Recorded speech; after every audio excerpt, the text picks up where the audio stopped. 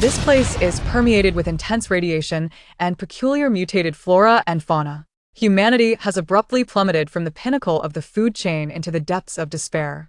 Here, mankind no longer reigns supreme. Merely surviving is the greatest fortune one could hope for. Zhuang Xiao has arrived in such a trepidatious world, where basic sustenance and safety are paramount. Upon her arrival, she was compelled to embrace a crippled leg. With a modicum of luck and a touch of serendipity, she embarked on a remarkable life of scavenging. Subsequently, the grass she planted and the pets she nurtured unexpectedly became the district grass and district beasts of the safe zone. Chapter 1. Adorned in. Zhuang Xiao gently extended her finger towards the young man's nose, warm breath swirling around her fingertips. She had lost count of how many times she had tested this man's breath. Was it 10 times, 20, or... In any case, his breathing remained steady, his body temperature normal, without any signs of impending death. Yet, there was also no indication of a desire to awaken. Nevertheless, she felt immense relief that he was at least still alive. Alive was sufficient. Otherwise, in such an environment, the presence of a corpse nearby would only exacerbate the horror of the situation. In fact, the moment Zhuang Xiao saw him tumble down, she had roughly examined his body. Aside from some minor abrasions, there were no visible fractures in his limbs or ribs. As for why he had yet to awaken, her preliminary speculation suggested that he might have sustained internal injuries while rolling down, or perhaps he suffered a concussion. After attempting to rouse him through various means without success, she decided to abandon her efforts. Zhuang Xiao sighed softly within her heart, wondering when this man might finally awaken. Stretching her somewhat numb legs, she repositioned herself to a thicket a good 2 meters away from him, wrapping her arms around her knees and resting her chin on her backpack, her gaze fixated on the man sprawled on the grass. The young man appeared pale and emaciated, with faint bruises around his philtrum clearly visible. Zhuang Xiao felt a twinge of embarrassment and shifted her gaze downward.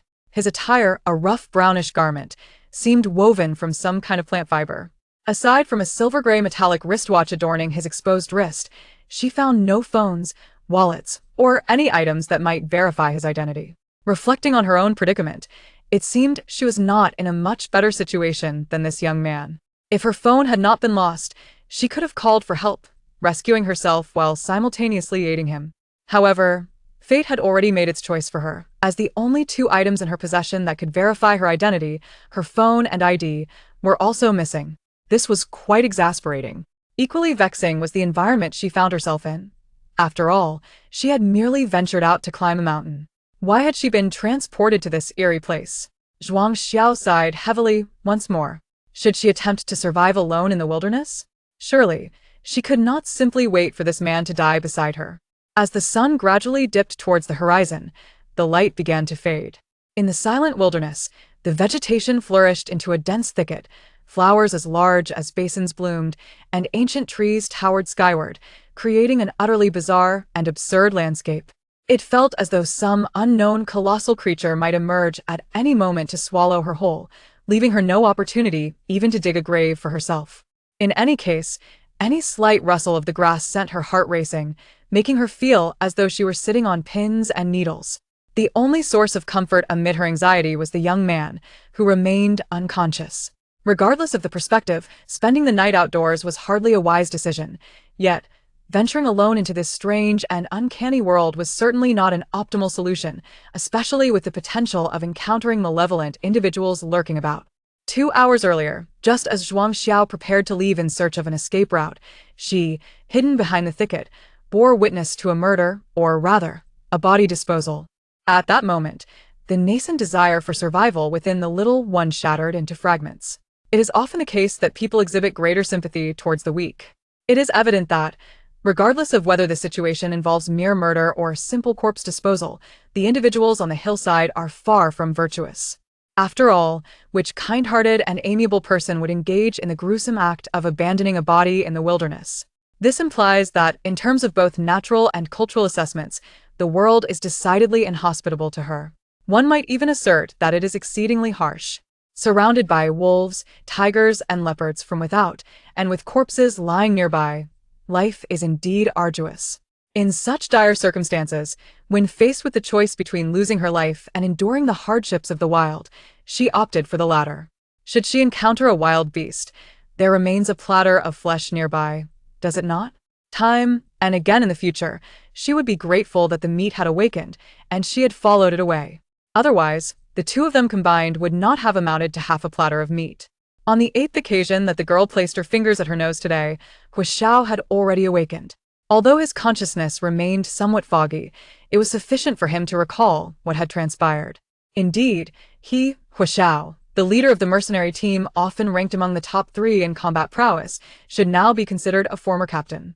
The fact that he was robbed and discarded one day would undoubtedly provoke laughter from his former comrades. To be honest, he had no desire to perish. He wished to live.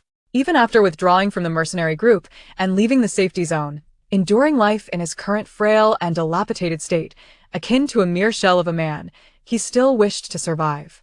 If a person has no fear of death, what else in this world could possibly instill fear within him?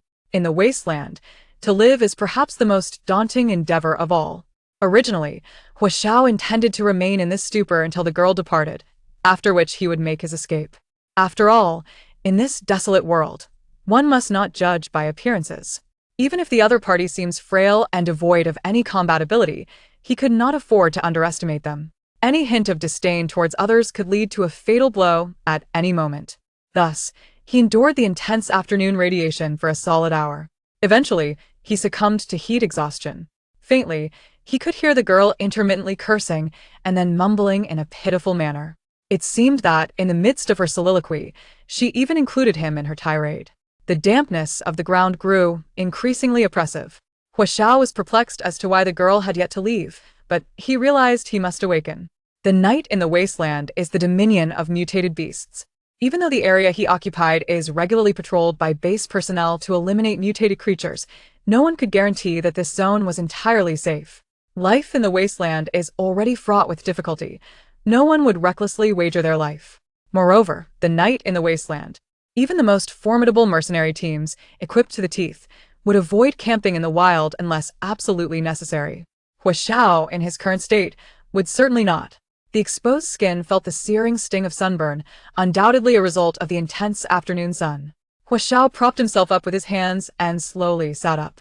Zhuang Xiao heard the rustling of grass and leaves, and upon looking up, she saw the person she had guarded all afternoon sitting up.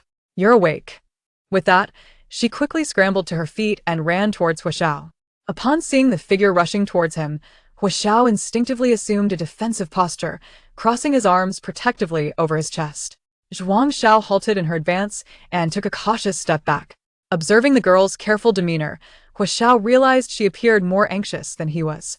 A self-deprecating smile crept onto his face as he gradually lowered his hands. Using his hands for support, he began to rise. They had both been together all afternoon. Had the girl intended to harm him, she would have done so long ago. Perhaps he had been overly cautious. Zhuang Xiao slowly made his way up the slope. As darkness descended, the wilderness revealed not a single human silhouette, amplifying the sense of dread. In this perilous terrain, fraught with hidden dangers, Zhuang Xiao's sole thought was that he must return swiftly. Zhuang Xiao observed the young man stagger toward the crest of the slope, his back turned as he walked away. After a moment's contemplation, she hurriedly lifted her foot to follow, exclaiming, "Hey, wait for me." Chapter 2. Lodging. Zhuang Xiao hastened to catch up with Zhuang Xiao, maintaining a distance of 2 or 3 steps behind him as they walked in tandem. Zhuang Xiao paid her no mind, yet he made no overt attempts to dismiss her. Zhuang Xiao trailed behind, panting heavily, occasionally breaking into small hurried steps. After traversing for over an hour, the once desolate road began to show a few scattered pedestrians. Zhuang Xiao exhaled deeply, relieved to have finally reached the vicinity of the shantytown, a sign that safety was, to some extent, assured. At this moment his legs trembled, his stomach rumbled like a drum, and he saw stars before his eyes. The girl was not too far behind him, and he could even hear her labored breaths. Now that they were at the shantytown, just beyond lay the safety zone. Regardless of which area she hailed from, she should be able to find her way home. Zhuang Xiao glanced around, noticing that the few people on the road were burdened with various belongings, hastily making their way towards the distant light. Thanks to the cover of night, others could not discern the contents of her backpack. As they neared the light, about 700 or 800 meters ahead, Zhuang Xiao suddenly veered right, heading towards an incline. Zhuang Xiao hesitated at the fork in the road, deliberating for a moment before decisively opting for the right path. After another quarter of an hour of walking, the two finally halted in front of a dilapidated house. Hu Xiao turned around, standing at the doorway, his gaze calm as he inquired, "What do you want by following me?" Along the way, Hu Xiao had observed that this girl was rather timid. At the slightest rustle of the wind or movement, she would quicken her pace to stay close to him, a stark contrast to her earlier boisterous demeanor. Furthermore, she appeared to come from a well-off background. Her complexion was fair and radiant, and her clothing was clean and tidy, altogether uncharacteristic of someone residing in a shantytown. Zhuang Xiao was momentarily taken aback by Hu Xiao's unexpected question, rendering her speechless for a while. Noticing her silence, Hu Xiao had no desire to waste time with her. He was utterly exhausted and wished to avoid lingering outside his home with a stranger. Without hesitation, he retrieved a key from beneath a stone on the ground and unlocked the door. As he stepped inside, he prepared to close the door. Zhuang Xiao quickly pressed her hand against it, pleading, "Can I stay for just one night? I promise I won't be a freeloader. I'll pay rent. Please. I just need a place to sleep." She scanned her surroundings, the overgrown weeds obscuring the light from the fork in the road. At this moment, she could hardly reflect on the absurdity of her request. Fear gripped her. All she wanted was a safe place to rest. As for what lay ahead, that could be dealt with later. "By the way, my name is Zhuang Xiao," she said, leaning against the doorframe, babbling away, oblivious to the strange expression on the young man's face. Just as Zhuang Xiao fervently swore her sincerity, a loud thud echoed from within as Hu Xiao collapsed backward. Zhuang Xiao instinctively withdrew her hand from the door, realizing that she had not pushed him. This must be a recurrence of the internal injuries from earlier, she thought frantically. She hurriedly pushed the door open and crouched down to check. He was still breathing alive. Fortunately, the moonlight was bright enough to illuminate the basic details of the small courtyard. Though referred to as a courtyard, it was merely a space of around 10 square meters. On one side stood a stone-built stove with a clay pot hanging above it, while the other side was cluttered with thatch and various odds and ends. Further inside, it was reasonable to assume there was a bedroom. After all, what else could this single room be? The bedroom lacked a door, merely draped with a curtain. Zhuang Xiao placed her backpack on the ground and, aided by the moonlight, approached the stove. After searching for a while, she found the means to start a fire. Picking up some thatch from the ground, she quickly fashioned a small torch. As the flame flickered to life, the courtyard was illuminated, revealing everything more clearly, including the young man on the ground. His complexion was as pale as snow, beads of sweat dotting his forehead. Surely, he was on the brink of death.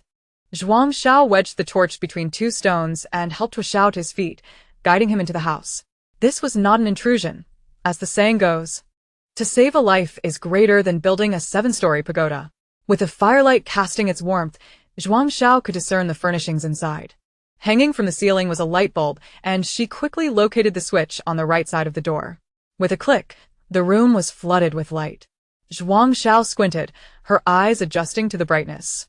The bedroom measured approximately 7 or 8 square meters, containing a single bed and 2 boxes beneath it. The floor was strewn with unfamiliar leaves, 2 chipped bowls, and a small table laden with various tools of uncertain purpose. The walls were wooden, and above her was a semi-transparent material that resembled plastic. Half of the roof was covered with a black panel, while the other half concealed something unknown. Zhuang Xiao suspected that Hu Xiao was reluctant to offer her lodging out of embarrassment over the dismal state of his home. After all, who would not prefer to present their most polished facade to the world? Moreover, it was a girl seeking refuge. At that moment, Zhuang Xiao truly felt the weight of her circumstances. She struggled to lay Hu Xiao on the bed, pulling a blanket over him. Her stomach growled, reminding her of her hunger, remembering the backpack she had left in the courtyard and the torch she had carelessly placed there. Zhuang Xiao rushed out to extinguish the flame and retrieve her belongings. Grabbing a nearby stool, she set her backpack atop it and began to unpack. Fortunately, her picnic supplies were plentiful, otherwise, she would have been at a loss for sustenance these past 2 days. She extracted milk and bread from her bag, devouring them with great urgency, finally feeling some relief in her stomach. A weak voice emerged from the bed. "You're awake. Do you need water?" Zhuang Xiao held a bottle of mineral water, sitting beside the bed and propping Huaxiao up with one hand, allowing him to lean against her. Driven by instinct, Huaxiao gulped down the water she offered, the sweet liquid soothing his dry throat. At that moment, he felt disoriented, as if he were unaware of his surroundings. Zhuang Xiao intended to offer him more, but Huaxiao turned his head away. What else do you want? I don't even know where the nearest hospital is. Do you know how to contact them? Or perhaps someone you know could take you there? Huaxiao felt as if a voice was incessantly droning in his ear, overwhelming him. No need. I just want to sleep. Upon hearing this, Zhuang Xiao laid him back down, tucking him in with the blanket, and moved a small stool to sit beside the bed. Huaxiao slipped into a deep slumber. Zhuang Xiao, exhausted from the day's trials, leaned over the bedside and soon fell asleep as well. The following morning, when Zhuang Xiao awoke, Huaxiao had vanished without a trace. As she surveyed her surroundings, her mind briefly faltered before returning to clarity. It was all real. Chapter 3. The undocumented Zhuang Xiao stretched her neck, the stiffness easing, and rose to venture outside. You're awake? Go wash up and have some breakfast, Huaxiao said, hearing her footsteps approach, gesturing toward a basin and bucket placed on the other side. Zhuang Xiao glanced at the bubbling green liquid in the clay pot, deciding to heed his advice and wash her face first. After cleansing her face, she casually ran her fingers through her hair, readying it, and waited for the moisture to dry naturally on her skin. The young man poured the liquid from the clay pot into 2 bowls. It was evident that one was meant for her. At this moment, Zhuang Xiao was also quite famished. What was there to be polite about? She simply began to eat. This peculiar breakfast porridge might be a local delicacy. During her previous travels, she relished sampling diverse cuisines. Now, hunger gnawed at her, and after expressing her gratitude, she eagerly lifted the bowl to her lips. However, a bitter taste spread across her palate, lacking the sticky texture of rice and the fragrant essence of wild vegetables, rendering it indescribable. The porridge she swallowed was a conundrum, neither easy to consume nor to reject. Ultimately, after observing the young man across from her calmly finish his bowl, she opted to silently swallow her own.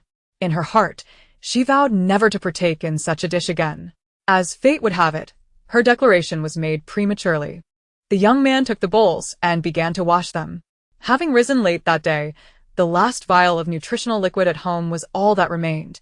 If he did not venture out to scavenge soon, hunger would surely follow, necessitating the sale of their few possessions. Zhuang Xiao rushed into the house, retrieved her backpack, and began to rummage through her belongings on the dining table. Where was the sugar? The moment the sweetness graced her tongue, she felt revitalized. After finishing the dishes, Huaxiao watched as the girl voraciously consumed her food, his heart aching for her. Although he knew little about her, someone like her would surely not survive long in their world. Feeling the intensity of his gaze, Zhuang Xiao offered him one of the opened bread packages. Huaxiao sighed inwardly, sitting down to converse with her. As Zhuang Xiao ate, she listened to the young man speak, and learned that his name was Huaxiao as he recounted the circumstances of her current environment. Did she understand? Zhuang Xiao, still dazed, nodded, suddenly hesitant to continue eating. The food on the table was gradually pushed away. What kind of hellish place was this? A wasteland with high radiation, scarce food, and mutated flora and fauna. Each meal could potentially be her last. Moreover, she had realized another unsettling truth yesterday. She was still wearing her clothes. So, was she now an undocumented resident? Pushing aside the myriad of problems she could not address, this question surfaced in her mind first. This meant that if someone else died, a death certificate could remain in the system, but if she perished, she would not even have the opportunity for such a document. Huaxiao nodded in affirmation. Zhuang Xiao pondered for a moment before continuing. So, the items in my bag are scarce resources and quite valuable? Huaxiao nodded again. After a brief hesitation, she pulled out 2 packages of chocolate from her bag, pushing everything else toward Huaxiao, and began to express her various demands. She had come to understand her predicament. She had no knowledge of this world, and thus Huaxiao was the most trustworthy individual she had encountered, especially since he had provided her with that peculiar bowl of porridge in the morning. Her requests were simple: to live like any ordinary person here. After giving this girl named Zhuang Xiao a few instructions, Huaxiao repackaged her belongings before heading out. The safe zone was over an hour's walk away, and he needed to make haste while it was still early to return before the radiation peaked. hoping to find food nearby in the afternoon, if luck was on his side. Zhuang Xiao closed the door and lay on the thatch in the courtyard, gazing at the sky. Her thoughts swirled, striving to digest all that Hua Xiao had said. Thus, she found herself entangled in a narrative of hellish difficulty. Was she being deceived? Various thoughts clashed in her mind, and soon she drifted into slumber. When Hua Xiao returned, he found Zhuang Xiao sprawled across the thatch, the scattered straw occupying half the courtyard. He placed the purchased items on the table and gently roused her. Observing Zhuang Xiao down an entire vial of nutritional liquid, Hua Xiao noted that she seemed to have a significant misunderstanding of her current situation. Zhuang Xiao, however, was thinking. Finally, she no longer felt as hungry. Though the liquid was not particularly palatable, it provided a strong sense of fullness.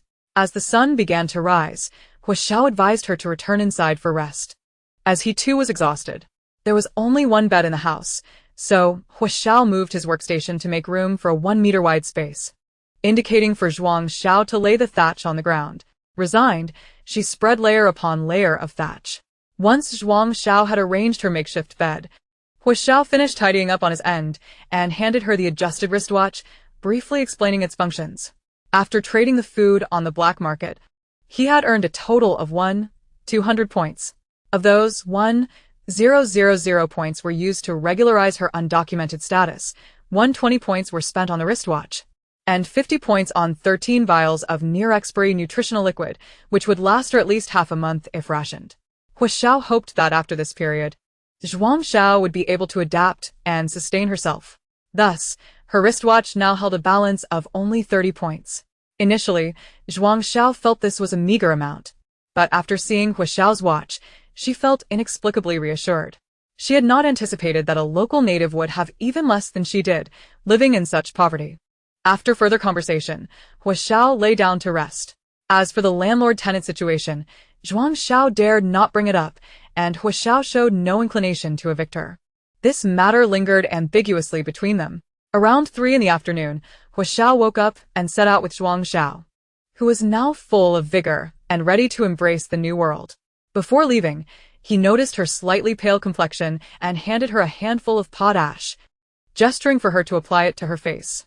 Zhuang Xiao, perplexed, complied, recognizing the necessity of adhering to the wisdom of the local natives. Exiting Hua Xiao's home, the two strolled leisurely along the path they had taken the previous night. Under the bright sun, everything unfolded vividly before Zhuang Xiao, a newcomer. Especially upon reaching a fork in the road, the sprawling shantytown exceeded her imagination. Homes constructed from thatch, bamboo, wooden planks, stone, and a hodgepodge of materials. On the fringes, there were many thatched huts resembling dog kennels, merely covered by a few broad leaves, with some occupants lying inside, gaunt and resembling the living dead. Zhuang Xiao withdrew her gaze, drawing closer to Hua Xiao. They continued walking for another 10 minutes or so when they spotted several emaciated children crouching in the grass, busy at work. Chapter 4. Scavenging. The flicker of joy in Zhuang Xiao's heart vanished upon witnessing the scene before her. Hua Xiao had no intention of venturing further today in search of food, having learned from yesterday as stark reality. Even if he found something edible, his current physical state may not allow him to keep it. Moreover, today he was accompanied by someone. Hua Xiao sought a relatively secluded spot, pulling Zhuang Xiao down to explain how to use the wristwatch and the rules for selecting food. Zhuang Xiao retrieved the dagger Hua Xiao had prepared for her from her tattered bag, thinking it was quite simple, and tested it on a plant that resembled a small rapeseed. The dagger sliced through the leaf, releasing a milky fluid from the incision. The viscous liquid dripping onto the watch, beep, beep, indicating high radiation mutation, inedible. Shortly thereafter, the watch emitted several more alert sounds, beep, beep, high radiation mutation, inedible. Beep, beep, high radiation mutation, inedible.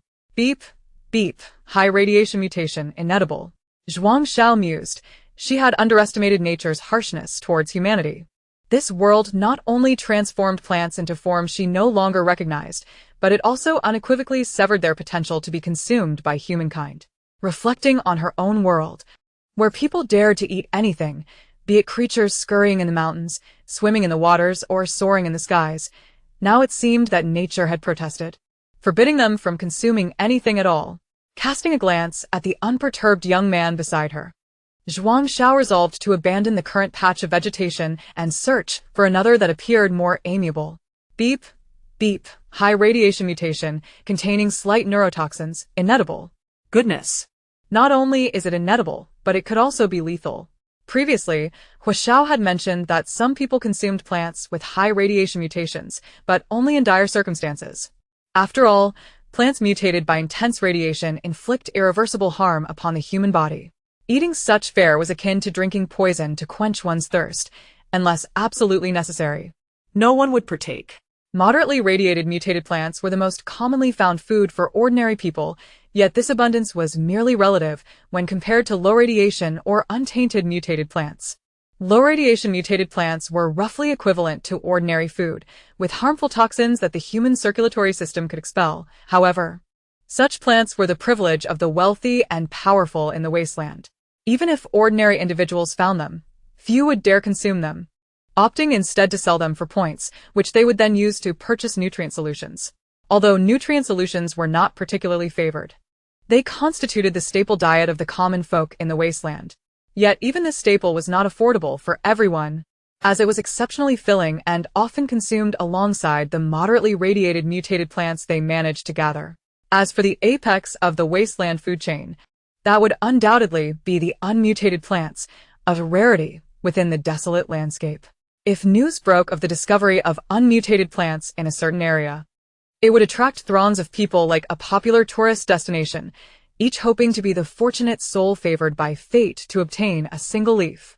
Such aspirations were beautiful, yet reality was painfully stark. Hoping for a windfall from the heavens was far less productive than diligently examining the leaves on the ground.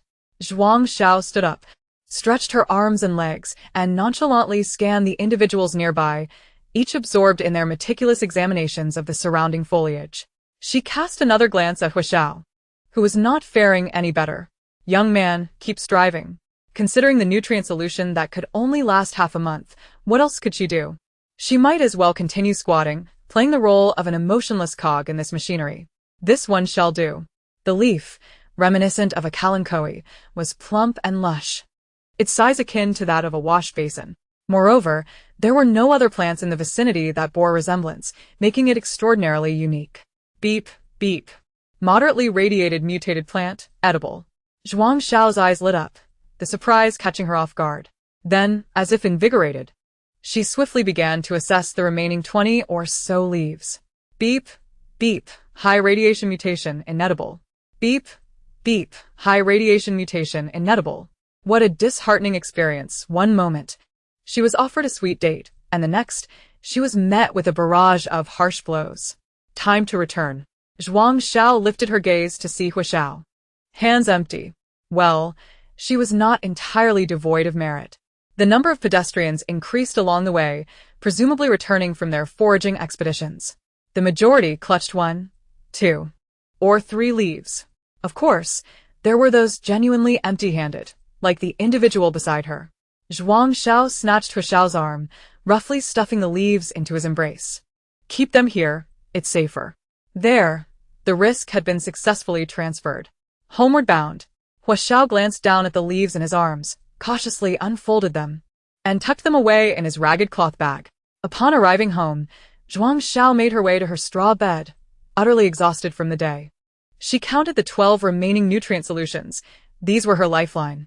Reflecting on the entire nutrient solution she had gulped down that morning, and the mere leaf she had discovered that afternoon, her heart felt like ashes. Although she had relied on the young man with a home, she couldn't expect him to resolve her basic needs. Besides, she had yet to pay rent.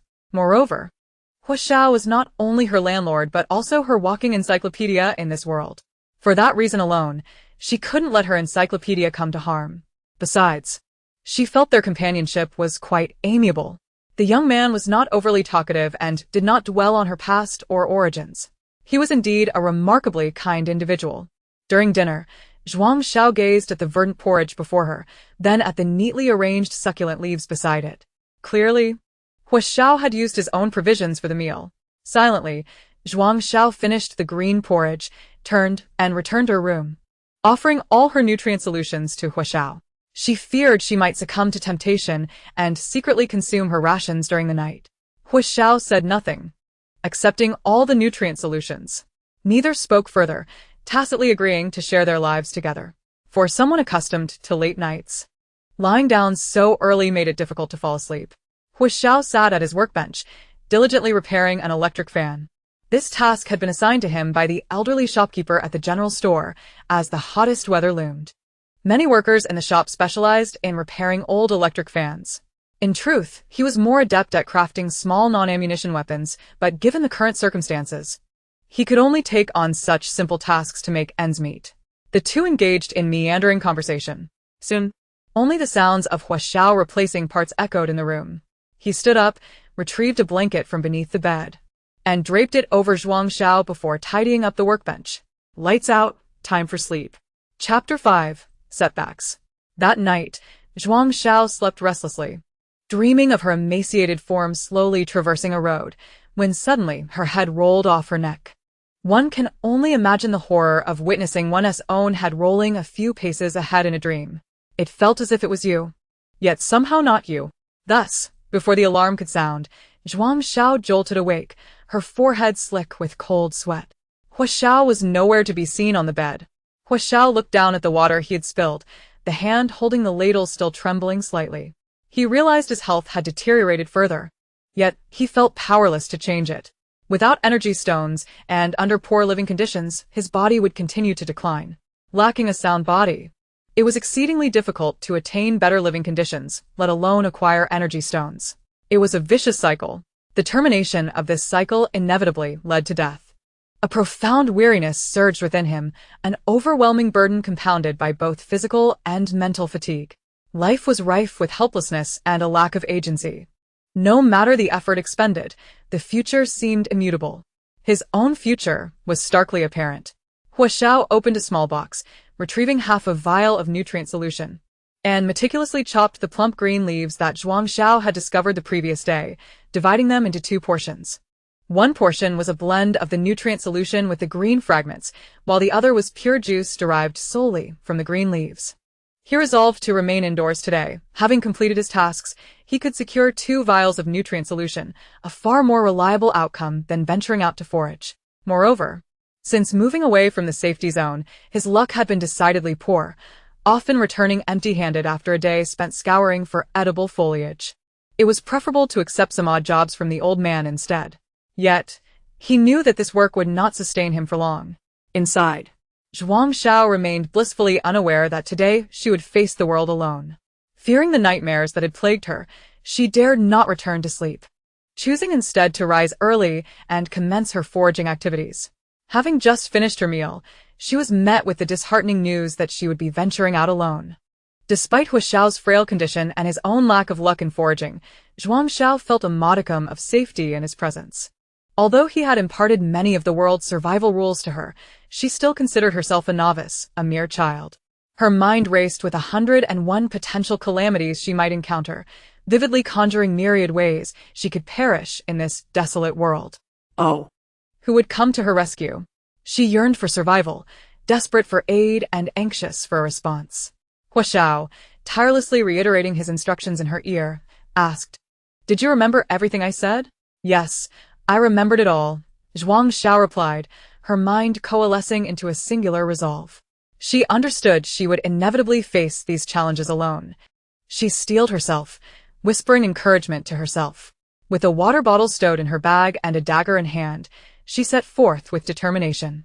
Hu Xiao stood at the doorway, observing her bravado with a silent sigh. The previous afternoon, they had ventured out together, encountering few others along the way.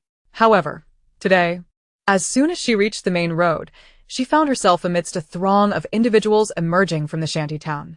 Zhuang Xiao could hardly articulate the scene before her. It resembled a gathering of beggars. Each person was clad in tattered garments, some armed with axes and knives, others with bows and arrows, while a few bore nothing but a dagger at their waist, and some were entirely unarmed. The atmosphere was eerily quiet, punctuated only by the occasional hushed whispers. Zhuang Xiao soon reached her intended destination, yet found herself hesitating to begin her work due to the overwhelming presence of others, which left her feeling utterly vulnerable. She wandered aimlessly nearby, hoping to locate plants she recognized. Although the world had undergone cataclysmic changes, the plants still retained familiar features. Albeit many had grown substantially larger, and were no longer safe for consumption. It felt as though she had plummeted from the pinnacle of the food chain. After an extensive search, Zhuang Xiao finally spotted a plant that appeared strikingly familiar. It seemed to be purslane, a type of wild vegetable often dismissed as a weed. Had she not foraged for it in her childhood, she might have hesitated to recognize it now, for it had grown rather imposing. Typically, weeds proliferate vigorously, thriving in clusters. Upon thorough examination, she discovered that several towering specimens nearby were also purslane. She casually harvested a few leaves from both the tall and short plants, applying the juice to her wrist. Beep. High radiation mutation. Inedible. Beep. High radiation mutation. Inedible. A series of alarming notifications echoed in her ears. Indeed, given the proximity to the shantytown, it was no surprise that finding edible food was a challenge. Yesterday's discovery had merely been a fluke. The throng from the shantytown had dispersed, leaving behind no other foolish souls like her searching for sustenance. Pluck leaves, test them, fail, repeat. Zhuang Xiao felt numb to the process. Beep. High radiation mutation contains neurotoxins, inedible.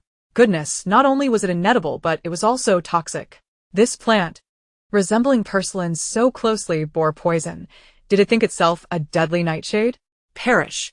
Zhuang Xiao collapsed onto the ground, pulling out her water bottle and gulping down its contents.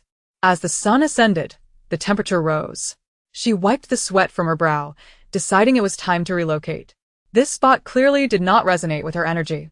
After resting by the roadside for a quarter of an hour, Zhuang Xiao relied on her memory to navigate to the location Hu Xiao had taken her to the previous afternoon, where she had at least found one edible wild vegetable leaf. Upon arrival, she encountered two ragged, frail children, both appearing around 4 or 5 years old. Their faces a sickly yellow hue, making it difficult to discern their gender. The children, hearing her footsteps, looked up simultaneously, their expressions wary as they scrutinized the sudden appearance of an adult. Although they had yet to find any edible plants, who could say what ulterior motives adults might harbor? Zhuang Xiao, oblivious to their suspicions, merely cast a fleeting glance before continuing toward her destination. One must not judge by appearances, nor can one measure the sea in mere pints. In a different time, Zhuang Xiao would have felt no fear toward two scrawny little children. However, this was the Wasteland, a place Hu Xiao had warned her to approach with utmost caution. Chapter 6. A Change of Fortune. The notions of reverence for the elderly and compassion for the young? They held no sway here, reflecting on the adage that children could be angels or devils, and that it was not the old who turned wicked but rather the wicked who aged. Zhuang Xiao felt a shiver of apprehension. The children, seeing that Zhuang Xiao had no intention of engaging with them, breathed a sigh of relief and decided not to linger. Adults rarely frequented this area, which was predominantly home to orphans like themselves. The more distant foraging grounds were fraught with danger, and they dared not venture far, opting instead to search for food in slightly safer locales, albeit with considerably diminished odds of success. Still, it was better than starving. Beep. Moderate radiation mutation, edible. Zhuang Xiao thought, is fortune finally turning in my favor? She instinctively glanced at the two children, who had noticeably slowed their pace.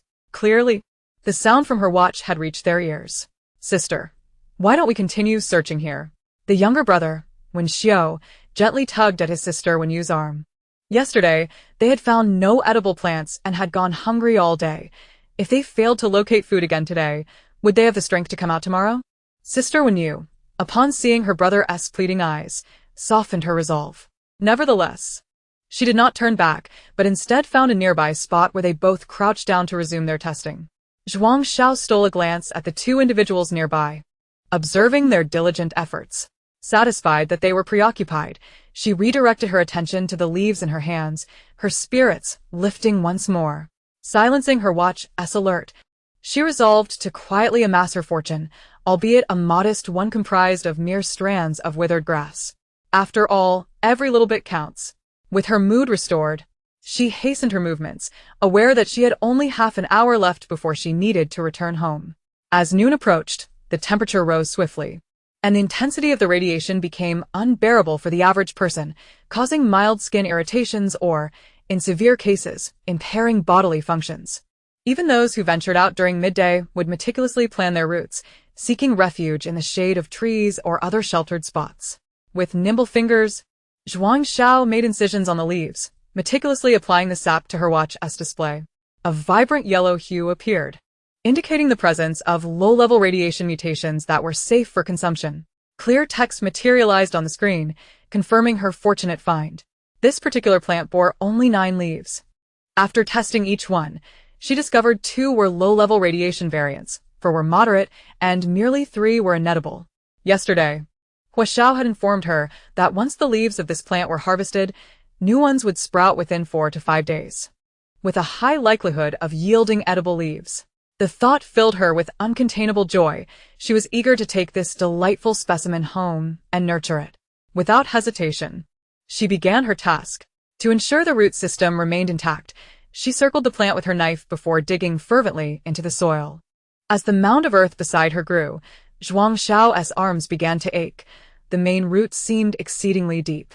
Time was of the essence. Gripping the plant's roots, she prepared to uproot it. On her first attempt, it did not budge, nor did it on the second. Sitting on the ground, she pressed her feet against the edge of the pit and pulled back with all her strength.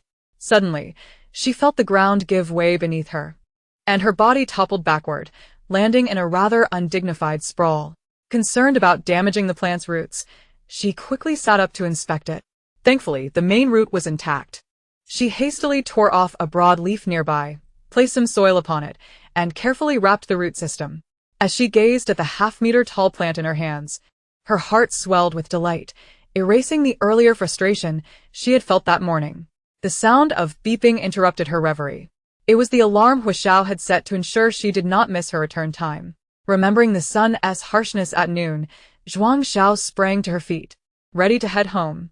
Suddenly, a faint rustling noise caught her attention.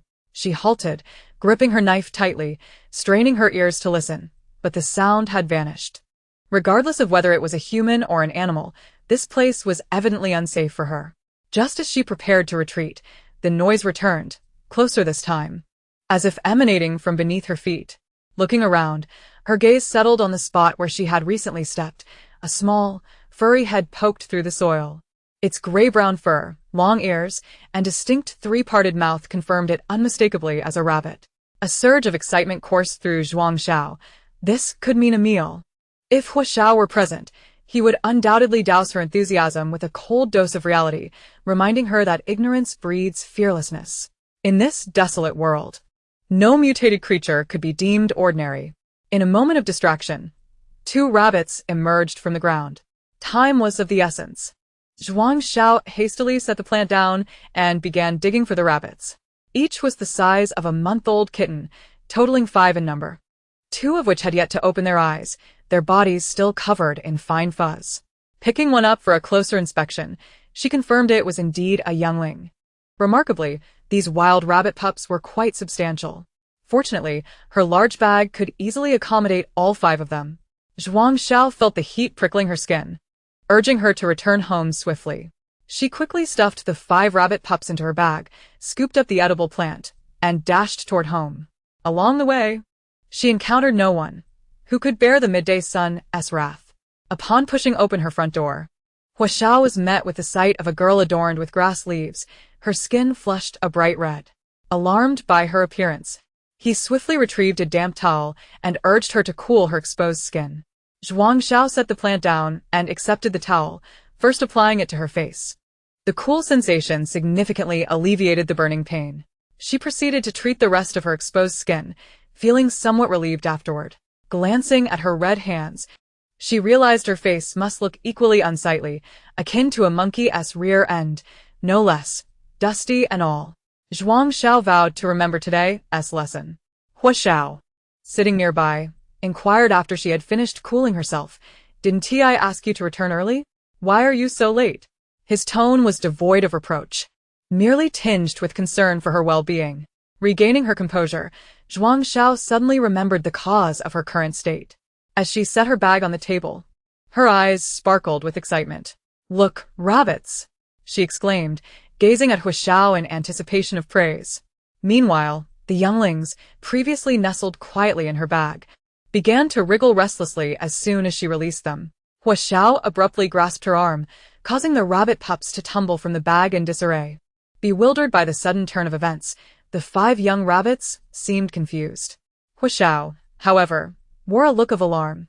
Mutated animals were lurking nearby. The fact that Zhuang Xiao had brought one home left him incredulous. "You found these nearby?" he questioned, disbelief evident in his eyes.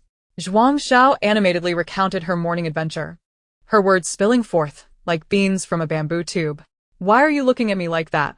she asked, touching her face and inspecting her appearance, which seemed perfectly normal to her. Huashao remained silent, instead advising, "You should stay in this afternoon and rest." Truth be told, Zhuang Xiao had no desire to venture out again.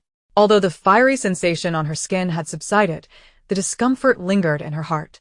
Besides, after her fruitful morning of gathering both meat and vegetables, what harm could there be in resting for the afternoon? "Have you tested them all? Are they all edible?" Huashao asked.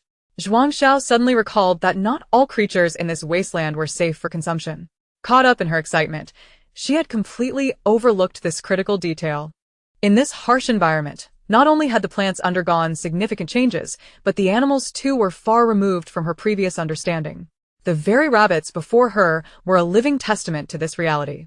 Here, every plant and creature must undergo testing via her watch before she could ascertain its edibility. Zhuang Xiao scratched her head awkwardly, chuckling softly a couple of times.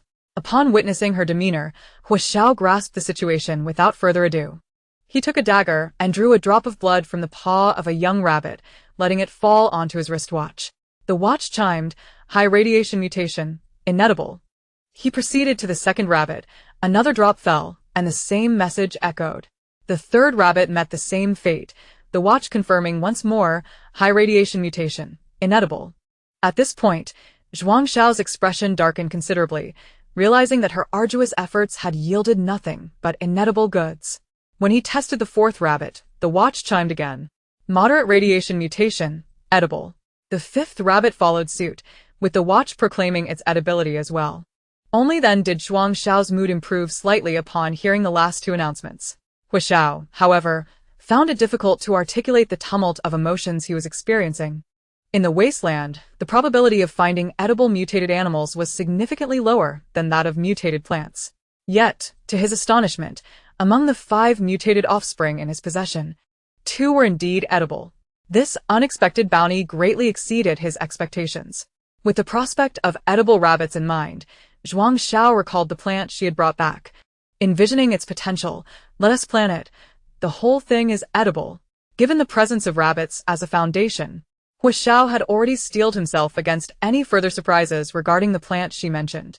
Very well, he acquiesced readily, accepting the plant from her hands. In the wasteland, scavenging for food was a daunting task, and cultivating edible plants was even more challenging. First, one needed to identify suitable soil for planting, which varied in quality just as much as flora and fauna did. Next, upon finding viable soil, it required thorough sterilization. Who could ascertain whether it harbored any mutated animal eggs? Furthermore, ensuring an adequate supply of moisture and nutrients was imperative. Light exposure was equally crucial, necessitating the preparation of radiation-proof panels that allowed light while shielding against radiation. Even if all conditions were met, there remained the uncertainty of whether the plant's new shoots might undergo secondary mutation. However, observing Zhuang Xiao's rejuvenated spirit, Huashao resolved to withhold this information from her for the time being.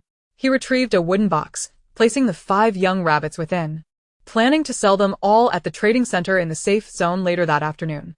The plant was tucked away in a cool spot. As Zhuang Xiao watched Huashao busy himself, her stomach growled audibly, reminding her of her hunger. What shall we have for lunch? For her, the day's tasks had been more than satisfactorily completed. All that remained was to eat and rest. Regrettably, while her imagination painted a rosy picture, reality remained harsh. Half an hour later, a bowl of fragrant, herbal porridge was set before her once more, and a wave of melancholy washed over her. Gazing into Huashao's eyes, filled with unspoken lament, she inquired, "Rabbit for dinner?" Huashao shook his head, I'll sell them this afternoon. Zhuang Xiao silently lifted the bowl of green porridge and gulped it down in one go. The taste was still rather unsatisfactory, yet it was filling. Perhaps disheartened by the green porridge, she set the bowl down and quietly crawled back to her straw nest, entirely oblivious to the fact that lunch had only been served for one. Reclining on the straw, Zhuang Xiao muttered to herself. One cannot comprehend the value of rice and firewood without managing a household. I am not of this world, so I should refrain from offering misguided directives. It is essential to listen to others' opinions. In summary, she was exerting herself to persuade her own heart. The rabbits might be sold, but with loss comes gain. Nevertheless, a profound sadness lingered. When would this life find resolution? Why couldn't she engage in domestic struggles, farming, or even partake in primitive society's infrastructure projects, which would surely be preferable to her current plight? Her mind was a whirlwind of chaotic thoughts, and before long, she drifted into slumber. Observing her sleep, Hua Xiao snapped a photograph of the rabbits and sent a message to Yan Ming, requesting him to come collect them when time permitted. At that point, he could also bring along the fan he had repaired for Old U.S. General Store. Although this would cost him some points, safety was paramount. Currently, even his own protection was a concern, let alone the treasures he possessed. It was akin to a child clutching a fortune amidst a bustling market. Once he completed his tasks, Hua Xiao lay down in his clothes. He needed to accumulate points swiftly. With an additional person around, summer was approaching, and the house required renovations. Every aspect demanded points. A sharp pain coursed through him, akin to needles piercing his skin. He bit down hard on his lip, beads of sweat cascading from his forehead onto the pillow as he curled into a tight ball. Meanwhile, Zhuang Xiao slept soundly atop the straw, occasionally smacking her lips. In her dreams, tables overflowed with chicken legs, roasted meat, and steak. One hand grasped a chicken leg while the other held a soda, relishing every bite. Indeed, dreams held everything, especially daydreams. She slept until 4 in the afternoon, when voices echoed in the yard. Zhuang Xiao tousled her disheveled hair, rubbed her eyes, and rose to step outside. Apart from Hua Xiao, a burly man stood in the yard. Chapter 8, A Small Fortune. Before the two men lay a wooden box containing the young rabbits.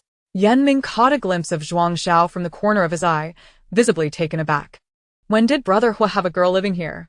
Hua Xiao sensed Yan Ming's surprise and turned to face him. Zhuang Xiao stood at the door, her complexion fair.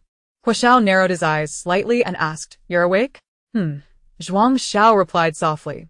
Hua Xiao then gestured towards Yan Ming, stating, "This is Yan Ming," and then pointed to Zhuang Xiao, "This is Zhuang Xiao." His introductions were succinct. Zhuang Xiao raised her delicate hand and waved at Yan Ming. "Hello." "Hello," Yan Ming stammered, completing the greeting before turning to Hua Xiao. "Well then, Brother Hua, I'll take my leave. If you need anything, just message me." As he lifted the wooden box and moved to the door, he suddenly recalled something. "Also, it's best to avoid the nearby collection area for the next couple of days.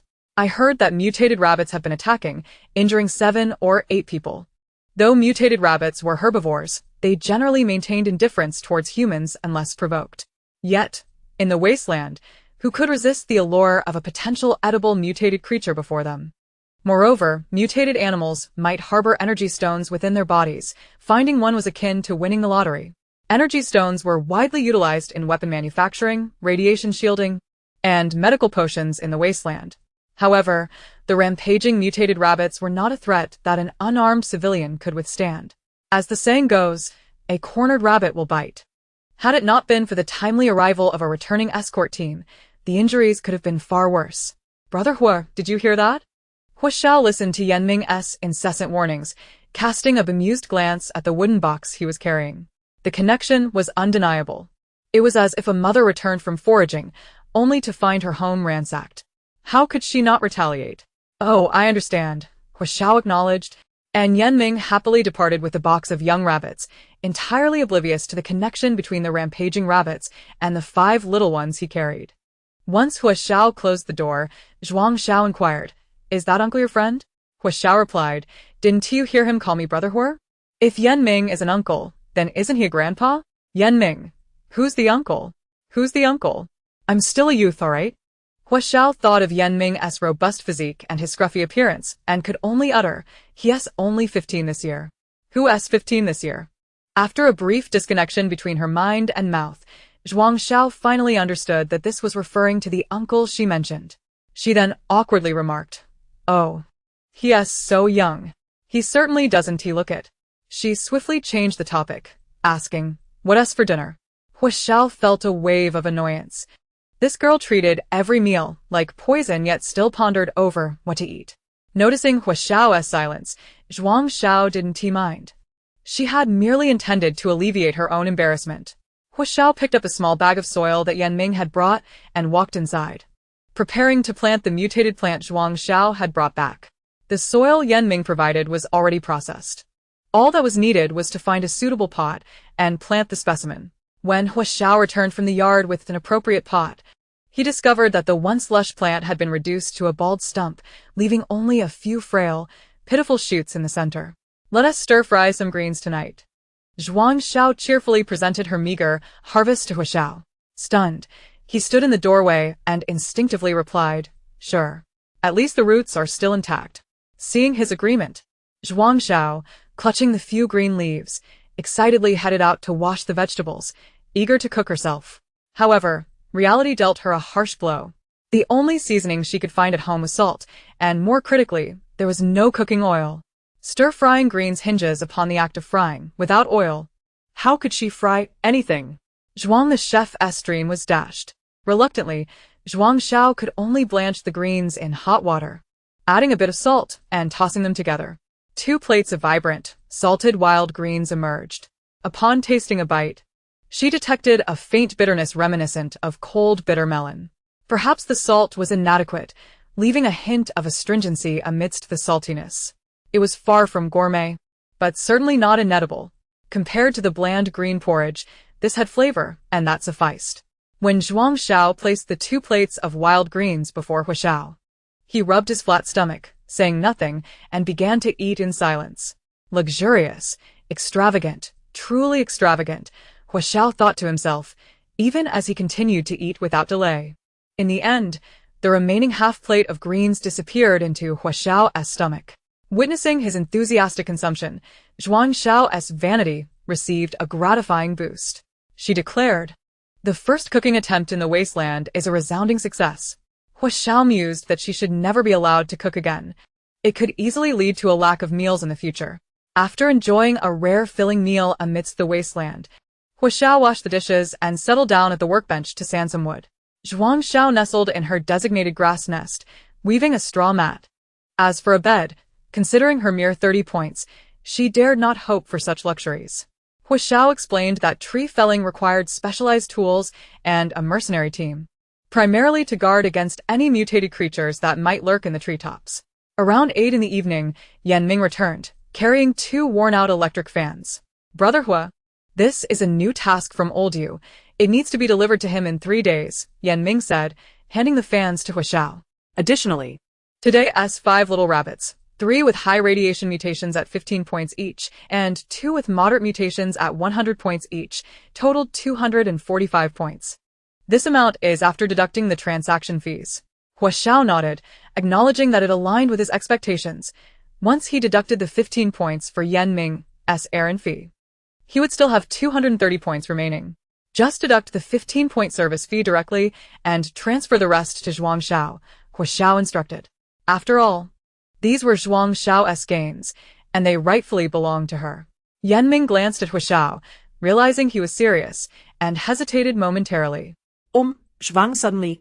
He couldn't recall her name. What a wretched memory. "Zhuang Xiao," she supplied. "Let us add each other as friends. I'll transfer the points to you," Yan Ming proposed. Although he didn't quite understand why all the points were to go to Zhuang Xiao, he certainly couldn't guess that all 5 rabbits were her spoils. Since Brother Hua had spoken, he would comply. The 15 points today felt like a windfall. After all, he was supposed to visit the exchange center with his brother. In the wasteland, points are a hard currency, much like money in Zhuang Xiao's era. The points in the wristwatch primarily came from the exchange center, and the main way to earn points was by selling daily gathered items. Although the prices at the exchange center might be slightly lower than those at the black market or private shops due to transaction fees, its safety and reliability were unparalleled. Thus, Most residents of the shantytown opted to sell their collected items to the exchange center to obtain this hard currency. As luck would have it, Yan Ming had just received a message from Brother Hua about selling items as he was about to head out in the afternoon. Thus, it was only natural that he accepted this errand. Chapter 9. Mulberry Forest. Just before leaving, Yan Ming suddenly remembered something and asked, Brother Hua, are you coming with us to the mulberry picking area tomorrow? The mulberry picking area? Zhuang Xiao's eyes brightened at the mention of fruit. She gazed eagerly at Hua Xiao, her eyes sparkling. Look at me. Look at me. I want to go. I want to go. Is your brother going too? Hua Xiao inquired. Yes, although it's a bit far. It's currently the ripening season, and if we miss this month, we'll lose the chance, Yan Ming explained. Within the known safe zones, fruit gathering spots are quite rare and expensive. Each year during the season, many people flock to such areas. With resources already scarce, a higher influx of people inevitably leads to many returning empty-handed. However, that does not dampen the enthusiasm for fruit. Hua Xiao pondered for a moment before agreeing, all right. After agreeing on a meeting time and place, Yan Ming returned home. It seemed they would be going to bed early that night. Once Yan Ming left, Zhuang Xiao eagerly inquired about the mulberry gathering spot, and Hua Xiao answered her questions while tidying up the workbench. After hearing Hua Xiao's description, Zhuang Xiao felt even more convinced that it was a splendid place.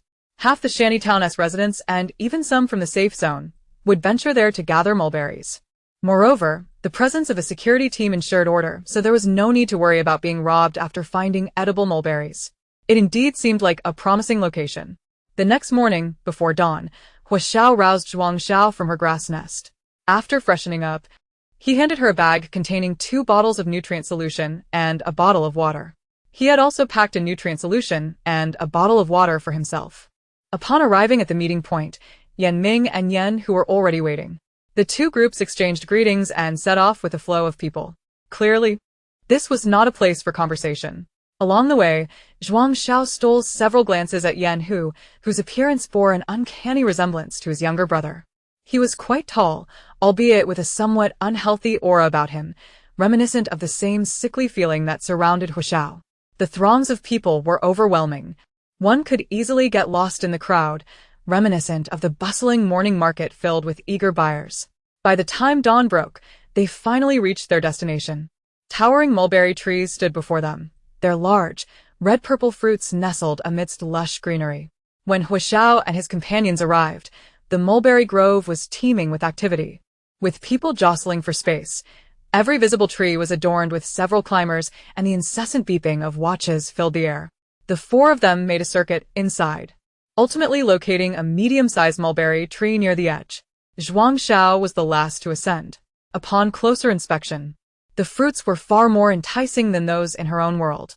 Each fruit was the size of an adult's fist, with a lustrous, deep purple skin that glistened like plump pears, though she meant grapes. The mulberries here were undeniably large, densely clustered on the branches, exuding an irresistible fragrance. While Zhuang Xiao stared at the mulberries, swallowing her saliva, the 3 on the tree had already begun their tasks. The watch emitted a series of beeps indicating high radiation mutations, warning against consumption. The cacophony of these warnings soon faded into the background, indistinguishable amidst the forest's din. Zhuang Xiao skillfully climbed the tree. She was adept at this task. Finding a branch close to Hua Xiao, she targeted a dark purple fruit, slicing into it with her dagger. The deep purple juice dripped onto her watch, accompanied by a beep. Low radiation mutation, safe for consumption. Hua Xiao had already tested no less than 20 fruits without encountering a single edible one, which was quite disheartening. Another beep followed. Medium radiation mutation, safe for consumption. Zhuang Xiao exclaimed, "Didn't they say it was difficult to find edible fruits? This seems a bit too easy." The other 2, Yan Hu and Yan Ming, glanced in her direction bemused. Yan Hu joked, "How about we swap for a bit of your luck?" To his surprise, Zhuang Xiao readily agreed. Curious whether it was indeed luck at play, Yan Hu, taken aback by her response, quickly waved his hands. No, I was just joking.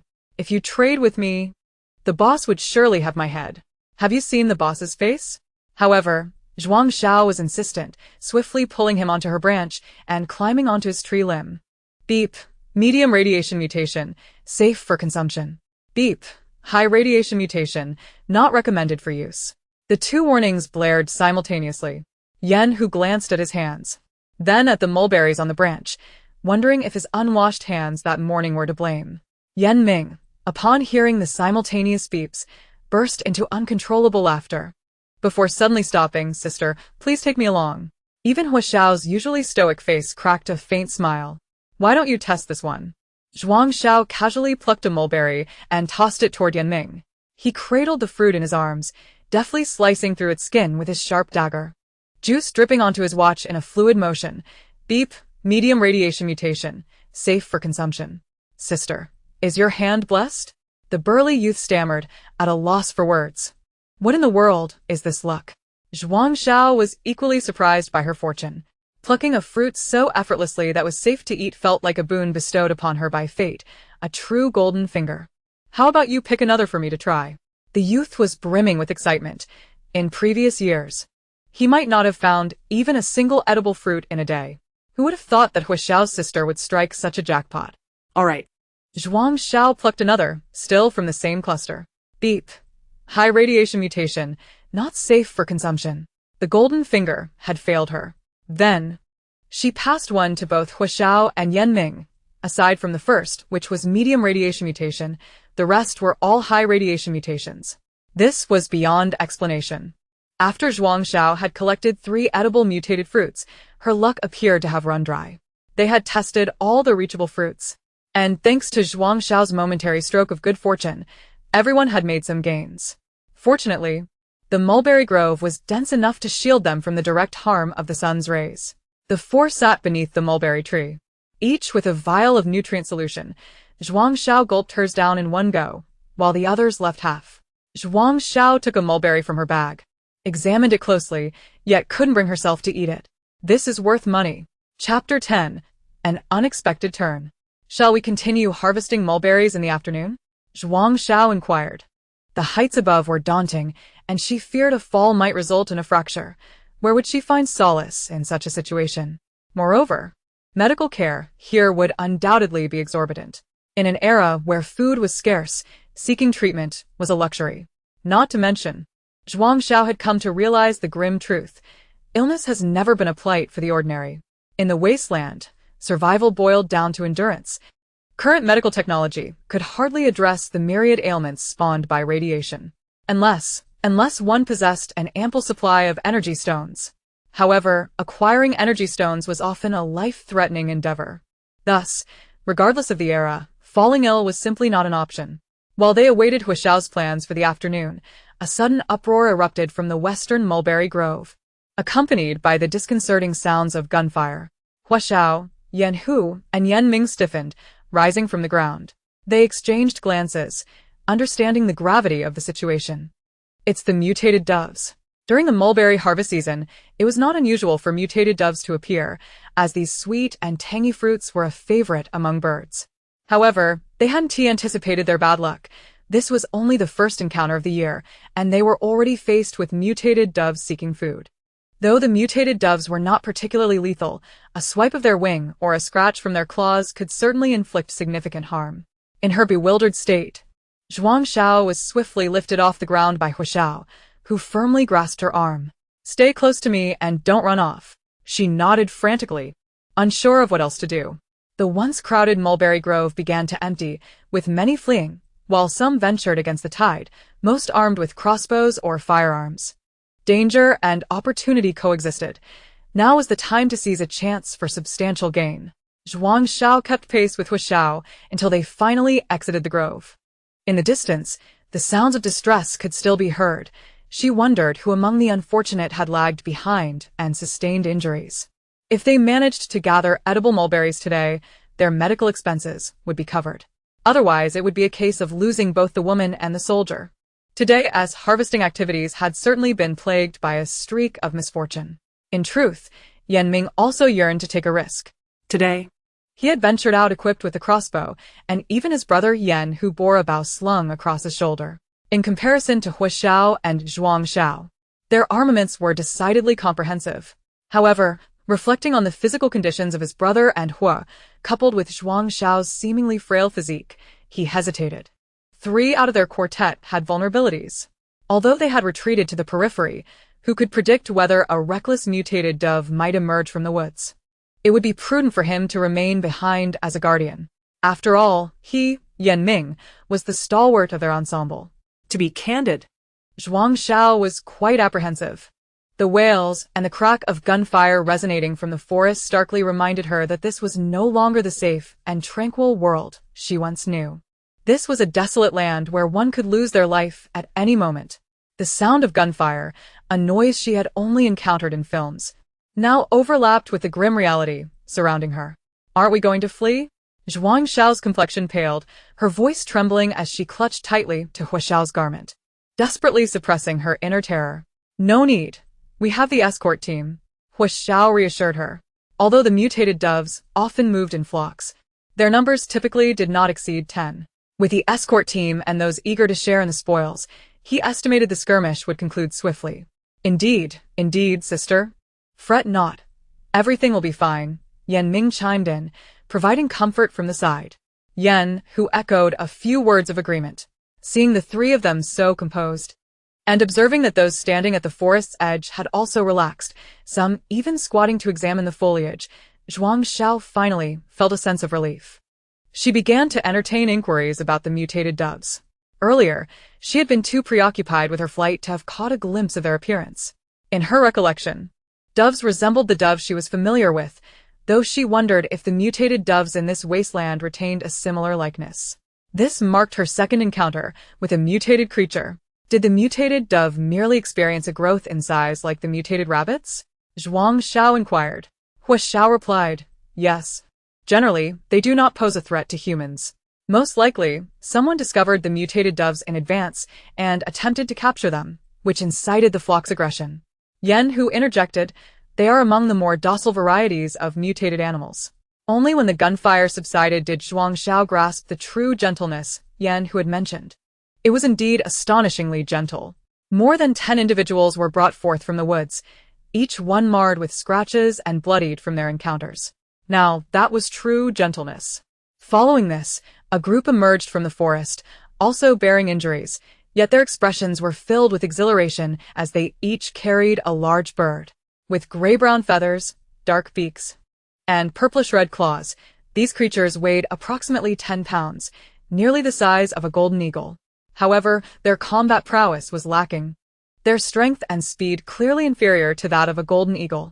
Otherwise, they would not have been so easily dispatched by a few crossbows and bows. Aside from critiquing the subpar combat capabilities of the mutated doves, Zhuang Xiao was left with feelings of envy. Observing those around her, their eyes glistened with jealousy. Almost drooling at the sight, Zhuang Xiao counted and realized there were far more than the 10 Hua Xiao had mentioned. Some were adorned with particularly vibrant plumage that seemed to shimmer. She turned to Hua Xiao, her eyes filled with skepticism, as if questioning how this could possibly be the case. Hua Xiao, well aware of the meaning behind her gaze, having just heard her count the number of mutated doves, was caught off guard by this unexpected turn of events. Furthermore, he had only indicated a generality, thus he was not to be blamed. Surely we cannot consume all of these? Zhuang Xiao queried. In her understanding, food that was not edible was not worth bringing home, and larger specimens were even less so. Thus, the sheer number of mutated doves being brought forth led her to suspect her comprehension of this world was still quite limited. How could that be? The larger youth, Yan Ming, spoke up, approaching with a hushed tone. They likely sought a less populated area to search for energy stones. Energy stones, this was familiar to her. Hua Xiao had mentioned them before. Yet, it seemed he had not elaborated on how to locate them.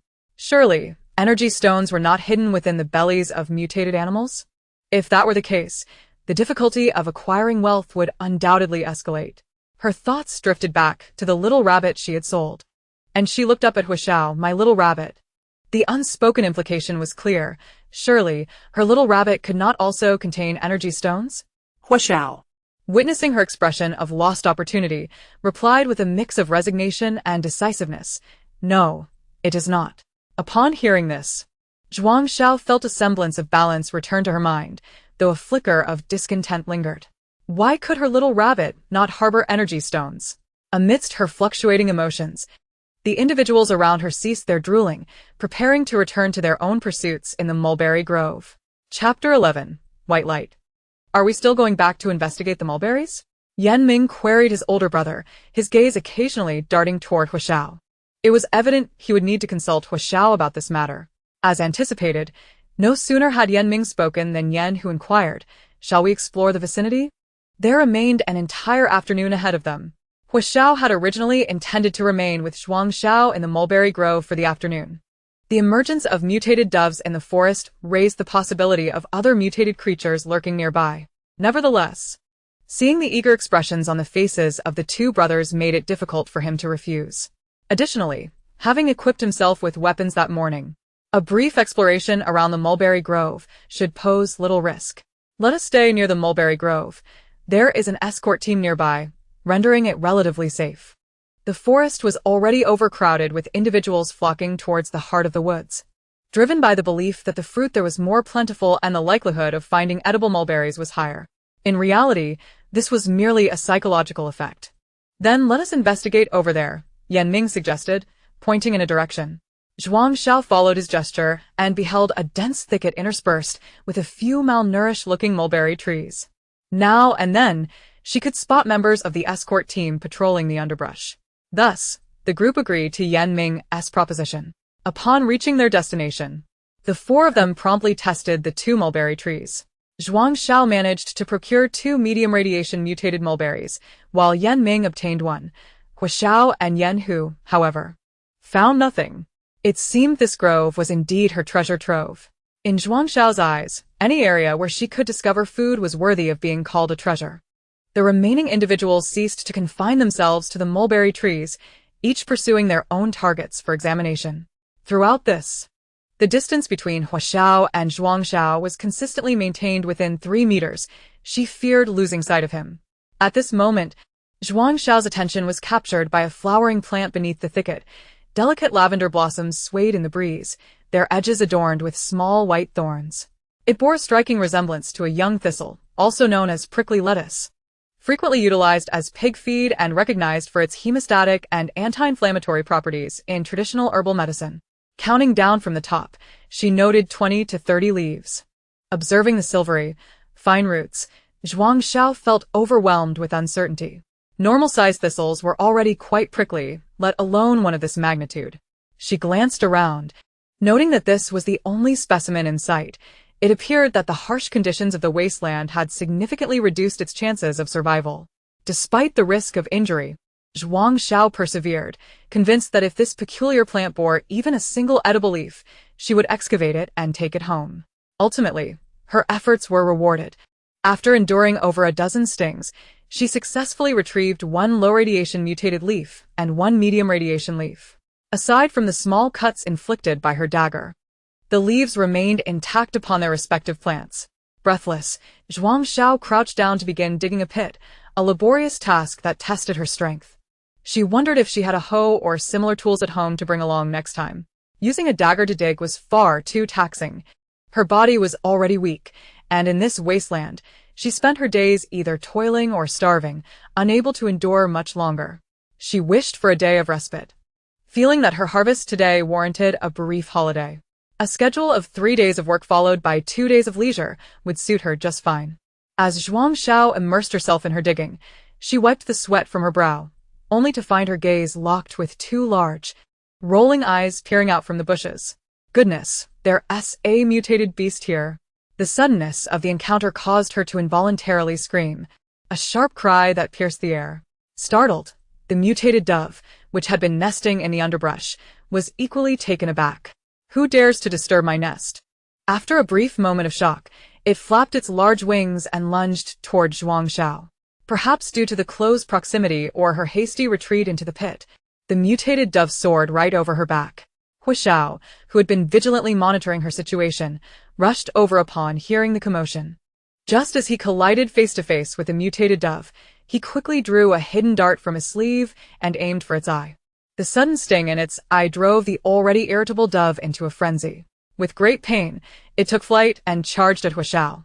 The distance was alarmingly short, prompting him to roll swiftly to the ground, releasing the dart in a blind shot. The dove emitted a mournful cry. It had been struck. Meanwhile, Zhuang Xiao, who had buried her head in the pit, turned just in time to witness the dove being hit in the abdomen. My goodness, he even has hidden weapons. Not far off, the brothers Yan Hu and Yan Ming arrived, each wielding their crossbows, aiming to shoot at the mutated dove. The dove, still attempting to regain its balance, emitted a series of guttural sounds before collapsing to the ground with a thud. The battle was over. Sister, are you alright? Young Yan Ming, securing his crossbow on his back, dashed over to Zhuang Xiao.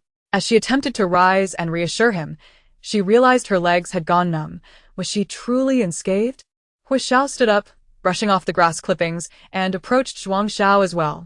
Yan Hu, with a crossbow in one hand and the still-breathing mutated dove in the other, joined them. Zhuang Xiao's attention had shifted entirely from her thorny plant to the sizable mutated dove in Yan Hu's grasp. Hu Xiao and Yan Ming, seeing her unsteady attempt to stand, reached out to support her, but were met with a firm rejection. Initially thinking that she and the dove were fated to be apart, little did they know that fate had intervened here. As Yan Hu drew closer, he callously tossed the mutated dove onto the ground. Let us test it, he suggested, addressing Zhuang Xiao, recalling how she had tested the mulberries that morning. Let us test it. Zhuang Xiao silently prayed for it to be edible flesh and excitedly tightened her grip on her dagger, crouching down to collect a drop of the dove's blood on her wristwatch. The verdict read, high radiation mutation, inedible. How vexing. The potential for loss was disheartening. Suddenly, a flash of white light caught her attention. She reached out and plucked a feather from the spot where the light had appeared. Observing it closely, she found nothing particularly special about it. What a pity. We can't eat the meat, Yan Ming sighed, then seemed to have an idea. Let me check for energy stones. Such a bloody and somewhat repulsive task was too much for his sister to handle. With deft movements, Yan Ming swiftly opened the dove's abdomen, reaching inside. His expression suddenly brightened. Chapter 12, Energy Stones. Indeed, there were energy stones, 2 of them. Today, he had turned the tide in his favor. Just from a small mutated dove, he had discovered 2 energy stones. Any lingering regret over the inedible meat vanished in an instant. As the 2 blood-stained white energy stones emerged before the 4 of them, even the usually stoic Hu Xiao couldn't suppress a smile. Yan Hu and Yan Ming squinted with delight, nearly bursting into laughter. Meanwhile, Zhuang Xiao gazed curiously at the 2 energy stones in Yan Ming's hands. So this is what energy stones look like. They resembled white crystals and were rather beautiful. Hu Xiao picked one up and placed it on his wristwatch. With a beep, the display revealed it to be a D-grade energy stone with an energy value of 632. Yan Ming tested his stone as well. It was also a D-grade, boasting an energy value of 650, just 18 points shy of Hu Xiao's. What incredible luck they had. They had initially expected to find perhaps F-grade energy stones, as the chances of obtaining energy stones from such small mutated creatures in the wasteland were quite low. Yet, here they were with 2 D-grade stones. In the wasteland, energy stones were classified into varying grades. Those with energy values below 300 were F-grade. Between 300 and 500 were E-grade, from 500 to 1000 were D-grade, from 1000 to 2000 were C-grade, from 2000 to 3000 were B-grade, from 3000 to 5000 were A-grade. And anything above 5000 was deemed a top-tier energy stone, collectively referred to as S-grade. For an ordinary person to discover even an F-grade energy stone could bring them joy for an entire year. Thus, the possession of 2 D-grade energy stones was nothing short of extraordinary. According to the survival rules of the Wasteland, energy stones found as a team were typically shared among the members. However, they were not technically a team, merely companions scavenging together. As Hu Xiao pondered the distribution of the stones, Yan Hu was lost in thought as well. Unbeknownst to them, Zhuang Xiao had taken the energy stone from Hu Xiao and rubbed it against him, making the stone gleam even brighter. Yan Ming, unable to tear his gaze from his own stone, felt a sense of wonder. This was his first encounter with an energy stone. He could hardly believe it. Neither he nor his ancestors had ever touched an energy stone before. His brother had encountered them during his time as a mercenary, but ultimately, they had been exchanged for points, which were further diminished by the costs of their missions and what was surrendered to the base. Thus, they had received very little in return. Yan Hu snatched the energy stone from his younger brother's hand, turning to Huashao with an expression of reluctance. This was your discovery. You should have it. Even without us, you would have managed to handle that mutated dove. If possible, just consider it a small service fee. He felt a pang of sorrow at the prospect of parting with it. How painful! Yan Ming gazed longingly as his elder brother placed the energy stone into brother Hua's embrace, feeling a pang of reluctance, yet understanding that his brother's decision was indeed wise. Observing Yan Hu's demeanor, Huashao had initially harbored concerns that the equitable distribution of the spoils might lead to feelings of dissatisfaction in Yan Hu and Yan Ming, who might perceive their share as insufficient. To his surprise, however, Yan Hu chose to accept only a modest service fee. Though he possessed the capability to single-handedly handle the mutated dove, sustaining injuries was an inevitable consequence given his physical condition. Furthermore, the duo had undoubtedly rushed to the scene in response to Zhuang Xiao's cries for help. From every angle, it was only just that they received a portion of the energy stone. Thus, Huashao tossed the energy stone back into Yan Hu's arms, declaring, "You keep this." Feeling the weight of the stone land in his grasp, Yan Hu instinctively caught it, a wave of sweetness washing over him. He had always known that his elder brother was exceedingly generous. Although Zhuang Xiao had contributed nothing to the effort, yet still claimed a share. It was she who had first discovered the mutated dove, after all. Witnessing the energy stone return to his brother's hands, Yan Ming, quick as lightning, snatched it again, eager for further contact with the precious gem. Consequently, behind the thicket, the two fools could be seen reveling in the sight of the energy stone. This was what one might call an overnight fortune.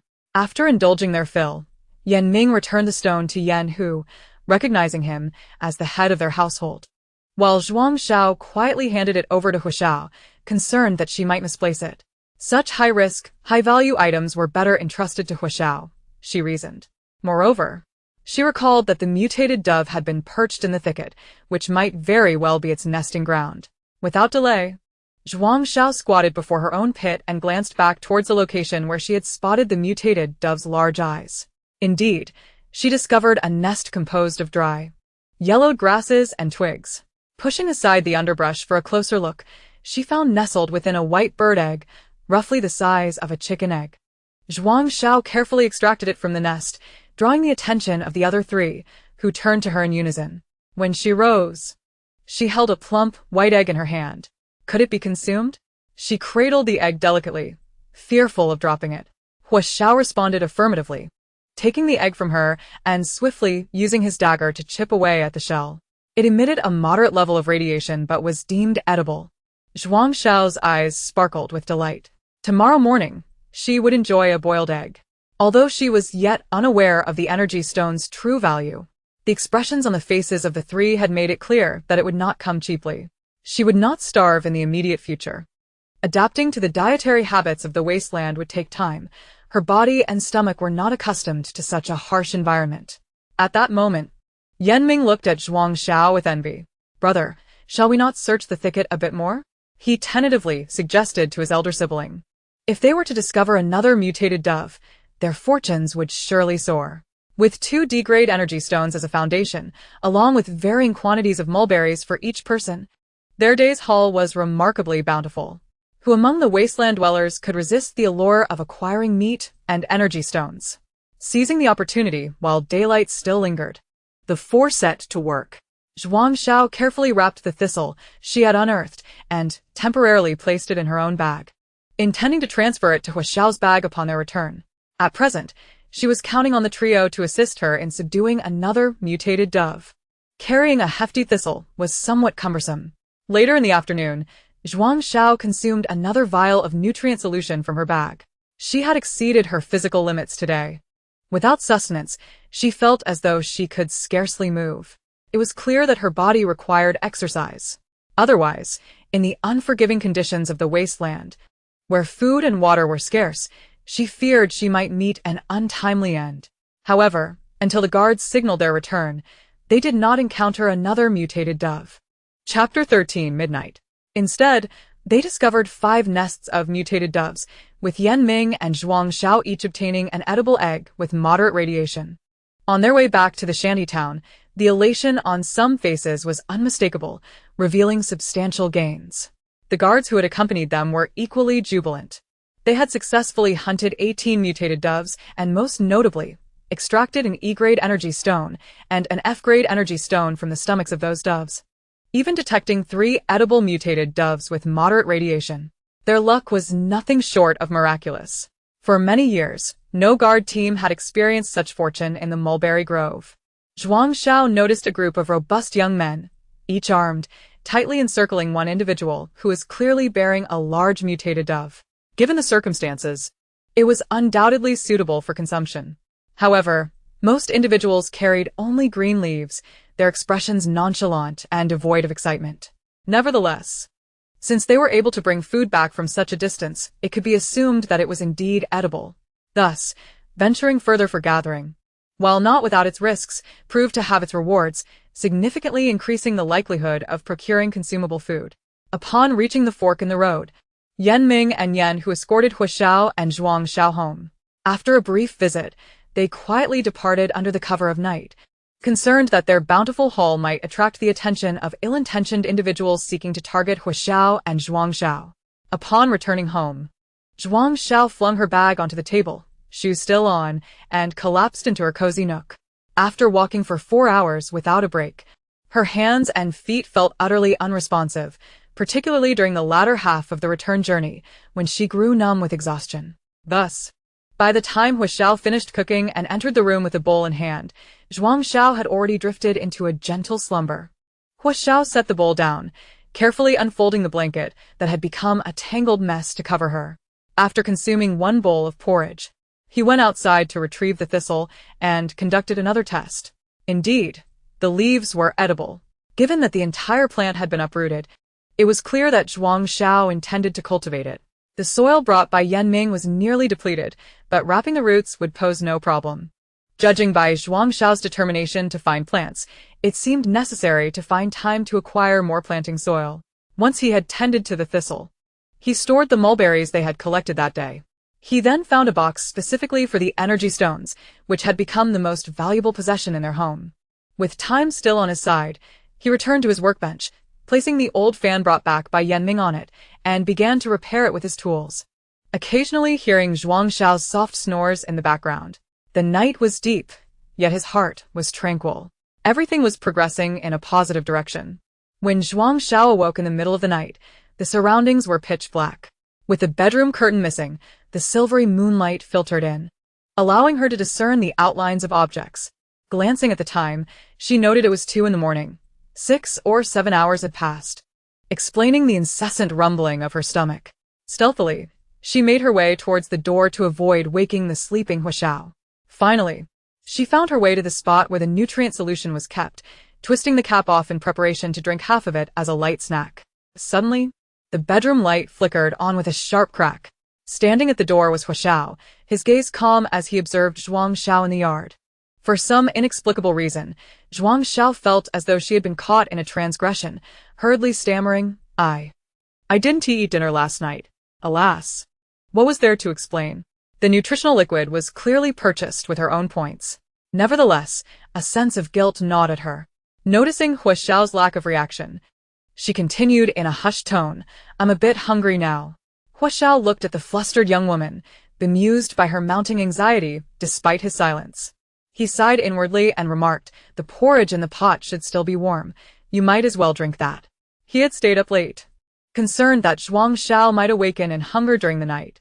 Thus, he had kept the porridge warm for her. Upon hearing that he had saved some food for her, Zhuang Xiao promptly sealed the nutritional liquid and scampered off to fetch the porridge. Upon opening the pot, she was greeted by the sight of green porridge. It was that same peculiar concoction. Very well, green porridge it would be. Huaxiao had no particular intentions upon waking. He merely felt unwell, having broken into a sweat that roused him from slumber. He happened to catch a glimpse of Zhuang Xiao stealthily exiting the room, which inexplicably compelled him to rise as well. Zhuang Xiao quickly downed the porridge in her bowl, though it retained its strange texture. It at least provided some comfort to her stomach. She gently patted her now quieter abdomen and announced, I'll head back to sleep. At that moment, fatigue enveloped her. Every muscle in her body ached. Based on her previous experiences, it would take at least 10 days or even 2 weeks for her muscles to adapt to the current level of physical exertion. in her earlier days. After merely one yoga class, her muscles had ached for an entire week. It was only after enduring another session of her instructor's relentless training that she began to feel some relief. Gradually, she adapted to the daily stretching and extension of her limbs and joints during yoga practice. However, her current physical condition needed significant improvement. Otherwise, not only would a life of abundant feasts elude her, but mere survival would become a formidable challenge. Zhuang Xiao paid no mind to whether Hua Xiao responded. She simply offered a brief farewell and squeezed past him into the room, returning to her sleeping quarters. Stretching out her limbs, she sighed internally. Lying down is indeed the most comfortable. Hua Xiao silently turned, switched off the light, and returned to his bed. Perhaps having slept well earlier in the night, Zhuang Xiao found it difficult to drift off again. Yet, in a state of half-sleep, she sensed a sound in the room, oppressive and agonizing. She jolted awake. It was Hua Xiao. Quickly, she sprang up and turned on the light. Hua Xiao lay on the bed with a flushed complexion, sweat drenched his forehead, strands of hair clinging to his skin, and he was murmuring incoherently. What was happening? She, a mere outsider, was perfectly fine. Yet this genetically modified individual was incapacitated after a single outing. A midnight trip to the hospital? She had no idea where the nearest one was. Or perhaps... Yes, Yan Ming. She had Yan Ming's contact information. Without a moment's hesitation, she dialed Yan Ming. Awakened from slumber, he mumbled sleepily, glancing at his watch. Astonished to find Zhuang Xiao calling at such an hour. This late-night communication could only indicate an emergency. Rubbing his face, he quickly answered, "Sister, what's wrong?" Relieved to connect with Yan Ming, Zhuang Xiao exhaled and explained, "Hua Xiao, he seems to be ill." After Zhuang Xiao's detailed account, Yan Ming also breathed a sigh of relief. Just like his brother. Chapter 14, Hua Xiao. The common affliction of genetically modified humans.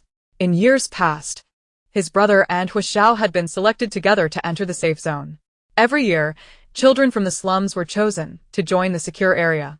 Through a series of medical procedures, their latent abilities were fully activated to enhance their combat prowess, thereby better serving the safe zone. Children who successfully underwent genetic modification could subsequently enter advanced training and education, ultimately being assigned to mercenary or guard teams based on their capabilities. This was the sole pathway for those from the slums to join such elite ranks. Apart from their missions, they spent their time within the safe zone, enjoying a lifestyle vastly superior to that of the slums. The stronger the individual, the better their living conditions within the safe area. However, genetic modification was not without its flaws. Prolonged exposure to radiation could lead to further mutations within the genes, a phenomenon commonly referred to as genetic collapse. Such occurrences were alarmingly prevalent among genetically modified individuals, beyond human control. Both Yan Hu and Hua Xiao had suffered from this affliction. Those experiencing genetic collapse would see their physical capabilities plummet, rendering them incapable of enduring rigorous training or undertaking various missions. Consequently, once genetic collapse occurred, they would be swiftly expelled from the mercenary corps, a harsh and unforgiving reality. Of course, if one owned property within the safe zone, the situation would differ significantly. However, for those emerging from the slums, acquiring real estate in the safe zone was akin to an insurmountable challenge. Reflecting on this, Yan Ming sighed inwardly and continued. You should place the energy stone in Hua Xiao's hand. It can alleviate his symptoms. Hua Xiao's expression grew increasingly pained, and Zhuang Xiao frantically began rummaging through her belongings. After an arduous search, she finally unearthed the pristine energy stone. Following Yan Ming's instructions, Zhuang Xiao positioned the energy stone appropriately. In a matter of moments, Hua Xiao's previously erratic breathing began to stabilize, prompting her to breathe a sigh of relief. Yet, she remained vigilant, fearful that any unexpected complications might arise. Thus, she maintained her connection with Yan Ming, the two engaging in casual conversation. Only then did Zhuang Xiao grasp the gravity of Hua Xiao's condition. What kind of world was this? If civilization was advancing at such a rapid pace, why was daily sustenance a struggle?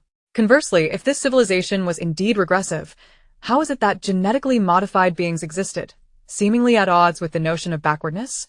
If technology had reached the point of genetic modification, why not invest more efforts in enhancing agricultural practices? In truth, Zhuang Xiao felt somewhat unjust in her criticism of the scientists in this wasteland. If the safety of the base could not be ensured, then the vision of a prosperous nation was nothing more than a dream, unattainable in reality. An hour passed before Zhuang Xiao and Yan Ming exchanged farewells and severed their communication. The encyclopedia required regular maintenance and energy replenishment, which proved to be quite a hassle. Zhuang Xiao raked her fingers through her hair, dismissing further thoughts. Given the dire circumstances, what was one more burden? When Hua Xiao awoke, the daylight had already broken. Clearly, his body was in distress once more, struggling to sit up.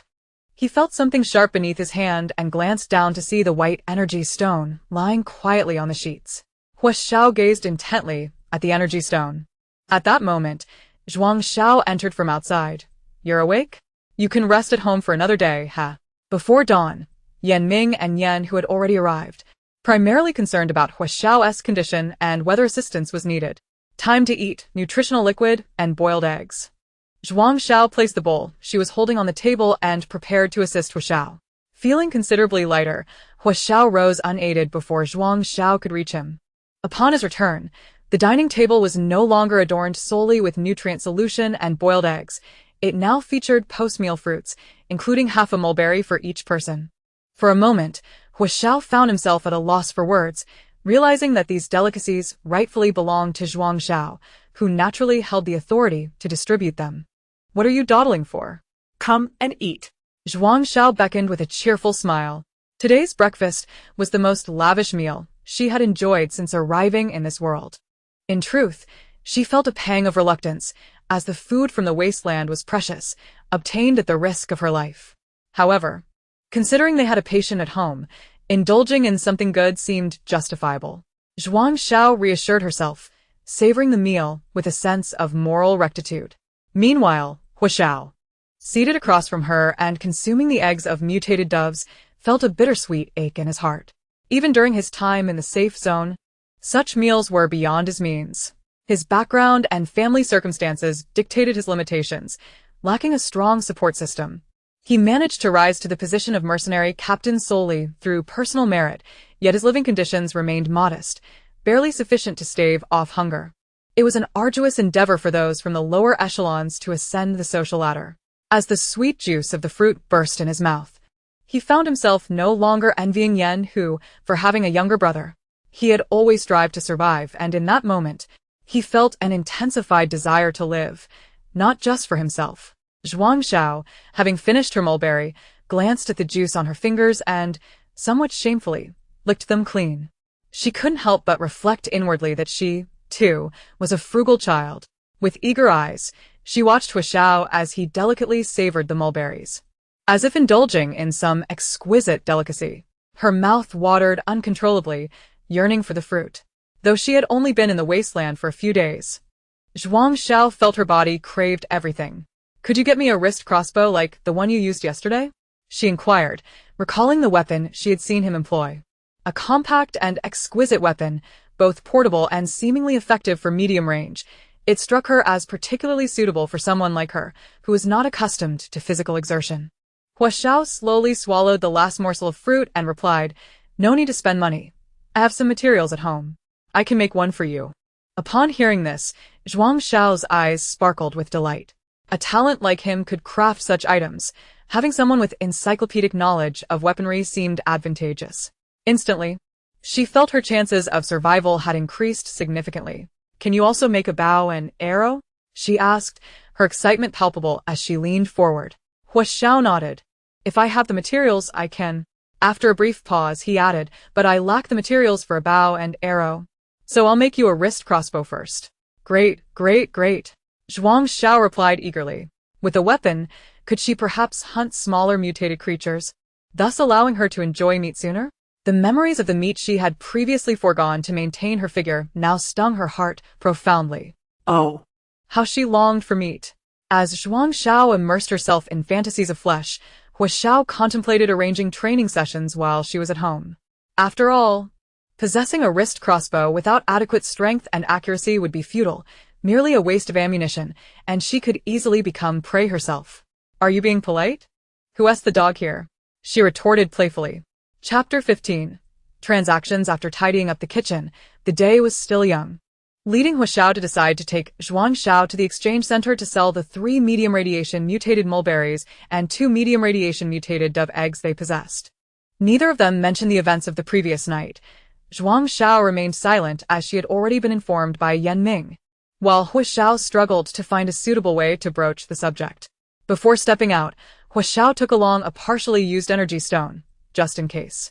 As the weather grew increasingly warm, he worried whether the young girl would be able to adjust to the rising temperatures.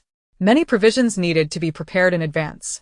This was Zhuang Xiao's first visit to the safe zone, and she felt a thrill of excitement and curiosity. The shantytown was dilapidated, with its streets intersecting chaotically. A veritable embodiment of squalor. After walking for about an hour, the safe zone finally came into view. The path was not overly crowded, and they encountered several patrols along the way, easing Zhuang Xiao's anxiety. The closer they approached the safe zone, the more frequent the patrols became. The outer wall towered over them, topped with a half-meter-high barbed wire fence that Hu Xiao claimed was electrified. They entered through the southern gate, where guards verified the identities of everyone entering and exiting, allowing passage only after scanning their wristbands. Upon entering the safe zone, Zhuang Xiao was struck by an overwhelming sense of disparity. This place was vastly superior to the shantytown in every conceivable way. While the shantytown was a patchwork of tattered materials, here, the inhabitants appeared at least clean and well-kept. Though there were still some patches, they were scarce. The buildings, though aged, boasted greater sturdiness, safety, and comfort, reminiscent of urban residential blocks from the 1990s. The exchange center was bustling, with people lined up in an orderly fashion, occasionally patrolled by individuals in guard uniforms, akin to security personnel in her previous world. The exchange center featured 10 service windows, along with a special passage reportedly designated for mercenary and guard members, akin to a military-exclusive window. Hu Xiao and Zhuang Xiao casually chose a line and soon found themselves at the front. The staff member at the window, a woman in her 30s, wore a detached expression, embodying a bureaucratic demeanor that starkly contrasted with Zhuang Xiao's expectations of a warm and friendly service representative.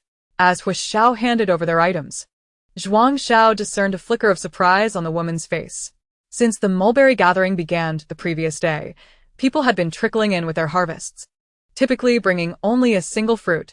To have someone present 3 mulberries after just one day of gathering was indeed a rarity, especially coupled with 2 edible mutated dove eggs. The staff was undoubtedly aware of the guard patrol's encounter with mutated doves, yet until today, no one had redeemed any items related to the doves. Ultimately, the 3 medium radiation mulberries and 2 medium radiation dove eggs netted them a total of 150 points. This bounty was credited to Zhuang Xiao's account, raising her balance to a commendable 510 points, a substantial sum in this context. If converted into nutritional liquid, one could purchase 102 units with the daily foraging yielding 2 units, which would suffice for her sustenance for a month and a half. Should she opt for items nearing expiration, it would nearly cover the meager meals for both her and Hu Xiao for a month. The road ahead remains long and arduous. The dream of an intermittent effort has been shattered. This month, she must toil unceasingly, striving to amass enough savings for a year and a half. Her demands are not extravagant. She merely seeks to maintain a state of survival without succumbing to hunger. Upon exiting the exchange center, Hu Xiao led her to Old Yu's grocery store. When Zhuang Xiao and the others arrived, they found 2 individuals already selecting fans within the modest establishment. Old Yu appeared to be in his 50s, with a gaunt face etched with deep lines, his hair already graying. His small yet shrewd eyes held a certain charm, not unpleasant, which constituted Zhuang Xiao's first impression of him. Upon noticing Hu Xiao's arrival, he looked up, his face crinkling into a smile as he exclaimed, "Hu Xiao, wait a moment. I'll be finished here shortly." The familiarity in his tone was unmistakable. Curious, Zhuang Xiao surveyed the small shop, which spanned no more than 15 square meters, with a mere 2-meter-wide entrance, yet extending deep within. The shelves along the walls were laden with an array of products, while the central space was cluttered with various everyday items, perfectly aligning with the essence of a grocery store. The age of the decor and shelving spoke of years gone by. After bidding farewell to the previous customers, Old Yu beckoned Hu Xiao, and who might this be? His gaze intermittently scrutinized Zhuang Xiao as he ushered Hu Xiao inside. Hu Xiao entered and replied, "My sister, Zhuang Xiao." "Your sister? Since when did you have a sister?" "She certainly doesn't resemble you." Old Yu's incredulous tone revealed his disbelief. Having known Hu Xiao for years, he had never been aware of this delicate, bright-eyed sister. Zhuang Xiao was momentarily taken aback by Hu Xiao's declaration, then stifled a chuckle at Old Yu's response. Their exchange was quite amusing. Hu Xiao, Familiar with Old Yu's penchant for chatter, particularly with acquaintances, chose to ignore him and turned to Zhuang Xiao, saying, "Take a look at what you need. Old Yu's inventory is quite comprehensive, and the prices are reasonable." Aside from knowing she needed to purchase nutritional liquid, Zhuang Xiao was uncertain about anything else. "You decide what we should get," she replied. Hu Xiao nodded in agreement and addressed Old Yu. "Let us start with 20 units of nutritional liquid, preferably items nearing expiration. Also, a bag of planting soil, 2 bottles each of pesticide, nutrient solution, and isolation agent." Old Yu promptly gathered the requested items. The 30 units of nearing expiration nutritional liquid totaled 100 points, the bag of nutrient soil was 20 points, and the 6 bottles of pesticide, nutrient solution, and isolation agent cost another 60 points, culminating in a total of 180 points. The pesticide and nutrient solution would be essential for cultivating the soil. With these, he could create his own nutrient-rich soil by sourcing moderately or lightly irradiated earth, a far more economical choice than purchasing pre-treated soil. Chapter 16. Porcelain. The isolation agent is primarily used to spray items to prevent solar radiation, applicable to both buildings and clothing, effectively shielding against intense solar rays. It was the most expensive item, with 2 bottles costing 30 points. Old Yu's calculator clicked as he tallied the total. In total, 180 points. Zhuang Xiao, feeling a sense of urgency, stepped forward to swipe her wristband, as Hu Xiao's account held but a meager sum, barely enough for 2 units of nutritional liquid. At that moment, she reveled in the experience of feeling like a wealthy benefactor supporting a struggling companion, her heart light with amusement. As the young girl approached to pay, Old Yu let out a series of disapproving clicks. Hu Xiao pretended not to hear. Just as they were about to leave, Old Yu seemed to recall something and detained Hu Xiao. "How has your health been lately? I have a gene-stabilizing agent available for 300 points. Though it seemed directed at Hu Xiao, his volume ensured that Zhuang Xiao could not help but overhear. She glanced at Hu Xiao, noticing a flicker of conflict in his eyes, quickly replaced by composure, leading her to wonder if she had misinterpreted his expression. "Not for now, you should keep it," Hu Xiao replied nonchalantly. Without awaiting Old Yu's reaction, he took Zhuang Xiao's hand and exited the grocery store. Once they had ventured a short distance away, Zhuang Xiao inquired, "Does Old Yu carry toothbrushes or towels? I haven't brushed my teeth in days." With that, she flashed a grin at Hu Xiao before darting back to the shop. Upon her return, she held a small cloth bag in her hand, inadvertently causing her to touch her wristband, a wave of anxiety washing over her. By the time they returned home, it was just past 9 o'clock. Hu Xiao used leftover wood from the construction to craft a flower pot, planting the porcelain he had gathered the previous night, and also checked on a green plant, which appeared to have survived. For lunch, Hu Xiao prepared a bowl of green porridge for each of them. Zhuang Xiao, holding her bowl, felt despondent, reminiscing about breakfast in paradise and lamenting lunch as a meal from hell, with dinner likely to be equally dismal.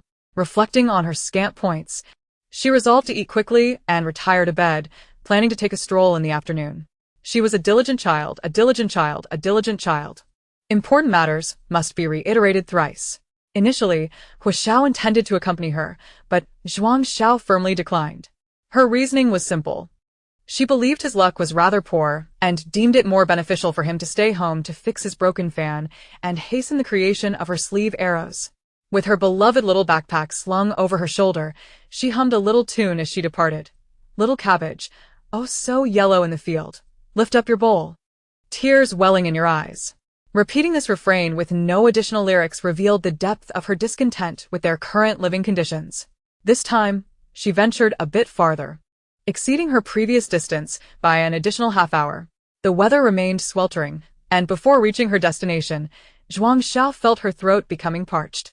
She took a sip from her water bottle to soothe her throat, reminding herself to conserve her water for the afternoon. As she walked, she paused intermittently, testing a few leaves along the way, though she had yet to discover a suitable gathering spot. Suddenly, she spotted Purslane. Zhuang Xiao dashed over, observing numerous footprints on the ground, indicating that this area was frequently visited. Perhaps it was the peak season for mulberry harvesting, as she had not encountered anyone else today. Though the purslane was no longer as tender as in spring, its naturally thick leaves had become even juicier after mutation, with some growing as large as her palm each day. Surely, there must be some unpicked treasures among this vast patch. With that thought in mind, Zhuang Xiao quickly entered the zone of testing the purslane leaves. In areas with many footprints, she conducted random checks, while the less frequented spots became her primary targets. While testing a lower leaf, Zhuang Xiao accidentally splattered a few grains of soil onto her instrument, which beeped. Moderate radiation mutated soil, suitable for use. What on earth? This watch is capable of testing even the soil. Zhuang Xiao decided to confirm this with his encyclopedia and received an affirmative response indicating that soil can indeed be tested. Soil with low to moderate radiation can be sold or utilized for cultivating mutated plants. Moreover, regions with low to moderate radiation soil have a significantly high probability of yielding edible plants of similar radiation levels, although this rule predominantly applies to herbaceous plants. With this knowledge, Zhuang Xiao felt no hesitation. Centering on a leaf, she expanded a circle outward and, upon selecting several points, successfully delineated half a square meter of soil. Additionally, she meticulously tested the purslane leaves in this soil, discovering 5 low-radiation leaves and 3 medium-radiation leaves.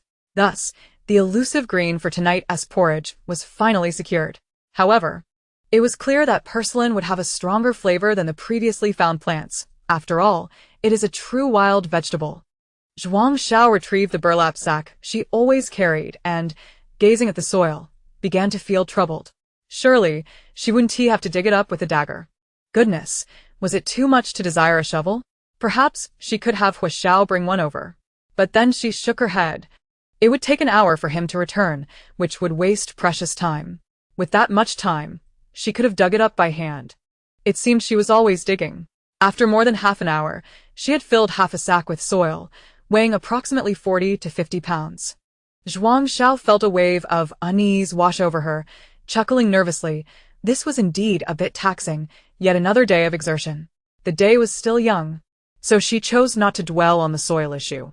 She hid the burlap sack in a dense patch of grass and continued her search for edible purslane. To her surprise, the area had a rather wide growth range for purslane. As she searched for edible purslane, she pondered other ways to prepare it besides boiling it in porridge. Stir-frying? But there was no cooking oil. She wondered if the general store sold any, or if there were any seeds available for pressing oil, such as soybeans, sesame, or peanuts. When she returned, these were questions she would need to ask Hua Xiao, as they pertained to improving her quality of life. Without oil-rich food, even the simplest bodily functions seemed challenging. She couldn't possibly be at risk of hemorrhoids, could she? Zhuang Xiao's hands were busy, yet her thoughts wandered until she heard the voice she longed to hear. Ding ding, low-radiation mutated plants are edible. Progress was being made. She was one step closer to that evening's cold purslane dish. As the sun began to set, Zhuang Xiao hoisted her bulging backpack onto her chest and trudged to retrieve her 40 to 50 pounds of soil. She fervently encouraged herself. I can do this. I can do this. With both hands gripping the secured burlap sack, she swung it onto her back. The moment it landed, a sharp pain shot through her shoulder, and her back began to hunch under the weight. It truly was heavy. Yet, she dared not release her grip, fearing she might lose the courage to lift it again. A tuneless nursery rhyme escaped her lips. Little cabbage, yellow in the field, lift the bowl, and tears will flow. Just then, she heard the sound of voices approaching. Chapter 17, Surprise. The melancholic melody paused as she stepped onto the main road, where she encountered the Yen brothers returning from the mulberry grove. Both brothers appeared to be in low spirits today, especially the younger Yen Ming, who trailed behind his elder brother Yen who, looking dejected. After a day's efforts, they had found not a single mulberry, nor even a blade of grass. This, in fact, was the norm for those living in the wasteland. However, after yesterday's windfall, today's lack of success felt particularly disheartening. Suddenly, he found himself missing his sister, Zhuang Xiao, albeit unilaterally. Perhaps it was fate. For Zhuang Xiao and Yan Ming crossed paths unexpectedly. Without room for refusal, he effortlessly accepted his sister's burden of 40 to 50 pounds of soil, eyeing Zhuang Xiao's bulging bag with envy. Certainly, many passers-by cast glances of admiration, greed, or jealousy at Zhuang Xiao's pack. Even a sack of soil on Yan Ming's back was a source of envy. After all, soil that could be carried such a distance was undoubtedly of low to moderate radiation, potentially redeemable for points. Given Zhuang Xiao's current lack of combat prowess, had she not encountered the formidable Yan brothers, she might have faced the risk of being robbed today. Upon returning home, Zhuang Xiao found Hua Xiao preparing dinner. Yan Ming placed the soil in the yard, and the two bid farewell to Hua Xiao before heading off. As it was mealtime, and given that Hua Xiao had helped carry the soil and acted as a bodyguard, Zhuang Xiao, before they left, grabbed a handful of porcelain leaves from her pack and stuffed them into Yan Ming's arms. She didn't wait for his refusal. With a resounding thud, she closed the door behind them. Inviting them to dinner was out of the question. One glance at their appetites made it clear that feeding them without ensuring they were full would leave her feeling somewhat embarrassed. However, she felt she could not afford a full meal. Thus, she decided to part with a handful of greens. After all, she had gathered a hefty bundle of porcelain leaves today, so giving this away did not sting her heart. Outside, the two stared at each other in surprise. Yan Ming delightfully accepted the leaves, which surely amounted to 7 or 8. His sister was truly generous. He resolved to cling tightly to her in the future, for following her would mean never worrying about food again. Zhuang Xiao glanced at the rice in the pot. It was yet another bowl of green porridge, with no other offerings. Clearly, this would not suffice. She showcased the porcelain leaves to Hua Xiao, exclaiming, "Look, there is so much. Shall we add a dish tonight?" Cold porcelain. Hua Xiao examined the haphazardly piled leaves. Clearly, they did not originate from the most recent gathering site. Narrowing his eyes, he fixed a gaze upon Zhuang Xiao and asked, "Did you venture to a more distant gathering area?" Zhuang Xiao recalled Hua Xiao's admonition before he left that afternoon. Feeling guilty was not an option. This sack of edible porcelain was her source of confidence. Once she realized this, she playfully extended her pinky finger, indicating just a little farther, just a tiny bit. It won't happen again. Hua Xiao sighed in resignation. He took her bag, feeling its substantial weight. Inside, it was surely filled with edible leaves. However, he wondered which were low radiation and which were high radiation. He meticulously extracted each leaf and retested them, discovering that nearly a third were low radiation mutated leaves. Without him, this girl would not starve. Such a bounty would make anyone envious. "Wow, is all this for me?"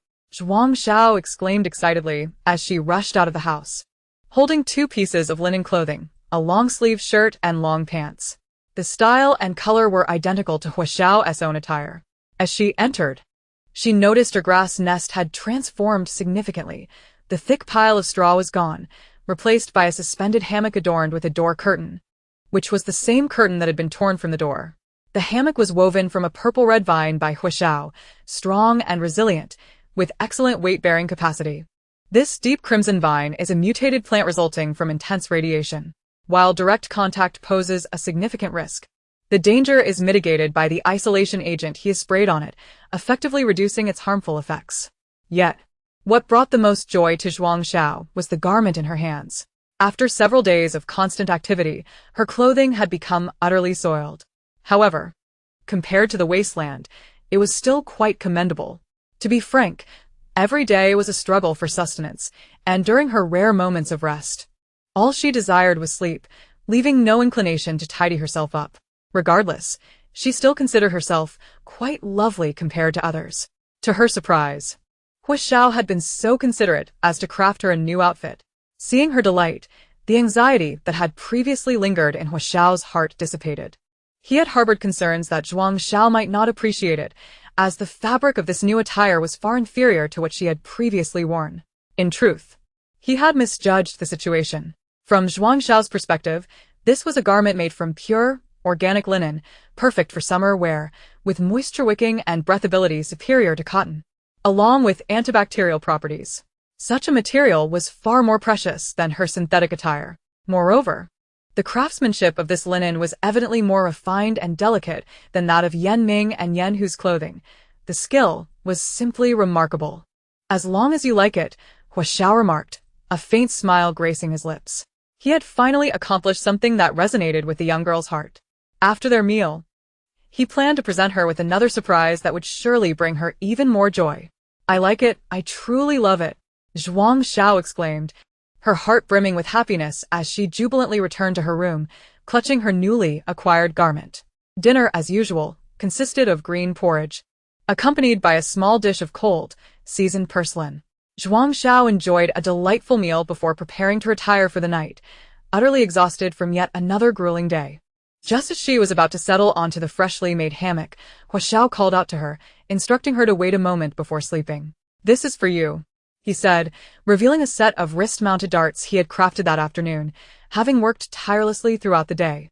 Given his current circumstances, it was evident that he would not be able to accompany Zhuang Xiao on her foraging excursions every day. With this equipment, she would possess increased combat capabilities, thereby diminishing the risks associated with scavenging. When Zhuang Xiao turned to see what Hua Xiao held, the drowsiness from her recent meal evaporated instantly. Wrist darts. She could hardly believe that one day, she too would wield such hidden weapons. Following Hua Xiao's instructions, she fastened the darts to the inner side of her forearm, and upon rotating her arm, found the fit to be perfect and comfortable. These have a maximum range of 30 meters, with 3 darts inside. There are a total of 10 in this set. If they don't fit well, I can adjust them for you, he added.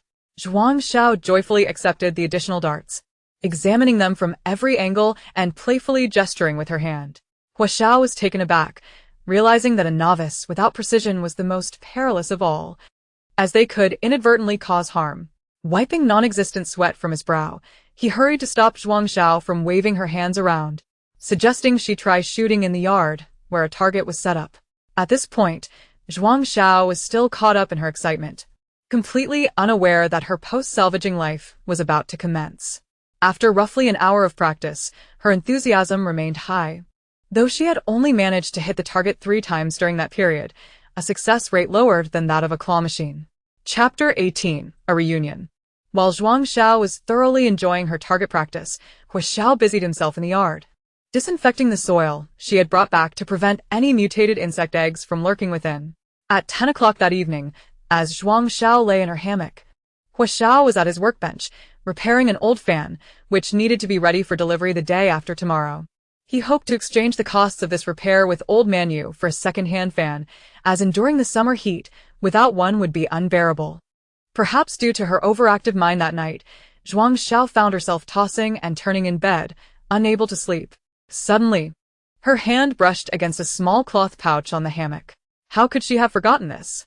Today, she had received 3 delightful gifts. This would serve perfectly as a return gift. Though originally purchased for a different purpose, it now held greater significance, being worth 300 points. Quite a bargain. Leaping out of bed, she dashed barefoot to Hua Xiao's workbench, placing the return gift with a resounding thud on the table before swiftly returning to her bed, pulling up the thin blanket. I'm going to sleep now, don't disturb me.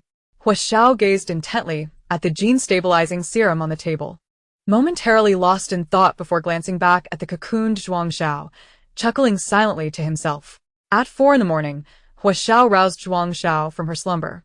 Sitting on the edge of her bed, her eyelids felt as heavy as iron, drooping incessantly, her head bobbing like a chick pecking for grain.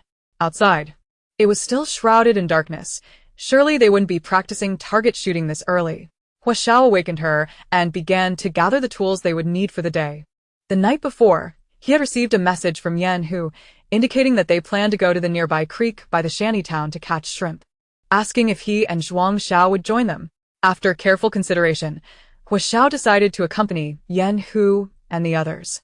After all, having missed out on the past half-month, the following 2 months promised unstable weather, with the likelihood of strong winds, heavy rain, and hail. Opportunities for foraging would be exceedingly scarce. In the wasteland, the primary seasons for gathering food reserves were spring and autumn, while summer and winter were less suitable for venturing out. Summer brought harsh weather conditions compounded by intense radiation, while winter was characterized by frigid temperatures that made travel nearly impossible. The mortality rate in the shantytown during these 2 seasons was alarmingly high. With the stabilizing serum Zhuang Xiao had provided last night, coupled with the recent abundance of food, he felt confident that he could venture out to forage before the peak of summer arrived.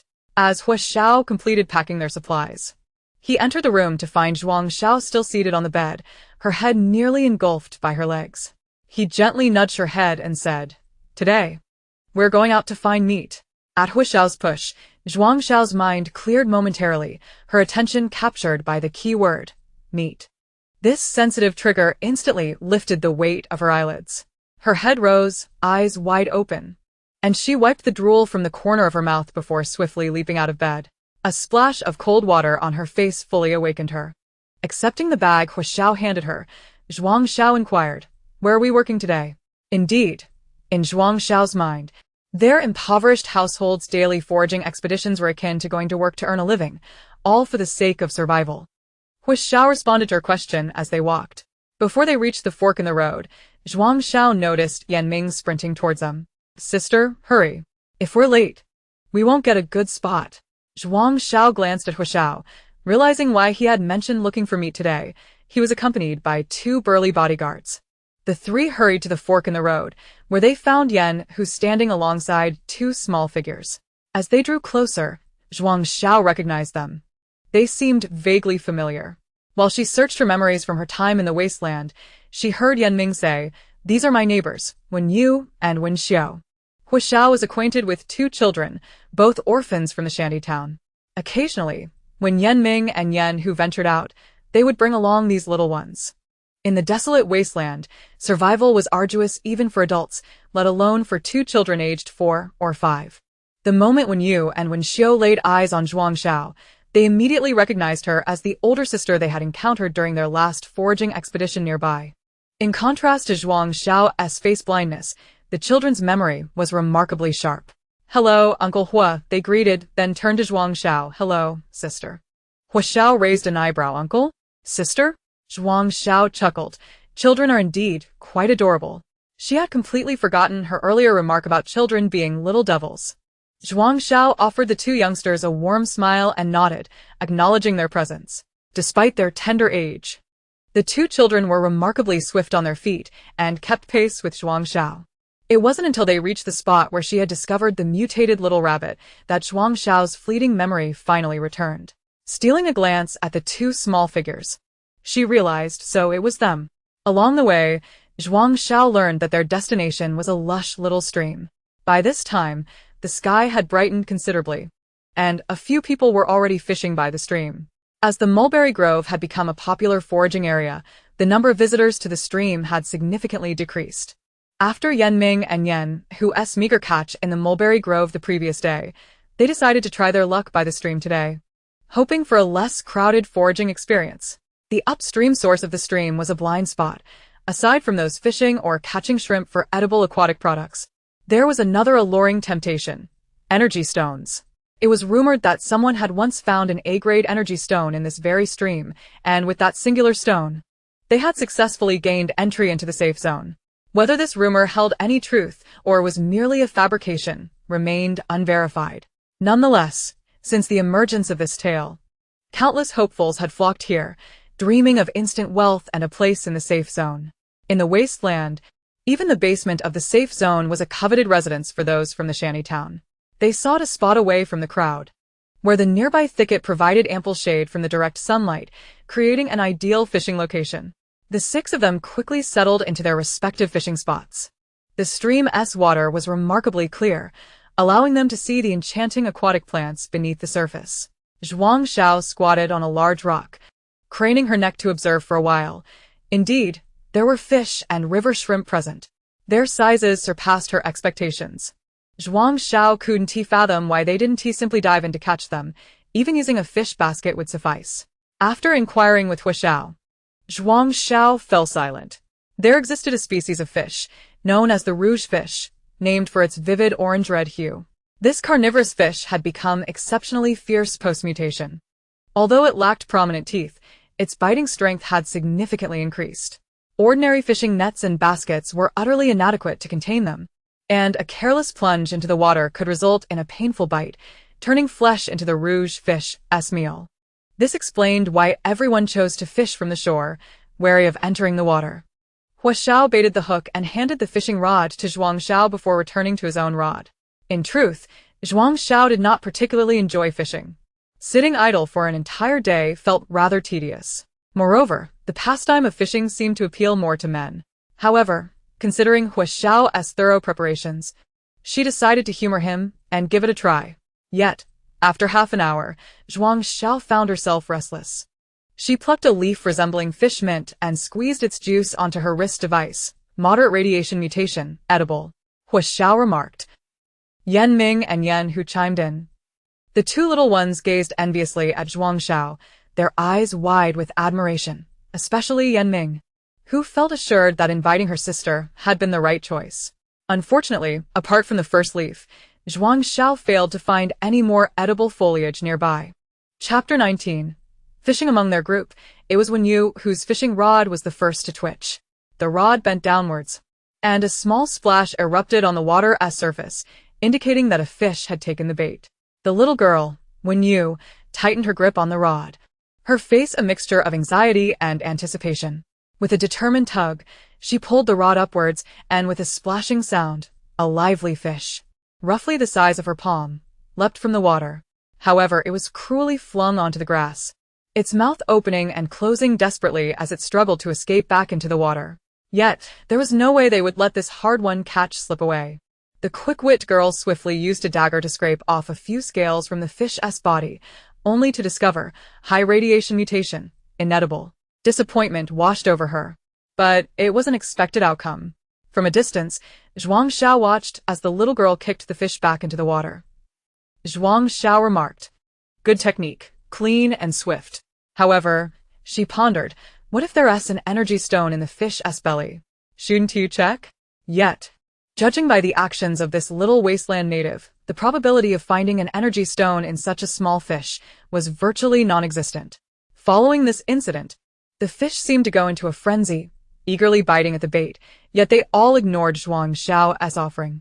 Meanwhile, no one else managed to catch a single edible fish or shrimp. As yet another hour slipped by, fish and shrimp were caught and tossed back, only to repeat the cycle, ultimately resulting in 0 successful catches. Meat was indeed not easily obtained. Perhaps it's better to search for some vegetables instead. Upon Hua Xiao's confirmation, Zhuang Xiao discovered that the purple-red leaves were indeed fish mint. It was at this moment that she realized her wrist device could display the names of plants. However, their primary concern was always whether something was edible, seldom bothering to inquire about its name. Although the exchange center in the safe zone offered generous points for unknown flora and fauna, such occurrences were exceedingly rare. Moreover, the wrist device would highlight unknown species, so few bothered to display plant information on the screen. After all, the screen had limited space for visible text. Since fishing yielded no rewards, Zhuang Xiao thought it wise to shift her focus back to foraging. Consequently, she entrusted her fishing rod to Hua Xiao and commenced a thorough search for plants within a 10-meter radius. She was determined not to leave empty-handed. Additionally, Zhuang Xiao discovered a substantial amount of water celery in the shallow stream, but the number she could reach and uproot was limited. After successfully pulling up over 30 stalks, she could no longer reach the rest. The leaves of these water celery were vibrant and fresh. Zhuang Xiao knelt on the ground, testing each leaf meticulously, even examining the stalks.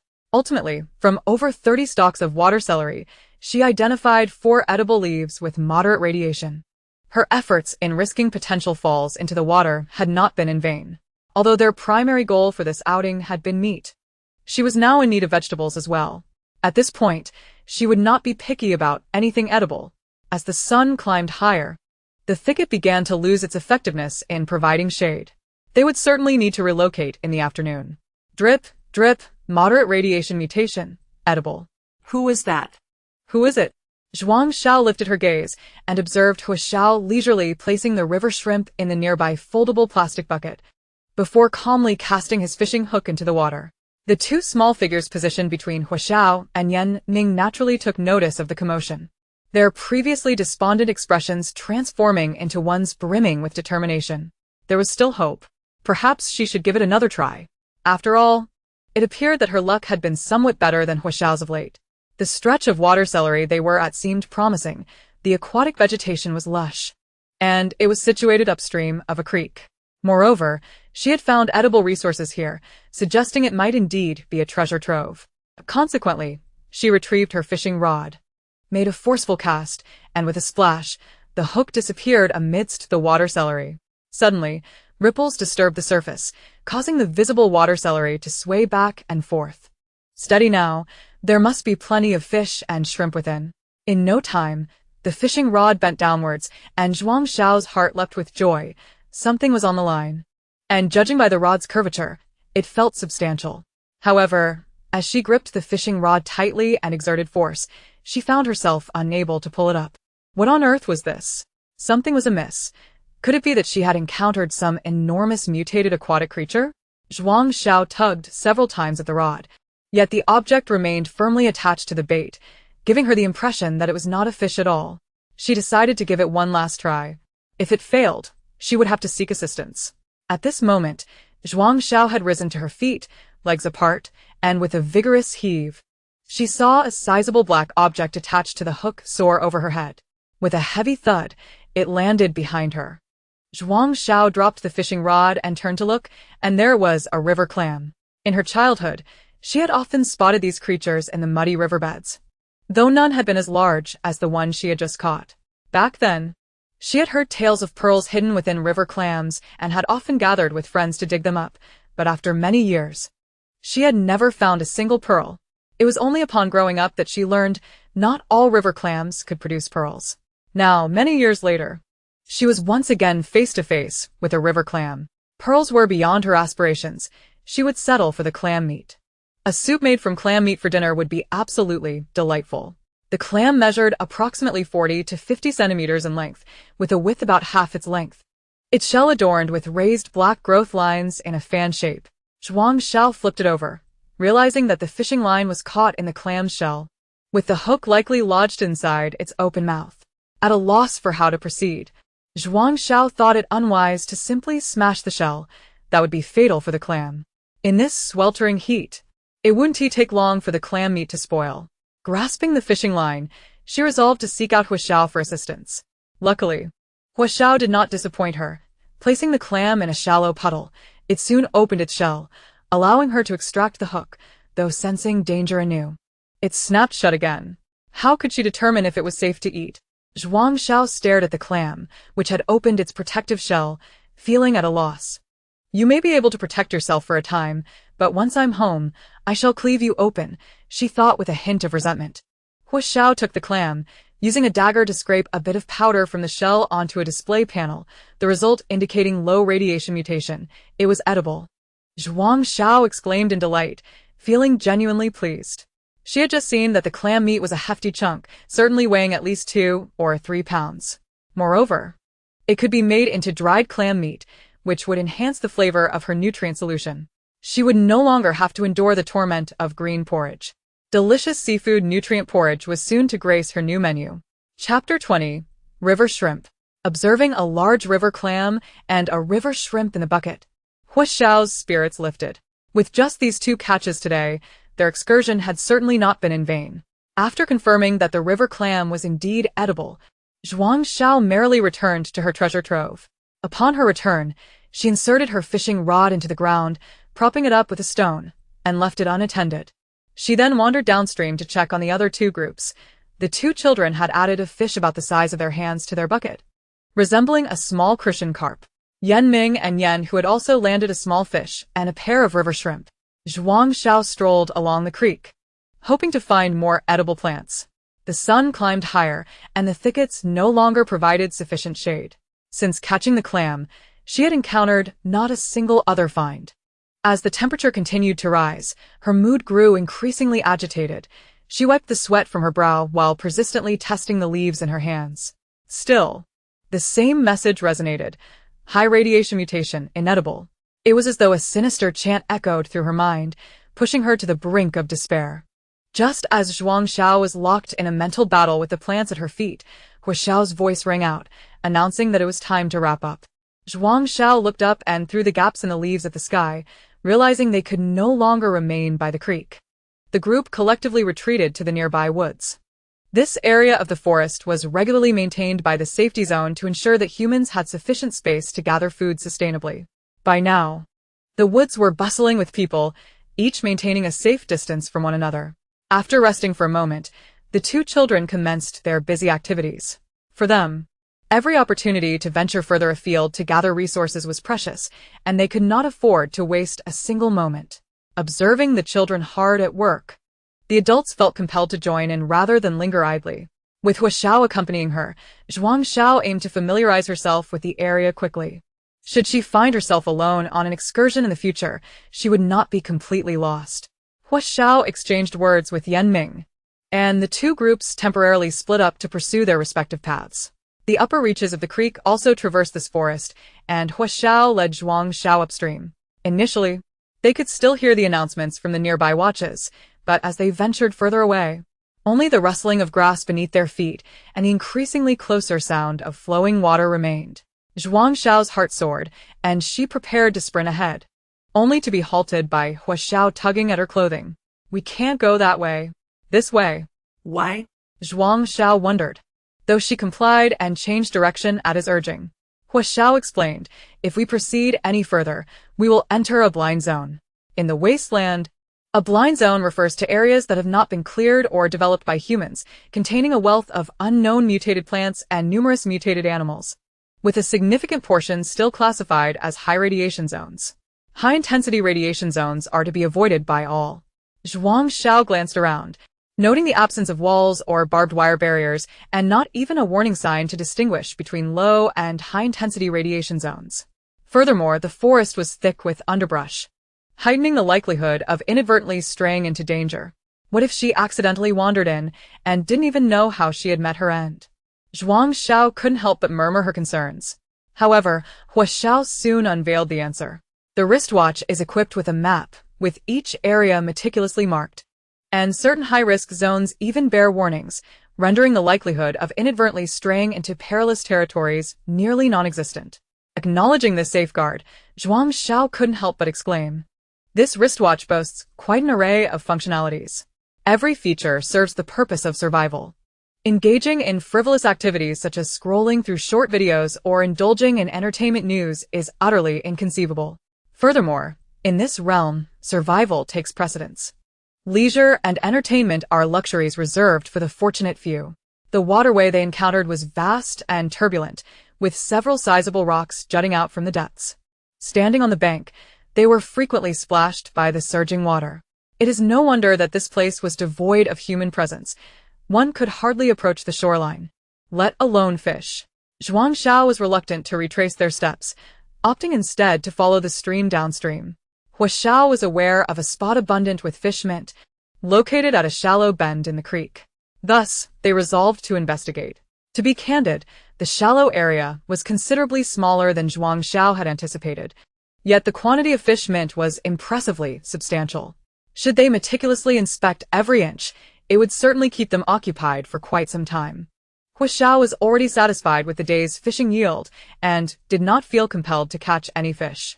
Conversely, Zhuang Xiao found the prospect of waiting idly for a fish to bite rather tedious. She would rather devote her time to foraging for edible wild greens. However, yet again, a series of beeps indicated high radiation mutations rendering the finds inedible. Zhuang Xiao had grown accustomed to this disheartening sound. In this world, it seemed she could never joyfully seek sustenance. As she shifted to the next foraging spot, she unexpectedly uncovered a deep puddle beneath the leaves of the plants, with crystal-clear water revealing its depths. Astonishingly, a cluster of baby shrimp resided within. Although they were young, each one was as long as Zhuang Xiao's palm. Upon examining the puddle closely, she discerned that it was an isolated space, likely formed when the river's water level rose for some reason, providing a breeding ground for the river shrimp. There were approximately 30 to 40 juvenile river shrimp in total. Gazing at the dense congregation of shrimp, Zhuang Xiao felt a flicker of solace in her previously tormented heart. Looking up, she noticed Hua Xiao still crouching nearby, diligently testing the leaves of the fish mint. "Hua Xiao, over here." Her voice brimmed with uncontainable joy. Hua Xiao completed his measurements and approached her, and upon getting closer, He discovered the cluster of baby shrimp beneath her palm. He had visited this place numerous times before, yet never encountered stranded river shrimp. The bittersweet feeling of envy surged within him. Seeing her success was both delightful and exasperating. Among the 34 shrimp, for exhibited moderate radiation mutations, 2 showed low-level radiation mutations. And, remarkably, 1 was entirely uncontaminated. This was astonishing. In the wasteland, such a phenomenon was nearly unfathomable. Despite the existence of an indicator for uncontaminated food, he had never heard of anyone successfully collecting such a rare find. While Xiao pondered the implications of this anomaly, Zhuang Xiao's sudden gasp broke his concentration. As he glanced down, the clarity of the puddle was rapidly obscured, as if something was darting swiftly through the water. "It's a crab. Should we catch it?" Zhuang Xiao's voice wavered between fear and excitement, her hands frozen in indecision. Having witnessed the size of the crab's claws, she knew that a non-mutated crab was already intimidating, let alone one that had mutated. If it clamped down, it could easily incapacitate her wrist. As the crab began to vanish into the mud, Xiao swiftly thrust his dagger towards it, not to harm but to extract it from its muddy hiding place. Even though it did not appear to be an adult crab, the hardness of its shell was not something a mere dagger could penetrate. The crab tumbled into the grass, and Zhuang Xiao lamented, "It's gone." Finding it again will be a challenge. Despite its sideways gait, it moved swiftly. However, when Zhuang Xiao reached the spot, she was met with a crab displaying its pincers. Sprawled out with its pristine white belly almost 3 times the size of her palm. Its size was nearly comparable to that of a king crab. Xiao retrieved some twine from his pack, deftly binding the crab before severing its claw at the joint with his dagger, smearing the contaminated liquid onto his wristwatch. The readout beeped, low-level radiation mutation, edible. Once again, he was met with an edible find. Initially, they had set out to search for fish mint, yet they had stumbled upon a cluster of mutated river shrimp and now a mutated crab. With 1 mutated crab found, the possibility of encountering a second, third, or even more adult crabs in the vicinity loomed large. Lacking the proper tools for capturing them, they were ill-equipped to manage even the juvenile crabs. And the risk of injury was significantly heightened. They could not linger here any longer. Upon hearing Xiao suggest leaving, Zhuang Xiao did not hesitate. If they were to encounter a swarm of these crabs, she would sprint as fast as she could. While the meat was delectable, her life was far more precious. "Next time, I'll come prepared for a proper showdown." With their bucket filled, Xiao sealed it tightly, covering it with a burlap sack and placing a generous amount of fish mint on top. The mutated fish mint emitted a strong odor, effectively masking the scent of the fish and shrimp inside the bucket. Additionally, this unique aroma had proven effective in repelling mosquitoes to some degree. Many households in the shantytown would plant it in their yards for its efficacy. Meanwhile, Yanming and his companions remained at their usual fishing spot, 2 adults and 2 children sitting still as if in meditation, entirely focused on the bobbing fishing floats. Upon their return, Yanming nodded at them, his attention unwaveringly fixed on the water.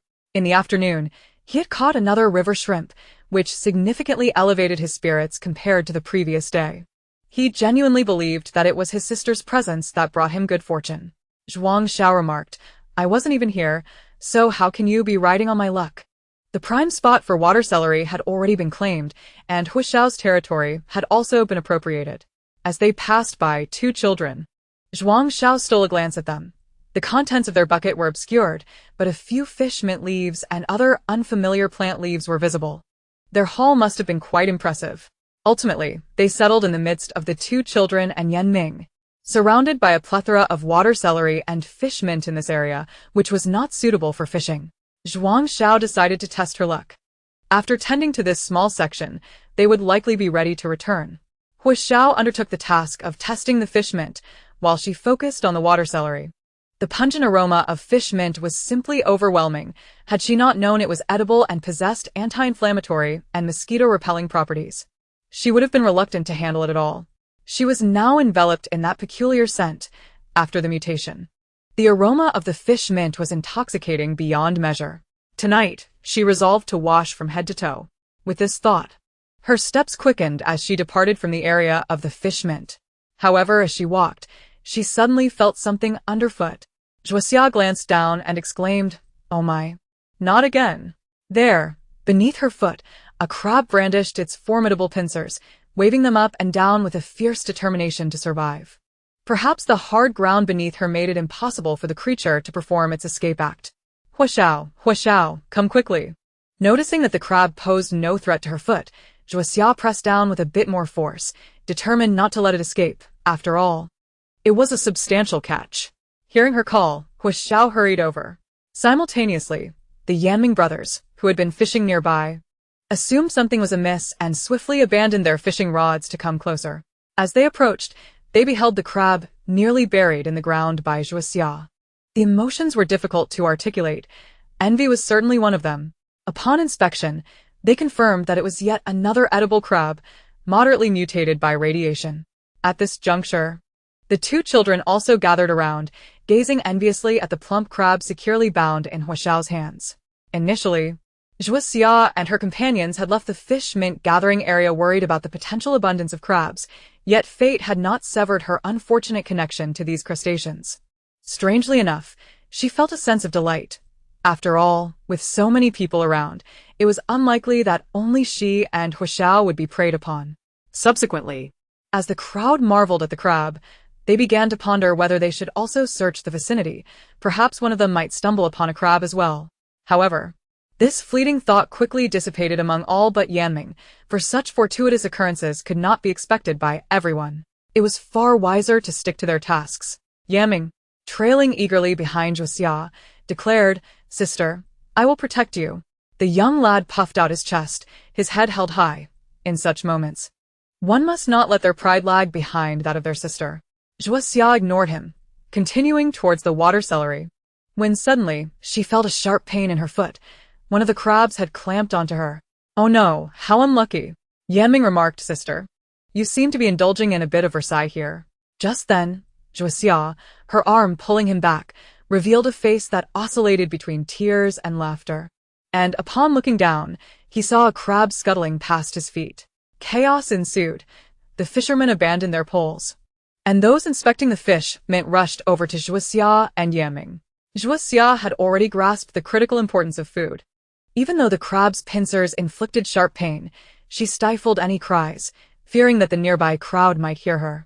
With so many anglers around, it would be all too easy for someone to snatch her hard-won prize away from her. Thus, her pain would be in vain. As a native of the wasteland, Yanming understood the preciousness of food deeply ingrained in his very being. Chapter 22, The Pearl. Zhuang Xiao had inadvertently disturbed the crab's lair, as a multitude of crabs emerged from beneath a rock beside her foot. Seeing her in distress, Hua Xiao disregarded his own safety and swiftly crouched down, severing the claw that had ensnared Zhuang Xiao's foot. Freed from the crab's grasp, she removed her shoe to inspect her injured foot. Fortunately, it appeared that only a deep, purplish imprint remained. Had the crab possessed even a modicum more strength, her foot might have bled. Seeing that she was unharmed, Hua Xiao quickly tied up the crab that had attempted to escape. Then, he applied the liquid from his dagger to the crab, confirming, moderate radiation mutation, edible. all right. This pain was not in vain, Zhuang Xiao remarked, picking up 2 crab claws from the ground to weigh them in her hand. Given their substantial size, they surely contained a fair amount of meat that should not go to waste. During the brief time they had spent, the hunting circle for crabs had broadened significantly. Lacking proper tools, and unable to grab them directly, most resorted to using their feet. Yanming, with his principle of better to crush than let escape, deftly stomped on one crab after another. Despite the collective efforts of several individuals, most crabs managed to flee. Due to her injured foot, Zhuang Xiao caught none. Hua Xiao did manage to capture one, but alas, it was a highly irradiated variant, inedible. Yanming succeeded in squashing 5, among which one was edible, while his brother, Yan Hu, caught 3, none of which were fit for consumption. Remarkably, the 2 children had splendid luck, each catching one edible, moderately mutated crab. After all the commotion, it was time to return. The group gathered their tools and collected a substantial amount of fish mint for cover. Once back on the main road, Zhuang Xiao caught a whiff of the foul stench of fish and shrimp emanating from those who had come from the stream. Upon returning home, Zhuang Xiao immediately began tallying their provisions. For leaves of moderately mutated fish mint, 1 low-radiation mutated clam, 1 unpolluted clam, 2 low radiation and 4 moderately mutated river shrimp, and 1 low radiation and 2 moderately mutated crabs. Today's bounty was indeed gratifying. The clams, shrimp, and crabs were placed in separate containers to prevent the shrimp from becoming the crab's meal. Meanwhile, Hua Xiao was in the yard testing all the fish mint leaves he'd brought back, hoping to find some edible ones. Zhuang Xiao, initially intending to bathe upon returning home, upon seeing the pile of fish mint in the yard, decided to assist Hua Xiao in dealing with the pungent herbs first. Otherwise, she felt her bath would be in vain. Ultimately, through their combined efforts, they extracted a dozen edible leaves from the fish mint pile. Hua Xiao also found 2 plants with relatively intact roots to plant in the yard to ward off mosquitoes in the summer. However, the issue of bathing weighed heavily on Zhuang Xiao's mind. Firstly, water was scarce. In the wasteland, usable water was exceedingly precious. The natural water sources were rife with microorganisms and bacteria, rendering them undrinkable. Thus, they relied on water treated with purification agents, which had to be purchased with points. In the shantytown, there were designated points for collecting drinking water, which one had to fetch themselves. Consequently, bathing had become an extravagant luxury in the wasteland. Secondly, their home lacked a designated bathing area. With her sudden presence, the inconvenience was even more pronounced. Sighing, Zhuang Xiao realized that beyond merely ensuring food and warmth, she had many more issues to address. It appeared that bathing was out of the question, and perhaps due to her prolonged exposure to the fish mint, she could no longer detect that overwhelming scent. It seemed she had been assimilated. Now everyone shared the same fish mint aroma. No one could afford to be picky. Stop thinking about it, she admonished herself. It's better to ponder what we shall have for dinner tonight. Zhuang Xiao's inner turmoil went unnoticed by Hua Xiao, who was preoccupied with kindling a fire for dinner. Initially longing for a river shrimp, Zhuang Xiao ultimately resorted to extracting a severed crab claw to supplement Hua Xiao's meal. With no opportunity for a bath, she consoled herself with a couple of crab claws instead. The remaining river delicacies would undoubtedly be sold, as her points were dwindling. After a recent visit to the old Manu's shop, she found herself utterly bankrupt. Shopping had drained her points. It was the currency of confidence. This incident only strengthened her resolve to accumulate more points.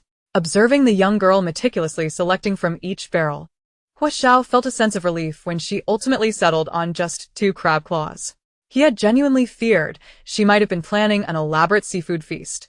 For dinner, they added a hint of crab meat to the nutrient solution, omitting the vibrant green vegetables. Thus, Zhuang Xiao found great satisfaction in her river delicacy porridge. After the meal, Zhuang Xiao turned her attention to her large river clam, wondering if it contained any pearls. If pearls were indeed present, she questioned their worth in this locale. Should they be valuable, selling the edible meat would hardly seem wise. Perhaps she should pry it open. Even if there were none, the meat could still be kept for another round of river delicacy porridge. Zhuang Xiao's mind raced with calculations, her smile somewhat mischievous. Seizing the moment while Hua Xiao tinkered with his old fan, she resolved to test her luck and see if a miracle awaited her. The clam shell was slippery and unwieldy in her grasp. Fortunately, she found several dry grass leaves nearby and selected a larger withered one to wrap around the clam. Then, she deftly inserted her dagger between the clam's 2 shells, applying pressure until it yielded. A brilliant white light burst forth, and Zhuang Xiao's heart leaped with joy. Could it be another energy stone? The last time she encountered a glowing aberrant dove, they had unearthed 2 energy stones. Before her lay the clam's tender, delicate flesh, yet it was not this that captured her attention. Rows of pearls, both pink and white, adorned the interior of the clam shell, growing larger as they neared the center. The innermost pearl, roughly the size of a glass marble and a radiant pink, shone with a dazzling luster. Eagerly, Zhuang Xiao rushed into the room, clam shells in hand. Hua Xiao, look. When the clam shells, adorned with pearls, appeared between Hua Xiao and the fan, even his usually impassive face betrayed surprise. To find pearls in a clam from this stream was astonishing. Judging by the size of the pearls, the clam must have been quite mature, at least 5 years old. Otherwise, such large pearls could not have formed. How much do you think these pearls can fetch? She inquired, her excitement palpable. And this one, she added, definitely contains an energy stone. Chapter 23, Training. With that, Zhuang Xiao skillfully pried out the largest pearl with her bare hands. Hua Xiao, still reeling from the shock of the pearls, hesitated momentarily when she mentioned the energy stone. Although he was curious about her deduction, he chose to remain silent. He casually took the pearl from her hand and placed it on his wristwatch, which beeped, energy stone level E, energy value 472. Indeed, it contained an energy stone. The clam had mistakenly ingested the energy stone, mistaking it for grit or some other impurity, and encased it in its own secreted nacre.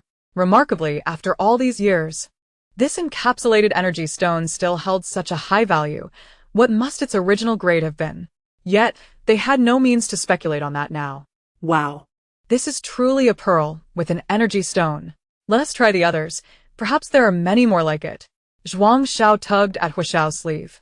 The two of them settled at the dining table, with the large clam between them. At first, Zhuang Xiao was repulsed by the clam's soft, sticky texture, but now, motivated by the prospect of profit, she persevered. The clam yielded a total of 41 pearls, including the very first one they had extracted to test for the energy stone. After washing, the pearls appeared in varying shades of white, cream, and pink. Under the light, their surfaces gleamed brightly, smooth and delicate to the touch, evoking a sense of serene comfort. Zhuang Xiao watched Hua Xiao's wristwatch intently, but after he examined all the pearls, not a single one was found to contain an energy stone aside from the first. A flicker of disappointment washed over her. Out of so many, only one contained an energy stone. However, upon hearing Hua Xiao's estimated value of the pearls, her excitement surged anew. Her eyes sparkled like glimmering coins. Sell them. Sell them all. Tomorrow, let us return to the stream. I don't ask for much. Just 10 or 8 silly clams will suffice. Hua Xiao handed her the pearl containing the energy stone, saying, "Keep this one safe. Tomorrow, we'll head to the safe zone to handle some of this. Additionally, we can process today as river shrimp and crabs." Zhuang Xiao accepted the pearl, exclaiming, "I'll have this made into a necklace to wear around my neck." A perfectly round pink pearl of this size is quite rare, especially with an energy stone inside. Once crafted into a necklace, it will be a true luxury in the wasteland. Hua Xiao considered the harmful effects of radiation on the human body and nodded without hesitation. That sounds prudent. Carrying an energy stone can effectively mitigate the damage caused by solar radiation. Seeing his agreement, Zhuang Xiao returned the pearl to him, saying that whenever the necklace was ready, he could give it back. Once they had properly arranged all their spoils for the day, Zhuang Xiao longed to return to her hammock. Yet, just as she was half a meter from her bed, Hua Xiao's voice echoed softly in her ear, reminding her that she had yet to practice her target shooting. In a mere half-month, the safe zone would organize personnel to head to the wheat gathering point. Given Zhuang Xiao's current physical condition, she would struggle not only with unexpected incidents, but even with the singular task of gathering. With a face full of lament, Zhuang Xiao reluctantly turned around, raising her foot, which had been injured by a crab during the day. Her message was clear. It wasn't her desire to be lazy. She was, after all, an injured worker. However, Hua Xiao's subsequent remark extinguished any seeds of laziness that had begun to sprout. "You need your feet." Zhuang Xiao, who had intended to counter him, wilted under Hua Xiao's calm and stern gaze. "Fine. A good woman does not quarrel with a man," she consoled herself. It wasn't her intention to be lazy. It was merely her legs that were uncooperative. Reflecting on the events of the past few days, she felt fortunate to still be alive. Truly, a blessing from the heavens. Thus, with reluctance, Zhuang Xiao dragged her unwilling legs, took up her bow and arrows, and began to hum once more, "Little cabbage, oh so yellow in the field. Lift your bowl, and tears will fill your eyes." Hua Xiao, listening to her sorrowful tune, could only shake his head in resignation before turning back to repair the old fan. If he could fix it tonight, they could take it to the safe zone tomorrow. Initially, Zhuang Xiao harbored a hint of reluctance, yet after failing to hit the target with dozens of arrows, her discontent gradually dissipated. With such accuracy, what difference did it make whether one wielded a weapon? Her indomitable spirit surged as she recalled how Hua Xiao had effortlessly struck the eye of a moving target, a mutated dove, with a single arrow. Meanwhile, she had been unable to land even one arrow on a stationary target over the course of 2 days. The more she pondered, the more disheartened she became. Consequently, she devoted herself more earnestly to her subsequent training, and her precision visibly improved, at least allowing her to hit the target. Hence, when Huaxiao emerged from repairing the fan, he found Zhuang Xiao tirelessly practicing, her arms trembling slightly. Better to call it a day, he suggested. At the sound of Huaxiao's interruption, Zhuang Xiao darted past him like the wind, swiftly removing her shoes, climbing into bed, and pulling the covers over herself in one fluid motion. Exhausted beyond measure, she had never felt so defeated. Huaxiao, standing at the door, turned off the light and softly reminded her, "Tomorrow morning, there will be physical training." The following day, Zhuang Xiao rose with dark circles under her eyes. She had hardly slept the previous night, plagued by nightmares of being chased or devoured by mutated creatures, their faces ultimately transforming into Huaxiao's. It was truly terrifying. Yet, despite her condition, Huaxiao showed no mercy. They began with the simplest yet most effective horse dance, which not only enhanced leg muscle explosiveness and endurance, but also improved overall coordination and agility. Most importantly, it required no special equipment and was perfectly suited for their makeshift living conditions. However, after barely 5 minutes, Zhuang Xiao felt her legs tremble. Each muscle below her waist seemingly possessed with a will of its own, unwilling to remain still. Ultimately, under Huaxiao's unyielding gaze, she barely managed to endure for 10 minutes. This was 1,000 times more torturous than practicing archery. Nevertheless, recalling the mutated beasts from her dreams, she realized her stamina indeed needed significant improvement. Breakfast remained a familiar recipe, a comforting taste that today felt particularly delightful. During the meal, Huaxiao outlined the day's plans. They would first meet with Yan Ming, and then proceed to the safe zone to handle the river delicacies they had collected yesterday. He also emphasized the handling of the pearls. Zhuang Xiao had no objections, primarily because she was unable to propose any effective suggestions at the moment. Chapter 24. The sale. Huaxiao had prearranged to meet with Yan Ming and his brothers. After packing their supplies, he set out with Zhuang Xiao. Their first destination was Yan Ming's home, before heading to the safe zone together. Upon entering the makeshift housing area, Huaxiao came to a stop before a large bamboo gate, flanked by heaps of straw. The courtyard wall, constructed from stone, stood about 2 meters high, appearing much sturdier than Huaxiao's own home. However, there was no house number on the gate, and the streets were anything but straight, with numerous intersections. Zhuang Xiao would surely have struggled to find the place alone. Huaxiao knocked on the door, and Yan Ming's voice called from within. At that moment, a scruffy little head peeked through a gap in a dilapidated wooden door on the left side of Yan Ming's house. Wasn't that one of the 2 children? It turned out they were neighbors. No wonder Yan Ming had brought the 2 little ones along yesterday. Before she could greet them, the door to Yan Ming's house swung open, and Zhuang Xiao followed Huaxiao inside. Yan Ming's home was far tidier than Zhuang Xiao had anticipated. The courtyard featured a stove and 2 rooms, one slightly larger than the other. As they entered, Yan Hu emerged from the larger room, inviting them in to sit. The interior was less bright than the exterior, with a curtain dividing the space. The inner area was likely a living room, while the outer area contained tables and benches suitable for receiving guests. Zhuang Xiao sat closely beside Huaxiao. Yan Ming brought over some water and sat next to his brother. Huaxiao retrieved 6 pearls from his bag, the primary reason for his visit today, to enlist Yan Hu and the others to help sell the pearls. He planned to sell an initial 12 pearls today, as revealing all 40 at once would attract too much attention. The remaining pearls he intended to sell gradually. Since he was seeking assistance in selling, it was only fair to offer compensation. Selling any precious items in the wasteland carried risks, and the safe zone was not guaranteed to be truly safe.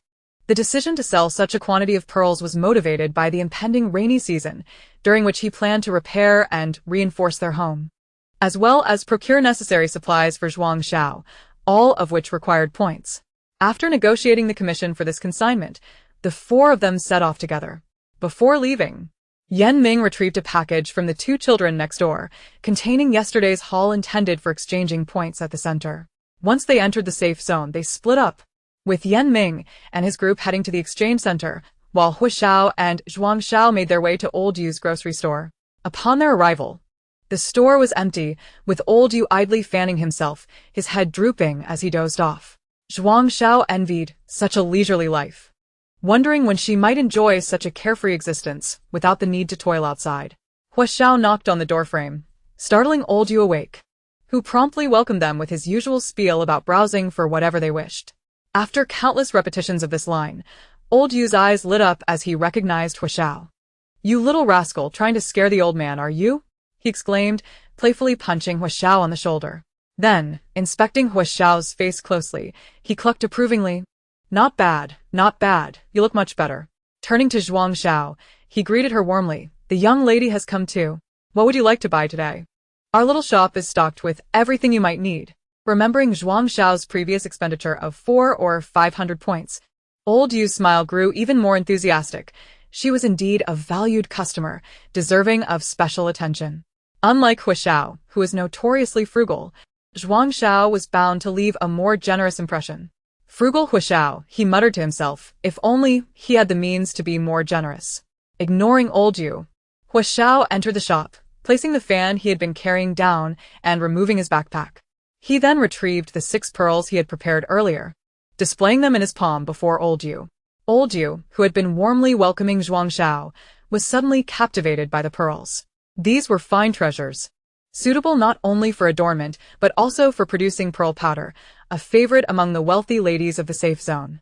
The world was never short of affluent individuals, and valuable items were sure to find a market. Old Yu's eyes sparkled with excitement. "How do you wish to sell these?" Hua Xiao tucked the pearls back into his bag, suggesting they discuss that later. But first, he needed Old Yu to check the fan and settle the repair fees from their last visit. Additionally, he requested assistance in drying some river shrimp and crabs. Of course, Old Yu replied eagerly.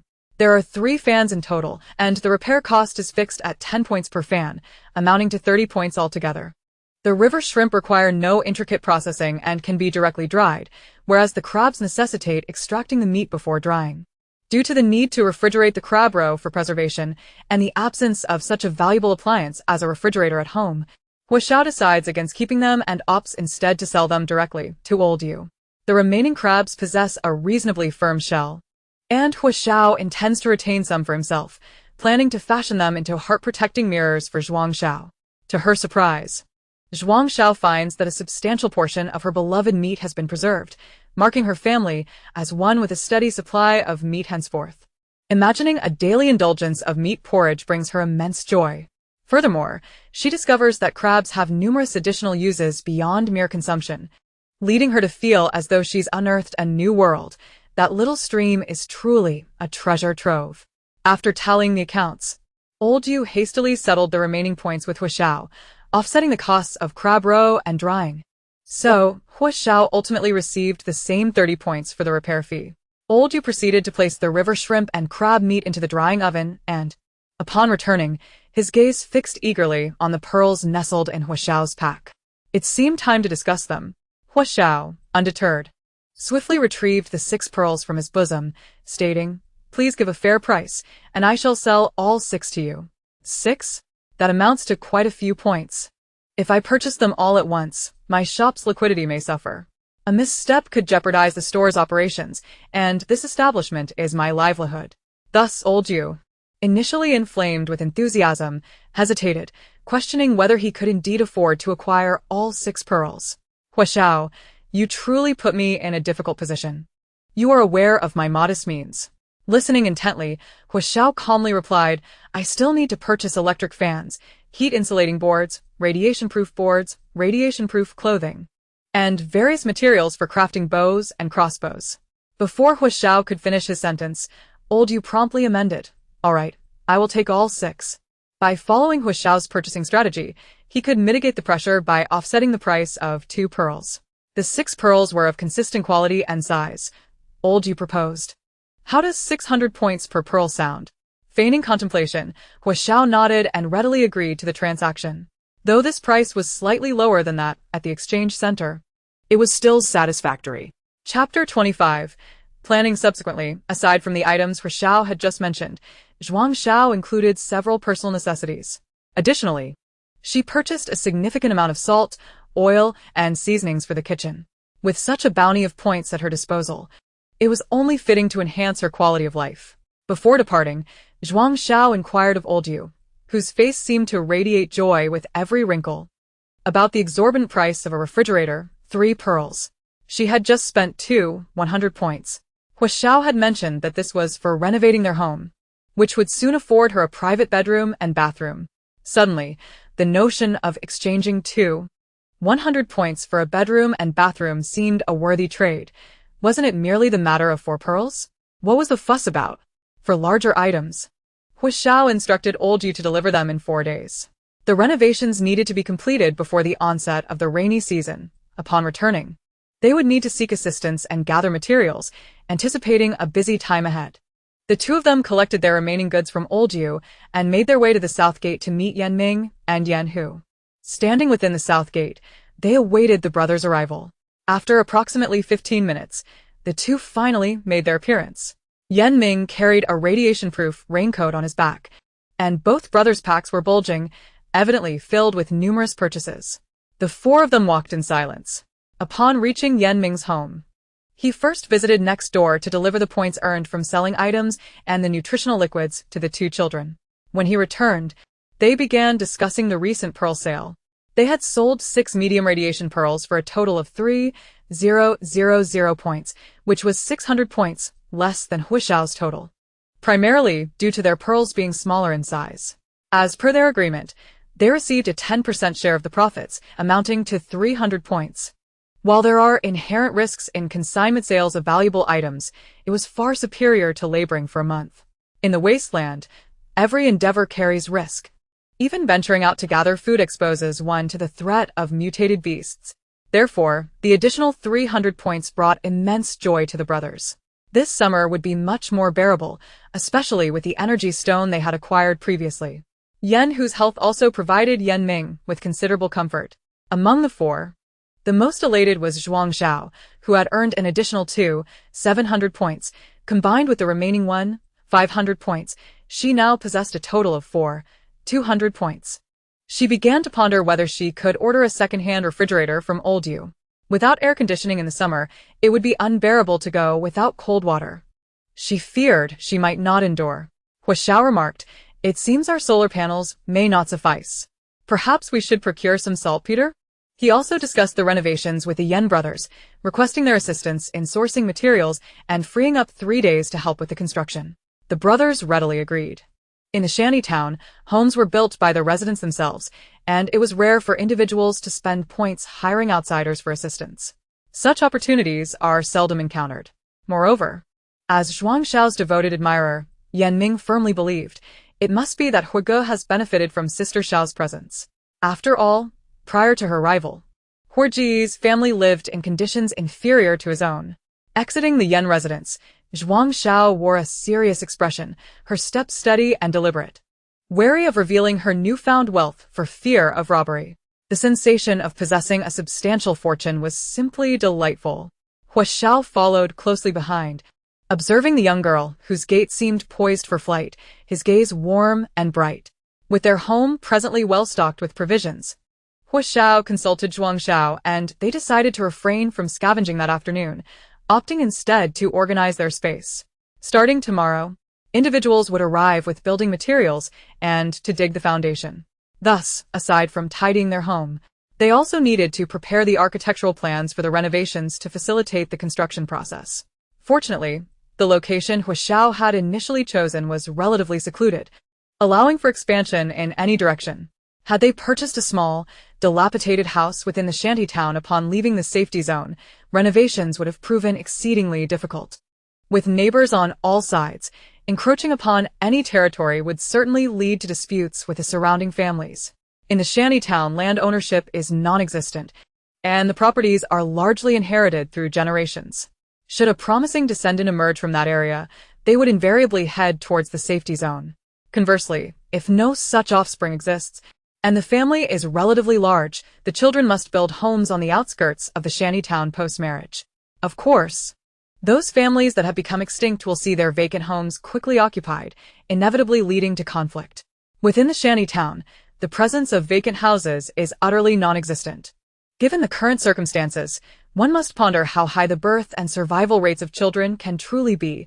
Thus, for centuries, this shantytown has maintained a relatively stable area. Once upon a time, the Hor family also possessed a residence within this very shanty town. However, after the untimely demise of his parents and the absence of any other kin, Hua Xiao, upon successfully securing employment in the safe zone, relinquished his home at an exceedingly low price. It was his youthful hubris that led him to believe he could establish a haven within the safe zone. Little did he know fate had other plans. The house he had acquired at that time had cost him a substantial portion of his wealth, and following his departure from the safe zone, his physical condition had also become precarious, necessitating considerable expenditure on medication.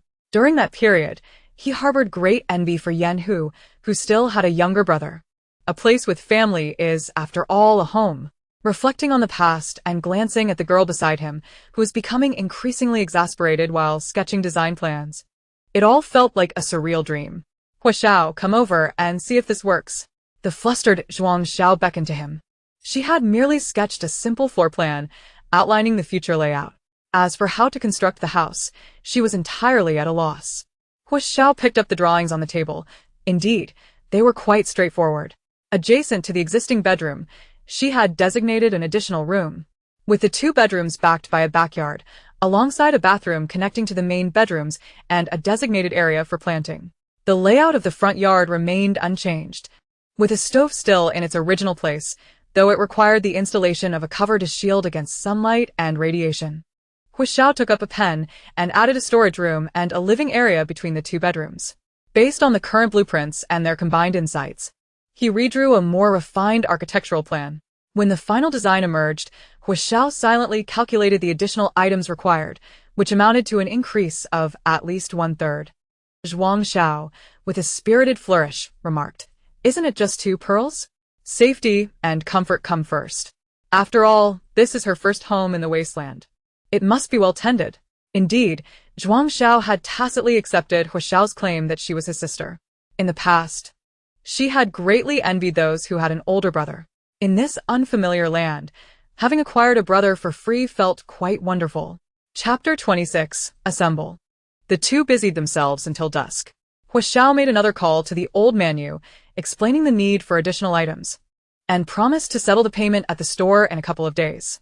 Just before dinner, a notification suddenly popped up on his watch. Week collection notice. Assemble at the North Square at 4 o'clock tomorrow morning. And thus it began. Hadn't Yan Ming mentioned that it would start in 2 days? Why the sudden advancement? Hua Xiao, who was cooking in the yard, also received the notification and was equally astonished. It felt rather abrupt. Typically, such announcements were made at least 3 days in advance, allowing everyone ample time to arrange their domestic affairs. This spontaneous decision was unprecedented. In an instant, numerous thoughts swirled through Hua Xiao's mind as he speculated what could have caused this urgent scheduling. Should he consult someone from his former mercenary team?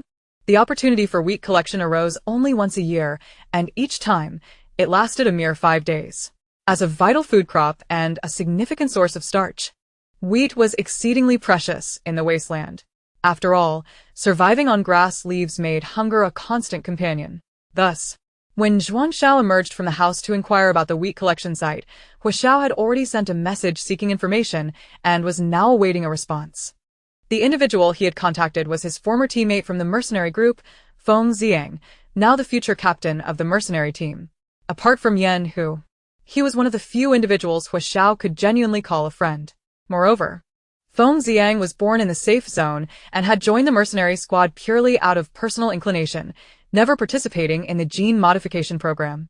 Thus, barring unforeseen circumstances, it was likely he would serve as the captain of this mercenary team until retirement. Soon, a reply arrived. The weather has changed. Upon reading those 4 words, a moment of conflict crossed Hua Xiao's face. He had intended to finalize the housing arrangements swiftly to partake in the wheat collection activity. Alas, fate had other designs. They would inevitably have to forego one of the 2 endeavors, and given their current savings and food supplies, addressing the housing issue took precedence. The allocation of areas for wheat collection was minimal, and finding edible portions within them posed a challenge of probability. Moreover, even without the additional income from wheat, they could manage to get by. "So, are we going tomorrow?" Zhuang Xiao inquired eagerly. She longed to attend. Her daily fare consisted solely of nutrient solutions or grass leaves.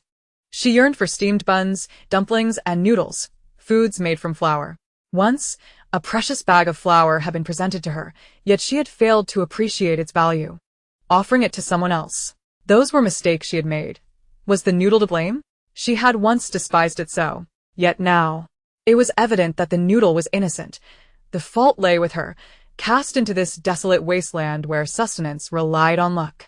Hua Xiao was still contemplating how to convey his thoughts to Zhuang Xiao when she continued, "What if you stay home to work on the house? And I go to the wheat collection site alone? As long as I stick with the main group, I can follow their lead. Whatever arrangements they make, I will comply. How does that sound? Besides, I can't be of much help at home. It's better for me to go to the wheat collection site. Now, Tell me what I need to be cautious about at the wheat collection site, so that I won't be completely in the dark when the time comes." Zhuang Xiao gave Hua Xiao no opportunity for rebuttal, decisively declaring her intention to join the wheat collection site the following day.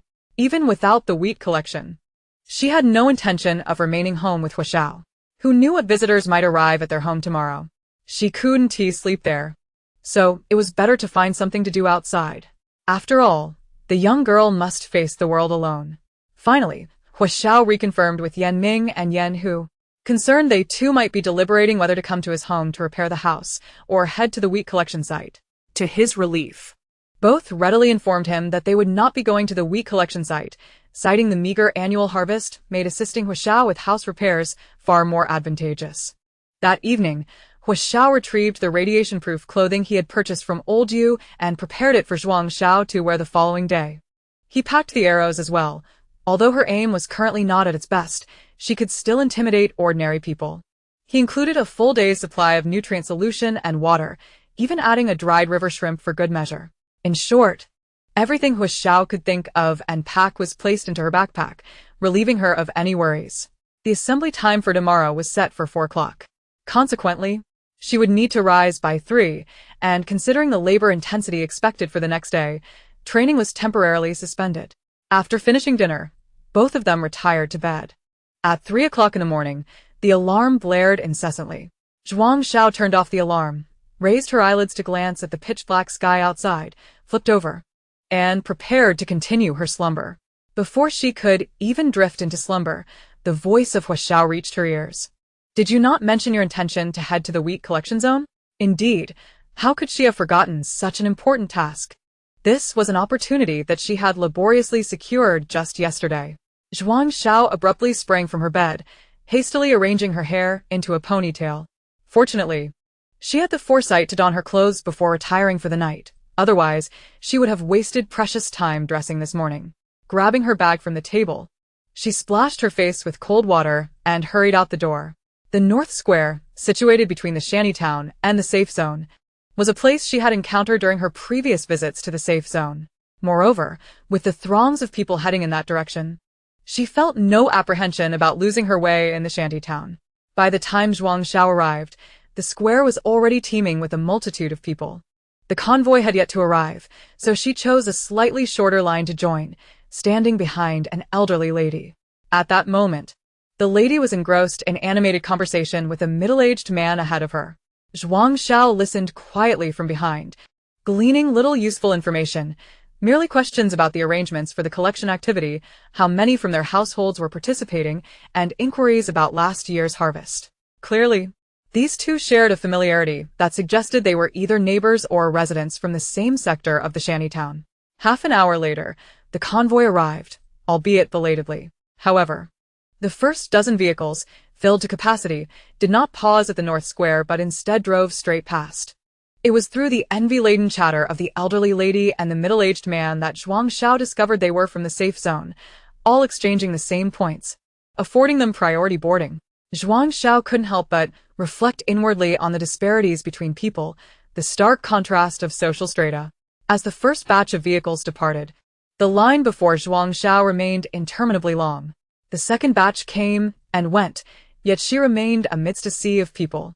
It was only with the arrival of the final convoy that she finally managed to board, while the crowd behind her still stretched endlessly. Chapter 27 Wheat. Fortune smiled upon her once more.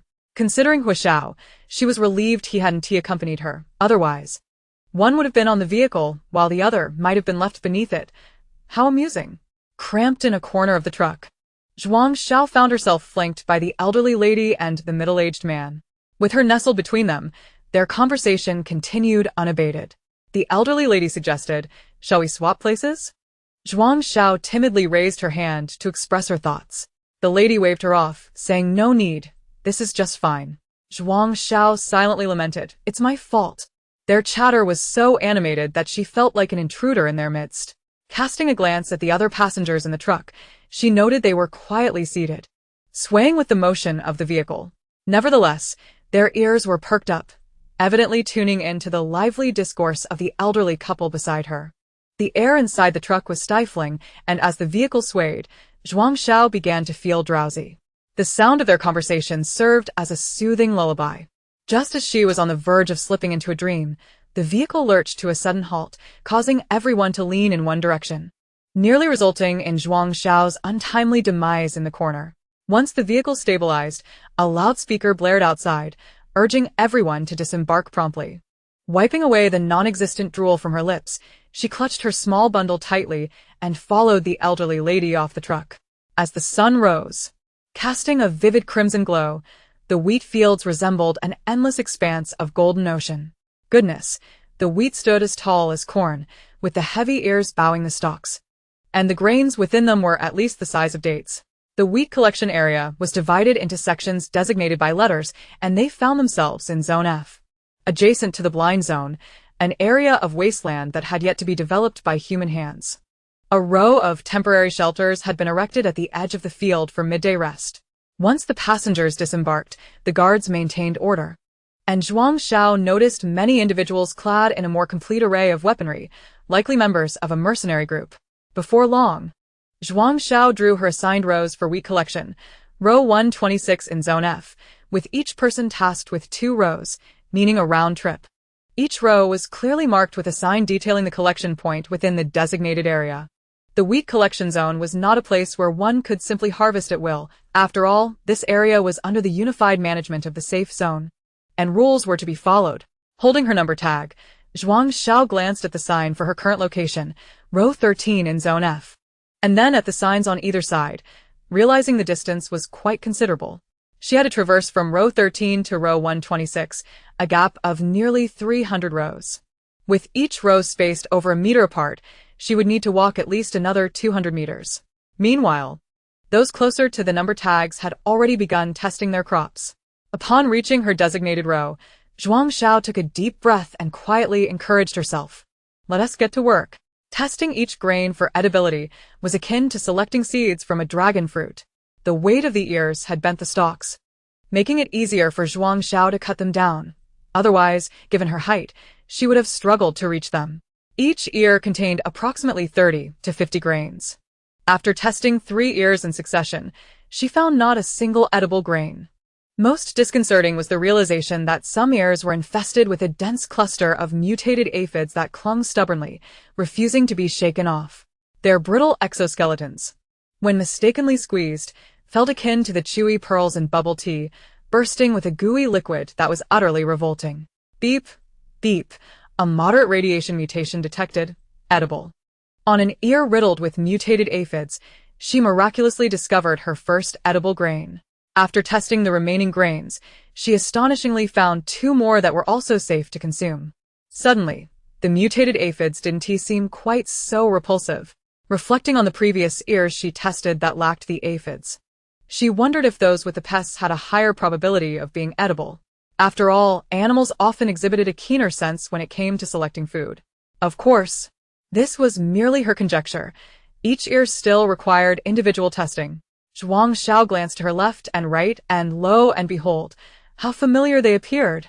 Flanking her were none other than the elderly lady and the middle-aged man who had previously made her feel like an interloper.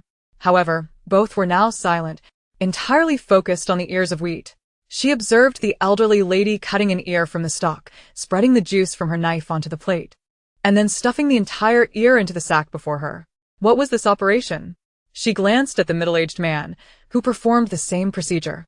Yet, Some were testing grain by grain. momentarily perplexed, she resolved to learn from their methods. Thus, when testing the subsequent wheat plants, Zhuang Xiao first examined the stalk of the ear before proceeding to test each grain individually. After countless reflections on her experiences, she finally came to a realization. If the wheat spikes exhibited moderate to low radiation in the stock tests, it was highly probable that the grains within would also possess similar radiation levels. Conversely, if the stalks were heavily irradiated, the likelihood of discovering edible grains within the spikes was exceedingly slim.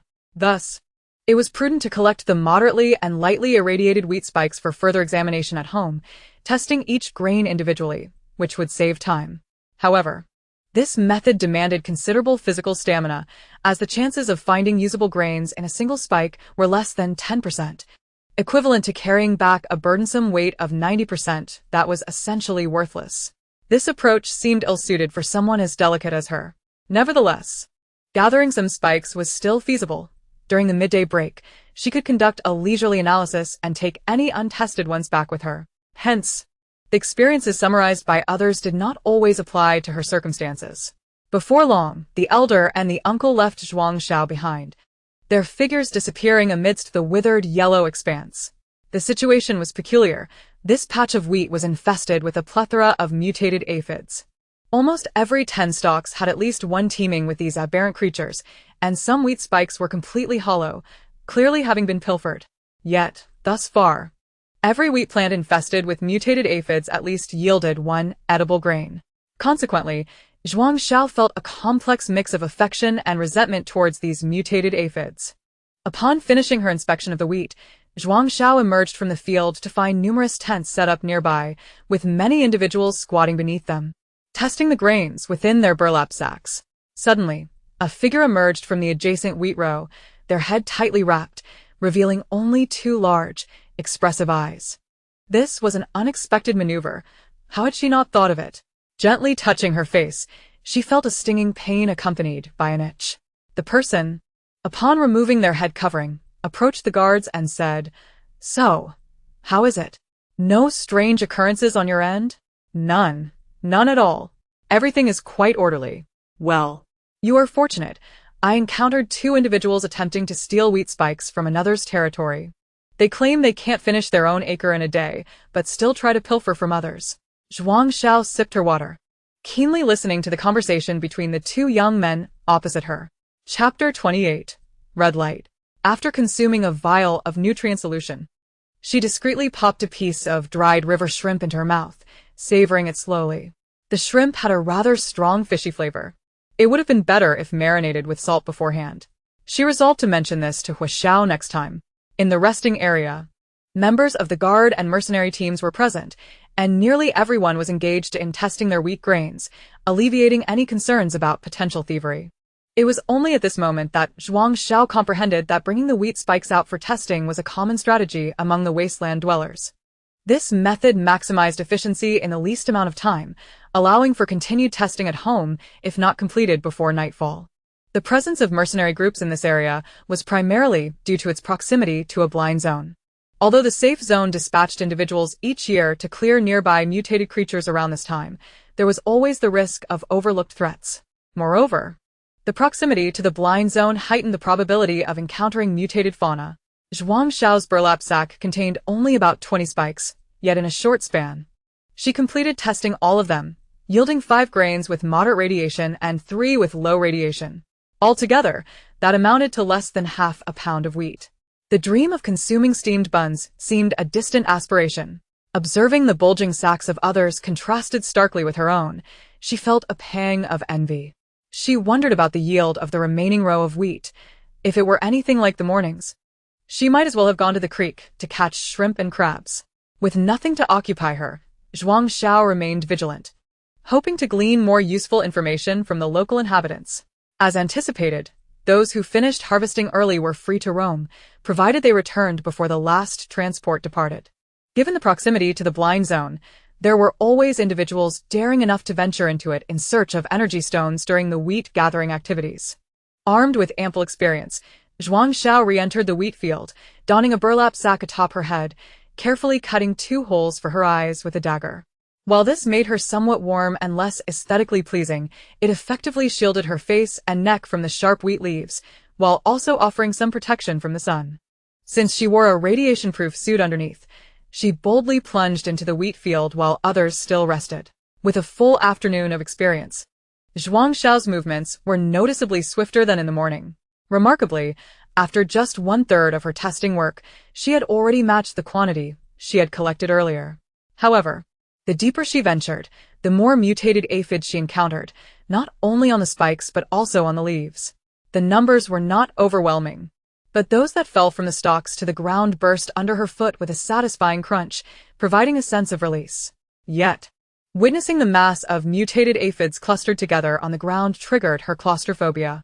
Listening to the squelching sounds beneath her feet, Zhuang Xiao's hands moved with such speed that they seemed to blur.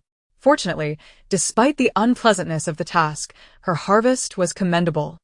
She estimated that her backpack contained at least 3 pounds of edible grains, and her burlap sack was overflowing. As she emerged from the field, dragging her sack behind her, she was greeted by the sight of others, each with a burlap sack before them. Then, she heard a voice over the loudspeaker. Come, come. Those needing to store their sacks, come here. Storing 1 sack costs only 5 points. Zhuang Xiao looked up to see a member of the guard standing on a truck, calling out for business with a megaphone. This was quite convenient. It made sense, considering there was still time before their return journey. Carrying such a heavy sack of wheat made it cumbersome to search for other food nearby. Moreover, the storage service was provided by the guard members, ensuring a certain level of safety. Many people approached to purchase the storage service. Ultimately, Zhuang Xiao also spent 5 points to store her sack with the guard. Unfamiliar with this area, Zhuang Xiao blended into the crowd, following the larger group. However, as she walked, she began to feel discomfort in her eyes, perceiving flickering red lights that seemed to pierce from above and vanish into the ground. Rubbing her eyes, the red lights disappeared again. It must be a result of insufficient sleep, leading to hallucinations.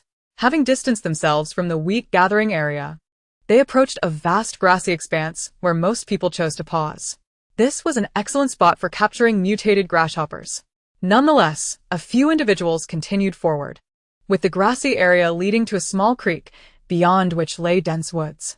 Among the crowd, Zhuang Xiao spotted the elder again, though this time, the uncle was nowhere to be seen. The elder did not linger on the grass, but headed straight for the creek.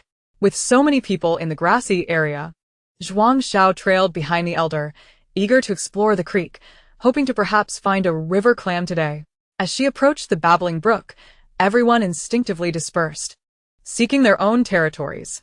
This time, she ventured downstream, and as she reached a bend, the crimson light reappeared before her eyes. Suddenly, her wristwatch emitted a series of urgent beeps, warning her that she had entered a blind zone and must promptly retrace her steps. The alarm's incessant repetition momentarily stunned Zhuang Xiao, and she felt a sharper pain on the part of her face that had been scratched. Frantically retreating, it took several steps before the watch's alarm ceased. Zhuang Xiao raised her gaze to the sky above the forest and beheld several beams of red light descending, nearly engulfing half the woodland. Right next to where she stood was the blind zone indicated on the map. Did this crimson area signify a high radiation zone within the blind spot? Could her eyes serve as radiation detectors? It seemed she could perceive it clearly. Simultaneously, did this imply that in the areas not shrouded by the red beams within the blind zone, humans could survive and thrive? This was her first close encounter with the blind zone since arriving here, as she had always been confined to the safety of her familiar territory. Given the state of her eyes, could this be considered a form of supernatural ability? After all, in those fantastical novels, the heroines who traverse time and space often possess various golden fingers. It wouldn't do for her to be left to her own devices, would it? Yet, that notion felt flawed.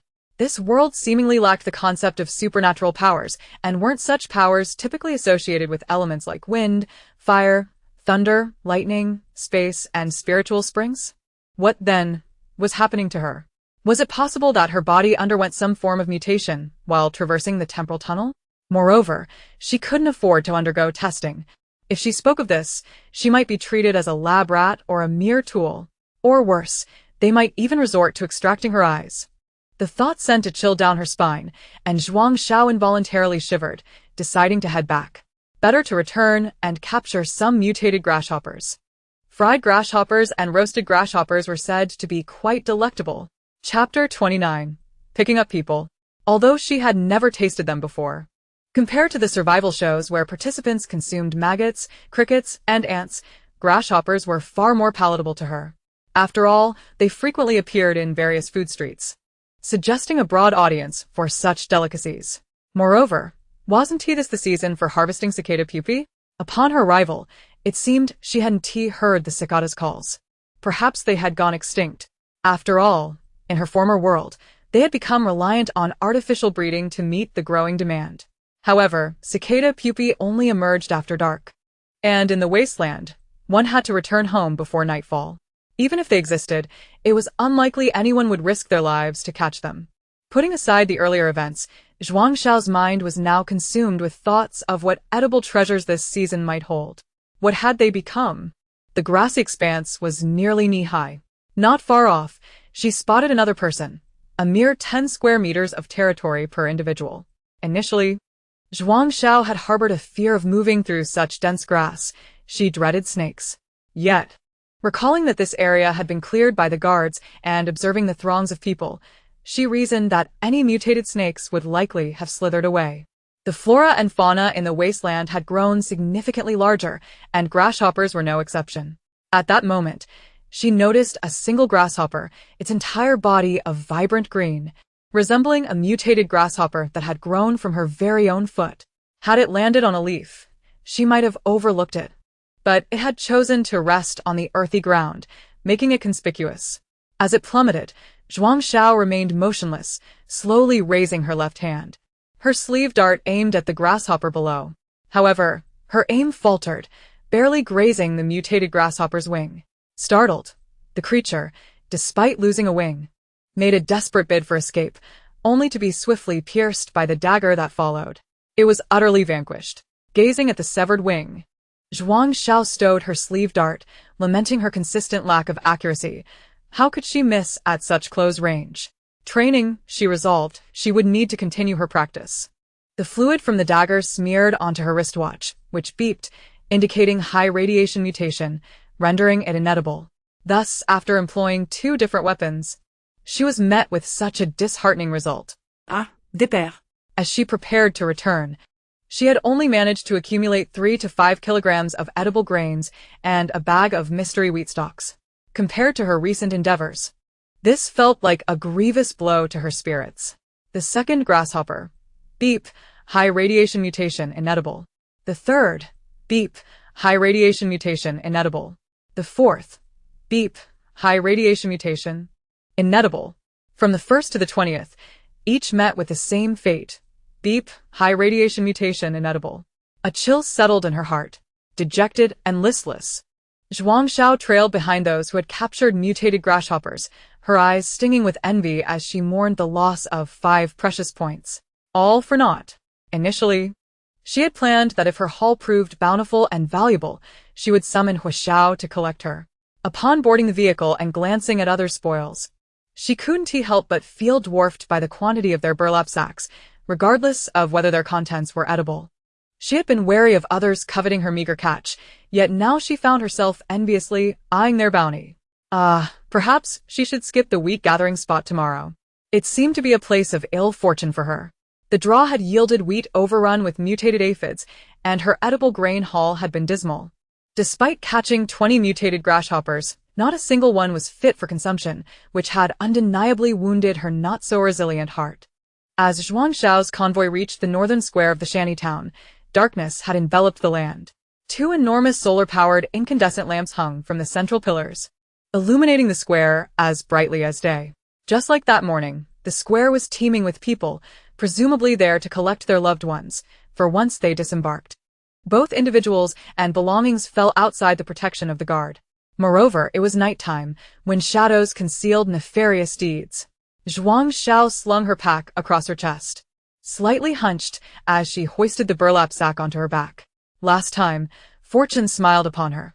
She encountered Yanming as soon as she hit the main road, and within a minute, he had relieved her of the 40 to 50 pounds of soil she had barely managed to carry. This time, however, she clearly held no expectations that luck would turn in her favor. Today, this burlap sack filled with wheat stalks weighed 3 times as much as the soil. Had she known the mutated grasshoppers would be so uncooperative, she would have been better off testing her limits in the resting area and simply awaited the return trip. She had always been a diligent, intellectual worker. Physical labor was not her forte. Furthermore, her training sessions here had been few and far between. So, she couldn't expect to suddenly possess Herculean strength capable of shattering stones or lifting bronze vessels. Yet, where in this world was there room for such hindsight?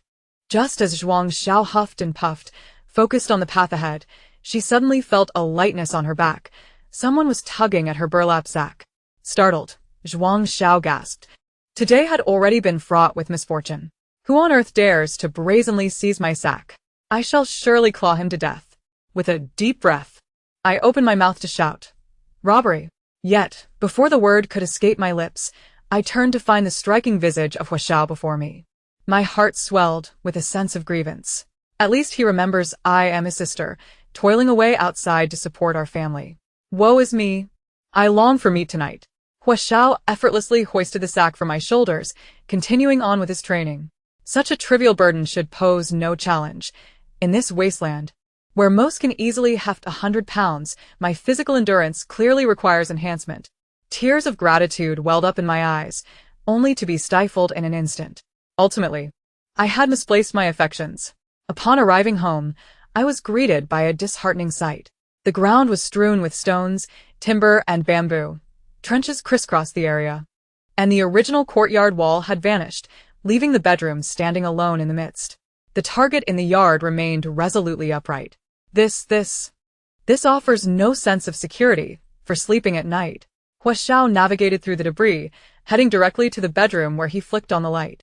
To my surprise, I discovered that our bedroom now boasted a door. On the dining table, dinner awaited us. 2 bowls of green porridge and a small dish of cold purslane, glistening with oil, a clear indication of added fat. This provided me with a modicum of psychological comfort. Hua Xiao set the sack aside and instructed, "Let us eat first." Indeed, eating comes first. It is the greatest imperative in this vast world. Starved and feeling as though my stomach were glued to my back, I reached for the porridge, only to be halted by Hua Xiao, who insisted I wash my hands first. It was essential to cleanse my hands, as they were stained a dark green from handling mutated aphids for an extended period, and they emitted an oddly pungent odor. After dinner, I resumed practicing my archery outside. The experience of hunting mutated grasshoppers today had thoroughly disheartened me. Despite the multitude of grasshoppers, I had managed to capture them solely by pouncing on them with the sack. My results with the hidden arrows were far from satisfactory. Each time, it felt as though I was reluctant to pierce their plump, green bodies. The closest I came to success was when I managed to hit the wing of one. Thus, I approached my target practice with renewed seriousness. One day, becoming a master archer would not remain a mere dream. Inside, Hua Xiao untied the sack and poured out the wheat ears, scattering them across the floor. A few scattered wheat grains still showed a hint of green. Had the weather been stable, they would have likely turned golden. Under the soft glow of the light, Hua Xiao sat cross-legged on the floor, meticulously testing each wheat ear I had brought back. That evening, I was as if blessed by the heavens. Although most of my arrows still missed the target, 3 had struck within the inner rings, filling me with elation. The heartfelt results were indeed different. I returned to the room, eager to share my achievements with Hua Xiao, only to find him shoveling handfuls of wheat grains into the sack, while only a few lonely grains remained on the table. This cannot be. After all that effort, only a handful of edible grains? In an instant, I felt as though a bucket of cold water had been poured over my head. Woe is me, I wish to vanish. The wheat collection area. Never again. Perhaps I should wait until autumn to dig for sweet potatoes and potatoes instead. Today, I had gleaned quite a bit of information, especially from the tales shared by the aunties and uncles, which contained many valuable insights. Each autumn, the Safe Zone organizes expeditions to the sweet potato and potato collection areas. Autumn is indeed the season of harvest, the most cherished time for those of the wasteland. Abundant ripe fruits and grains abound, marking the richest period of the year. Of course, many venture out to gather supplies, as they must rely on the autumn harvest to survive the harsh winter ahead.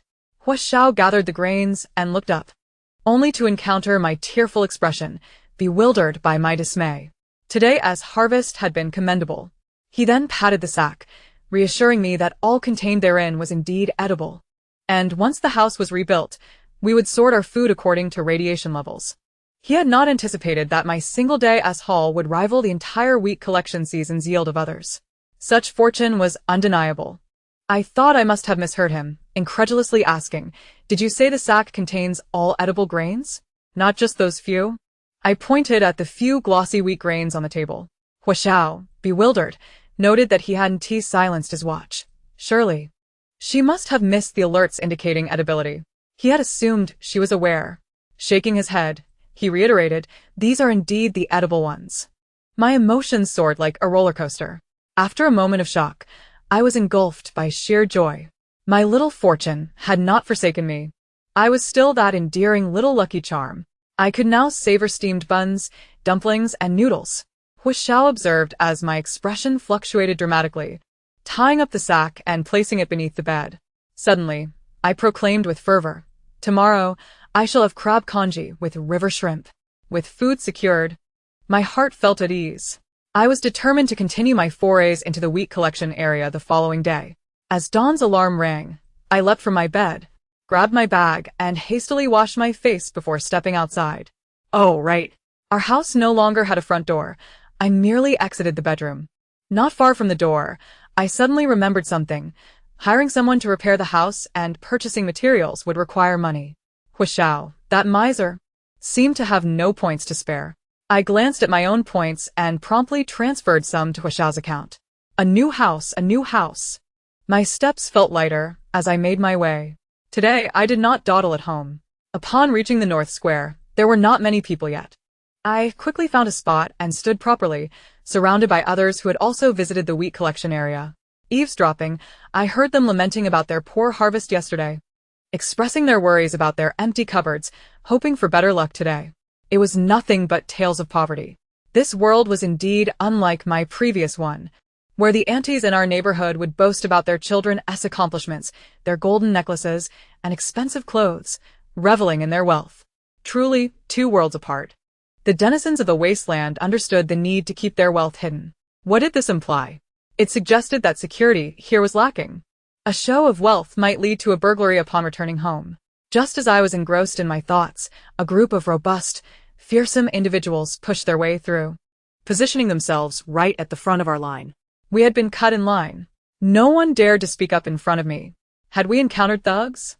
Zhuang Xiao gazed ahead and saw an exceptionally burly man engaging in amiable banter with a member of the guard team, both of them laughing heartily. It seemed that shadows lurked everywhere, in places untouched by sunlight.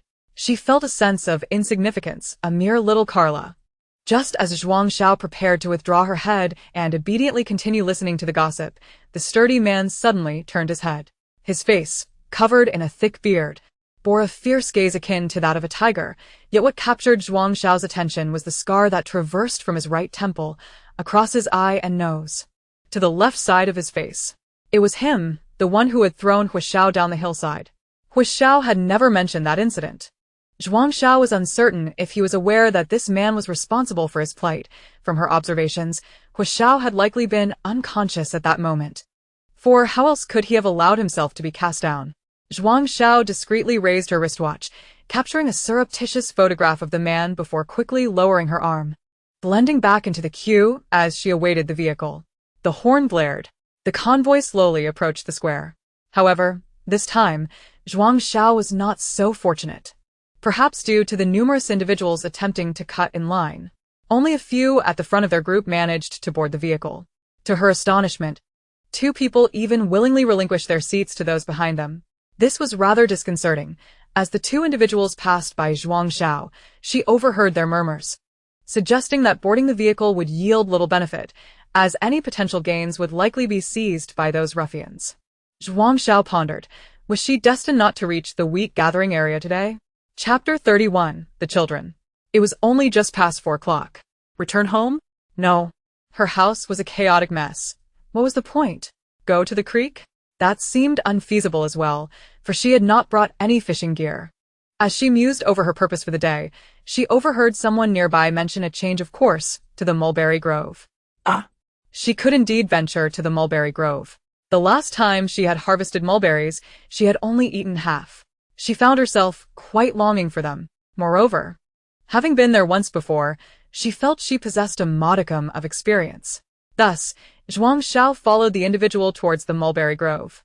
Hua Xiao awoke to find 2 unread messages on his wristwatch. The first read, "Zhuang Xiao has transferred 1,500 points to your account." Was he being supported by a wealthy benefactor? Nevertheless, constructing a house did indeed require a substantial number of points. In this light, there was no need for pretense. He swiped past this message, only to find the second was a photograph of a man, accompanied by a line of text. "Do you recognize him? The one who threw you down the hillside last time?" Hua Xiao sprang to his feet, dialing Zhuang Xiao's wristwatch. After a few beeps, the connection was established, and he heard her voice on the other end, asking what was the matter. "Did you encounter the person in the photo?" Hua Xiao inquired anxiously. Ah? "Yes, I did. But how else would I have taken the photo?" Zhuang Xiao muttered, perplexed, wondering if he had just awakened and was still disoriented. "Keep your distance from those people." Hua Xiao's tone was markedly serious. Suddenly recalling something, he added, "Forget about going to the wheat gathering area today. Just head straight home." Hua Xiao was well acquainted with this man. He belonged to the Wild Wolf team from the Shantytown, a notorious organization known for its nefarious activities, including theft and murder. He had not anticipated that the individual he had encountered previously was associated with them. In his moment of carelessness, he had been struck from behind and had failed to discern the assailant's identity. Had it not been for Zhuang Xiao, he might still be unaware that he was one of their victims. Startled by Hua Xiao's tone, Zhuang Xiao replied, "I suppose I won't be able to go after all. Those people cut in line, preventing many of us from boarding. I'm currently on my way to the mulberry grove and should be arriving soon." Upon hearing this, Hua Xiao's anxiety eased significantly. Going to the mulberry grove was preferable. Comparatively, mulberries were of lesser value than wheat, and with the guard team present, it was unlikely that anyone would engage in violent acts of theft. Thus, Hua Xiao reiterated his advice to Zhuang Xiao, instructing her to diligently pick mulberries while staying close to the watchful eyes of the guards. Zhuang Xiao acknowledged his instructions, and Hua Xiao ended the call. Adhering to the principle of, "If one does not provoke me, I will not provoke them," Hua Xiao had never considered intervening in the notorious reputation of the Wild Wolf team, despite having heard tales of their deeds. After all, fortune is capricious, and life and death are often left to fate. In the wasteland, being killed or starving to death was a common occurrence. However, he had never anticipated that he would become one of those victims. Meanwhile, Zhuang Xiao busily toiled in the mulberry grove, completely oblivious to her housemates' nefarious intentions. The grove was bustling with activity, and notably, there were many children present. The last time she visited, she had seen some, but they had clearly been accompanied by adults. This time, however, the children appeared to be acting independently. Most importantly, among them, she spotted the 2 little rascals.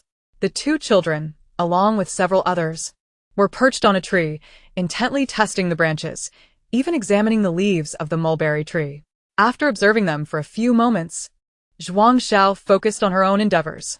The fruits on the tree were considerably fewer, but not due to harvesting. Many ripe ones had simply fallen to the ground, filling the air with the sweet aroma of mulberries. Unfortunately, most of them were inedible, which seemed a bit like a tease. Nevertheless, despite their scarcity, the children remained enthusiastic. After all, acquiring food in the wasteland was no easy feat, especially when it came to fruit. In the mulberry tree, where Zhuang Xiao was situated, there were 3 others besides herself. Each of them occupied their own branch, working in silence. In addition to inspecting the fruits, Zhuang Xiao also examined several mulberry leaves, successfully uncovering 4 moderately irradiated leaves that were safe for consumption. As noon approached, a few individuals began to leave the grove. Of course, there were also those like Zhuang Xiao, who stubbornly remained, such as the younger children for whom the area outside the grove posed a greater danger. The mulberry grove now lay in silence, as everyone seemed to have quietly adjusted their wristwatches to silent mode. At this moment, Zhuang Xiao found herself alone in the boughs of the tree, her figure concealed by the lush foliage. She downed the nutrient solution in her hand, covering her head with a sack that had only 2 eye holes. Although the ointment Hua Xiao had given her last night was quite effective, the scrapes on her face still caused discomfort, both itchy and painful. Suddenly, The cacophony of children erupted nearby. Zhuang Xiao halted her actions, parting the branches to peer through the sparse gaps in the leaves. She beheld a circle of 4 or 5 children surrounding 2 smaller ones. "Will you take it out yourself, or shall we take it by force?" One boy growled menacingly. A girl's voice piped up, "We found it ourselves. Why should we give it to you?" Zhuang Xiao silently applauded the girl's spirit. How bold she was, standing her ground. If it were her, she would likely have intervened. Surrounded by others, outnumbered and outmatched, how could she possibly contend with them? Was she merely waiting to be beaten? A wise person knows when to avoid immediate losses. In an instant, she recalled the incident from the morning when she failed to reach the wheat gathering area. Alas, injustice lurks everywhere, lacking the necessary abilities. One can only develop in obscurity. To act despite knowing the futility of it, one might call it courage, or perhaps foolishness. Zhuang Xiao glanced at the nearby tree and noticed several small figures perched there, consuming melons and watching the spectacle. "You rascals, sobe. Below." The sounds of children crying and cursing echoed. That child's voice sounded oddly familiar. Could it be? Those 2 little ones again. To help or not to help. Yet, why would she assist someone with whom she had no ties? Not helping seemed somewhat unreasonable, especially since the 2 little ones appeared quite familiar with Yan Ming and Yan Hu, and they were neighbors. Had they been complete strangers, she would have simply walked away. Nonetheless, there was a smidgen of camaraderie from their past shrimp-catching endeavors. Caught in a moral dilemma, her feet acted faster than her mind. After all, she had once been a respectable member of society. How could she tolerate bullying? Forgive her impulsiveness. "What are you 2 doing? Come here." Zhuang Xiao shouted sternly at the 2 little ones. The crowd stood bewildered. Who is this fierce girl? Who is she scolding? Zhuang Xiao observed quietly and noted that no other adults were present. It seemed they were merely orphans from the shantytown. This realization brought her relief. Today, she had a weapon in hand, bolstering her confidence. "What are you still standing there for? Come here." She stepped forward, grabbing the 2 children and their bags, deliberately revealing her sleeve arrow. The boy who had been clutching the bags suddenly let go. Others instinctively took 2 steps back. In mere seconds, Zhuang Xiao had taken hold of the 2 children and sprinted far away. Once they were nearly out of the mulberry grove, Zhuang Xiao paused to glance back. Thankfully, no one was pursuing them. If those half-grown children had attacked her, she might have been at a disadvantage. After all, she hadn't engaged in a bare-knuckle brawl for quite some time. "Big sister, it's okay. No one is chasing us," the little girl said in a sweet, soft voice, devoid of the earlier fierce edge. Zhuang Xiao released their hands, awkwardly wiping the sweat from her clothes. "Oh, well, I'm off then. There's a guard squad over there. You should head that way." She had no experience caring for children. Protecting the young was better left to the police. Chapter 32. Carnage. Zhuang Xiao indicated the direction for the 2 of them and turned to leave. Behind her, she heard the little boy calling out, but she did not look back. When you watched as Zhuang Xiao walked away faster, grabbing Wen Xiu's hand. "Brother, let's go to the guard squad." She recalled this big sister. They had encountered her 3 times. The first was in the gathering area near the shantytown, the second was during a fishing trip with Yan Ergo at the creek, and the third was this very encounter. Out of the 3, this time the big sister had spoken more, albeit sternly. During the previous meetings, she had said not a word. Clearly, she wished to maintain her distance, which was perfectly fine. At least today, she had helped them safeguard their hard-earned food. Zhuang Xiao did not return to the mulberry grove. Sigh, she had offended a group of little rascals, and it weighed heavily on her heart. Perhaps she should ask Wen Xiu for a few tips. That way, she might suffer fewer losses in future scuffles. It seemed the opportunities for brawls in the wasteland were plentiful. One must cherish every chance to prevail. "Wen Xiu, your wish, I fear I cannot fulfill. After all, the strength is what it is." As she walked, she found herself back in the familiar thicket. However, she kept her distance from the bushes to avoid inadvertently disturbing a nesting mutated turtle dove. This time she was alone. Even with her sleeve arrow, given her poor aim, it was best not to provoke any trouble. Soon, Zhuang Xiao discovered a plant with white flowers that closely resembled the protective grass. Protective grass repels bad bugs, wards off mosquitoes and moths, a summer defense against mosquitoes, far superior to the foul-smelling fish mint. She used her dagger to extract a bit of sap, only to realize it was highly radioactive and contained a plethora of neurotoxins, making consumption life-threatening. Zhuang Xiao, has protective grass become so formidable now? Or is this something else entirely? Clearly, it was not protective grass, but a plant called water hemlock. She recognized it. The entire plant was toxic, and even a slight touch could cause skin redness, burning, or blisters. If ingested, symptoms ranged from nausea and vomiting to unconsciousness, death in severe cases. Moreover, this was a mutated variant. Thus, its toxicity exceeded that of most snakes and scorpions in the world. Her hands, having come into contact with the sap, were now swollen on her index and middle fingers. Thankfully, the amount was minimal and she felt no burning sensation. However, given the potency of the toxin, could it be extracted for use on her sleeve arrows? After all, in films and dramas, various poisons are often applied to hidden weapons. This mutated water hemlock seemed to possess a toxicity even greater than that of mandrake. Zhuang Xiao snapped a photo of the water hemlock and sent it to Hua Xiao, inquiring if it could be used on her sleeve arrows. After about 10 seconds, Hua Xiao replied, "You can dig it up." Thus, Zhuang Xiao regretted once more that she hadn't brought a small shovel. Even a spatula would suffice. Digging with a dagger was truly cumbersome. This time, Zhuang Xiao proceeded with utmost caution, fearful of breaking its delicate stems and causing the liquid to spill onto her, which would spell disaster. With unwavering focus, she devoted herself to extracting the plant from the soil. Given its formidable toxicity, it would serve as a guardian on her journey back. Who would dare to bully her with such a weapon in hand? After half an hour of painstaking effort, she finally unearthed the pure, flower-like plant, its heart as treacherous as a serpent. Zhuang Xiao searched for an exceptionally large leaf to wrap the entire plant, exposing only its immaculate white flowers, the most toxic part of the plant.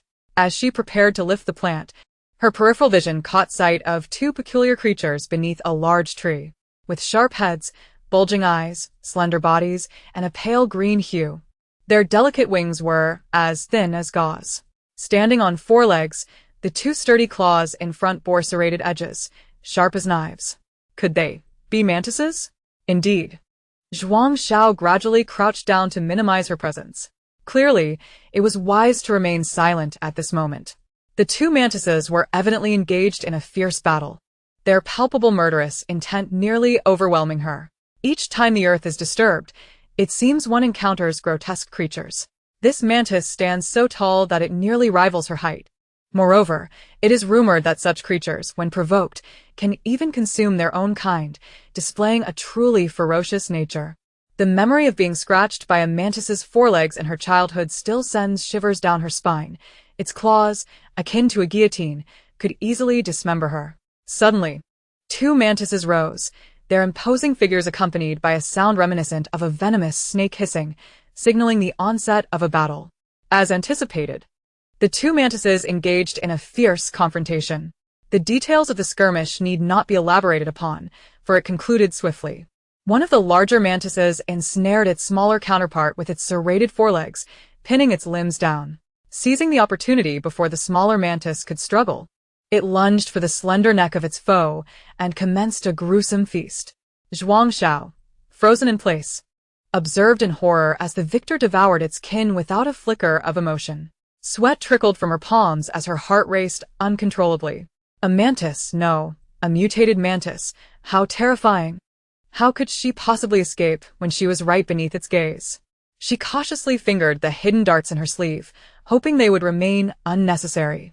Perhaps driven by insatiable hunger, the victorious mantis soon left nothing but two gossamer wings upon the ground. After a brief wander, it halted before a massive rock, merely 8 or 9 meters from Zhuang Xiao. Any movement on her part would surely betray her presence. Yet, after clambering atop the stone, the mutated mantis became still. Moments later, a frothy white substance began to ooze from its posterior. Is it defecating?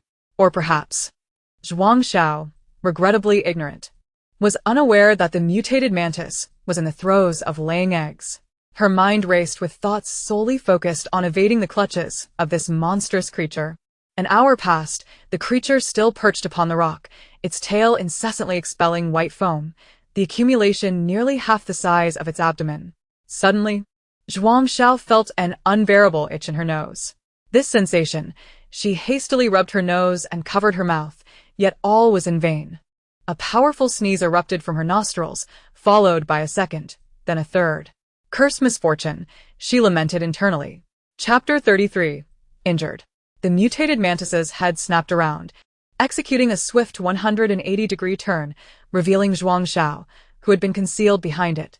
She could almost feel the palpable intent to kill in its gaze. In an instant, the mantis twisted its body, its tail thrumming violently, emitting a buzzing sound, as it stood upright and brandished its razor-sharp forelegs at her. Was this intimidation? Zhuang Xiao had no time to ponder its intentions. It was a matter of survival. Just as the earlier battle between the two mantises unfolded, she held her breath, focused her energy, and launched a dart at the mutated mantis.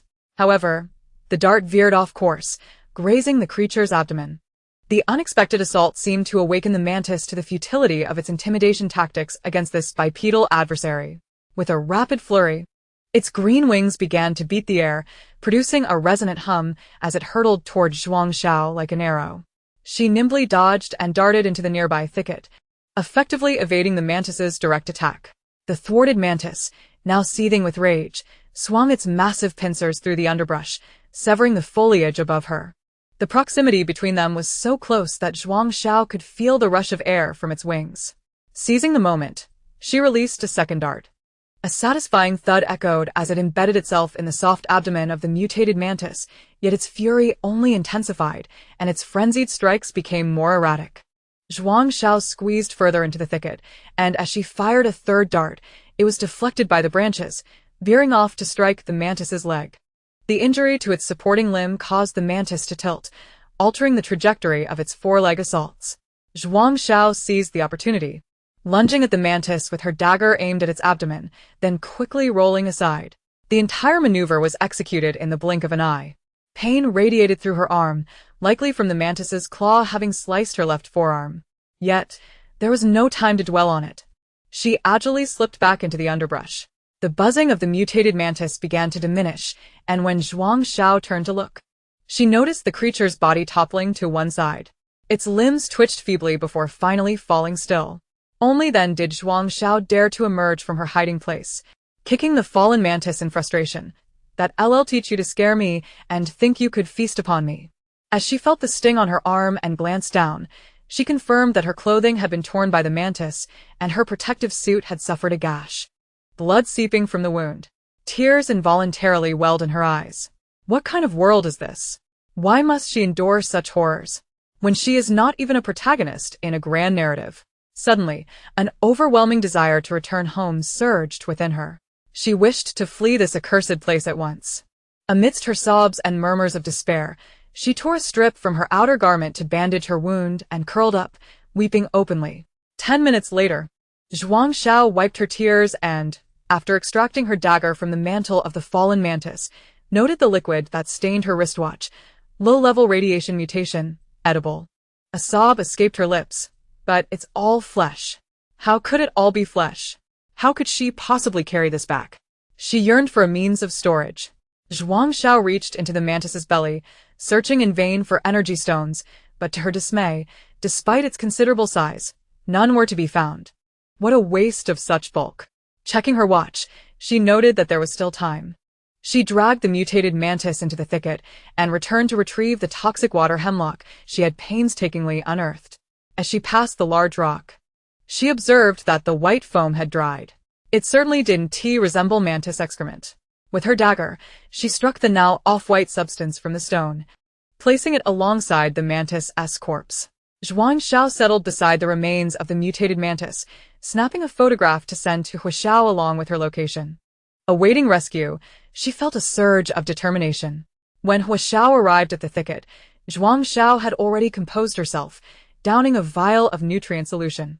Were it not for the enormous mutated mantis lying nearby and her reddened eyes, he would never have guessed that this girl possessed such audacity, daring enough to harvest a stalk of this deadly water hemlock.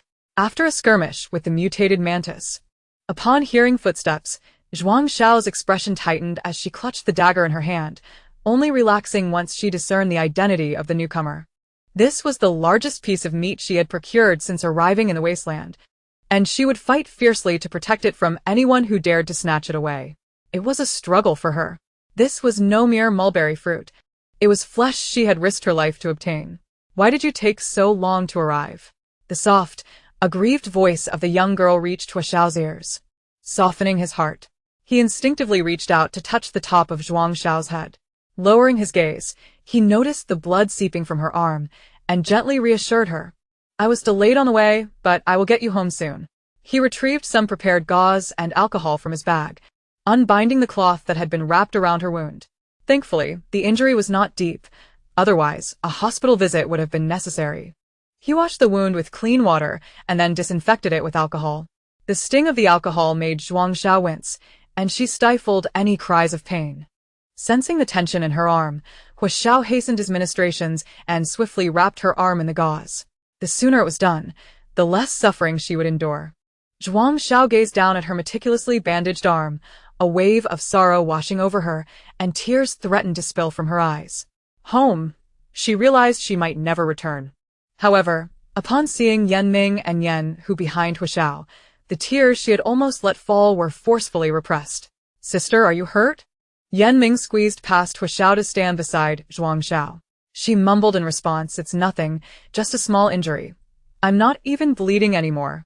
You're in agony. Aren't you? Hurry up and get to work. I want to go home. With that, she led the three of them to the site where the corpse of the mutated mantis lay. Unaware of the circumstances, Yan Ming and Yan, who were merely instructed to bring a cart to assist. Upon seeing the adult-sized mutated mantis, they fell silent in awe. Yan Ming remarked, your sister is the strongest. Yan Hu added, where did the boss find such an impressive sister? I suddenly feel like I'm not needed anymore. What should I do? The three of them hoisted the mantis's carcass onto the cart. What is this? Should we keep it? Zhuang Xiao asked, pointing at a large object she had severed from the creature's abdomen. The trio glanced in the direction of her finger, astonished to discover that she had even eradicated the mantis's nest. Seeing their silence, Zhuang Xiao continued, I don't know what this is, but it came from its backside. It doesn't seem like mantis droppings, so I cut it off. It didn't look like this at first. Huaxiao coughed lightly, covering his mouth, as he clarified. It's certainly not mantis droppings. It's its nest, which should now contain mutated mantis eggs. Zhuang Xiao inquired, so, can these mantis eggs be eaten? This was her primary concern. After all, aren't mutated dove eggs also considered eggs? So, these large mantis eggs should taste similar to mutated dove eggs. Yan Ming eagerly responded, we'll find out once we test them. Zhuang Xiao nodded, signaling Huaxiao to hastily place the object onto the cart. She also wanted to retrieve her water hemlock. Chapter 34. The Return. Yan Ming pulled the cart ahead, while Yan Hu and Huaxiao pushed from the sides, casually covering the top with broad leaves. They navigated around the mulberry grove, making an effort to avoid the crowds, and headed toward a nearby flax-growing area.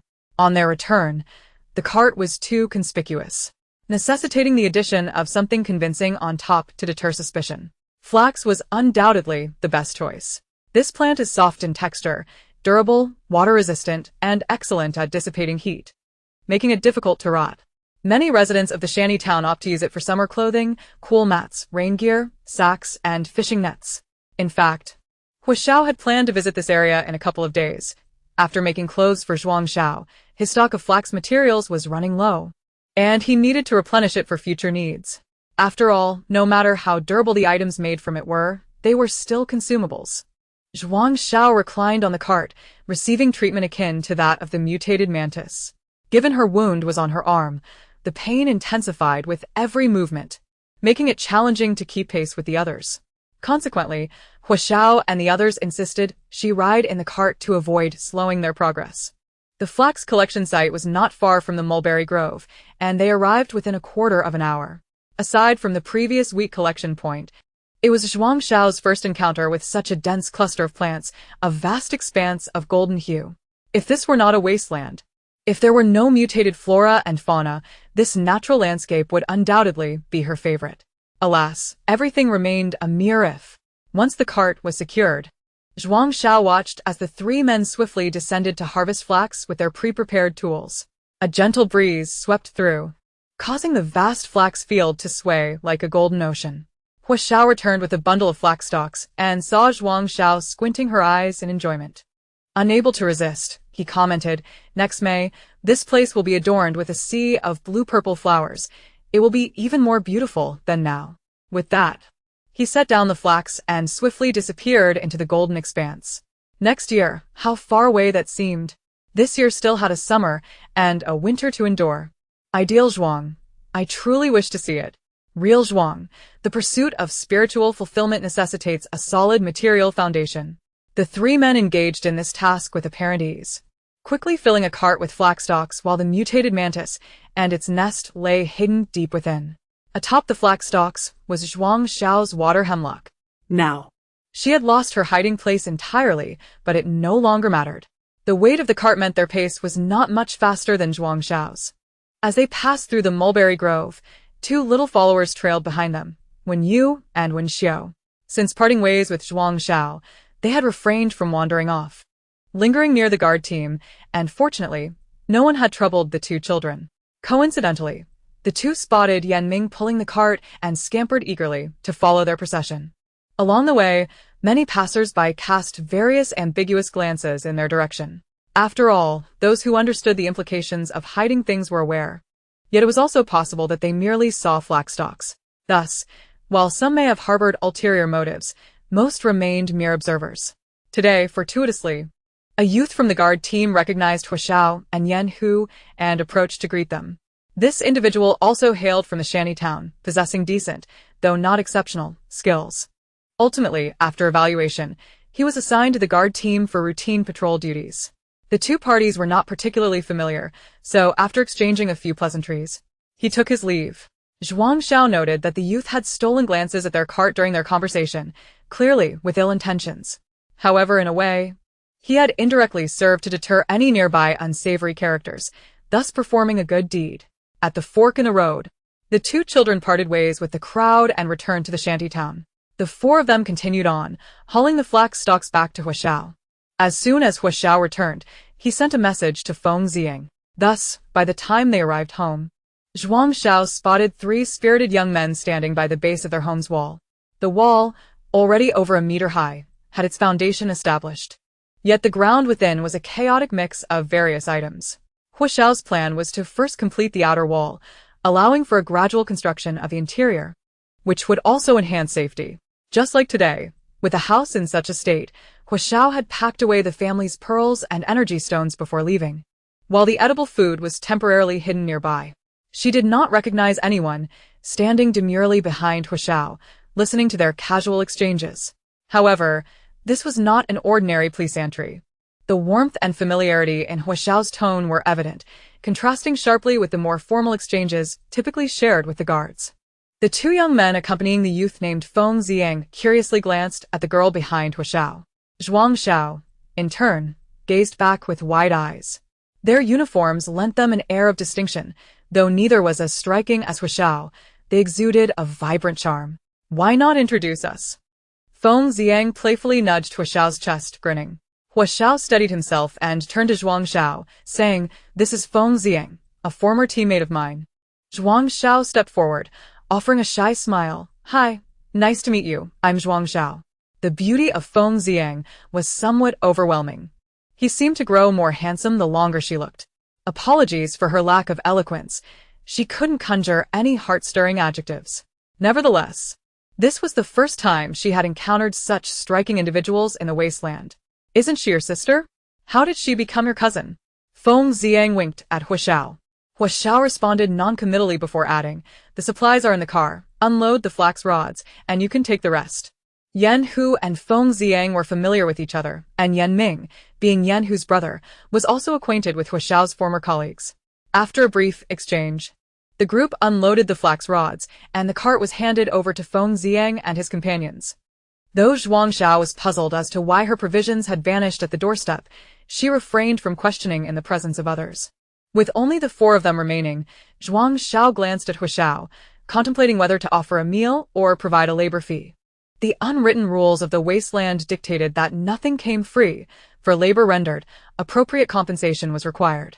Thus, she opted for the labor fee, which was both convenient and efficient.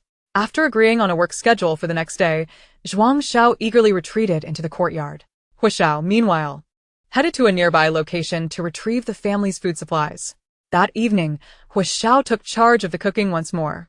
The dinner was more sumptuous than usual, featuring crab meat porridge, river shrimp, and purslane. This was possibly the most lavish meal Zhuang Xiao had enjoyed since her arrival.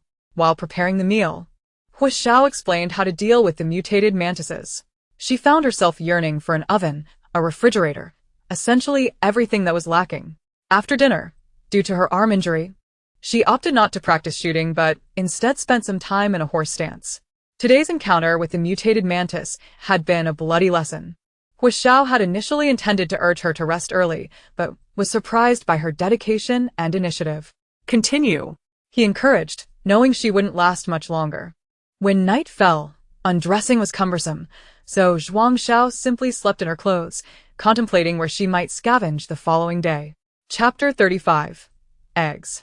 Throughout the night, Zhuang Xiao's dreams were plagued by images of the mutated mantis severing her neck and consuming her completely, interspersed with visions of Feng Xiang's handsome face. Overall, her dreams were a chaotic mix. Upon waking in the morning, she felt utterly exhausted, as though the mutated mantis had drained her vitality. Since Zhuang Xiao had sustained an injury the previous day, Hu Xiao did not wake her and instead left breakfast on the table. Before dawn, the yard was filled with clattering noises, making it difficult for Zhuang Xiao to indulge in a lazy morning. Struggling out of bed, she washed her face and ate breakfast, meat porridge, a welcome change from the usual green porridge, which significantly revitalized her. In the center of the courtyard hung a solar lamp. The air felt heavy and humid.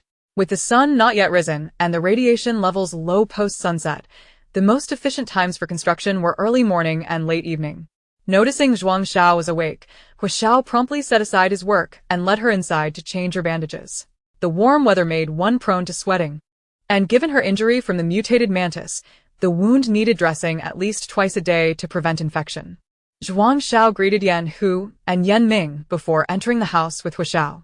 In truth, she had felt no pain in her wound while washing her face that morning, but the dressing still needed to be changed. As Hu Xiao carefully unwrapped the bandages, the injury was revealed to both of them. Zhuang Xiao couldn't help but exclaim how effective Hu Xiao's medicinal ointment was. The redness and swelling had diminished, and the previously separated flesh was beginning to knit together, showing signs of scabbing. Hu Xiao regarded her wound in silence, recalling her sunburn from dealing with mutated rabbits. Observing Zhuang Xiao's face, he noted that her recovery seemed to be progressing much faster than he had anticipated. What could he say about her physical condition? While she wasn't entirely helpless, in the eyes of wasteland dwellers, she might as well have been incapable of self-care. Yet, her remarkable recovery suggested something extraordinary about her. Overall, this girl possessed a certain potential that defied logic, leaving Hu Xiao perplexed. After reapplying the bandages, Zhuang Xiao tested her left arm, finding she could move it freely and check her watch without hindrance, allowing her to partake in the gathering activities. However, she needed to avoid venturing too far, especially into the more complex collection zones like the wheat gathering site, mulberry grove, or her small stream site. The purslane at home was nearly depleted. She decided to visit the purslane gathering site today. Seeing that Zhuang Xiao appeared to be in perfect condition and noting the disarray at home, Hu Xiao ultimately permitted her to go out. However, he strictly instructed her to remain within the vicinity and return by 10 in the morning. Zhuang Xiao eagerly agreed, packed her bag, and bid farewell to Yan Ming and Yan Hu before heading out. Before leaving, she discreetly took a small spatula from the stove. Setting out later than usual, she arrived at the purslane gathering site to find it already bustling with people. This once familiar place had become overrun. She had hoped to find an edible, leaf-heavy purslane to take back for planting, but that seemed unlikely now. Committed to returning home on time as promised to Hu Xiao, she refrained from straying too far, realizing that doing so would jeopardize her timely return, perhaps due to her previous encounter with a low-grade mutated mantis. Fate had deemed her sufficient provisions for the next few days. After an hour of diligent searching, She had found not a single edible porcelain leaf. A sense of minor disappointment lingered in her heart. Resolving to seek a change of scenery, she began retracing her steps towards the patch of gray vegetables where she had previously encountered the mutated rabbits. Following the incident where the mutated rabbits had violently attacked, the guards had thoroughly cleared the area once more, alleviating her concerns about encountering any unfortunate mutated creatures. She certainly did not wish to find herself with new injuries while her old ones were still healing. Before leaving, she had forgotten to inquire with Zhuang Xiao about the living standards in their area of the shantytown once their new home was completed. Although in her mind, they remained in dire poverty, the world could not be compared solely to her perceptions. Understanding the standards of living would provide her with a stable goal, calming her anxieties as she often felt on the brink of despair. At least she would soon have a place of her own in the shantytown. As for property rights, those were exclusive to the safe zones, and such concepts did not exist in her current environment. As for sustenance, she could barely manage to secure enough food, though the quality of her diet left much to be desired. As Zhuang Xiao approached her gathering spot for gray vegetables, she heard someone call out to her, "Sister."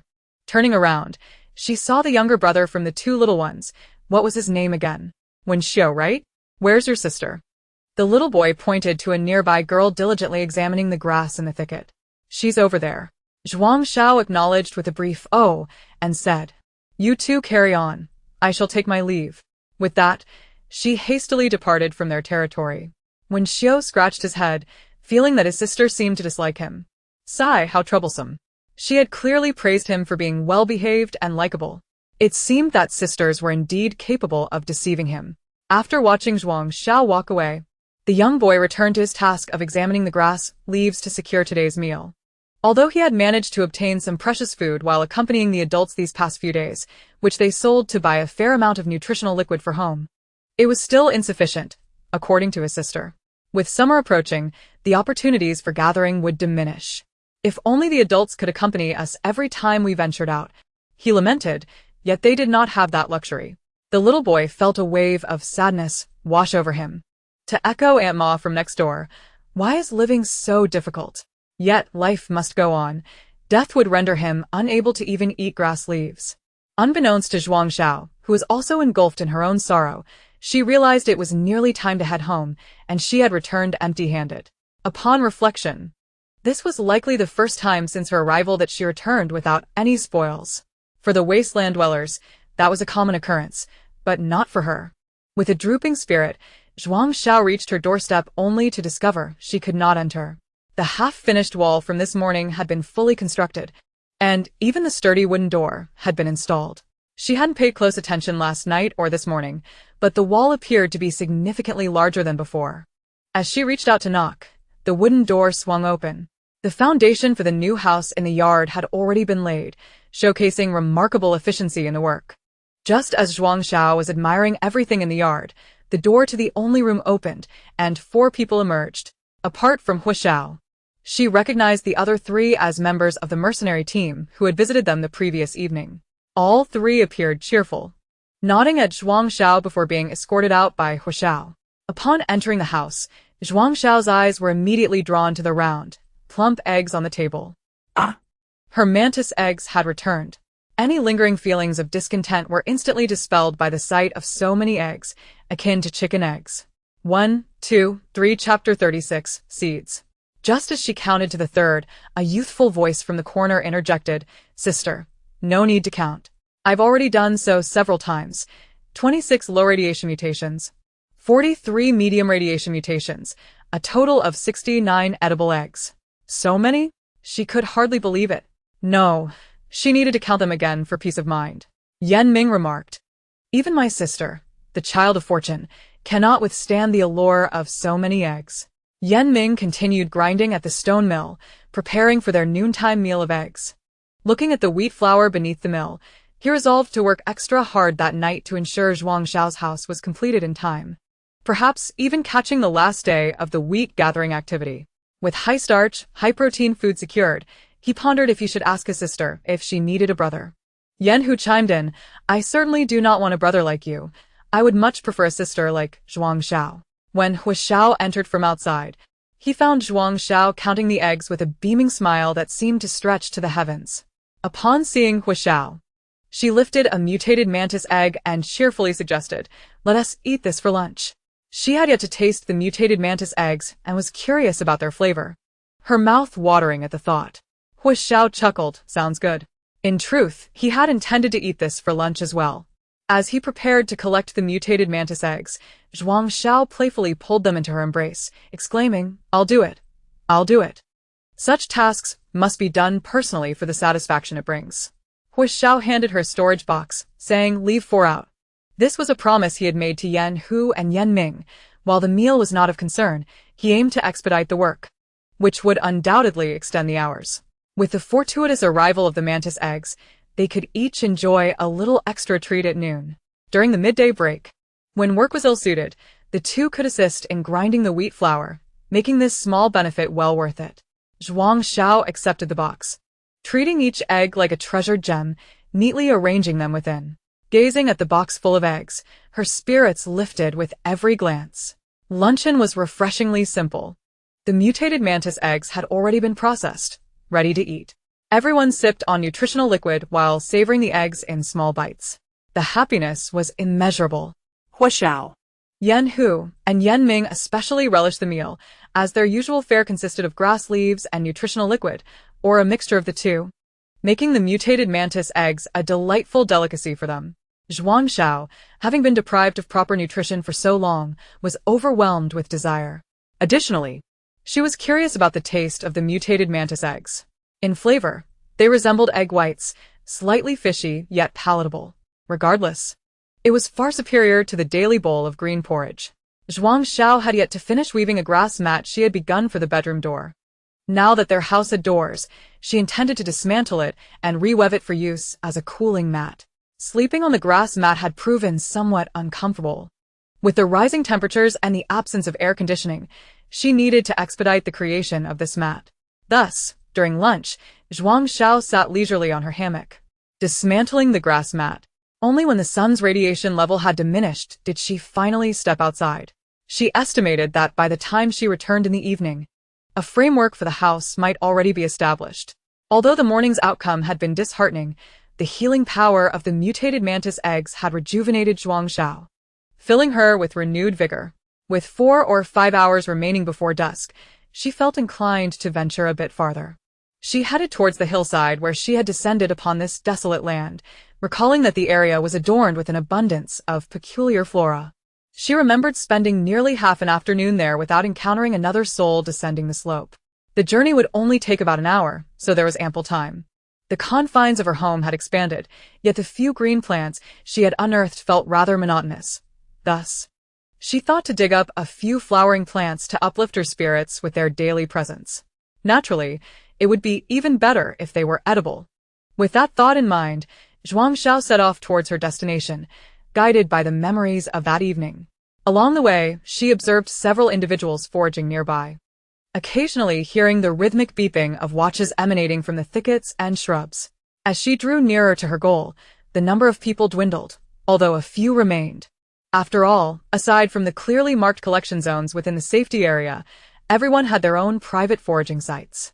Since her arrival, Zhuang Xiao had primarily operated within the confines designated by Hu Xiao, leaving her little opportunity to discover her own personal haven. Standing atop the slope, she gazed down and indeed spotted a tall plant beside the thicket where she had concealed herself. Its petals were white, with yellow stamens at the center, and 5 petals adorned every flower on the robust tree. Apart from this flowering tree, the most striking sight was a grove of towering ancient trees at the base of the slope. After observing for some time without detecting any obvious signs of mutated birds or animals, she resolved to descend. Moreover, her watch had failed to emit any warnings, indicating that she remained within a safety zone where mutated creatures were regularly purged. Upon testing the white flowers with her watch, Zhuang Xiao discovered that this seemingly formidable plant was, in fact, a type of herbaceous flora that she recognized. No, rather, one she had once known. It was a variant of nightshade, mutated from its original form. Digging it up was out of the question due to its size. But she could certainly search for any edible fruits. Although it was not yet autumn, some early bloomers should have borne fruit. The entire afternoon was spent toiling beneath the nightshade tree. As she had anticipated, Numerous green fruits hung from the branches, each about the size of grapes, clustered together delightfully. The fruits were obscured by leaves, making them less conspicuous and requiring considerable effort to locate. The green fruits were inedible, being overly bitter. Zhuang Xiao abandoned any plans to test this batch and instead sought out the dark purple fruits, ultimately discovering 13 edible nightshade berries within the tree. She sampled one. While it lacked sweetness, the tartness was quite pronounced. Nevertheless, it was a decent find. She would have to return in due time, as this marked her second known foraging site since arriving in the wasteland. After marking this location on her map, she began her journey back.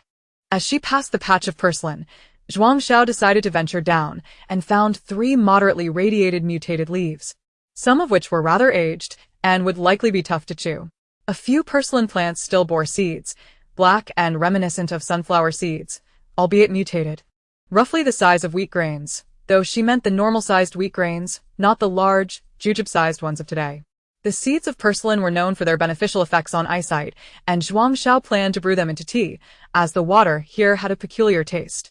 Moreover, her eyes had been somewhat odd, the nature of the problem eluding her.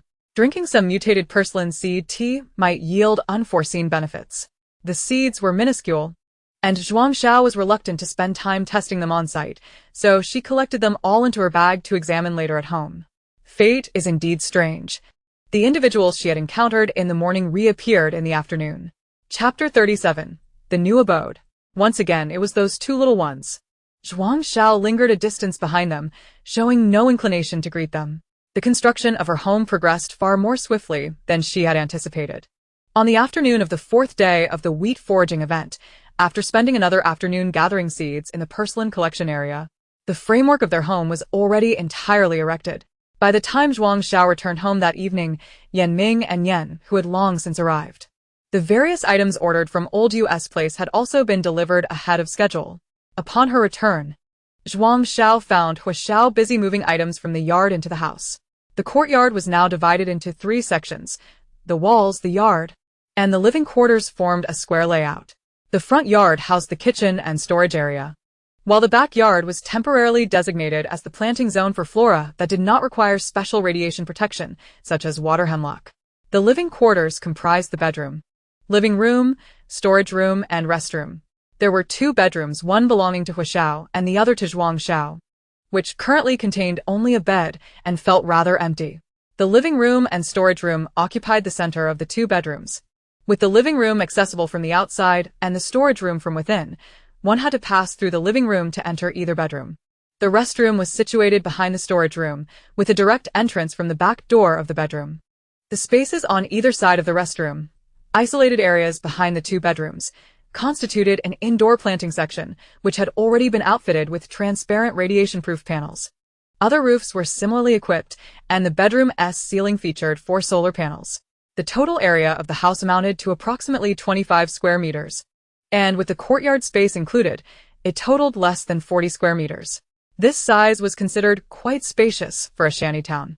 It was fortunate that Hu Xiao had constructed the house on the outskirts of the shantytown, otherwise, such modifications would have been impossible. Taking into account the frequent summer rains and the damp ground, Hu Xiao had even purchased numerous moisture-proof mats to place beneath the floorboards.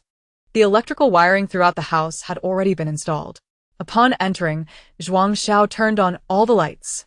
Hu Xiao's bedroom offered little in terms of aesthetics, merely a place for rest, with the addition of a door facing the courtyard.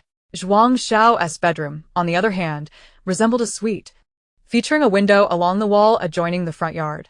Aside from the bed, the room was starkly empty, giving it an air of desolation. The original dining table and chairs had been relocated to the living room. The storage room, adjacent to the inner wall, boasted a shelf reaching the ceiling where all their food was stored. It was not yet full, leaving it looking quite bare. Zhuang Xiao couldn't help but internally lament. This home was indeed quite impoverished. The pair moved the remaining insulation panels and other items from the yard into the house, instantly transforming the previously empty space into a notably crowded one. Dinner was simple. Each had a nutrient solution, with the essentials now in place. Zhuang Xiao was eager to inhabit her room, her excitement palpable.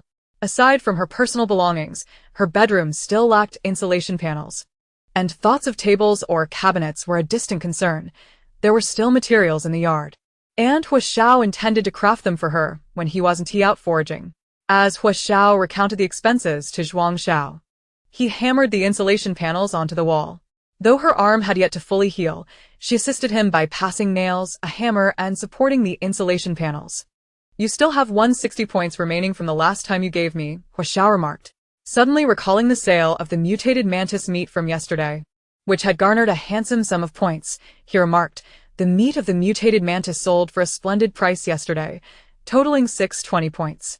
After deducting the expenses owed to Feng Xiang and Old Yu, I am left with 540 points. Coupled with the 40 points I initially possessed, I now have a grand total of 740 points. Thus, Hou Xiao's account balance is still quite impressive. With that, he set aside his tools, ready to transfer the points. Zhuang Xiao waved her hands dismissively, saying nonchalantly, no need, no need. I still have 3,700 points, which surpasses your wealth. Besides, I'm planning to acquire a fan, a refrigerator, an oven, and so forth. Relying solely on your points would undoubtedly prove insufficient. Moreover, you're still a walking pharmacy, needing to purchase that gene stabilizer. How effective do you find your gene stabilizer? Are you feeling any better? Should we procure another vial? Zhuang Xiao inquired with genuine concern. She didn't want to see this young man suffer just as his life began to show signs of improvement. Afijn smille graced Hou Xiao's lips. His eyes shimmering with a peculiar light as he replied, I'm feeling much better. There's no need to buy more for now. Hearing this, Zhuang Xiao nodded in agreement, relieved. That's good, that's good. However, if you do recover, do you still need energy stones for repairs? Our household currently only possesses 2 energy stones. We are still rather impoverished. She let out a heavy sigh, feigning seriousness. Providing for a family is truly arduous, especially with a patient at home. Upon hearing the term our household, Hou Xiao felt an unusual sense of joy, gently responding, our home still holds 28 pearls, 26 low radiation and 39 medium radiation mutated mantis eggs, approximately 60 pounds of wheat, and an assortment of river delicacies and vegetables. He enumerated the possessions they had accumulated since her arrival, realizing that, unbeknownst to them, their household had grown quite prosperous due to her presence. Zhuang Xiao listened intently to every item Hou Xiao mentioned, recognizing their close connection to her. Had she truly been so capable? By her own efforts, she sustained 2 lives yet feigned humility as if their home were still in dire straits. I must strive to do better. We are still too poor. Noticing the delight that sparkled in her eyes, Hou Xiao echoed her sentiment. Indeed, our household remains quite impoverished, and it's all thanks to you. What? All thanks to me? Zhuang Xiao looked up, only to find a teasing grin plastered across his face, prompting her to burst into laughter. Her joy even drowning out the sound of the hammer striking the wall. The pair toiled until 11 o'clock at night, finally completing the installation of the insulation boards in both bedrooms. The remaining tasks could be addressed at a leisurely pace later. The bathroom was now operational. Zhuang Xiao, unable to endure the discomfort of her own odor any longer, took the opportunity to wash herself and her hair while bathing. That night, as she lay in bed, the fragrant scent of her shampoo enveloped her, filling her with satisfaction as she reflected on how worthwhile her points had been spent. It was the most human-like experience she had enjoyed since arriving in the wasteland. In the early hours of the morning, Zhuang Xiao awoke from the heat, glancing at her watch to find it was only 2 o'clock. She had barely slept for 2 hours. Is it not exceedingly hot? She pondered. Rising, she opened the window, only to find the air stagnant. The sky loomed dark and heavy, devoid of any stars, the atmosphere oppressively humid. Chapter 38. Early Warning. Surely it cannot be about to rain, Zhuang Xiao thought, observing the sweltering conditions outside. Resigning herself, she returned to bed. Just as she was drifting off, her watch alarm rang. It was time to rise. She had arranged to meet Yan Ming for the final day of wheat gathering, and missing this opportunity would mean waiting until next year. As Zhuang Xiao exited her bedroom, she encountered Hou Xiao, who was also just emerging. Oh, you're up early. I thought you and Yan Hu weren't going? She recalled that both had exhausted themselves building their house and needed a break, as Yan Ming had informed her. So she was not expecting either of them to join. I'll be going too, Hou Xiao replied. Having kept the energy stone close to him while sleeping, He felt quite rejuvenated and was perfectly capable of participating in the gathering. Besides, he couldn't allow Zhuang Xiao to venture out alone. He had noticed that she had not strayed too far in recent days, which eased his worries. Yet, the thought of heading to the wheat gathering area made his heart race with unease. This girl had exceptional luck, but such fortune was often accompanied by peril and excitement, leaving him anxious. Zhuang Xiao scrutinized his complexion. It appeared rosy and vibrant, indicating that he was in good health. If you wish to go, then by all means, she encouraged. Everyone must contribute to the household's need for a fan and a refrigerator, especially with this escalating heat. It is said that temperatures could soar beyond 60 degrees Celsius. I shudder to think of the perceived heat. Once they had prepared themselves, the duo stepped outside to rendezvous at the North Square. Upon arrival, they encountered Yan Ming, yet they found themselves boarding separate vehicles. This time, Zhuang Xiao did not spot the group, led by the scarred-faced man. As they neared the wheat gathering point, dawn broke, though the sky remained overcast. Could it be that rain is imminent? Zhuang Xiao quietly asked Ho Xiao. Before he could respond, an older woman beside them interjected, "It won't rain. If it were to, the watch would notify us." Zhuang Xiao recognized the voice. Turning, she realized it was the same woman from the previous encounter, accompanied by her male companion. It was quite the coincidence to run into them again, though she noted the absence of the man. Unfamiliar with the woman, Zhuang Xiao hesitated to inquire about him. So, she continued the conversation about the weather. Weather forecasts can sometimes be inaccurate, can't they? Not to worry, as long as the rain isn't heavy. We'll be fine. Besides, overcast skies mean less solar radiation, which is ideal for work, the woman declared, proudly showcasing her raincoat. I've donned my rain gear. A little rain won't bother me. Zhuang Xiao turned to Ho Xiao and asked, but we didn't bring raincoats. What shall we do? Ho Xiao smiled slightly and patted his pack, saying, I brought 2. After a brief pause, he added 2, in fact. Well, you truly are a local. She marveled, realizing how much more she had to learn. Yet, as fate would have it, their plans were not immune to the whims of nature.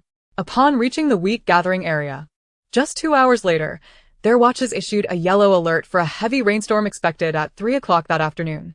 The vehicle convoy's loudspeakers collectively announced, all members of the wheat gathering area must return to the convoy by 10 o'clock. Latecomers will be left behind. Zhuang Xiao checked her watch. It was 8:30 in the morning, leaving her with an hour and a half before the deadline. Estimating the travel time, she figured she would have about an hour for gathering. As she raised her gaze, she spotted Ho Xiao approaching, casually plucking wheat ears and stuffing them into a sack without a second thought. The atmosphere around her had begun to shift into chaos, with others hastily harvesting the wheat without regard for order. Amidst the blaring announcements, the field echoed with shouts of frustration. For a moment, Zhuang Xiao was lost in thought. But Ho Xiao had arrived at her side, urging, just gather whatever you can. Let us head back. He spoke while continuing his relentless pace, ensuring that every visible wheat ear was collected. Imitating his movements, Zhuang Xiao swiftly stuffed wheat ears into her own sack. However, as the weight of the sack increased, her pace gradually slowed.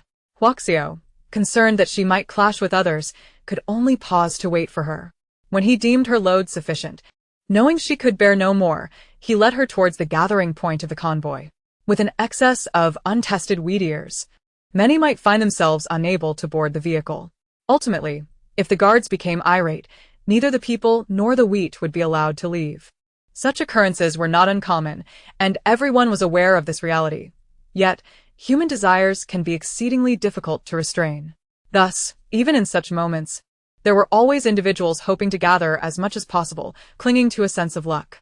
Arriving late with an abundance of goods significantly heightened the chances of being unable to board the vehicle. As the captain of a former mercenary squad, Xiao naturally would not commit such an error, otherwise, he would have met his demise countless times over.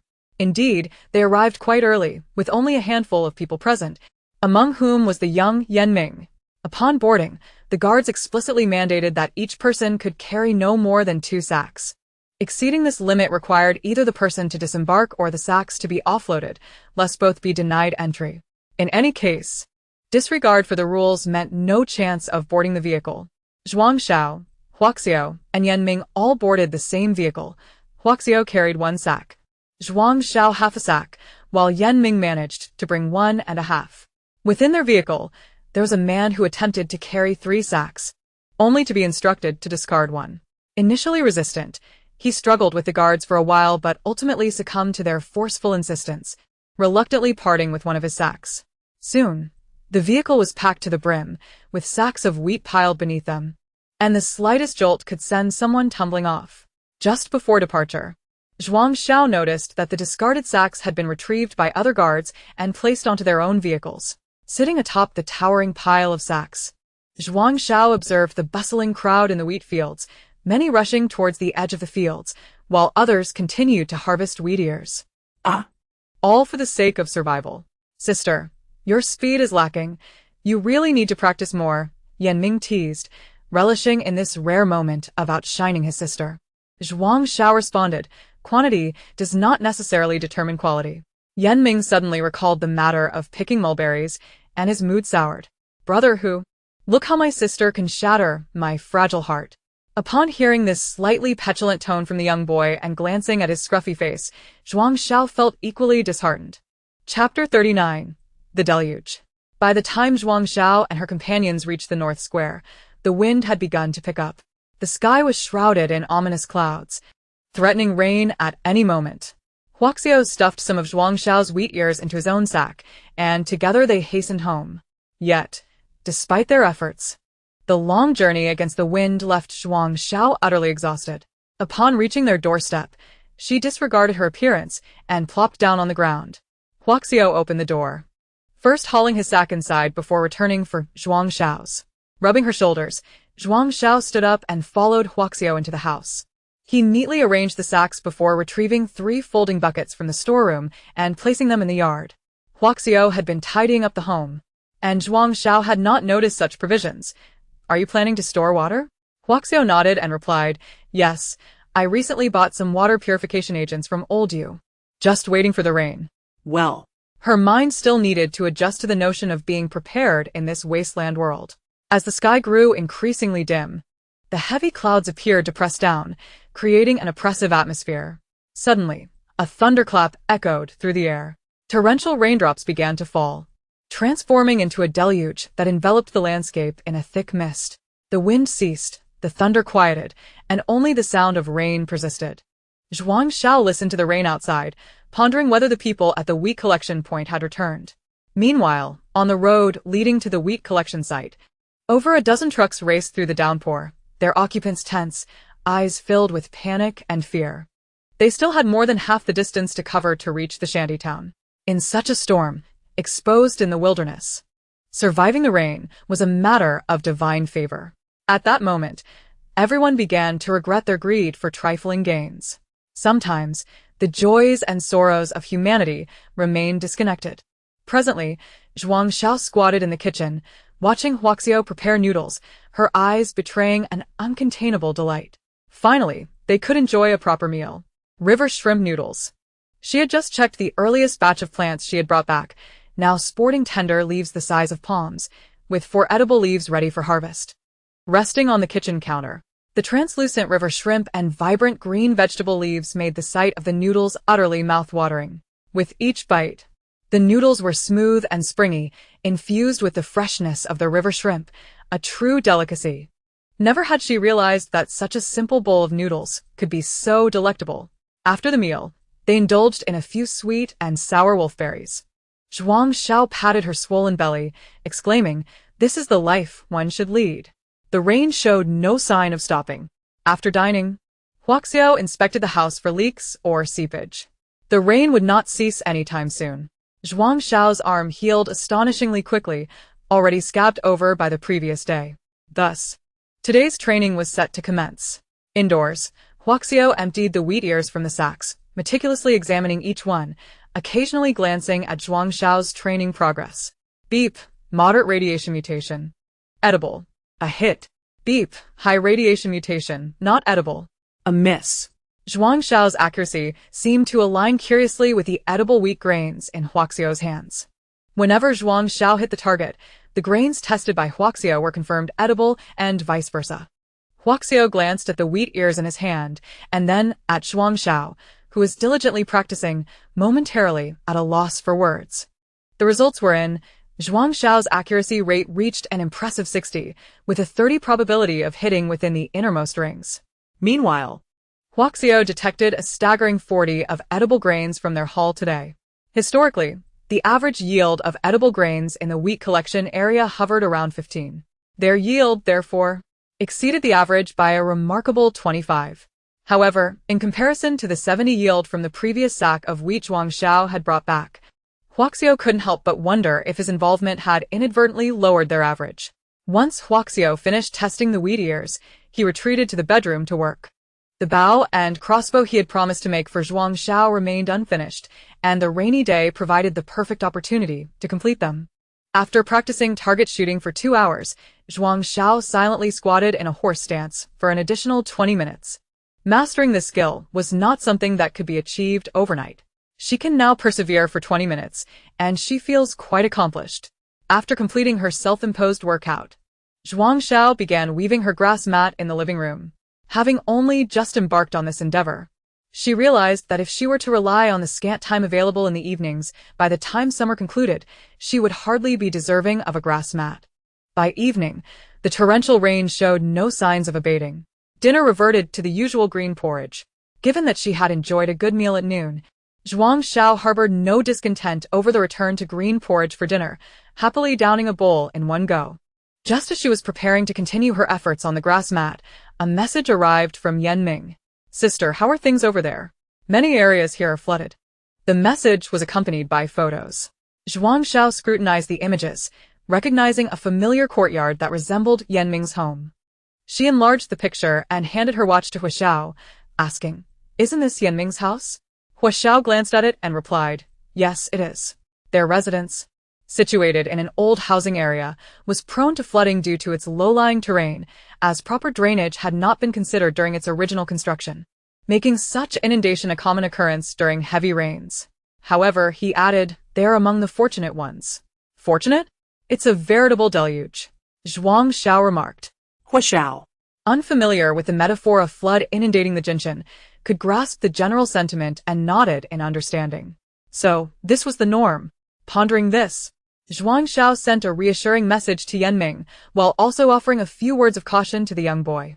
Upon receiving her message, the two brothers felt a sense of relief, especially since the house had been expanded under their guidance, and any issues would surely weigh heavily on their conscience regarding the substantial points Huaxiao had provided them. The following day, the rain finally ceased by 2 o'clock in the afternoon. By then, half of the shantytown's homes were submerged. As the saying goes, a blessing in disguise. The residents of the flooded shantytown, initially disheartened by the deluge, were quickly captivated by the resounding croaks of frogs emanating from the surrounding wetlands. Chapter 40. The Mutant Frogs. In the wasteland, mutant frogs are among the few non-aggressive mutated creatures. Even when threatened, they typically opt for flight. Renowned for their protein-rich, succulent flesh akin to chicken, these frogs, often referred to as field frogs, are highly coveted by the wasteland inhabitants, especially if they can be found with edible radiation levels. Each summer, the torrential rains, though despised by the residents, are simultaneously adored, for they herald the emergence of numerous mutant frogs.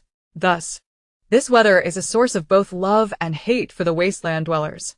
Naturally, driven by their hunger for sustenance, their affection outweighs their disdain. Consequently, once the downpour ceased, families abandoned their waterlogged homes to collectively hunt for mutant frogs. After all, if they missed this brief window post-rain, the sun would soon rise, the earth would dry, and the mutant frogs would vanish without a trace. Though she had never tasted field frogs, Zhuang Xiao had indulged in bullfrogs before, relishing their tender, succulent meat, which made her salivate at the thought. Thus, when Huaxiao suggested they venture out to hunt the harmless mutant frogs, Zhuang Xiao eagerly donned her gear and set out, exclaiming, "More meat awaits." Along the way, puddles formed everywhere, due to the slightly elevated terrain. They did not witness any nearby areas transform into small ponds. The main road was flooded, and many people emerged from the shantytown, carrying buckets. While the croaking of frogs was loud at home, it paled in comparison to the deafening chorus they encountered now. Zhuang Xiao and Hu Xiao had to raise their voices to be heard over the cacophony. Before long, they arrived at the gathering grounds for gray vegetables, now entirely submerged. The rain-soaked gray vegetables stood tall in the water, vibrant and green. Soon, Zhuang Xiao spotted the mutant frogs she had longed for. At rest, they appeared stout and plump, with round eyes and large heads, exuding an endearing charm. Yet, when they leaped, their long legs propelled them gracefully, showcasing their agility. "They're so fat and large," she exclaimed. These lively and clever creatures looked utterly delectable. The makeshift ponds teemed with people, punctuated by exclamations of joy. Got one. Got one. Zhuang Xiao spotted someone gleefully tossing a roughly 10-pound frog into their bucket. She seized the opportunity to glance at others' buckets and was amazed to see many filled with mutant frogs. Is it really this easy to find edible mutant frogs? She wondered. Zhuang Xiao and Hu Xiao found a spot and waded into the water. The mutant frogs, with their dark green hues, blended seamlessly with the aquatic grass, challenging their eyesight. Armed with a spear, Zhuang Xiao moved slowly through the water, intensely focused on her surroundings. Just as she bent down to search, she felt something leap onto her back, causing her to nearly topple into the water. As she pondered what it could be, an explosive croaking sound erupted behind her. Startled, she straightened up, only to hear a splash nearby as something heavy landed in the water. It was a mutant frog. Finally spotting one, she disregarded the difficulties of walking in the murky water and hurried towards the spot where the frog had splashed. However, as she approached, the frog leaped 3 meters away, suddenly widening the gap between them. I didn't expect the mutant frogs not only to be larger, but also more agile, she mused. Realizing that her spear might not be the best tool for this task, she swiftly drew her wrist arrow and released it, hitting her target. Her recent daily practice had not been in vain. Zhuang Xiao strode toward her quarry, nearly stumbling several times in the murky water. With her spear slung over her shoulder, she bent down and began to feel around. Sure enough, she grasped something slimy, with her arrow still lodged in its back. Without hesitation, she pulled the mutant frog from the water, her knife gliding across its skin, revealing a moderate radiation level, deemed edible. A frog meat hot pot is on the menu, she thought happily, tossing the mutant frog into her bucket. Looking up, she spotted Hu Xiao not far away, his spear also having caught a mutant frog. However, he quickly returned it to the water. With the bucket hanging from her arm, Zhuang Xiao resumed her search for the next target, chanting to herself, "Frog, come here. Come here, dear sister welcomes you." The mutant frogs in the pond did not disappoint her hopes. Before long, she spotted another one, its cheeks puffing out as it rested on a gray vegetable. Fortunately, the gray vegetables were sturdy enough to support its weight. Still riding the wave of excitement from her first catch, Zhuang Xiao eagerly prepared to launch her second wrist arrow.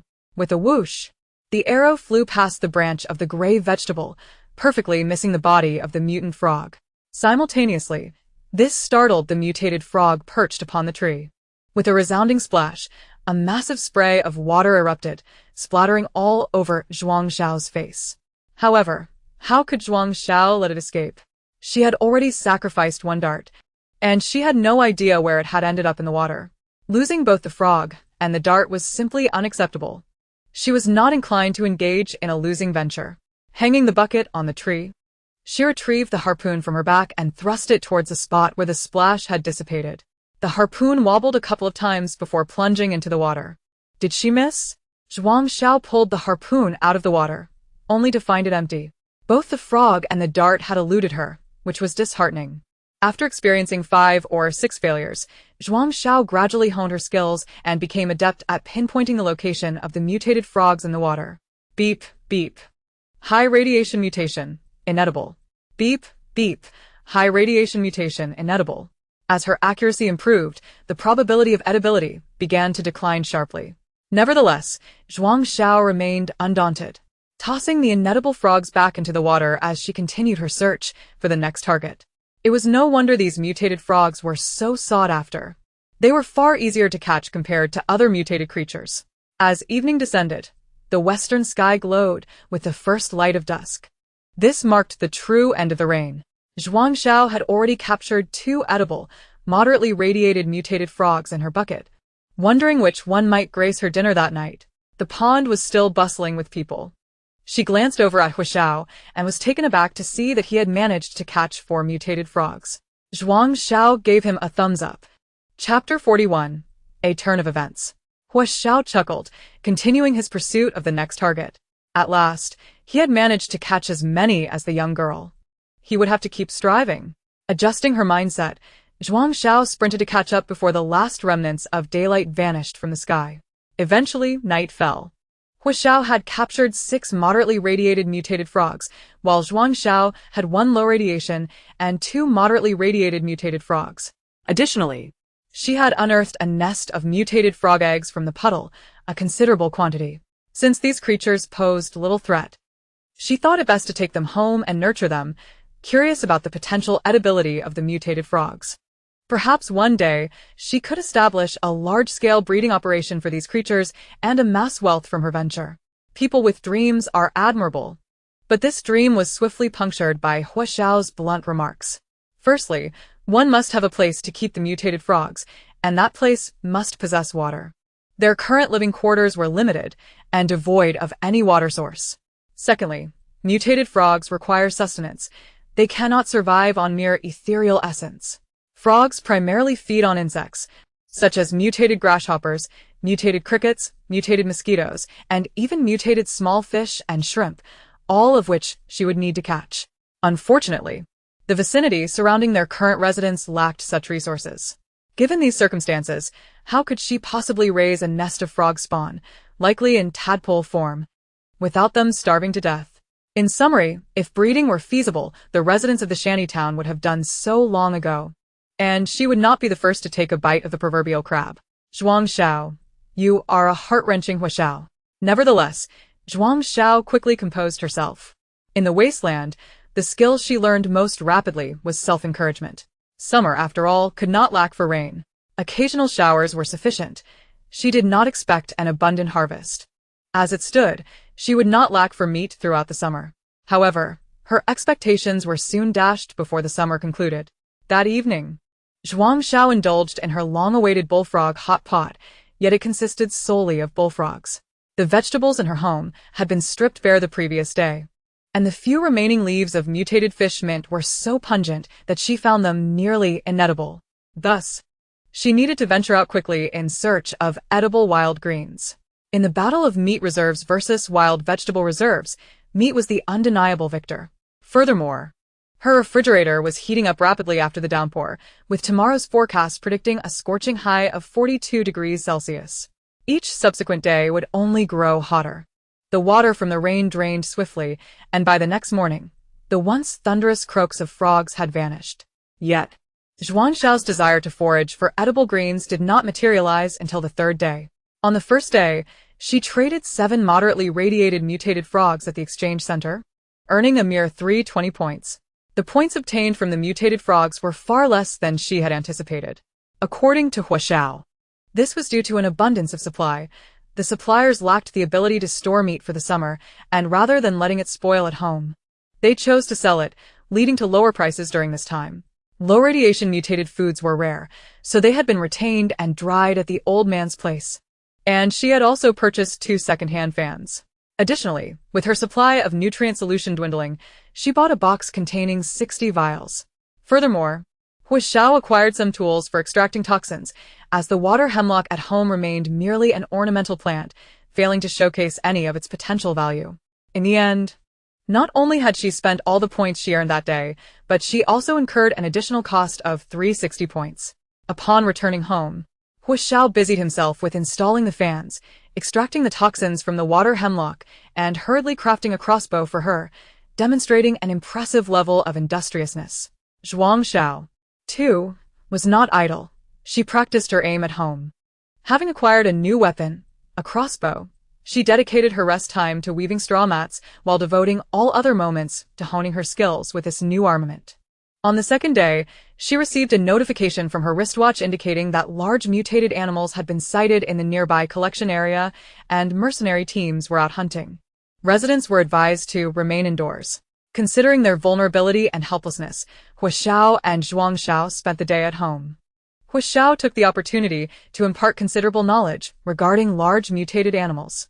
That evening, the alarm in the collection area was lifted, and everyone resumed their daily routines of foraging and scavenging, albeit with heightened vigilance due to the previous day's events.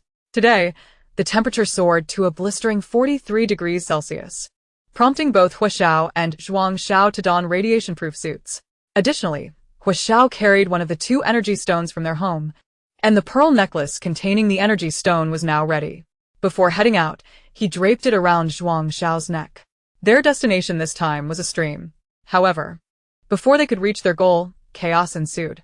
Suddenly, 7 or 8 mutated squirrels leaped down from the trees, one of which snatched the backpack behind Zhuang Xiao and darted away. Zhuang Xiao was momentarily stunned. What was happening? She was being robbed. The bag contained nearly 30 pearls, essential to her survival. They were items she had to carry with her at all times, given the precarious security in the shantytown. Acting before her mind could catch up, she sprinted after the mutated squirrel, leaving no opportunity for Hu Xiao to react. Hu Xiao could only follow helplessly, fearing that the reckless young girl might find herself in peril. Zhuang Xiao chased the mutated squirrel through the forest, but how could she possibly outrun it? In no time, the 7 or 8 mutated squirrels vanished deep into the woods. Alarm! Alarm! You have entered a blind zone. Please retreat to a safe area immediately.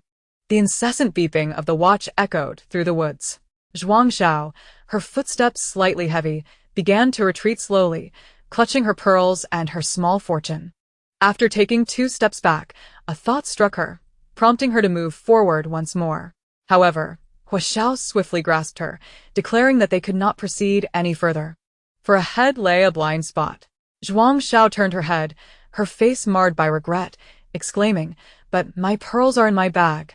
Hu Xiao remained silent for a moment before stating, "We still cannot advance." If only he had known sooner, he would have exchanged everything for refrigerators and ovens. Now, everything was being given away to those mutated squirrels. As Zhuang Xiao spoke, tears began to well in her eyes. Hadn't she worked hard to save her possessions? At home, she worried about thieves, only to be robbed by mutated squirrels when she ventured outside. If a person stole from her, she could at least exchange points or something. But what did the mutated squirrels gain from snatching her bag? The more she pondered, the sadder she became. With no one but Hu Xiao by her side, she succumbed to tears. Just as Zhuang Xiao was engulfed in her endless sorrow, a sound reminiscent of a dog's bark echoed from above. Ah woo, ah woo. Suddenly, a bag was dropped from the sky, landing heavily about 3 meters away from her. Hu Xiao quickly retrieved the bag from the ground and, taking Zhuang Xiao by the arm, began to retreat cautiously while keeping a wary eye on the squirrels in the trees. Although mutated squirrels were herbivorous and did not consume meat, there had been reports of them attacking humans. Chapter 42. The Tree Hollow. Thus, the presence of so many mutated squirrels posed a considerable danger. Strangely, however, even after they distanced themselves significantly from the boundary of the blind spot, the squirrels did not pursue them. At that moment, Zhuang Xiao, oblivious to her tears and runny nose, snatched her bag from Hu Xiao's hands and began to inspect her belongings. Aside from the 2 melted chocolates she had set aside as mementos, nothing was missing. Her pearls were still intact. Overcome with joy at the recovery of her pearls, Zhuang Xiao wept tears of happiness. "I'll keep these with you," she said, placing them in Hu Xiao's embrace. Wiping her face with her sleeve, she slung the bag back over her shoulder. Hu Xiao secured the pearls and kept pace with her. This small incident was soon cast aside by Zhuang Xiao, for she had discovered a multitude of black fungus growing on a dead tree in the woods. Beep, beep. Moderate radiation mutation. Edible. To her astonishment, 60% of the fungus sprouting from this unassuming dead tree was edible. Thoughts of the mutated squirrels faded from her mind. Beep. Beep. Low radiation mutation. Edible. Was there anything more delightful than hearing the words edible? Certainly not. Fortune comes from misfortune, and misfortune comes from fortune. The wisdom of the ancients rang true. Had she not pursued the mutated squirrels, she might never have collected such an abundance of fungus. Even if she returned empty-handed from the stream, the wealth of fungus she had gathered was indeed bountiful. Known for being a vegetarian delicacy, black fungus boasted exceptional nutritional value. Furthermore, once dried, it could be stored for an extended period, unlike meat, which could not be preserved in the summer. The towering tree, for reasons unknown, had succumbed to death. After inspecting the fungus at the roots, Zhuang Xiao climbed the tree, eager to check the plentiful fungus above. However, upon reaching the top, she discovered a large hollow in the tree, dark and inscrutable. Hesitant to enter, she called down to Huixiao. Huixiao, there's a huge hollow up here. Huixiao looked up in the direction she indicated. Indeed, at a height of 4 to 5 meters, there was a tree hollow with a diameter of about half a meter. At such an elevation, she wondered if it might be a nest for those mutated squirrels, or perhaps some other birds. As Zhuang Xiao's words fell, a rustling sound emerged from within, causing her to tense up instantly. Clinging to the tree trunk, she slid back down to the ground, her palms burning from the friction with the bark. Just as she landed, a furry head peeked out from the hollow. Who else could it be but a mutated squirrel? The squirrel glanced outside before baring its teeth at the two below, then retreated back into the hollow. Zhuang Xiao turned to Huixiao. What should we do? There is still so much fungus up there. Suddenly remembering that squirrels loved to hoard food, she wondered if the hollow might contain a wealth of stored provisions. Besides, there was only this one mutated squirrel. What was there to fear? Huixiao struck the tree trunk with his dagger and listened intently, perhaps disturbed by the noise. The mutated squirrel abruptly leapt from the hollow, standing on a branch and chattering away. No need to guess, it's definitely cursing us, Zhuang Xiao remarked. Regardless of the squirrel's incessant cursing, Huixiao continued to strike the trunk. This was promising. The hollow was likely empty. After realizing their intimidation tactics were ineffective, the squirrel scurried away, muttering angrily. Zhuang Xiao pointed in the direction the squirrel had fled, saying, "It's not going to call for reinforcements, is it? We need to hurry and raid their lair for stealing my bag." Once Huixiao confirmed the hollow was empty, he climbed the tree. Given that a mutated squirrel had previously occupied it, there was little concern about other mutated creatures residing within. The entrance to the hollow was large enough for an adult to enter. Huixiao tied a hemp rope to the tree trunk, adjusted the brightness of his watch to the maximum, and squeezed inside. Zhuang Xiao, now uninterested in inspecting the fungus, remained below, vigilantly observing her surroundings. The faint glow from the watch illuminated the dark hollow, revealing that the tree was indeed hollowed out, its inner walls pockmarked, likely from the claws of the mutated squirrels. What delighted Huixiao most was that his efforts had not been in vain. The bottom of the hollow was filled with numerous nuts, dried mushrooms, dried black fungus, and some unidentifiable plant fruits. Whether they were safe for human consumption would require testing upon their return. Now, it was imperative to gather everything quickly. Huixiao took out a burlap sack and began to fill it with the items at the bottom, then gradually moved upward, collecting the squirrel's food from the inner walls and placing it all into the sack. By the time he emerged, the sack was already brimming. Zhuang Xiao, anxiously awaiting below, felt a wave of relief wash over her upon seeing Huixiao reappear, her spirits lifting like flowers blooming in spring. Huixiao tossed the sack down and retrieved another burlap sack to gather the fungus, filling it to the brim before finally descending from the tree. He weighed the sacks, handing the one filled with fungus to Zhuang Xiao while shouldering the sack of squirrel provisions. "Let us go. If we linger any longer, we might truly be overwhelmed by the mutated squirrels." The mutated squirrels, the thieves of the household. Given the 2 sacks of provisions, it was impossible for them to consume everything, rendering it unnecessary to carry it all back. It was still before noon. Thus, the pair found a relatively safe, shaded spot to sit and began to assess the squirrel provisions and black fungus. Approximately 30% of black fungus is edible, while the edible fruits in squirrel feed comprise less than 10%. Nevertheless, Zhuang Xiao is exceedingly content with this harvest. He repackages the detected edible items, and after each person consumes a vial of nutrient solution, they continue their journey towards their destination for the day. The presence of the mutated squirrels is entirely unexpected. Today's surprises cascade like a series of dominoes, one after another. As the two of them approach the stream from a distance, they hear a cacophony of voices, a vibrant atmosphere unlike anything they have encountered since witnessing the throngs waiting at the north square of the shantytown to enter the wheat collection area. What is happening now? Who is orchestrating some summer hunting activity here? However, their musings are soon shattered by a series of gunshots. Chapter 43. the mercenary team. The two stealthily hide behind a tree, peering towards the stream. It is indeed members of the mercenary team. Some of them wear uniforms so familiar to Zhuang Xiao, belonging to the future mercenary team. He even spots Feng Xiang among them. The other uniforms belong to the night mercenary team. If memory serves him right, the current leader of the night mercenary team is Xiao Yan. Rumors have circulated that this individual might be an illegitimate child of a high-ranking official within the safe zone.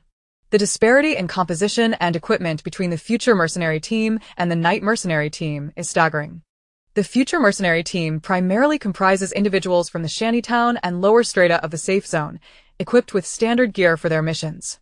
Conversely, a considerable portion of the night mercenary team hails from the middle and upper echelons of the safe zone, often supplementing their standard issue with high-end weaponry for their tasks. Even with such a pronounced difference in hardware, the future mercenary team, under Zhuang Xiao's leadership, frequently managed to overpower the night mercenary team. A group of pampered scions, merely dabbling in mercenary work, could hardly compare to those like Zhuang Xiao, who risked their lives for a chance at a better future. Thus, the inequalities stemming from class, weaponry, and capability contribute to the rivalry between the two mercenary factions. Consequently, Zhuang Xiao is utterly perplexed that these two teams would collaborate on a mission in this location. The mercenaries by the stream are preoccupied with capturing aquatic creatures, entirely oblivious to the two small columni lurking in the woods, observing them. Meanwhile, Zhuang Xiao gazes enviously at their fishing gear, her mood souring as she transforms into a lemon. Besides their handguns, they wield an array of fishing tools such as boats, electric nets, and spear guns, along with lightweight yet devastating weaponry like assault rifles and rocket launchers. As someone accustomed to a peaceful and stable era, Zhuang Xiao has only encountered such firearms in films and certain documentaries. The closest she has come to seeing the real deal would be assessing whether the armored bank transport vehicles and the police officers in the lobby are indeed equipped with genuine firearms. If they are, she can at least claim to have seen the real thing. After hiding for a while, it becomes evident that this prime location no longer belongs to them, and lingering here serves no purpose. Why merely watch others bask in their bounty, while she salivates from the sidelines? Thus, after exchanging glances, they quietly depart. They ought to seek a new gathering spot. Zhuang Xiao cannot help but lament internally. Today's outing has certainly been eventful. She has yet to find a moment of peace to gather in one place. Where to next? As she clears the weeds obstructing her path, she inquires of Zhuang Xiao. The sounds of exclamations from the stream echo in the distance. After a moment of contemplation, Zhuang Xiao responds, "I know another spot where fish mint grows. Shall we head there? More fish mint?" Zhuang Xiao retorts, "It seems we are destined to seek out fish mint today. How fond are you of that peculiar stench?" Despite her internal grumbling about Zhuang Xiao's strange obsession with fish mint, she verbally agrees. If only her mutated nightshade plant were not so far away, she would certainly insist on gathering nightshade instead. After being washed by a torrential downpour, she wonders how her mutated nightshade is faring. Will it affect the quantity of fruit it bears this year? They walk for another half hour, and indeed find a vast expanse of fish mint upstream, but if they were to hunt aquatic creatures here, wouldn't that be considered poaching from the mercenary team? Though she muses on this, she dares not step into the water. Standing on the shore, she spots several meter-long rosy fish swimming by with their young. The colors, radiant under the sunlight, are utterly mesmerizing. It is simply too tempting. At this moment, she desires nothing more than silence, not wanting to utter a word. Beep, beep, moderate radiation mutation, edible. Beep, beep, low radiation mutation, edible. After testing 7 or 8 leaves, astonishingly, all are deemed edible. Good heavens, is fate being overly kind to her? Yet the truth is, she genuinely does not enjoy this. Raising her gaze to Zhuang Xiao, who is deftly slicing the leaves and letting the juice drip onto the plate, she finds that the results are less than favorable. Beep, beep, high radiation mutation, inedible. Crabs. Oh, crabs, with 8 legs they scuttle about. 2 great pincers that cannot be shaken off. Please, dear crab, come quickly and grab my foot. Zhuang Xiao hums this catchy tune while her hands continue to work. Disliking fish mint is one thing, but she could sell it for points. Even the tiniest mosquito leg counts as meat. After spending so long in the wasteland, she realizes she has yet to see a single mosquito. She wonders if the mosquito legs here have grown considerably thicker. Amidst Zhuang Xiao's pleas, an audacious mutated crab emerges from the mud, only to retreat swiftly. Who is being so bothersome, disturbing her tranquility? They must still venture out to make a living at night. However, while this particular mutated crab tolerates the disturbance, its neighbor, another mutated crab, cannot abide it. Just yesterday, it had its hunting disrupted by a massive mutated snake, leaving it starving and nearly becoming a meal for the snake. After finally relocating, it yearns for a good night's sleep and a satisfying meal. Even mutated crabs can become irritable. Thus, Zhuang Xiao is suddenly attacked. Fortunately, her acute senses, honed since arriving in the wasteland, allow her to narrowly evade the first wave of the mutated crab's assault. The surprise comes too abruptly for her to process. She desires crabs, but not of such a daunting size, nearly reaching her waist when standing. Zhuang Xiao immediately detects the commotion and swiftly looses 2 bolts from his crossbow towards the mutated crab. He races toward Zhuang Xiao's side. After the initial shock subsides, Zhuang Xiao regains her composure and aims her wrist crossbow at the soft spot of the crab's heart, the most vulnerable area aside from its joints. However, her shot misses. Hitting a moving target requires much more experience. Meanwhile, Zhuang Xiao's 2 bolts strike the joints of the crab's pincers. 2 crabs, with their pincers injured, realized they were outmatched and prepared to retreat back to their lair. However, the 2 crossbow bolts embedded in their bodies trapped them at the entrance, causing them to frantically shift from side to side, nearly driving the entire creature to the brink of despair. Seizing the moment, Zhuang Xiao, accompanied by the whizzing sound of the bolts, launched 6 more arrows aimed at the remaining 6 legs of the mutated crab. Chapter 44. Misfortune. Zhuang Xiao. Although she had witnessed Zhuang Xiao demonstrate the use of wrist crossbows and bows, his accuracy was truly remarkable. No wonder he was the former captain of a mercenary team. Even though his physical condition had deteriorated, the fundamental qualities of a leader still shone through. As Zhuang Xiao prepared to draw his sword, Zhuang Xiao felt a surge of anxiety. After spending so much time together, she sensed that Zhuang Xiao's luck in gathering resources was slightly inferior to her own. With quick reflexes, she plucked one of the crossbow bolts from the crab and smeared the mutated crab's juices onto the detection device, which read, "High radiation mutation inedible." Zhuang Xiao, my face. It suddenly hurts so much. Zhuang Xiao calmly removed the remaining 8 bolts from the mutated crab, took the one from Zhuang Xiao's hand, wiped it clean with a blade of grass, and returned it to the crossbow. Zhuang Xiao decided it was best to return and analyze the fish mint leaves instead. They were her true passion for the day. Suddenly, a rustling sound emerged from the nearby bushes. Oh no! That was the sound of a mutated giant snake rubbing its scales. Zhuang Xiao crouched down, pulling Zhuang Xiao behind a large tree. "Shoo, there's a snake." As the words left his mouth, a jet-black mutated giant snake came into view, undulating its robust and agile body, slithering forward, its scales glinting eerily under the afternoon sun. The rustling noise was generated by the snake's body brushing against the leaves. Aside from venomous attacks, one of the snake's primary methods of assault was constriction. Zhuang Xiao recalled scenes from documentaries showcasing massive snakes hunting their prey. Although the snake before her did not appear venomous, its girth was thicker than her waist, and its length surpassed 10 meters. It felt capable of overpowering both her and Zhuang Xiao in an instant. The mutated snake moved swiftly, occasionally raising its head, flicking its black tongue and emitting a hissing sound before burying its head and continuing on its path. The snake seemed oblivious to its destination, making no effort to pause, heading downstream with purpose. Despite this, Zhuang Xiao and Zhuang Xiao remained on high alert, holding their breath and tensing their bodies, fearful of being discovered by the mutated serpent. Was this truly just a rainstorm? Why did all manner of grotesque creatures emerge? Hadn't the safe zone dispatched individuals to cleanse the vicinity of mutated animals? How many encounters had they experienced that day? It wasn't until the mutated snake vanished from their sight that they both sighed in relief and emerged from the underbrush. Should we head back? Zhuang Xiao's voice trembled. She lacked the confidence to confront a mutated giant snake, and in terms of speed, strength, and weaponry, they had no means of competing. Moreover, the snake was merely passing through.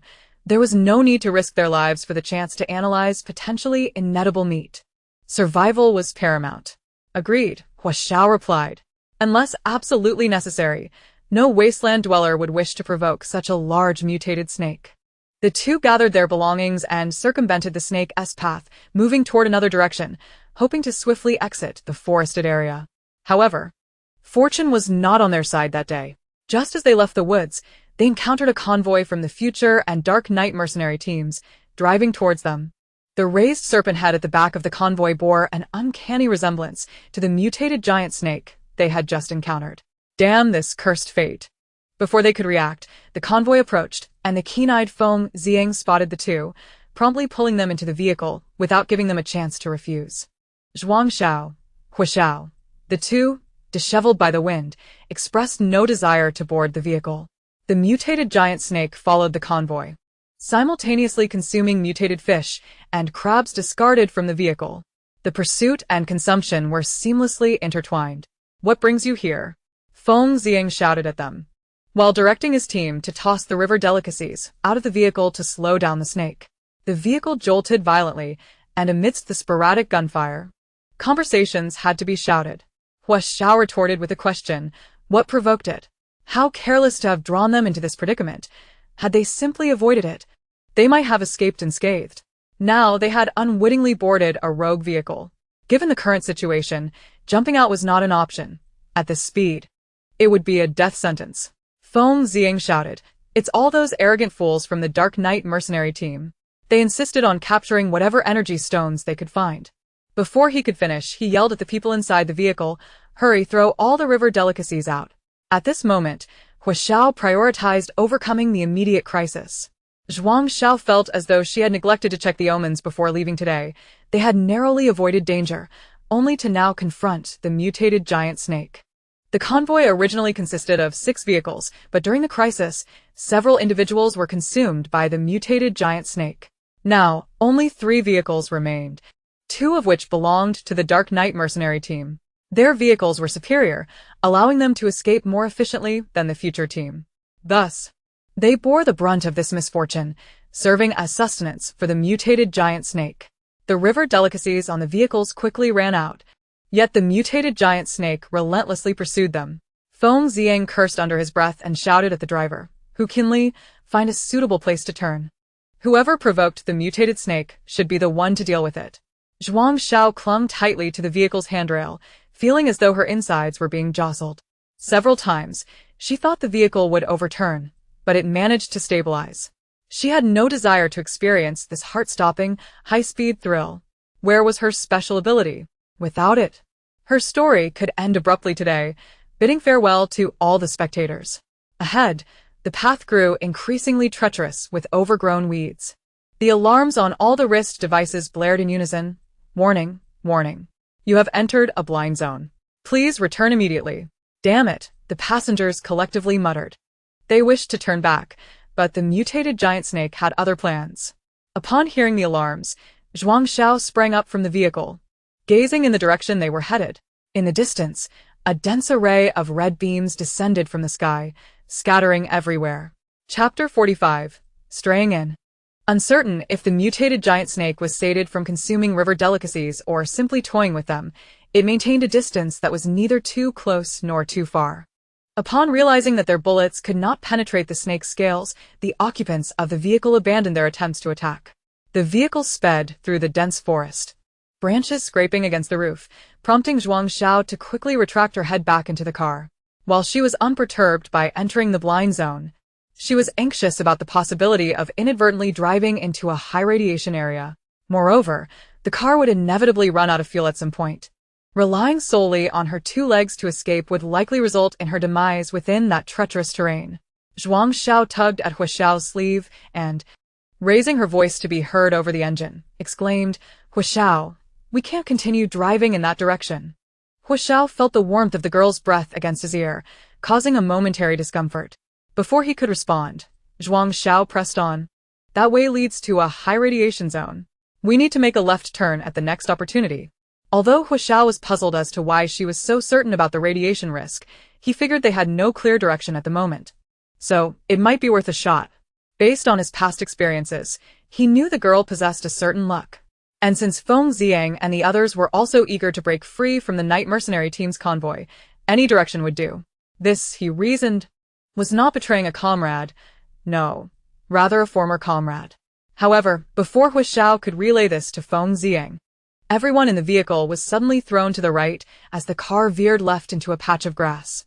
Meanwhile, the two vehicles of the night mercenary team continued to race down the long-abandoned road ahead. Fortunately, the mutated snake had abandoned their pursuit to join the lead vehicles.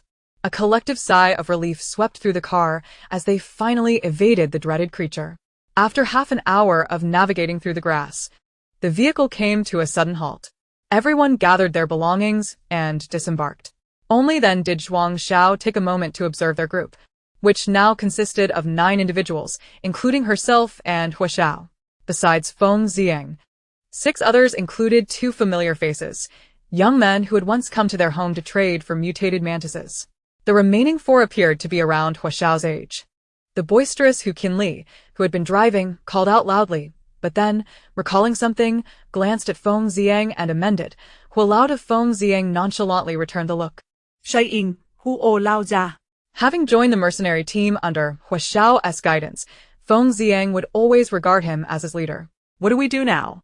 Feng Ziang asked, contemplating stepping down from his leadership role, as being the captain was proving to be exceedingly taxing. Being a mere team member was far more comfortable, just follow where the leader pointed, and fight wherever directed.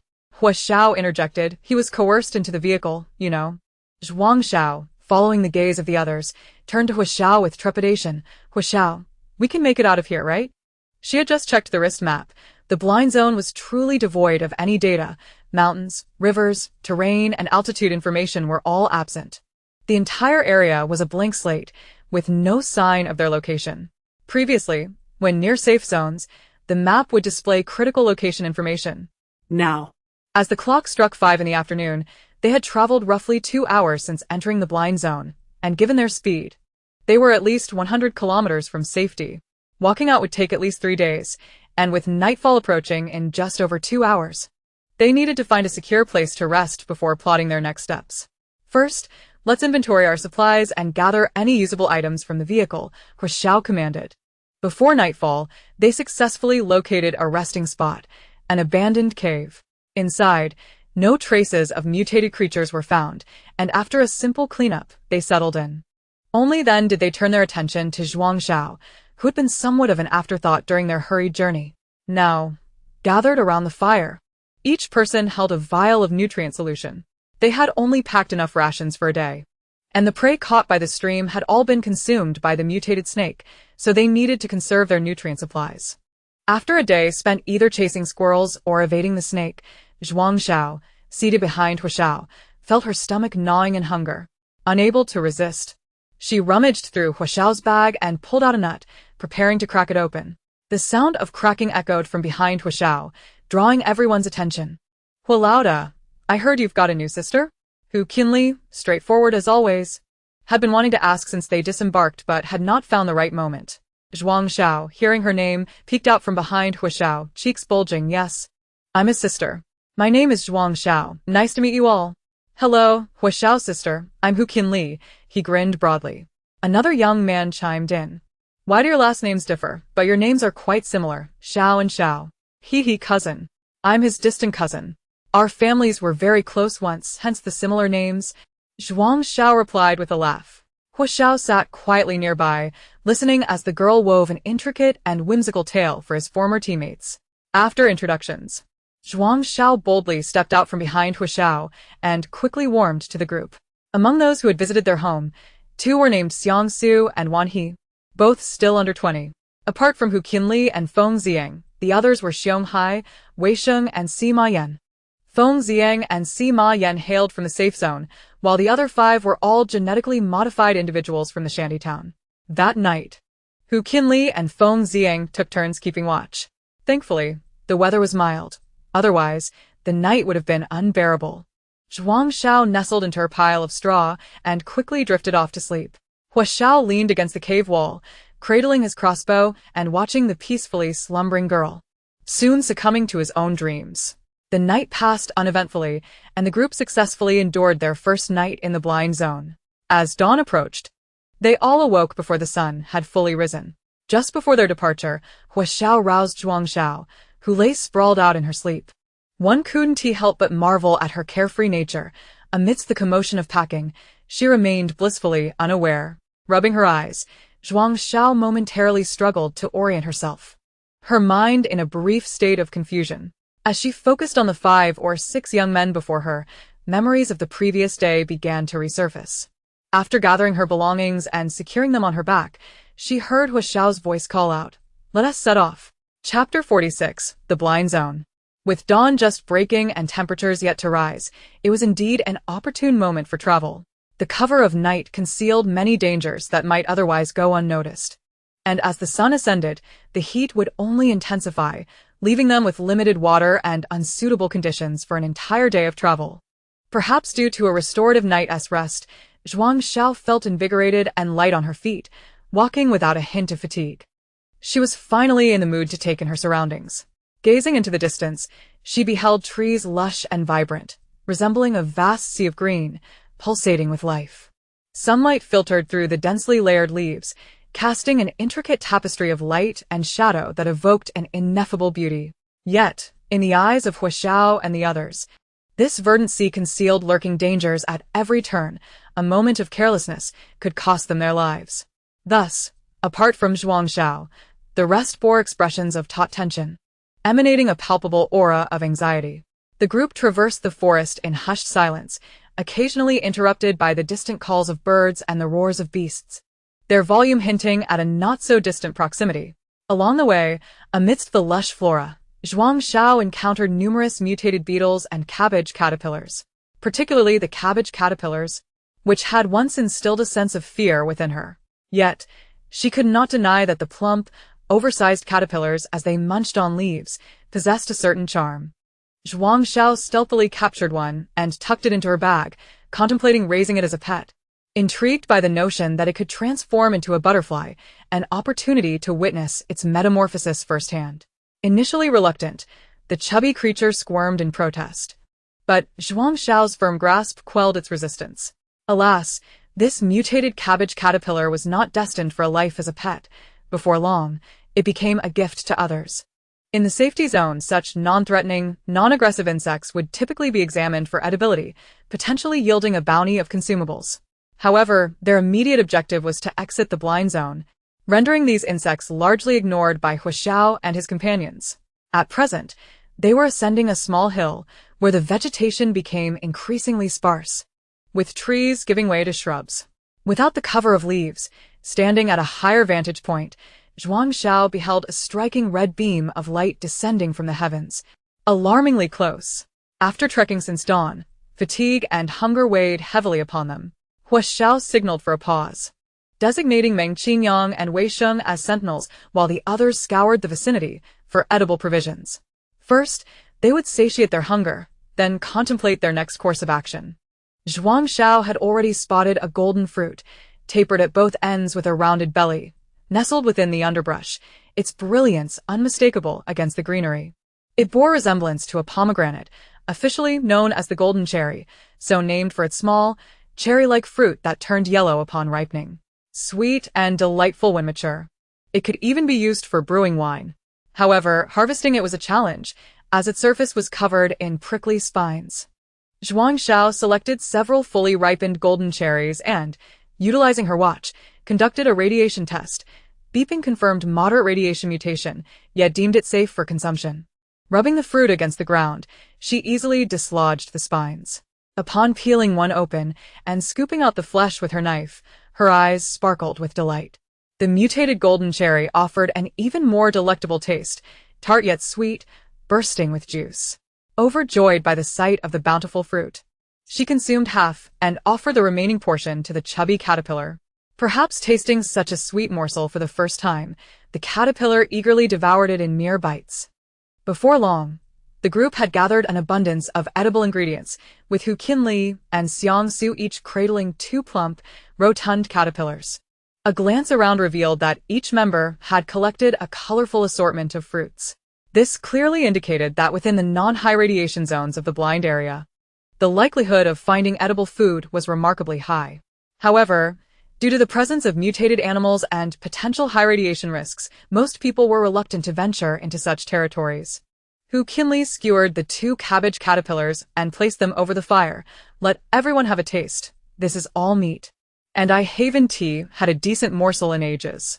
He chuckled at the unexpected abundance of edible resources in the blind zone, having stumbled upon 2 viable options with minimal effort.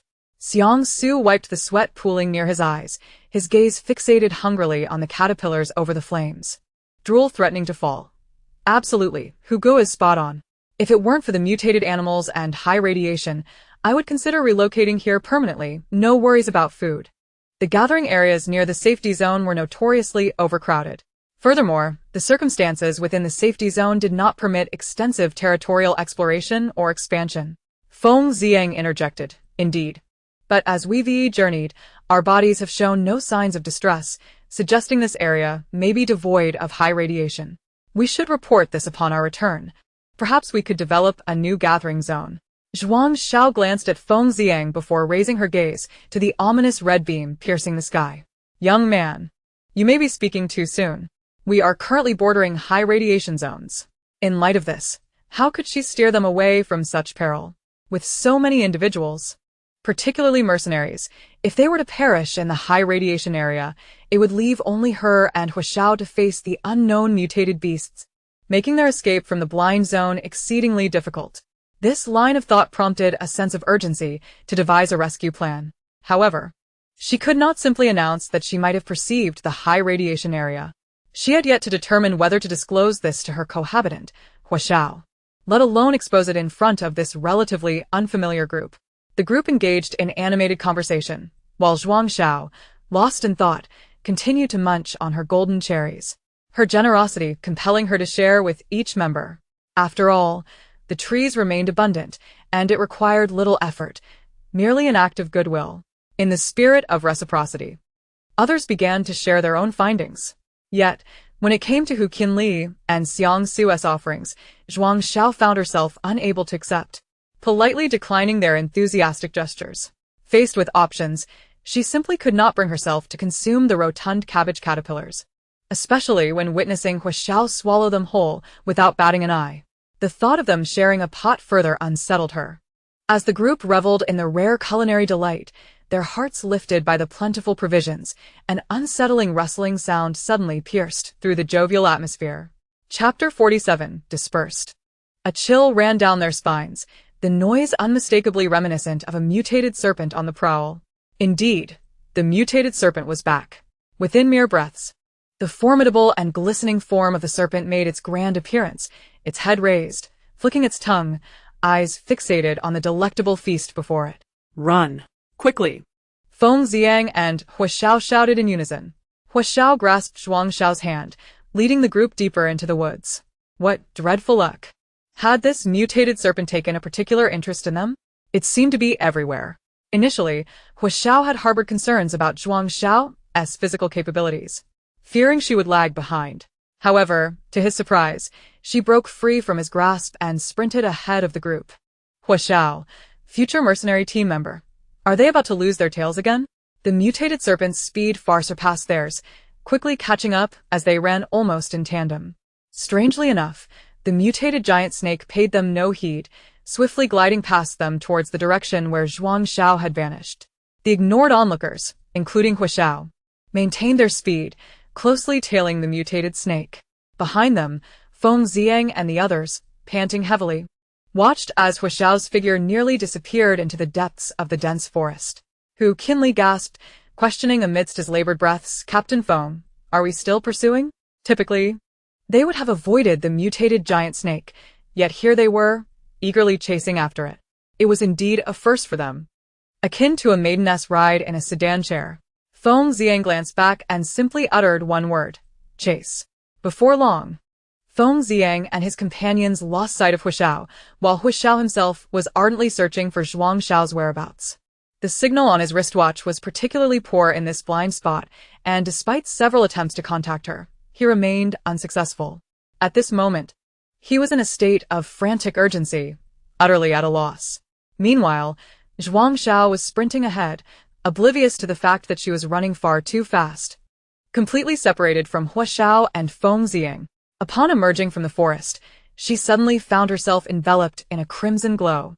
Oh no, I've inadvertently entered a high radiation zone, she realized, hastily turning around, only to collide head-on with the gaping maw of the mutated giant snake, a foul stench assaulting her senses.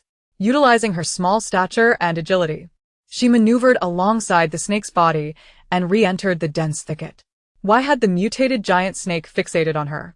After running for half an hour in the woods, Zhuang Xiao was utterly exhausted. She leaned against a sturdy tree, gasping for breath. The mutated giant snake coiled around the trunk, its head raised high, its forked tongue hissing incessantly. Zhuang Xiao discarded all her belongings onto the ground, gripping her dagger tightly, ready for a fight. I'm not running anymore. Today. It's either you or me. In a swift motion, she shot a concealed arrow into the snake's mouth. Luck was on her side, as it struck true. The arrow was laced with a potent toxin derived from water hemlock. She was eager to test its efficacy on the mutated snake. Enraged by the attack, the giant serpent lunged toward her. It became a game of cat and mouse, weaving through the forest. Gradually, Zhuang Xiao sensed something amiss. The snake's movements became sluggish and erratic. Could it be the toxin taking effect? Yet, she remained vigilant, knowing that if the snake ensnared her, she would suffocate in an instant. Just as Zhuang Xiao and the mutated snake engaged in their deadly game, a commotion erupted above them as a group of uninvited guests arrived, perched on the branches and chattering incessantly as if cheering for the battle below. These unexpected visitors were none other than the mutated squirrels that had previously stolen Zhuang Xiao's backpack and chocolate. Now, they frolicked on nearby branches, their fluffy tails bobbing as they watched the unfolding drama. As the mutated giant snake slowed to a crawl, Zhuang Xiao seized the moment and aimed one of her arrows at its eye. Upon feeling the pain, the snake, with what seemed like its last vestige of strength, charged wildly toward her. However, the effects of the water hemlock had taken their toll, and the snake's head crashed against the trunk of a large tree beside her with a tremendous thud. Leaves cascaded down, and the onlooking squirrels scattered in fright. The snake's head drooped weakly, its entire body collapsing onto the ground. Stunned by the scene before her, Zhuang Xiao murmured to herself, "Is this really the end?"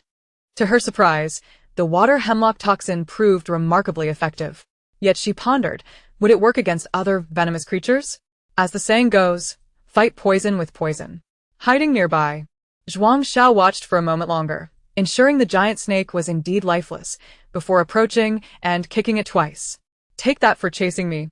With the battle concluded, the squirrels returned to the tree, chattering excitedly about the spectacle they had just witnessed. As Zhuang Xiao transitioned from fleeing the mutated giant snake to standing over its carcass, her mind swirled with questions. How had she managed to outrun such a fearsome creature? Why did she feel no fatigue after such a prolonged flight? In any case, she found herself bewildered, having unwittingly wandered into a blind spot that left her questioning her own identity. Yet now was not the time for contemplation. Where were Hua Xiao and Feng Ziyang? This vast forest was daunting. How would she find them? While mulling over this dilemma, she used her dagger to slice off a piece of the mutated snake's flesh, checking her watch for radiation levels. Beep, beep, low radiation, safe for consumption. Gazing at the substantial amount of snake meat before her, Zhuang Xiao couldn't help but let tears of regret spill forth. Why was she always the one to suffer? Above her, the branches were lined with mutated squirrels, chattering away, occasionally shouting down at her and whispering amongst themselves. Humans really seem rather dim-wit, they seem to imply. Chapter 48. Striking it rich. After winning the skirmish, it was time to collect the spoils. In her sorrow, Zhuang Xiao mused, "This world is truly unkind to me, gifting me with a burden I cannot carry." Meanwhile, Hua Xiao and Feng Ziyang, unaware of Zhuang Xiao's plight, successfully regrouped amidst the chase. As the light in the forest dwindled, a weight settled heavily in Hua Xiao's heart. With the arrival of nightfall, danger loomed once more. Feng Ziyang grasped Hua Xiao's arm, urging, "It's getting dark. We need to find a safe place to rest and continue our search at dawn." Despite his rational mind acknowledging Feng Ziyang's wisdom, Hua Xiao's emotions battled against it. What if my cousin has already found a place to hide? Simeon interjected.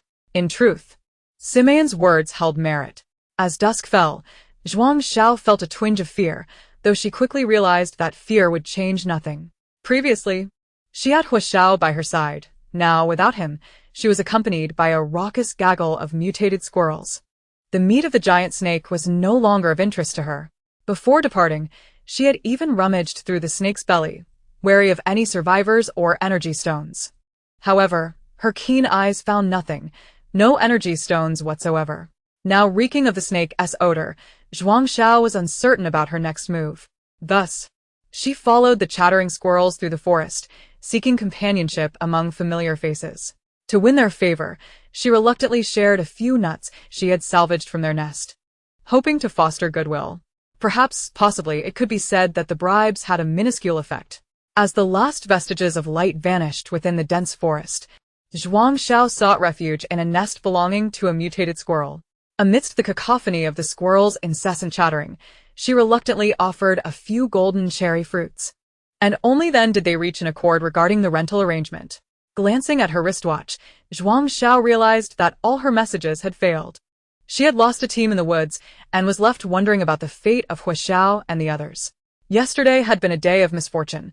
Today, however, felt surreal, almost as if she were on the verge of awakening some extraordinary ability. After all, her stamina and speed were far beyond that of an ordinary person.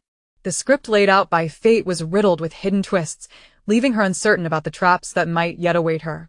The following day, she awoke naturally, invigorated and ready to face the day. However, as her eyes opened, she was greeted by the sight of the mutated squirrel's fluffy tail, which flitted back and forth across her face. The creature's body effectively concealed the tree hollow. Zhuang Xiao pushed aside the plump squirrel and emerged from her shelter. Last night, she had not perceived the height of the tree, but as she looked down now, dizziness struck, prompting her to grasp a sturdy branch for support. This gesture provided her with a semblance of security. After ensuring that she had all her belongings, she bid farewell to the squirrel and carefully descended the tree. Once on the ground, she indulged in a golden cherry and fed some grass leaves to her chubby companion before setting off. After traversing the forest several times, she realized she could no longer recall the spot where she and Hua Xiao had parted ways. Relying solely on her instincts, she pressed onward, undeterred by the wind and rain. Her little feet splashed through the river as she hummed an off-key tune that echoed through the woods. Remarkably, aside from that unfortunate mutated snake and the squirrel eager for entertainment, she had yet to encounter any fierce mutated creatures. The occasional fluttering of large moths, mutated beetles, and cabbage worms had become familiar sights. Oh, and today, she spotted a large black-legged spider perched on its web, savoring a meal.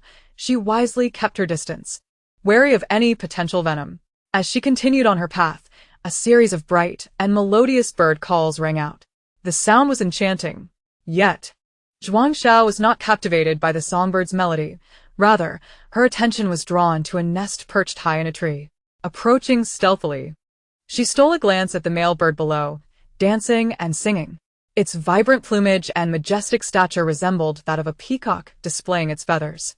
It seemed the male was courting. Zhuang Xiao's eyes flickered to the dazzling nest, which appeared to be adorned with energy stones.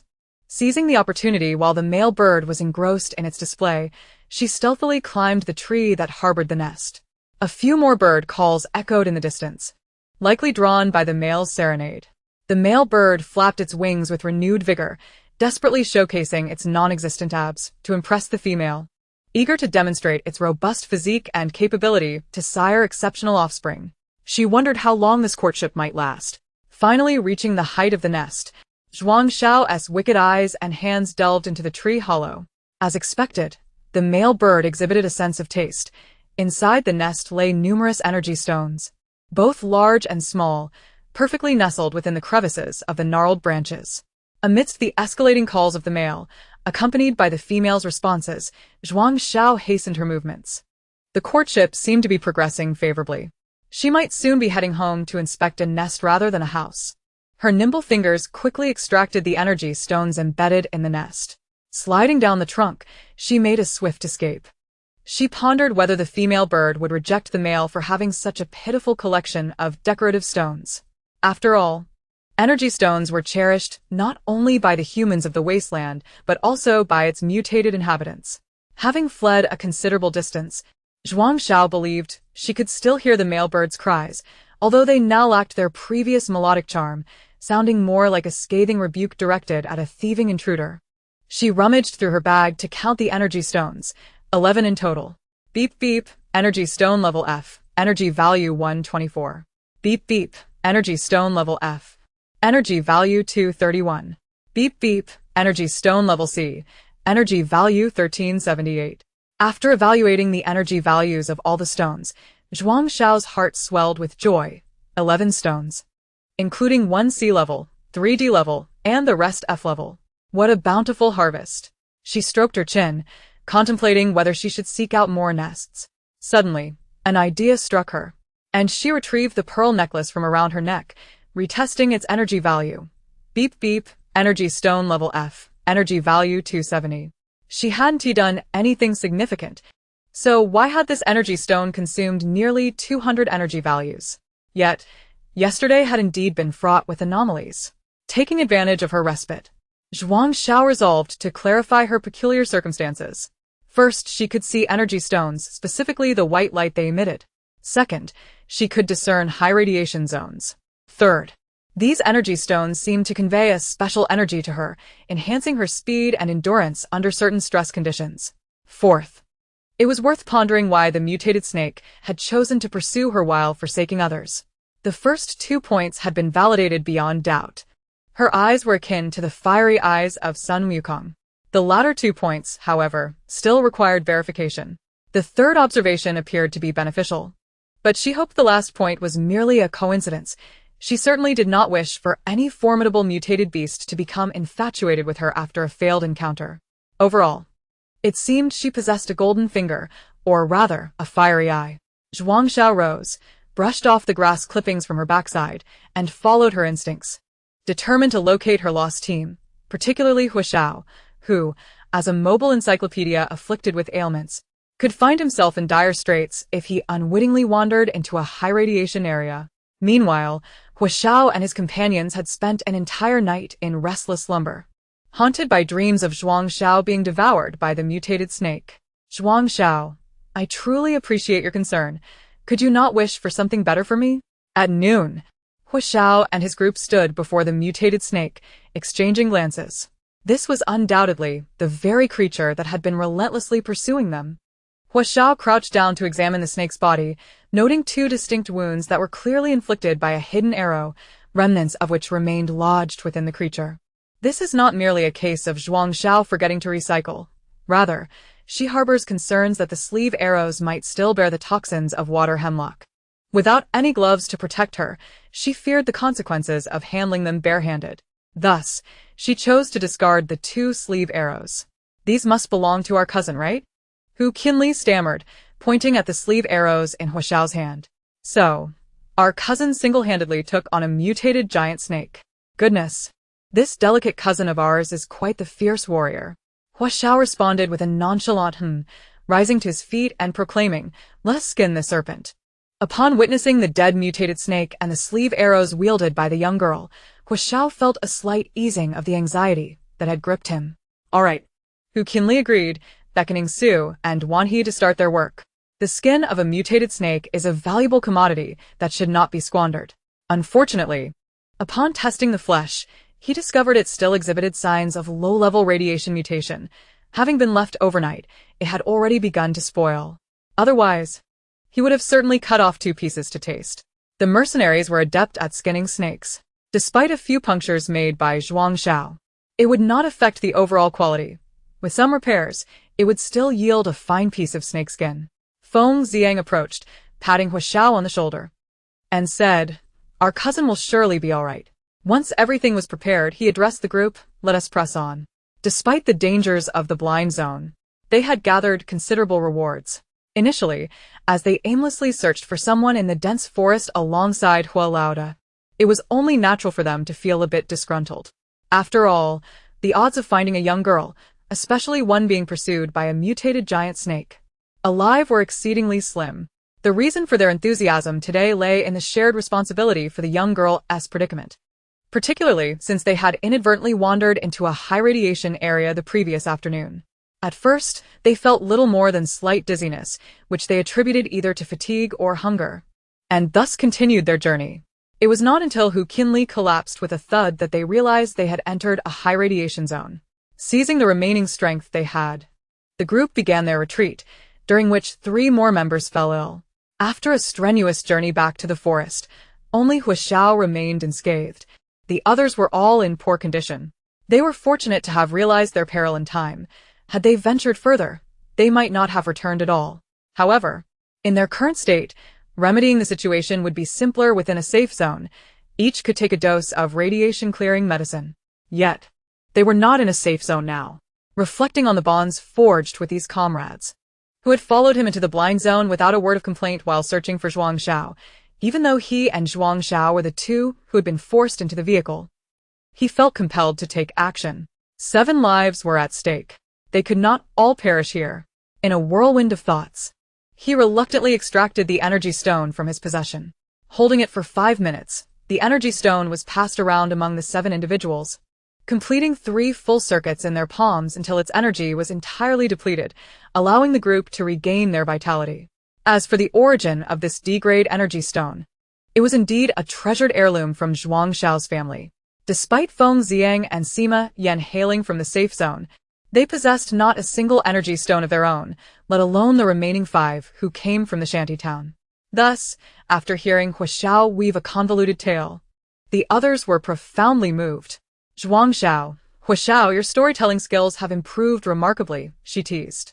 This is a D-grade energy stone, and you just expended it? Hua Lauda was at a loss for how to explain to his cousin. He owed a tremendous debt of gratitude. With feelings of guilt and appreciation intertwined, the group set forth once more on their journey to locate their missing cousin. It was not until they stumbled upon the corpse of the mutated giant snake that the tension among them began to ease. Our cousin must still be alive, was the unspoken consensus among them. Meanwhile, as these 8 men tirelessly searched for their missing cousin, she was blissfully preoccupied with excavating a bird's nest, entirely forgetting her original intent to locate her lost team. Unable to resist, Zhuang Xiao marveled at the energy stones, her excitement nearly blinding her. Chapter 50. High Radiation Zone. Yes, indeed, she had spotted the energy stones once more. Zhuang Xiao mused, birds certainly have a delightful penchant for adorning their nests. A bird's nest, no less. It must exude elegance. It needed to be embellished with energy stones to be worthy of attracting a mate. Within this nest, Zhuang Xiao unearthed 6 energy stones. In truth, she also noticed that the mother bird contained energy stones within her body. However, she dared not provoke it, especially since she lacked a pair of wings to soar. Thus, she could only stealthily pilfer the old nest while the mother bird was out foraging. Fortunately, in addition to the 6 energy stones, she also stumbled upon 3 edible bird eggs. After plundering the nest, Zhuang Xiao neatly placed the green plump creature in the nest as a small token of compensation for the mother bird, even fashioning a charming bough from leaves to adorn it. Swiftly, she shouldered her energy stones and departed from this treasure trove. The green plump creature was her meager offering to the mother bird. She wished it the best in finding a new mate and producing more precious eggs. After all, the energy stones paled in comparison to its cuteness. Zhuang Xiao gleefully navigated through the blind zone, her bright, sparkling eyes enabling her to perfectly avoid all high radiation areas. Once the excitement subsided, she recalled the group of 8 whom she had inadvertently lost. Just as her spirits began to wane, she heard someone calling her, Zhuang Xiao, cousin. Zhuang Xiao, surprised, thought, where did all these cousins suddenly come from? She lifted her gaze toward the source of the voice and saw Hu Xiao rushing toward her in a flurry. Upon reaching her, he scrutinized her from all angles, finally resting his gaze on her face. You're all right, Zhuang Xiao exclaimed. How could 8 grown men go missing? Hu Xiao quipped. 7 out of 8 are right behind me. Who lost whom? Seeing her safe, Hu Xiao seized the rare opportunity to jest. Indeed, we got lost. Next time, you must keep a better eye on us. He reached out and ruffled her nest-like hair. Oh, did you encounter a mutated giant snake? Zhuang Xiao inquired, glancing at the people behind Hu Xiao. Hu Qinli was carrying a piece of the glowing black snake skin on his back. Hua Xiao replied. This should be the mutated giant snake you defeated. They merely skinned it. Zhuang Xiao. So, this snake skin is actually valuable? Hu Qinli responded, absolutely. The skin of a mutated giant snake is tough, flexible, and breathable. It's excellent material for protective clothing. Zhuang Xiao fell silent, having only heard of snakeskin bags before. This was her first encounter with snake skin being used for garments. However, she acknowledged the resilience of the mutated snakeskin. It had taken her considerable effort to eviscerate it. What is mine by fate, what is lost is my fortune. She and the snakeskin were destined to be apart. Zhuang Xiao cast another glance at Feng Ziyang. Alas, even with his stubbly beard and dirt-streaked visage, he remained a beauty. Indeed. Those endowed with beauty could don a burlap sack and still exude charm. After scanning the crowd, she turned her gaze back to Hua Xiao and inquired, which direction should we proceed now? Although she could perceive the red line indicating the high radiation zone, her sense of direction was rather lacking. Having meandered through the forest these past few days, they had long strayed from their intended route into the blind zone.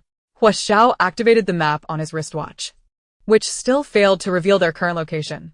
However, he could discern the approximate direction based on the map's depiction of the safe zone and the blind zone. The blind zone lay to the northwest of the safe zone, implying that they must venture in the opposite direction. Despite having spent considerable time in the blind zone, fortune favored them, for their journey thus far had been directed southeast. Thus, they were already on the path back to safety. Hua Xiao pointed towards a specific direction, stating, southeast. Zhuang Xiao followed his gesture, gazing at the densely woven red lines in the sky. How are we to cross that? She stammered, swallowing hard. That area can't possibly be a high radiation zone, can it? Look at that enormous bird soaring above. The others chimed in, your logic is impeccable. Zhuang Xiao replied, I must be a genius of logic. In the wasteland, this was indeed the case. The degree of mutation among creatures in high radiation zones was far more bizarre than that of those dwelling in areas of moderate to low radiation. Their previous inadvertent entry into the high radiation zone was merely a result of their desperation to find someone, compounded by the subtle differences in the mutated flora and fauna at the boundary of the radiation zone, which they had overlooked. Thus, Zhuang Xiao's assertions were not without merit. Let us proceed. If we sense something amiss, we shall detour, suggested Feng Ziyang. The others thought it was the only viable course of action. As they descended the mountain, Zhuang Xiao added, this time, you all must stick close to me. If all 8 of you get lost again, I won't take responsibility. The 8 of them responded. Who exactly lost whom? Xiang Su thumped his chest and declared, I guarantee I will keep pace with my cousin. I shall not fall behind.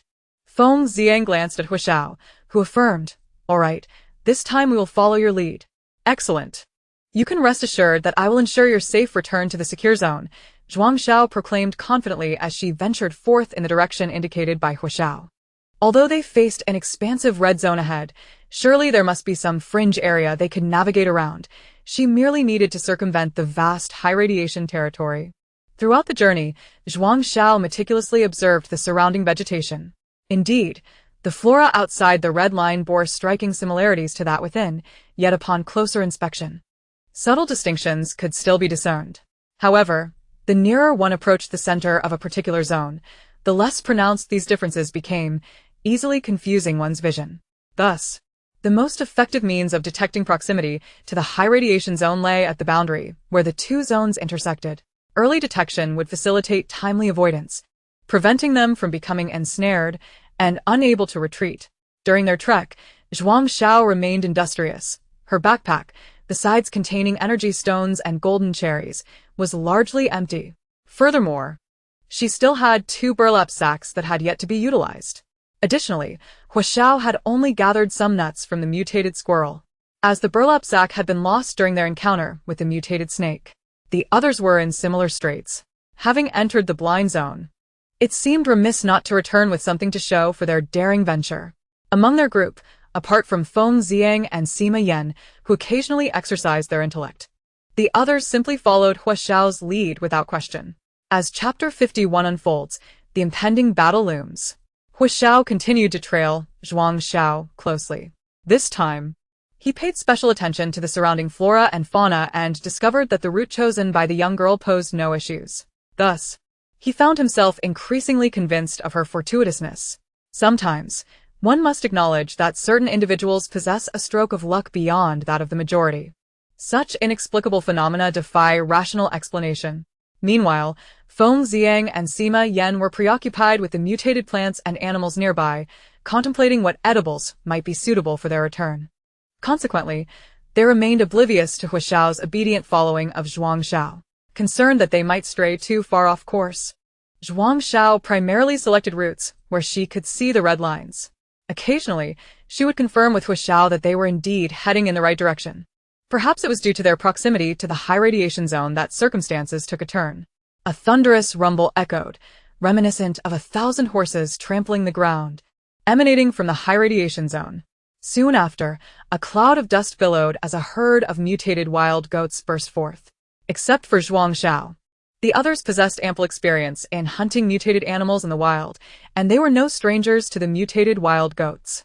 Hearing the chaotic and forceful thundering of hooves and the frenzied scrambling of the goats, it was evident that something far more perilous was pursuing them. At this juncture, running was futile. Their only option was to find refuge. If evasion proved impossible, they would have to resign themselves to fate. Hua Xiao hoisted Zhuang Xiao and began to ascend the nearest sturdy tree. Over the past few days, Zhuang Xiao had gained considerable experience in climbing trees and managed to scale it with relative ease. Hu Qinli and Feng Xiang, being the closest, swiftly followed suit, while the other 5 sought refuge in adjacent trees. In the blink of an eye, the full form of the mutated wild goats came into view for Zhuang Xiao. Goodness! These creatures were significantly larger than ordinary horses. Moreover, the massive horns atop their heads resembled 2 curved blades. Should one be struck, it would surely spell doom. Zhuang Xiao watched with keen interest from her perch. In contrast, Hua Xiao and Feng Xiang wore expressions of concern. Trailing behind the wild goats was a pack of mutated wolves, equal in number to the goats. The mutated goats were manageable, being herbivores. They could simply remain hidden in the trees until the goats passed. The true challenge lay with the pack of mutated wolves, whose cunning and terrifyingly acute senses of hearing and smell rendered them formidable adversaries. Furthermore, these mutated wolves were carnivorous. At that moment, the two could only hope that these post-mutated titans would overlook their small band of 9. They were dwarfed in stature, barely substantial enough to fit between the wolves' teeth. Before long, Zhuang Xiao beheld the mutated wild goats attempting to escape the high radiation zone, only to be swiftly encircled by the pack of mutated wolves, cut off from their path. Even from a distance, Zhuang Xiao could sense the chilling glint of the wolves' sharp teeth, and she almost believed she could hear the sound of drool dripping from their jaws. The moment of the hunt had commenced. Zhuang Xiao's heart raced, not for their own safety, but for the doomed mutated wild goats. In her mind, wolves had always been depicted as cunning, treacherous, and cruel creatures, while goats were the epitome of innocence and charm. What of the delightful characters like Pleasant Goat, Beautiful Goat, and Lazy Goat? Were they not all simply adorable goats? How could such a frail, pitiable, and helpless creature possibly prevail against the ferocious and brutal wolf?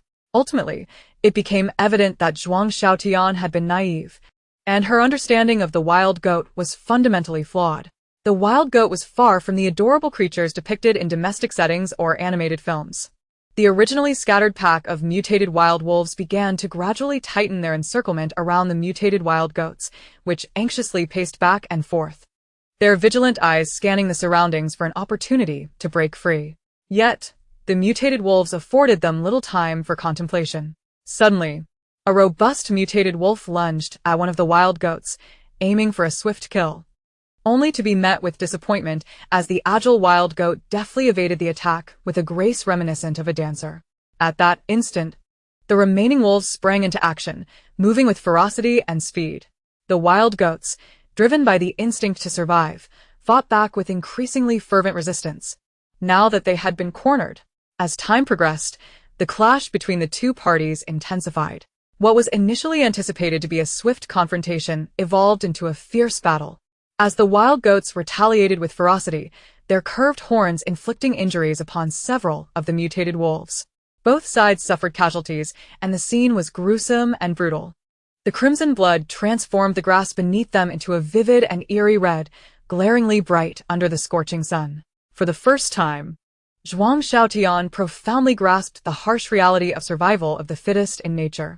In the end, the mutated wild goats succumbed to defeat, though 3 managed to escape the encirclement, albeit injured.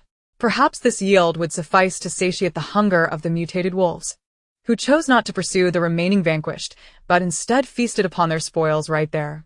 Their glistening teeth effortlessly tore through the fur of the defeated, exposing the fresh, sanguine flesh to the air. The pungent odor of blood wafted through the trees, invading the nostrils of those above. Yet, none dared to make a sound. After indulging in their meal, the pack of mutated wolves retreated into the dense forest of the highly radioactive zone. It wasn't until half an hour later that the onlookers descended from the trees. The scent of blood still lingered, thick enough to be suffocating. At that moment, someone broke the silence. "Shall we go check for energy stones?" Zhuang Xiao turned to the speaker, a young man from the mutated mantis trio, Zhuang Xiao. The youth, blissfully ignorant, displayed a fearlessness that astonished her. Zhuang Xiao considered herself quite brave, but this individual was a unique breed. Just as she mentally applauded the young man's audacity, 2 others in the crowd spoke up, one of whom was Feng Ziyang. "It should be feasible. We'll touch it and return immediately.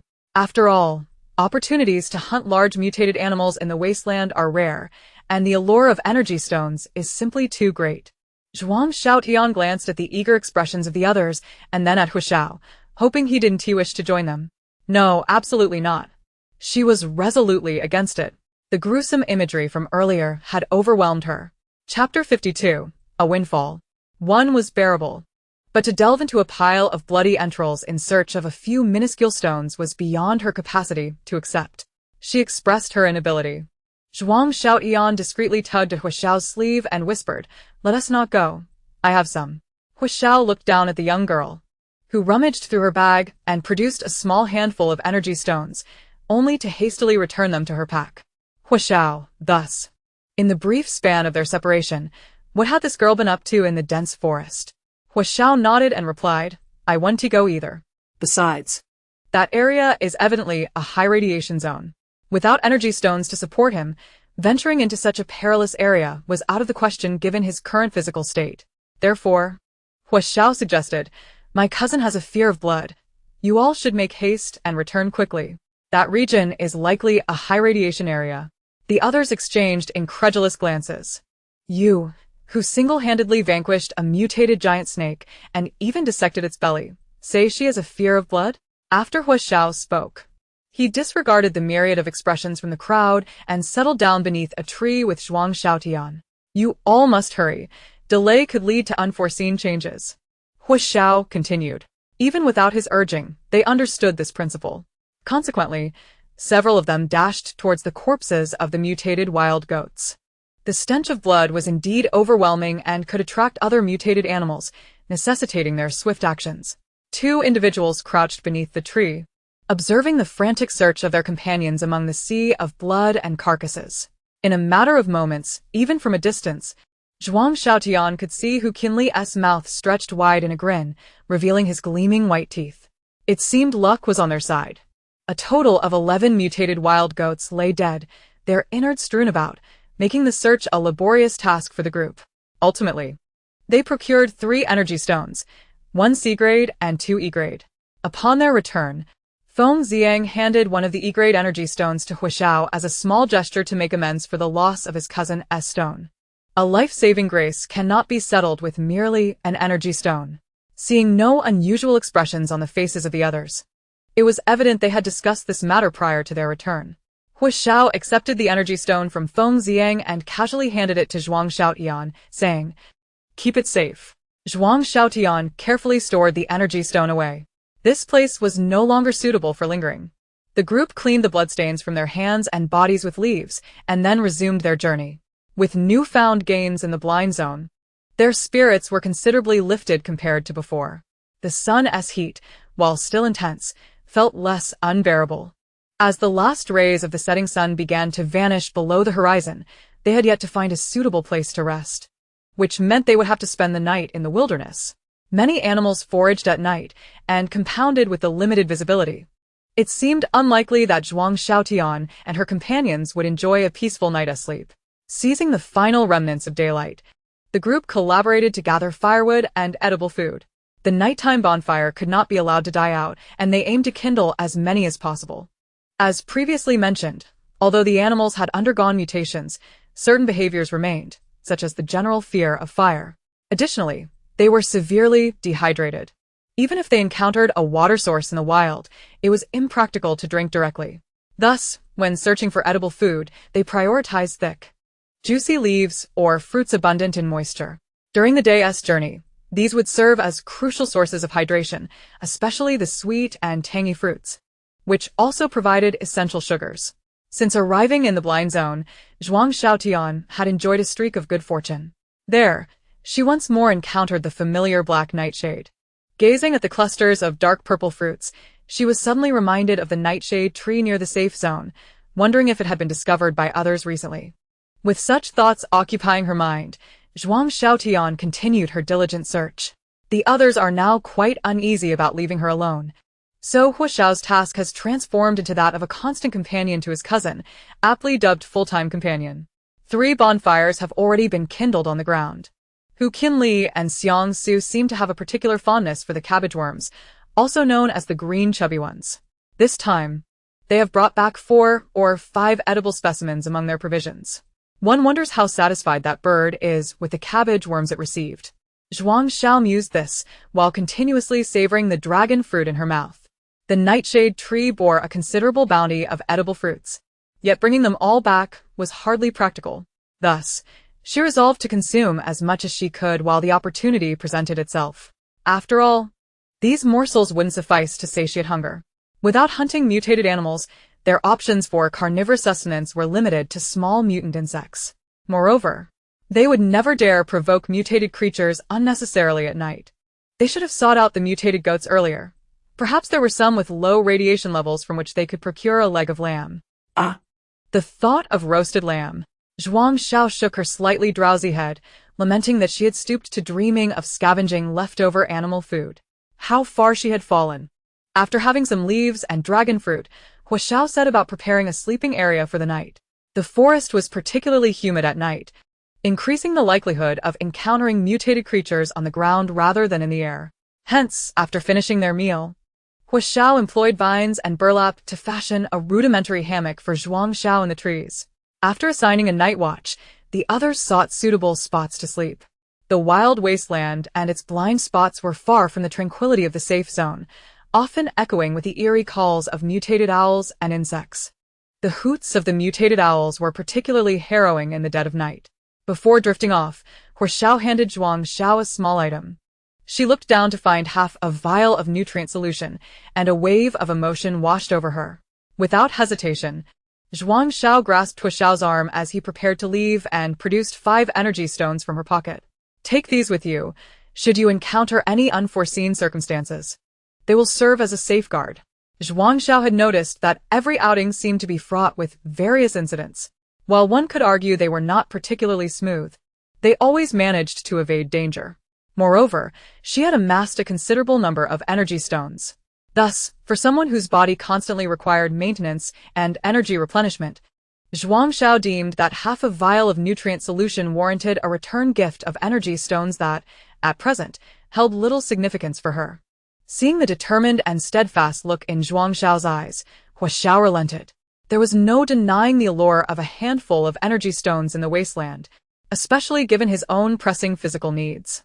Accepting the energy stones from her, he stowed them securely and sought a nearby spot close to Zhuang Xiao to close his eyes and rest.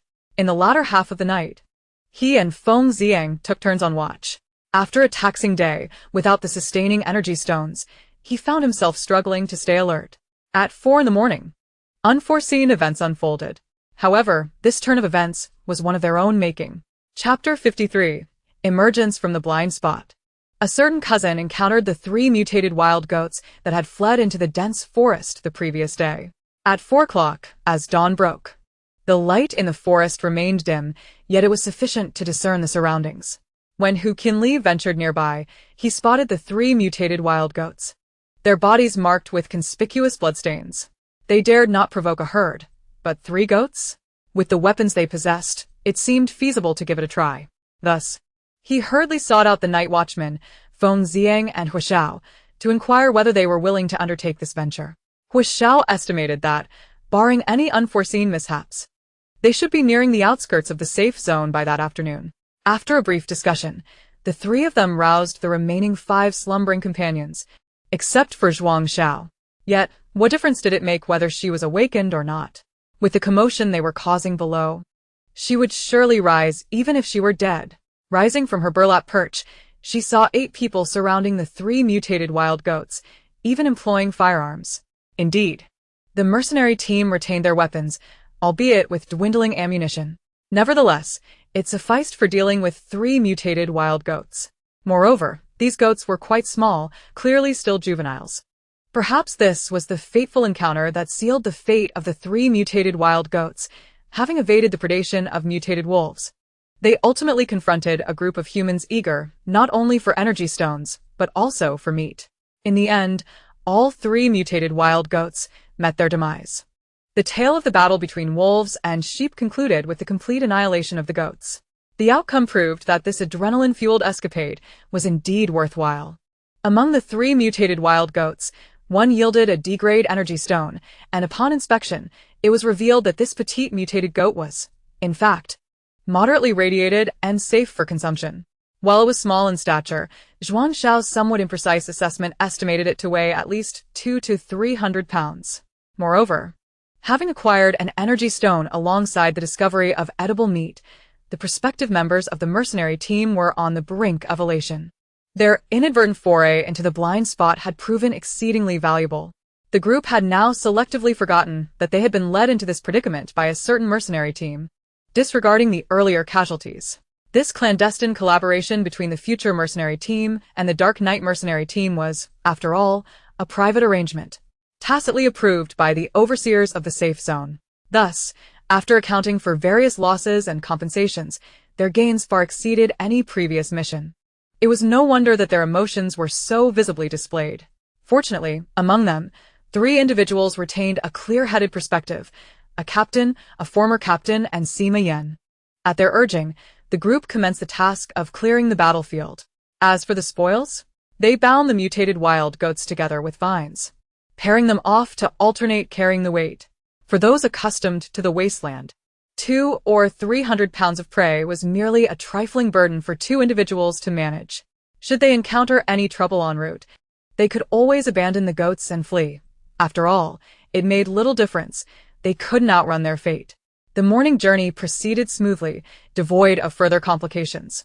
Zhuang Xiao could now glimpse the sky ahead gradually returning to normalcy. This signified that they were about to circumvent the high radiation zone.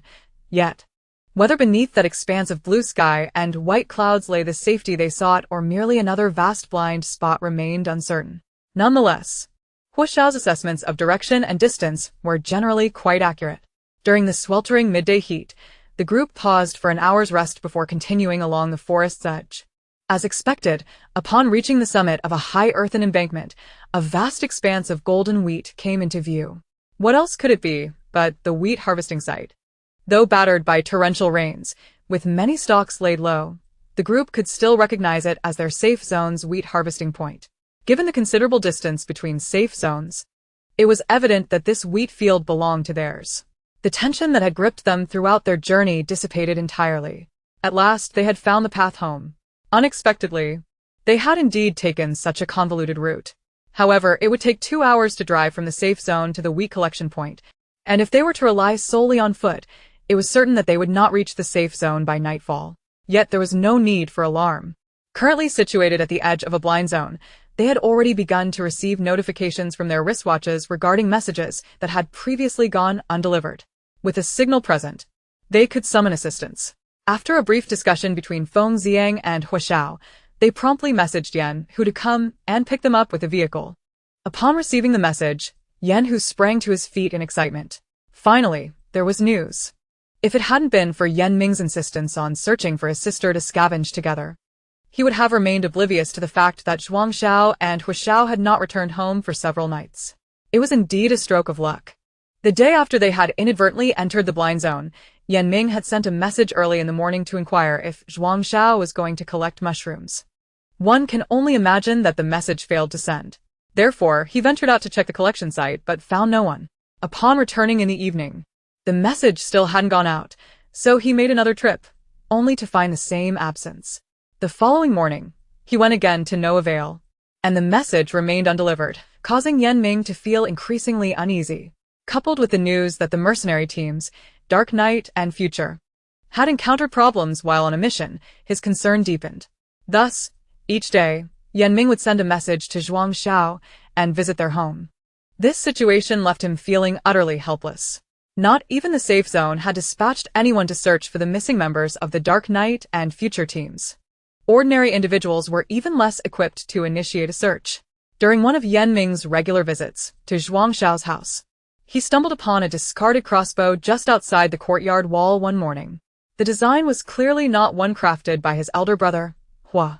After all, he already carried one on his back. He circled the courtyard and noticed signs of forced entry on the lock, as well as evidence of climbing in the backyard. At these spots, there were traces of some unidentified vomit on the ground. Unable to enter his sister's home without permission, Yan Ming and his brother set up a makeshift tent to keep watch that evening, while spending their days at nearby collection points. They felt little worry for their own home.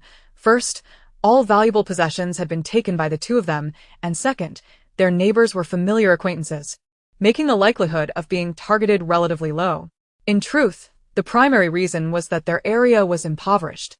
As for the location of Hua Xiao's family, it bore both advantages and disadvantages. The advantage was that they had built their home earlier and could expand freely, while the disadvantage became evident now. The sparsely populated area made it far too easy for thieves to strike if they were targeted. Chapter 54. Bountiful Harvest. It was fortunate that Yan Ming had not ventured inside. Otherwise, he would likely have met the same fate as those thieves. Indeed, the water hemlock toxin that Hua Xiao extracted was utilized not only in their daily weapons, but was also entirely devoted to the security of the courtyard. The walls had intentionally been left with gaps for would-be thieves, making them prime targets for security measures, along with the doors of the house. Therefore, when Yan Hu received Hua Xiao's message, he and Yan Ming were busy searching for edible leaves at the porcelain collection point. Yan Ming vividly recalled that his sister, Zhuang Xiao, had once gathered a large bag of mutated porcelain leaves from this very location, along with 40 to 50 pounds of soil with moderate radiation. At this moment, Yan Ming's heart was heavy with disappointment over the meager yield from this mutated porcelain collection site when he was startled by his brother and fell onto the ground. "Brother, what are you doing? Can't we just work diligently?" Yan Ming lamented, feeling a deep sense of grievance. It had been a whole day, and he had only found 2 leaves of moderate radiation, a stark contrast to the handful his sister had casually tossed him last time. Yet Yan, who had no time to indulge his brother's discontented gaze, he urged him to hurry along, for work awaited them. After Yan, who explained the situation, Yan Ming's worries were alleviated, and his mood lifted. Upon arriving at the wheat collection point, they found a group of people still industriously working. As for what they were doing, it was evident. They were searching for edible food.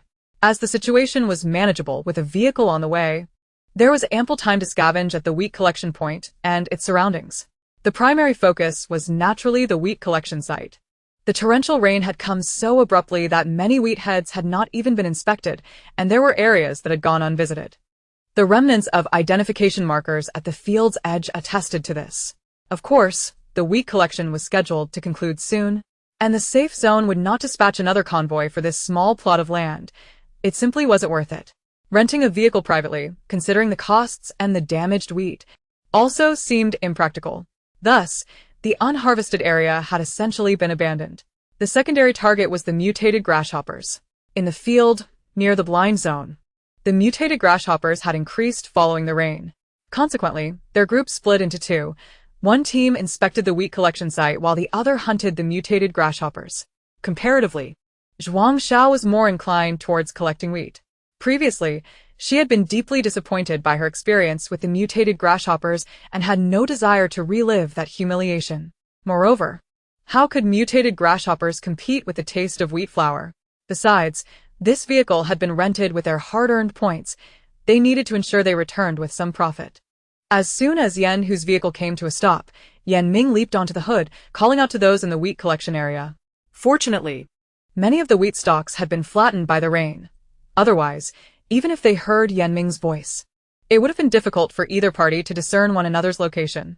Of course, they could rely on positioning to locate each other, but that would lack the current atmosphere of searching for someone. Just as Zhuang Xiao emerged from a pile of fallen wheat, Yanming spotted her. He jumped down from the vehicle, grabbed a sack from inside, and rushed towards her. On the day of the torrential rain, he had managed to carry 1.5 sacks back by himself, but the yield had been disappointing. In truth, it was merely akin to previous years. The slight disparity in quantity compared to what he had gathered alongside Zhuang Xiao left the young lad feeling somewhat disheartened. The reason for bringing the sack was, of course, shared by the whole group. They could not afford to make the trip in vain. "You go to those 2 rows," Zhuang Xiao instructed, pointing to a pair of rows of wheat beside her, entirely oblivious to the enthusiasm radiating from the young boy. At that moment, her golden touch had inexplicably activated once again. Almost every third wheat head had a stem that was mutated with low to moderate radiation. Furthermore, whether it was due to the rain or not, the insufferable mutated aphids had vanished without a trace. She truly wished to avoid experiencing that sensation of having one's eyes nearly crushed once more. Yan, who followed closely behind Yanming, instinctively gravitating towards the 2 rows beside Hu Qinli. The 9-person team that had wandered into the blind zone consisted of her, Huixiao, Xiang Su, and Hu Qinli at the wheat collection site, while the others had ventured to the mutated grasshopper den. Despite everyone being busy, the work did not hinder their chatter. In no time, Yanming had recounted the events of the past few days in detail, leaving nothing out, except perhaps how many times he had visited the restroom in a day. Certainly, the primary concern of Huixiao and Zhuang Xiao revolves around the potential theft of their home. Additionally, Huixiao is preoccupied with pondering which unfortunate individuals were the first to unwittingly partake in the toxins he extracted from the water hemlock. From the outcome of Zhuang Xiao's encounter with the mutated giant snake, it is evident that the venom is indeed lethal. Should anyone come into contact with it, their survival would be highly uncertain. Zhuang Xiao, on the other hand, harbors a simple worry that their home might genuinely be robbed. However, returning to verify this now would be too late. It would be more prudent to gather additional provisions here to compensate for any potential losses. Consequently, Zhuang Xiao and Yanming, after vehemently cursing each other's ancestors, resumed their arduous task of harvesting wheat. Alas, she thought, she was feeling quite parched. Stealthily, she popped a mutated nightshade berry into her mouth. Its tart sweetness was delightful and particularly refreshing, leaving her regretting not having picked more. This expedition into the blind zone yielded no treasures aside from a heap of energy stones, which solely belonged to her. The disheartening reality of being trapped in a blind zone was shared by 8 out of 9 individuals. They pondered their plight, hoping their cousin would leave them a sliver of mercy.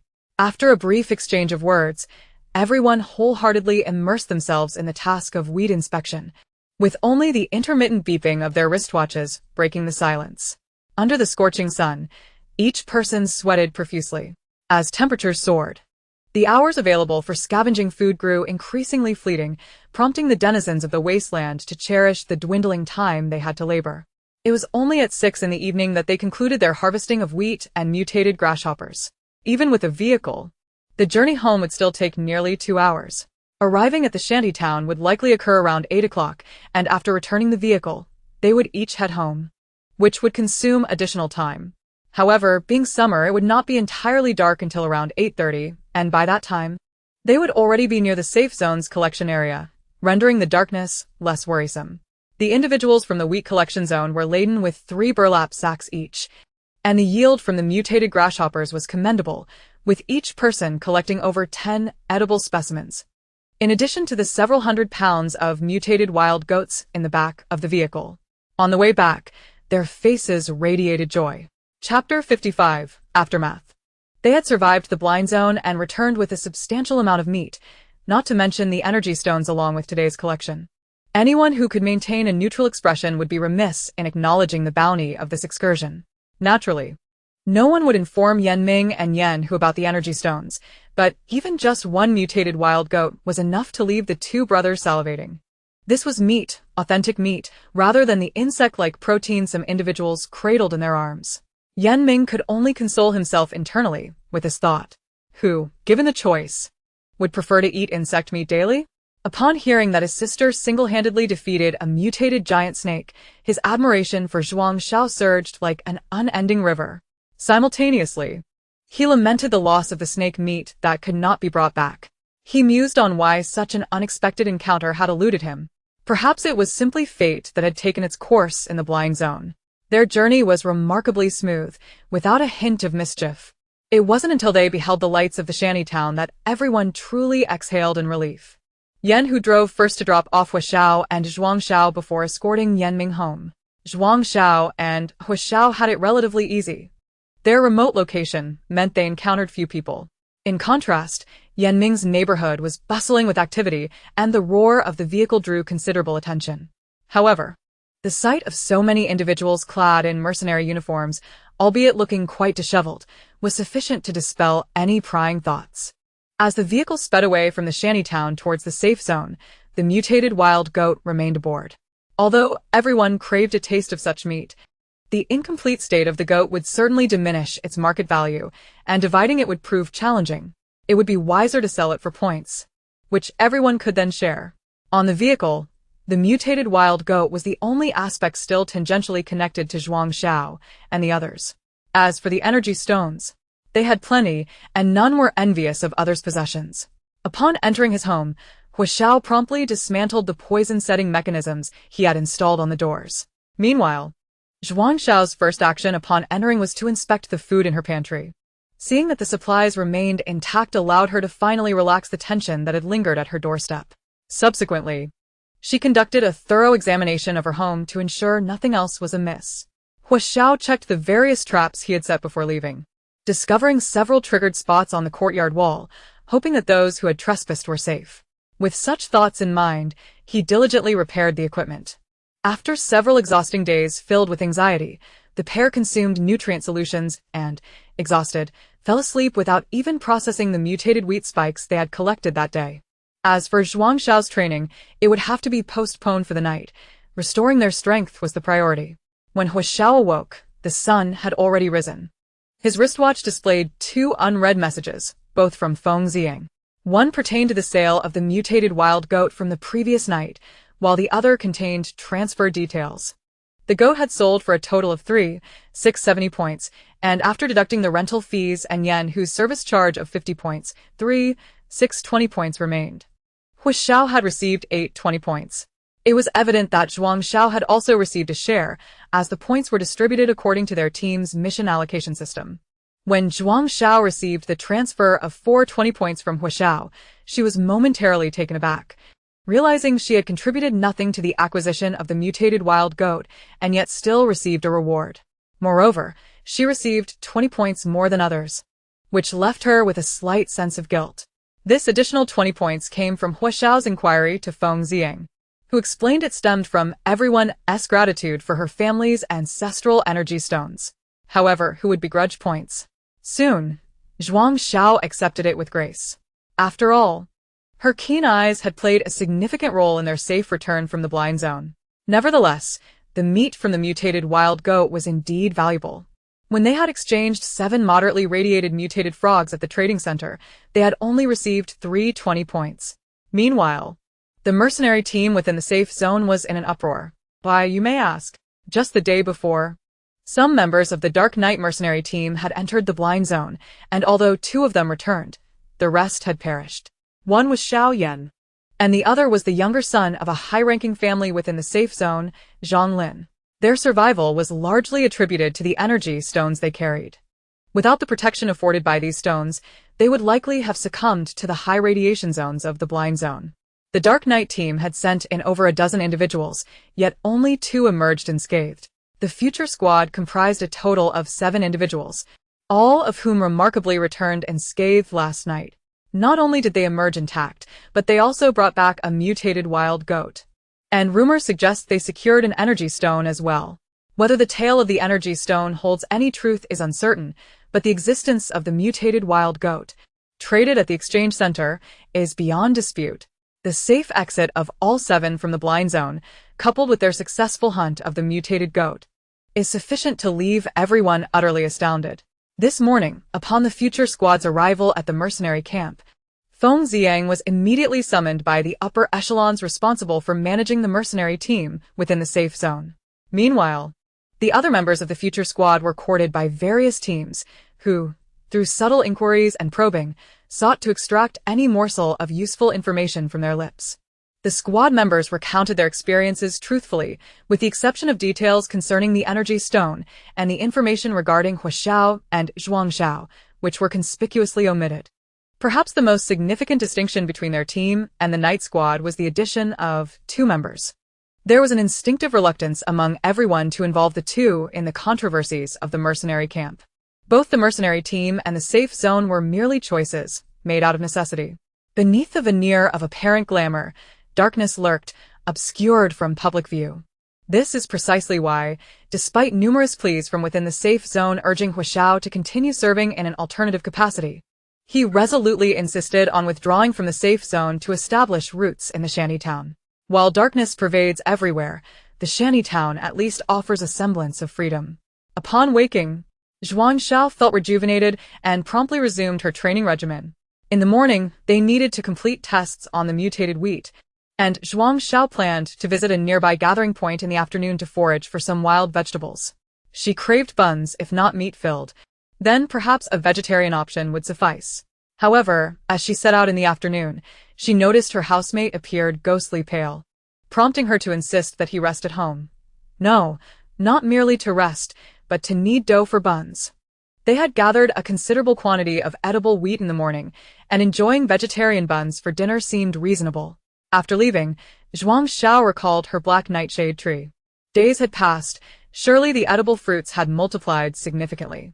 Yet, after spending over an hour laboriously trekking to her destination, drenched in sweat, she was dismayed to find that her home had been invaded. A throng of people surrounded her black nightshade tree. Even the immature edible fruits had not escaped their greedy grasp. Zhuang Xiao mused, had she been raiding too often lately? Only to find herself on the receiving end of a theft. This mutated black nightshade had long been on many people's gathering lists in the shantytown, but recent large-scale foraging activities, coupled with the tree being out of fruiting season, had temporarily spared it from attention. Zhuang Xiao had gone unnoticed on 2 occasions during her visits to the mutated black nightshade, which could only be attributed to sheer luck and coincidence. Oh. How she missed the sweet, juicy fruits from the unmarked trees in the blind zone. She wondered when she might revisit them. Suddenly, she recalled the vehicle rented by Yan Hu yesterday. Wasn't there a vehicle abandoned by Feng Ziang and his crew in the blind zone? She pondered whether they still needed it. If not, could she and Hua Xiao retrieve it? Standing atop a high slope, her mind raced as she scanned the surroundings for any gathering points that might catch her eye. Soon enough, she discovered a particularly appealing collection site. Vines, lush and entwined, enveloped the trunk of a grand tree. On the vines, yellow flowers swayed gently in the breeze. Had it been merely this, Zhuang Xiao might not have recognized the mutated plant.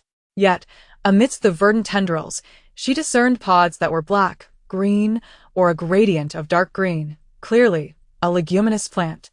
However, she could not ascertain which specific type it belonged to: soybeans, mung beans, peas, or some other variety. Zhuang Xiao plucked a leaf, applying its juice to the surface of her wristband, only to receive the alert: moderate radiation mutation, inedible. Nevertheless, her intent was not to verify the edibility of the leaves, but merely to uncover the identity of the beans.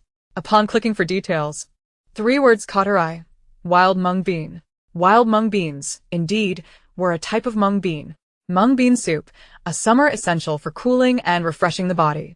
Zhuang Xiao's heart soared with joy.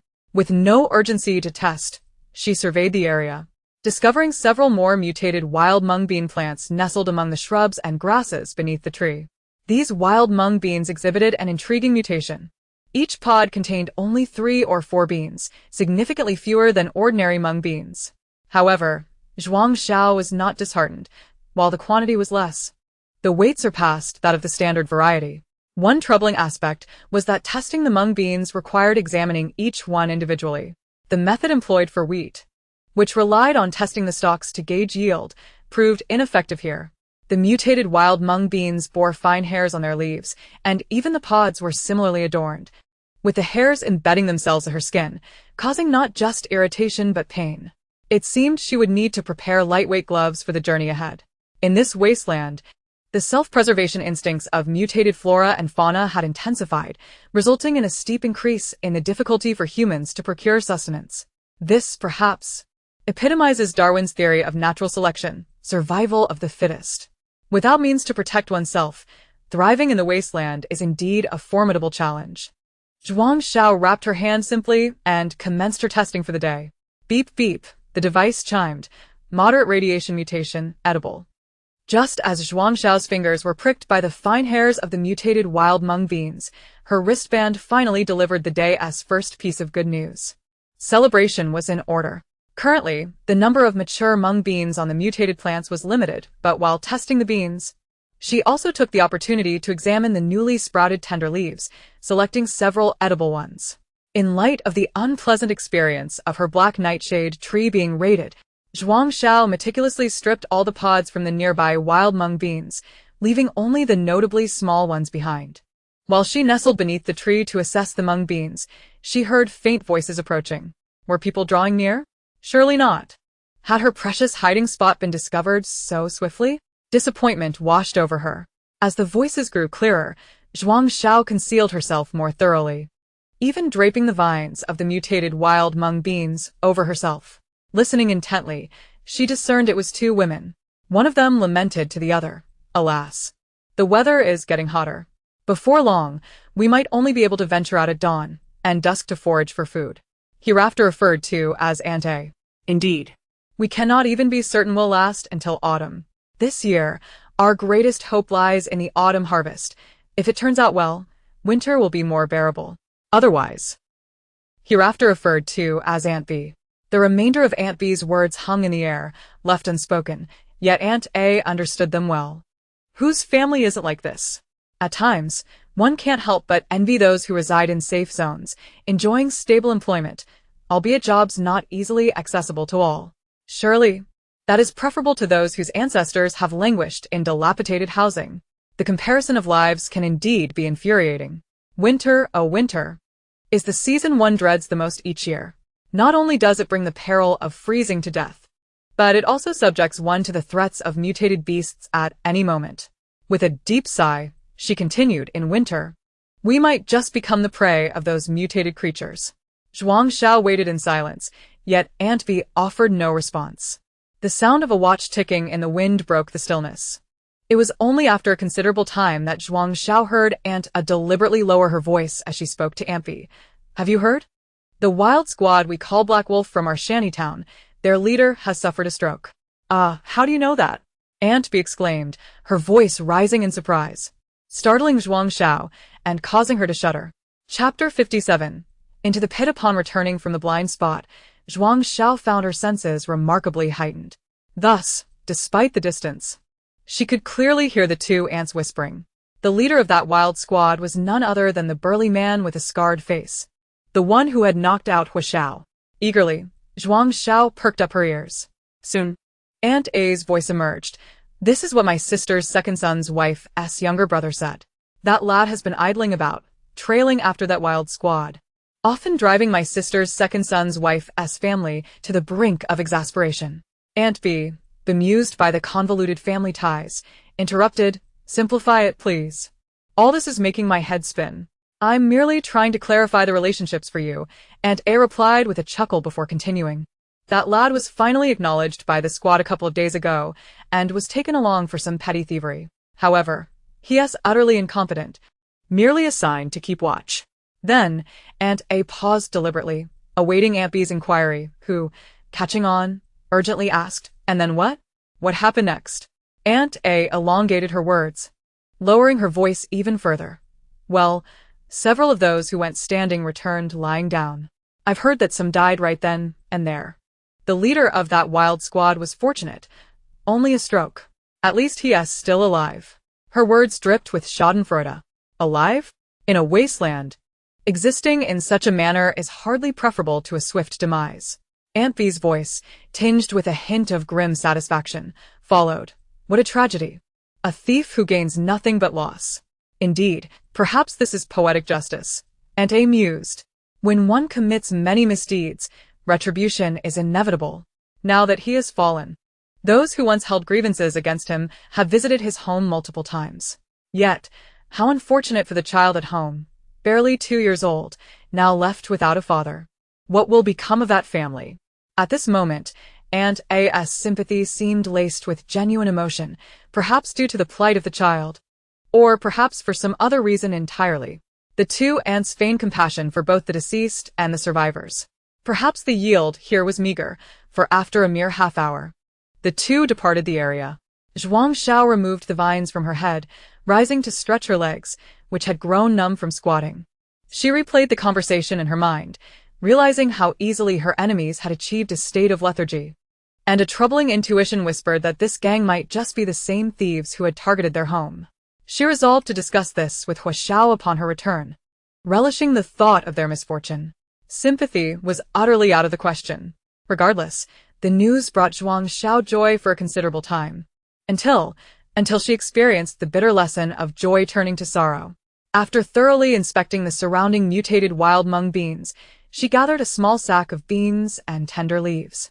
Moreover, she meticulously selected a handful of low-radiation, remarkably mature mutated mung beans, intending to experiment with their cultivation at home. Energy stones can purify the body's radiation levels while also offering some degree of repair against radiation-induced damage. This principle might apply to mutated creatures as well, as many of them consume found energy stones or store them in their nests. Following this line of thought, could energy stones also purify the radiation within mutated plants, rendering them safe for consumption? If she could acquire a sufficient quantity of energy stones in the future, perhaps she could plant them in soil and observe whether such an effect could be achieved. With the sack slung over her shoulder, Zhuang Xiao pondered this question, completely oblivious to her surroundings. It was at this moment that misfortune struck. Before she could even scream, she slipped into a pit. The pit was shrouded in darkness, with only a slight glimmer of light filtering down from where the grass had concealed the entrance, the very spot she had inadvertently disturbed. After a brief moment of panic, Zhuang Xiao composed herself. Although this area had seen human activity before, in the treacherous wasteland, calling for help was clearly not a wise course of action. Of course, she considered sending a message to Hua Xiao, requesting his assistance. However, the distance was great, and the wait would be lengthy. It would be far more prudent to devise a plan herself. Who knew if this pit was merely a lair for mutated beasts? She had begun to harbor doubts regarding the safety zone's claims about regularly clearing mutated animals near collection areas. After all, she had encountered mutated creatures several times within the collection zone. Once an accident, twice an accident. Surely 3 times could not be mere coincidence. As unfortunate as it seemed, the mutated animals could not possibly be fixated solely on her. As her eyes adjusted to the dim light within the pit, she discerned its shape with the scant illumination above. The pit was approximately 3 meters deep, with a diameter sufficient for her to stretch her arms freely. The walls were lined with exposed tree roots and damp moss, with muddy ground underfoot. It did not appear to be a dwelling for mutated creatures. To be frank, the height was not particularly daunting, yet ascending it would prove challenging. The soil felt loose, and combined with the slick moss, the walls presented a formidable obstacle. Zhuang Xiao temporarily secured her sack to one of the sturdier roots and meticulously explored the inner wall for footholds. Before her fall, she had inadvertently trampled some vines, which now hung precariously near the entrance. If she could reach the vines, she might leverage them to pull herself up. Although the idea was promising, the reality of climbing presented numerous difficulties, resulting in several falls along the way. There were simply too few roots to assist her ascent. In desperation, she resorted to using her dagger to dig small footholds into the wall. Naturally, the holes could not be too large. Zhuang Xiao feared that too much soil removed could cause a collapse, burying her alive. That would truly be the end of her, marking this spot as her grave. At long last, after countless attempts at carving small holes into the wall, she finally discovered 4 or 5 usable ones. In the tangled roots and vines of the earth, Zhuang Xiao finally glimpsed the first rays of the setting sun above her head. Following the vine in her hand, she managed to ascend to the surface. At that moment, she was completely covered in dirt. Without a closer look, one might mistake her for a little clay figure, flipping over onto the grass beneath her. The sky was ablaze with the fiery hues of dusk, a sight so breathtaking it was beyond compare. Yet, Before she could catch her breath and fully appreciate the beauty of the sunset, a familiar had appeared in her line of sight. Chapter 58. A Pie from the Sky. Wasn't that the head of a mutated dove? At such a close distance, she could even see its large, jet-black eyes shimmering like gemstones, swirling restlessly in their sockets. The mutated dove occasionally emitted a series of cooing sounds. Zhuang Xiao shut her eyes, rolled over, and swiftly drew her hidden dart, executing the 3 actions in one fluid motion. This time, the dart's accuracy did not disappoint. It struck true, embedding itself firmly into the dove's abdomen. The mutated dove flapped its wings a few times before collapsing to the ground. Zhuang Xiao thought to herself, this is almost too easy. As a creature of the wasteland, surely it should have put up more of a fight. It seemed to underestimate her combat prowess. However, as she approached, she realized that this mutated dove was considerably smaller than the ones she had encountered before. It was likely a juvenile. Moreover, patches of feathers were missing from its back, and its wings bore dried, dark red blood.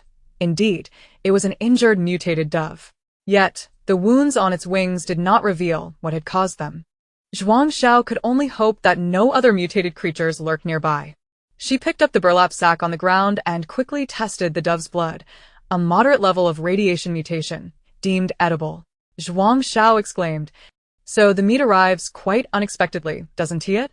The filling for my buns is perfectly in place." Just as she began to stuff the carcass of the mutated dove into the sack, a sharp, piercing bird call shattered the tranquility of the forest. Even from a distance, Zhuang Xiao could hear the sounds of a crowd rushing near the solanum trees. Could it be that I've inadvertently stumbled upon a larger mutated bird? She hastened her movements. The mutated bird circled above, calling out. Zhuang Xiao secured the sack, but dared not step out of the woods. Within the cover of the forest, she felt somewhat concealed. To venture out would be akin to offering herself as prey. Clearly, she was not the only one seeking refuge among the trees. In no time, a group of people stumbled towards her direction. Zhuang Xiao hoisted the sack and swiftly chose a direction to escape. After all, she had a delectable, edible mutated dove in her possession. If she didn't run now, when would she? After a quarter of an hour of fleeing, aside from the sharp cries of the bird, Zhuang Xiao also heard gunfire. It seemed the mutated bird had caught the attention of the guard or mercenary teams. It was an opportune moment to retreat. Zhuang Xiao continued her flight, twisting and turning until she reached the main road.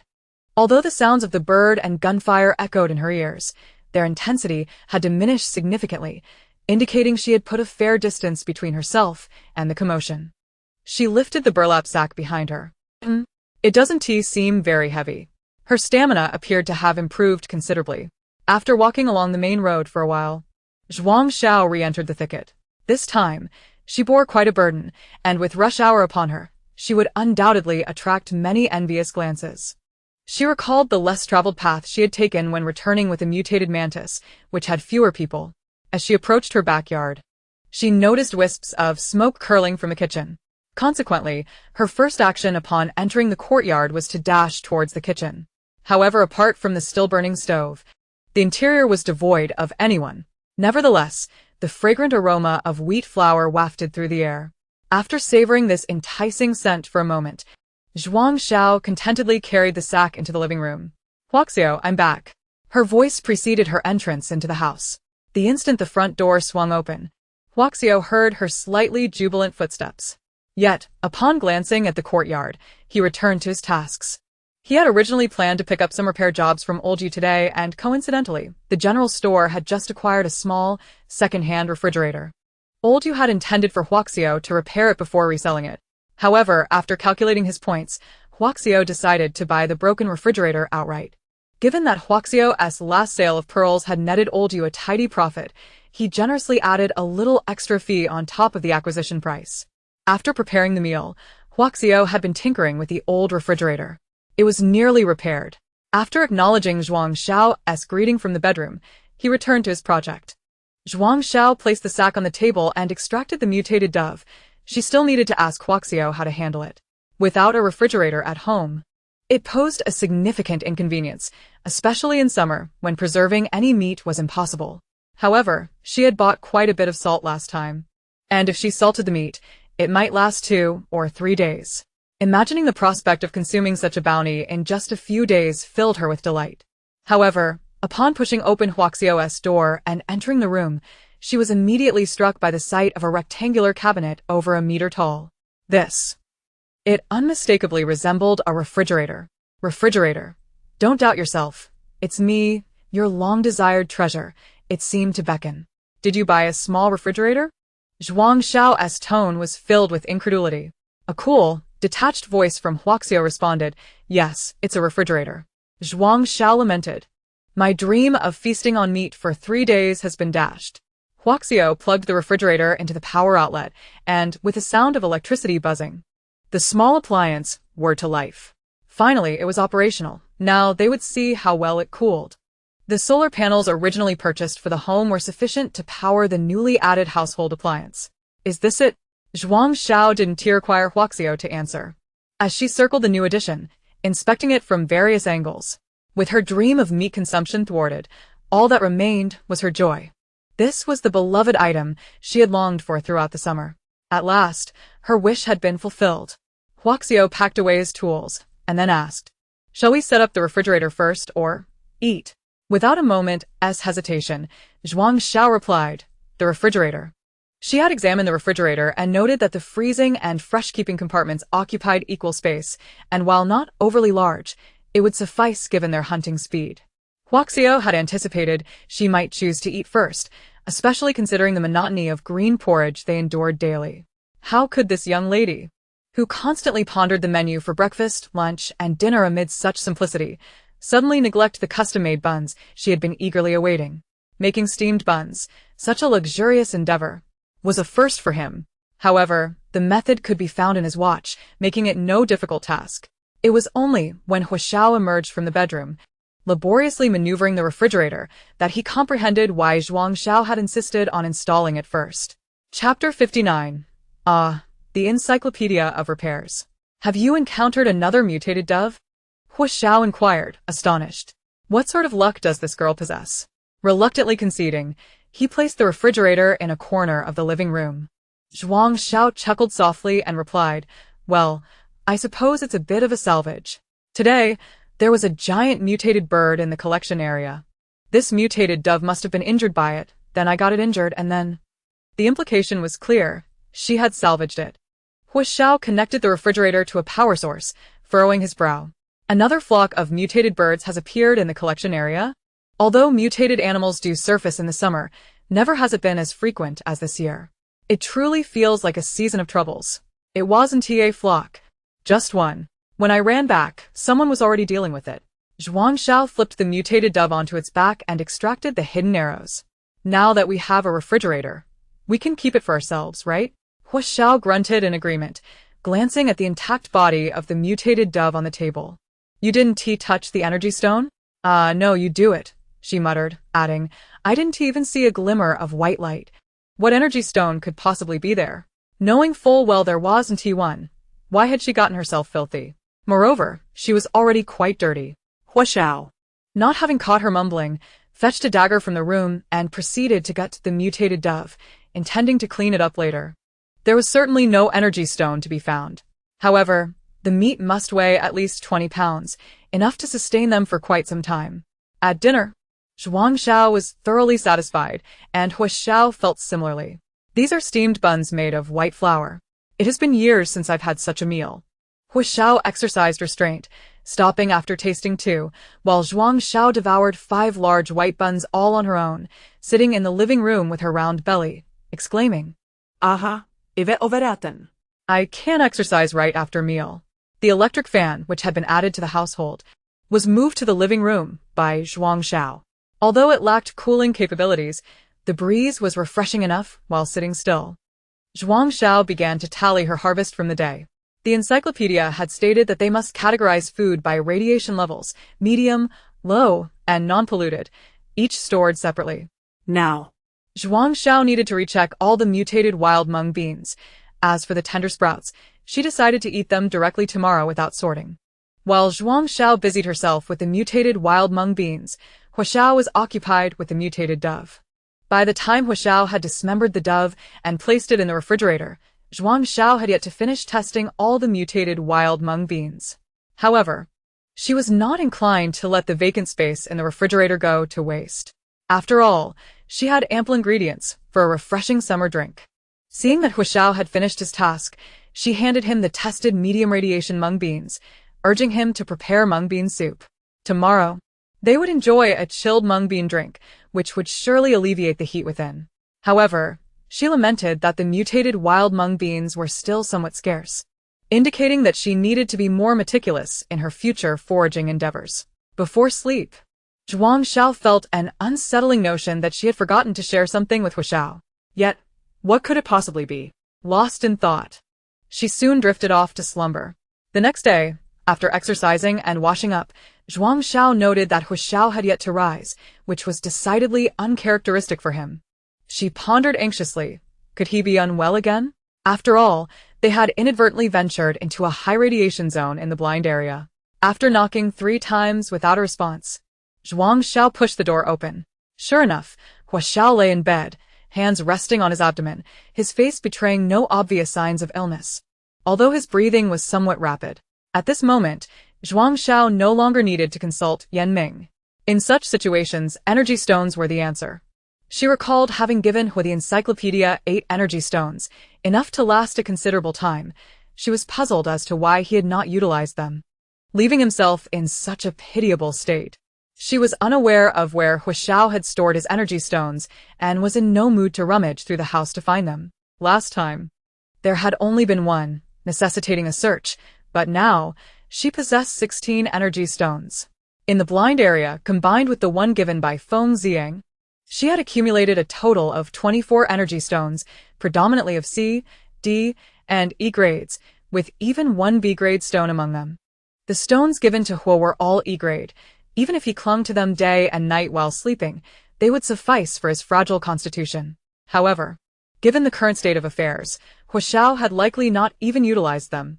Zhuang Xiao retrieved 3 energy stones, placing one in each of his hands and another against his chest, then awaited the stones to unleash their restorative powers. As it turned out, they were indeed effective. Within 10 minutes, Hu Xiao awoke. Before he could fully regain his clarity, Zhuang Xiao unleashed her frustration. Hu Xiao, are you out of your mind? Did you not use a single energy stone I gave you? If you're not going to utilize them, just return them to me. Better to die early and be reborn than to scare everyone with your half-dead state every day. The more she spoke, the angrier she became. Rising abruptly from her chair and exiting Hu Xiao's room, Hu Xiao, still in a daze, had not anticipated being bombarded by the girls so early in the morning and took a moment to comprehend the situation. Upon feeling the energy stones in his palms, he instantly understood what had transpired, letting out a heavy sigh inwardly. In truth, it wasn't that he had not used them. Rather, he had not reached such a dire state. Compared to his condition before Zhuang Xiao's arrival, he was in a far better state now.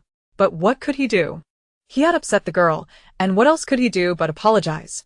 Hu Xiao collected the 3 energy stones, contemplated for a moment, then tucked one into his pocket before rising to join her in the living room. After releasing his pent-up frustration, Zhuang Xiao's mood had calmed. This cursed mobile encyclopedia and the hard-earned energy stones I pilfered, you're being such a fuss about using them. In truth, she was not as angry as she had pretended. It was merely the accumulation of negative emotions since arriving in the wasteland that she had needed to vent. When Hu Xiao emerged, he found Zhuang Xiao seated with a nutrient solution in one hand and a white bun in the other, savoring her meal with delight. Upon noticing him, Zhuang Xiao pushed the remaining 3 buns on her plate toward him, her tone still somewhat unfriendly. Eat. Finish them all. With that, she returned her attention to the bun in her hand.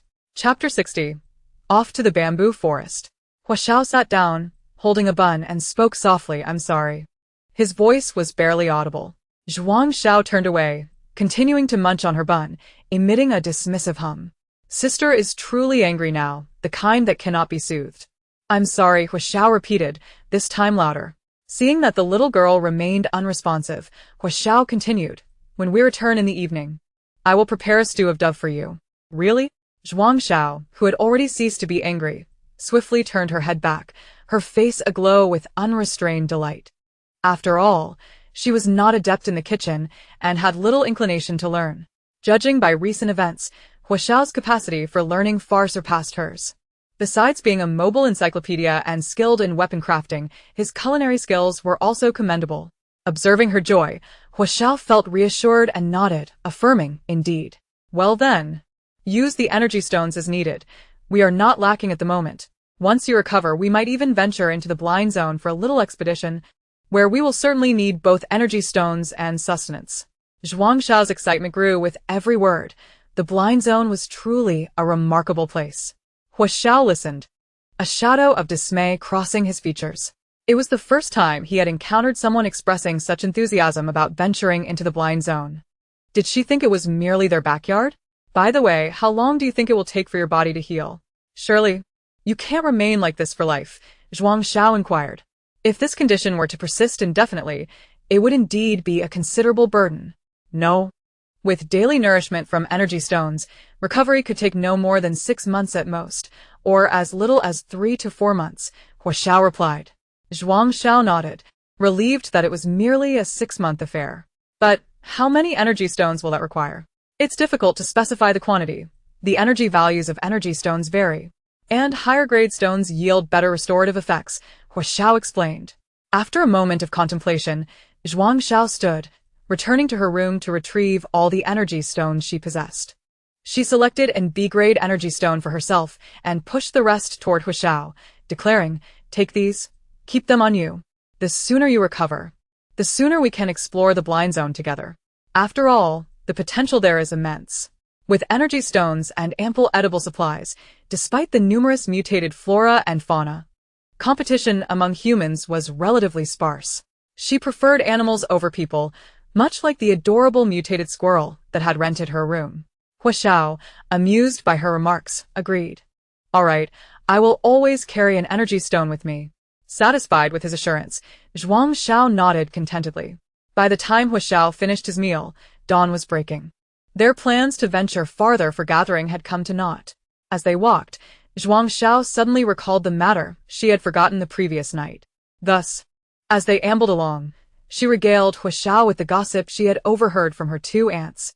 Hua Xiao's reaction was one of indifference, but he feigned interest, encouraging her narrative, not wishing to diminish her earnestness in sharing. Previously, Hua Xiao had suspected that it might involve the Black Wolf Wild Squad from the shantytown, and now he had confirmation it was indeed that group. His luck seemed fortuitous, as these individuals had unwittingly walked into their own demise, sparing him the trouble of devising alternative strategies.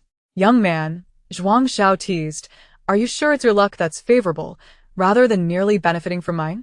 It was merely that her companion's enemies had taken to a laid-back existence. Regardless, this was a source of joy. However, Hua Xiao's self-proclaimed good fortune soon faced a setback at the porcelain gathering site, where he spent the entire morning hearing the disheartening alerts, beep, high radiation mutation, inedible, repeated incessantly. Consequently, Zhuang Xiao carefully distanced herself from him, feeling that his proximity might adversely affect her own gathering luck. In the following period, both Zhuang Xiao and Hua Xiao scavenged at nearby gathering sites. While their haul was modest, it sufficed for their daily needs. Under the nurturing influence of energy stones and an abundance of food, Hua Xiao's health improved significantly, and Zhuang Xiao diligently maintained her training. With both the sleeve arrows and the crossbow, she had become quite proficient. The previous evening, a sudden downpour had swept through, though it lasted only about an hour. Upon waking, she initially assumed they would be hunting for mutated frogs, but Hua Xiao announced that he intended to take her to explore the bamboo forest. This time, their path diverged markedly from their usual route, taking them in the opposite direction. The bamboo forest was situated quite a distance from the shantytown, and the area they were headed to was expansive, with some sections still undeveloped, falling within the category of blind zones. The portion of the bamboo forest available for their exploration accounted for less than 1/10 of the total area. If they were to travel solely on foot, it would take them approximately 2 hours. Along the way, they encountered a significant number of individuals heading towards the bamboo forest, with some even riding tricycles, which Zhuang Xiao envied. This reminded her of the 4-wheeled vehicle abandoned in the blind zone by the future squad, a rather extravagant loss. She gazed longingly at the tricycles and remarked to Hua Xiao, having a vehicle is splendid. It saves both time and effort. Hua Xiao cast a glance at Zhuang Xiao, wondering if she was already contemplating another purchase, just days after acquiring her longed-for refrigerator. After a moment, he heard her murmur, "I wonder if that vehicle abandoned by Feng Ziang and the others in the blind zone is still there?" She lamented, "If it isn't retrieved, what a waste of societal resources." Hua Xiao realized that she had fixated on that vehicle. Truth be told, he too harbored some thoughts about it. He recalled Feng Ziang mentioning that to compensate for the vehicle, they had not only sacrificed an energy stone with an energy value nearing 2,000, but they also had to undertake at least 3 additional high-risk missions for the safety zone, free of charge. Fortunately, they had 3 salvaged energy stones as a cushion. Otherwise, even if Feng Ziang and the others managed to return alive, their future would be dire. During this period, they had already executed 2 missions. While the squad had not suffered any casualties, injuries had been plentiful. Chapter 61. The Nest of Bamboo Fungus Eggs. In truth, there was no need to rush into accepting new missions. The team simply wished to clear their debts as soon as possible. Initially, the future squad had considered the risky option of retrieving the vehicle from the blind zone. However, recalling the tragic experiences of the night squad, they ultimately decided against it, recognizing that such an endeavor would entail incalculable costs. Weighing all factors, they abandoned the notion. Overall, despite the mishap of venturing into the blind zone, they emerged unscathed and, after compensating for losses, still found themselves better off than usual. Compared to the night squad, they had fared quite well. Even though Hua Xiao privately contemplated the abandoned vehicle in the blind zone, he maintained, "For now, let's not dwell on it. It's a lost cause." Zhuang Xiao's eyes suddenly brightened as she seized upon the key word, "for now." That simply implied hope for the future, though she was uncertain just when that future might arrive. With the summer rains coming sporadically, she hoped it wouldn't be rendered utterly unusable by the time they managed to retrieve it. "Then we shall think of it later," Zhuang Xiao concluded. Having finished speaking, he busily dashed ahead, his calves propelling him forward. Hua Xiao mused, "Indeed, this has truly piqued my interest." He contemplated the implications of what would happen if that were to be the case. He was curious to observe the reactions of Feng Ziang and the others. Standing at the periphery of the bamboo grove, Zhuang Xiao gazed at the bamboo stalks, thicker than her waist, enveloped in silence. If she could unearth a bamboo shoot, it would suffice to satisfy her hunger for several days. It was no wonder that numerous individuals on the path were pushing carts, handcarts, and even tricycles. Procuring edible food relied entirely on human effort, and carrying it back would be quite a strenuous endeavor. In Zhuang Xiao's mind, these transportation devices were primarily intended for the conveyance of edible goods. In reality, however, their chief purpose was the transportation of bamboo. Bamboo not only serves as a building material and for crafting furniture and everyday items, but it is also an excellent resource for defending against the assaults of mutated creatures during the winter. After all, bamboo is an ideal material for creating defensive weapons. During autumn, when everyone was preoccupied with the harvest, there was little time to gather in the bamboo grove. Thus, whenever the opportunity arose, many would come equipped with transportation tools. Zhuang Xiao was still unaware of this, her thoughts consumed with whether her small spade was sharp enough to match the size of the bamboo shoots. After experiencing multiple excavating endeavors, she made it a habit to carry her spade in her bag whenever she ventured out to gather. These thoughts flitted through her mind in mere seconds as she followed closely behind Hua Xiao into the bamboo forest. As they walked deeper into the grove, Zhuang Xiao observed individuals rummaging on the ground, others striking the bamboo, and some directly inspecting the bamboo leaves. For the moment, no one appeared to have made any remarkable discoveries. After wandering further into the bamboo grove, Hua Xiao finally halted and declared, "Let us settle here." Zhuang Xiao glanced around, noting the ground littered with decaying bamboo leaves. The recent rain had left the earth somewhat damp, making it slippery underfoot. Following the rain, one would naturally seek bamboo shoots in the bamboo grove. Additionally, mushrooms should also be found after the rain. She recalled that during the last heavy downpour, many people had gone into the woods in search of mushrooms. Without waiting for Hua Xiao to elaborate further, Zhuang Xiao pulled out her small spade from her bag and commenced her work for the day. Her targets were set: bamboo shoots and mushrooms. Moreover, she need not worry about distinguishing between edible and poisonous mushrooms, for her wristwatch would provide accurate information. Deep within the bamboo grove, the light was somewhat dim. Zhuang Xiao bent down, meticulously inspecting every inch of ground beneath her, occasionally brushing away bamboo leaves and weeds with her spade, fearful of missing any opportunity to uncover bamboo shoots or mushrooms. The air in the rain-soaked bamboo grove was infused with the earthy aroma of soil and the fresh scent of bamboo leaves. Half an hour passed. Yet Zhuang Xiao had not encountered anything resembling bamboo shoots or mushrooms. Straightening her back, she felt the strain in her spine. This task was indeed arduous. She glanced towards Xiao, who remained focused on inspecting bamboo leaves. Looking around, she noticed many others engaged in the same activity. It seemed that bamboo leaves were the most readily available edible resource in the grove. Supporting her aching waist with her hand, Zhuang Xiao resolved to inspect some bamboo leaves as well. Beep beep, low radiation mutation, edible. Zhuang Xiao exclaimed, indeed, bamboo leaves have a higher probability of yielding edibles. Thus, she proceeded to inspect bamboo leaves, soon discovering 7 or 8 fresh, edible ones. As she examined the leaves, she ambled towards Xiao, who was diligently chopping a bamboo stalk approximately 30 centimeters in diameter. Curiously watching him, she inquired, "Are you planning to carry bamboo back today?"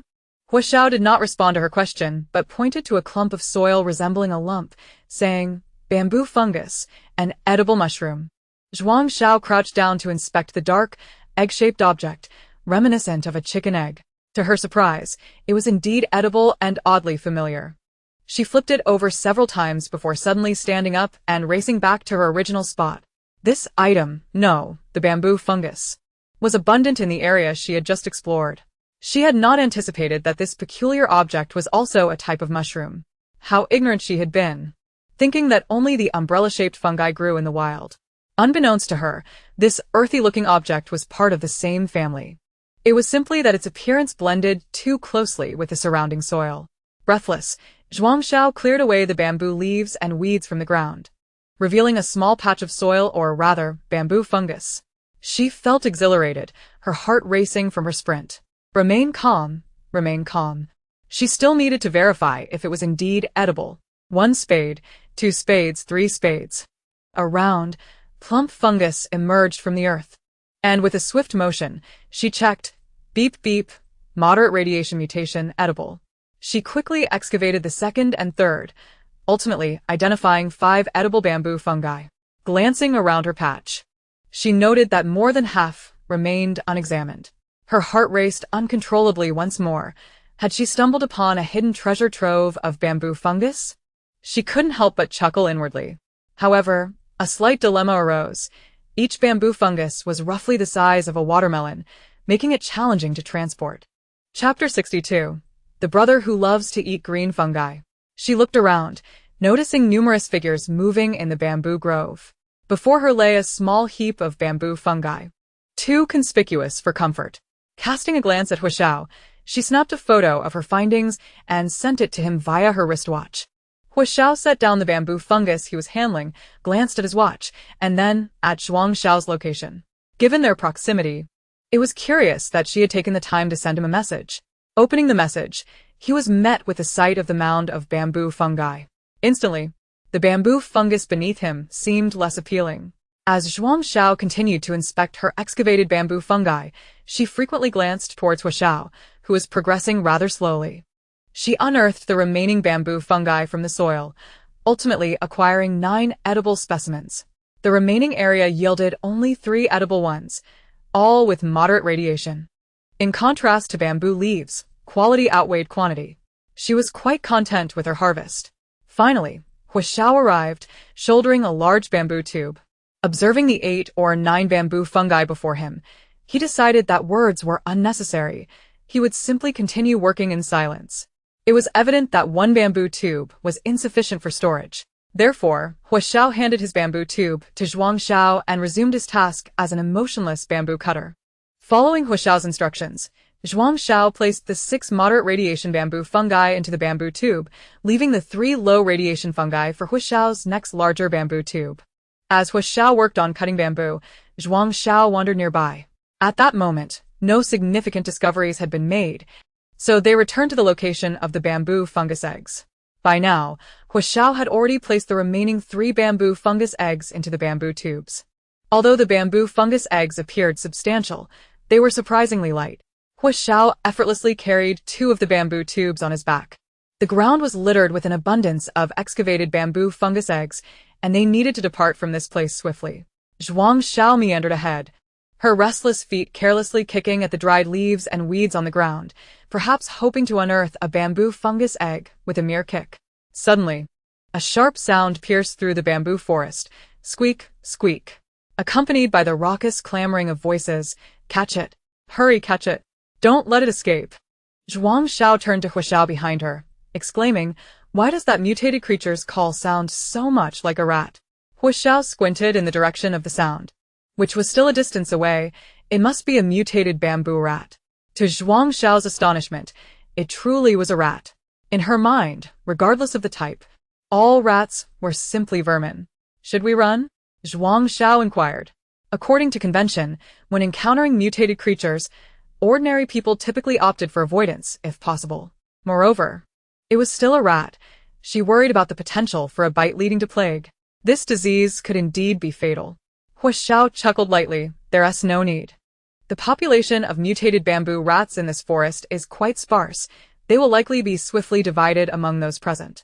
After speaking, Hu Xiao adjusted the bamboo tubes on his back and continued walking in the opposite direction.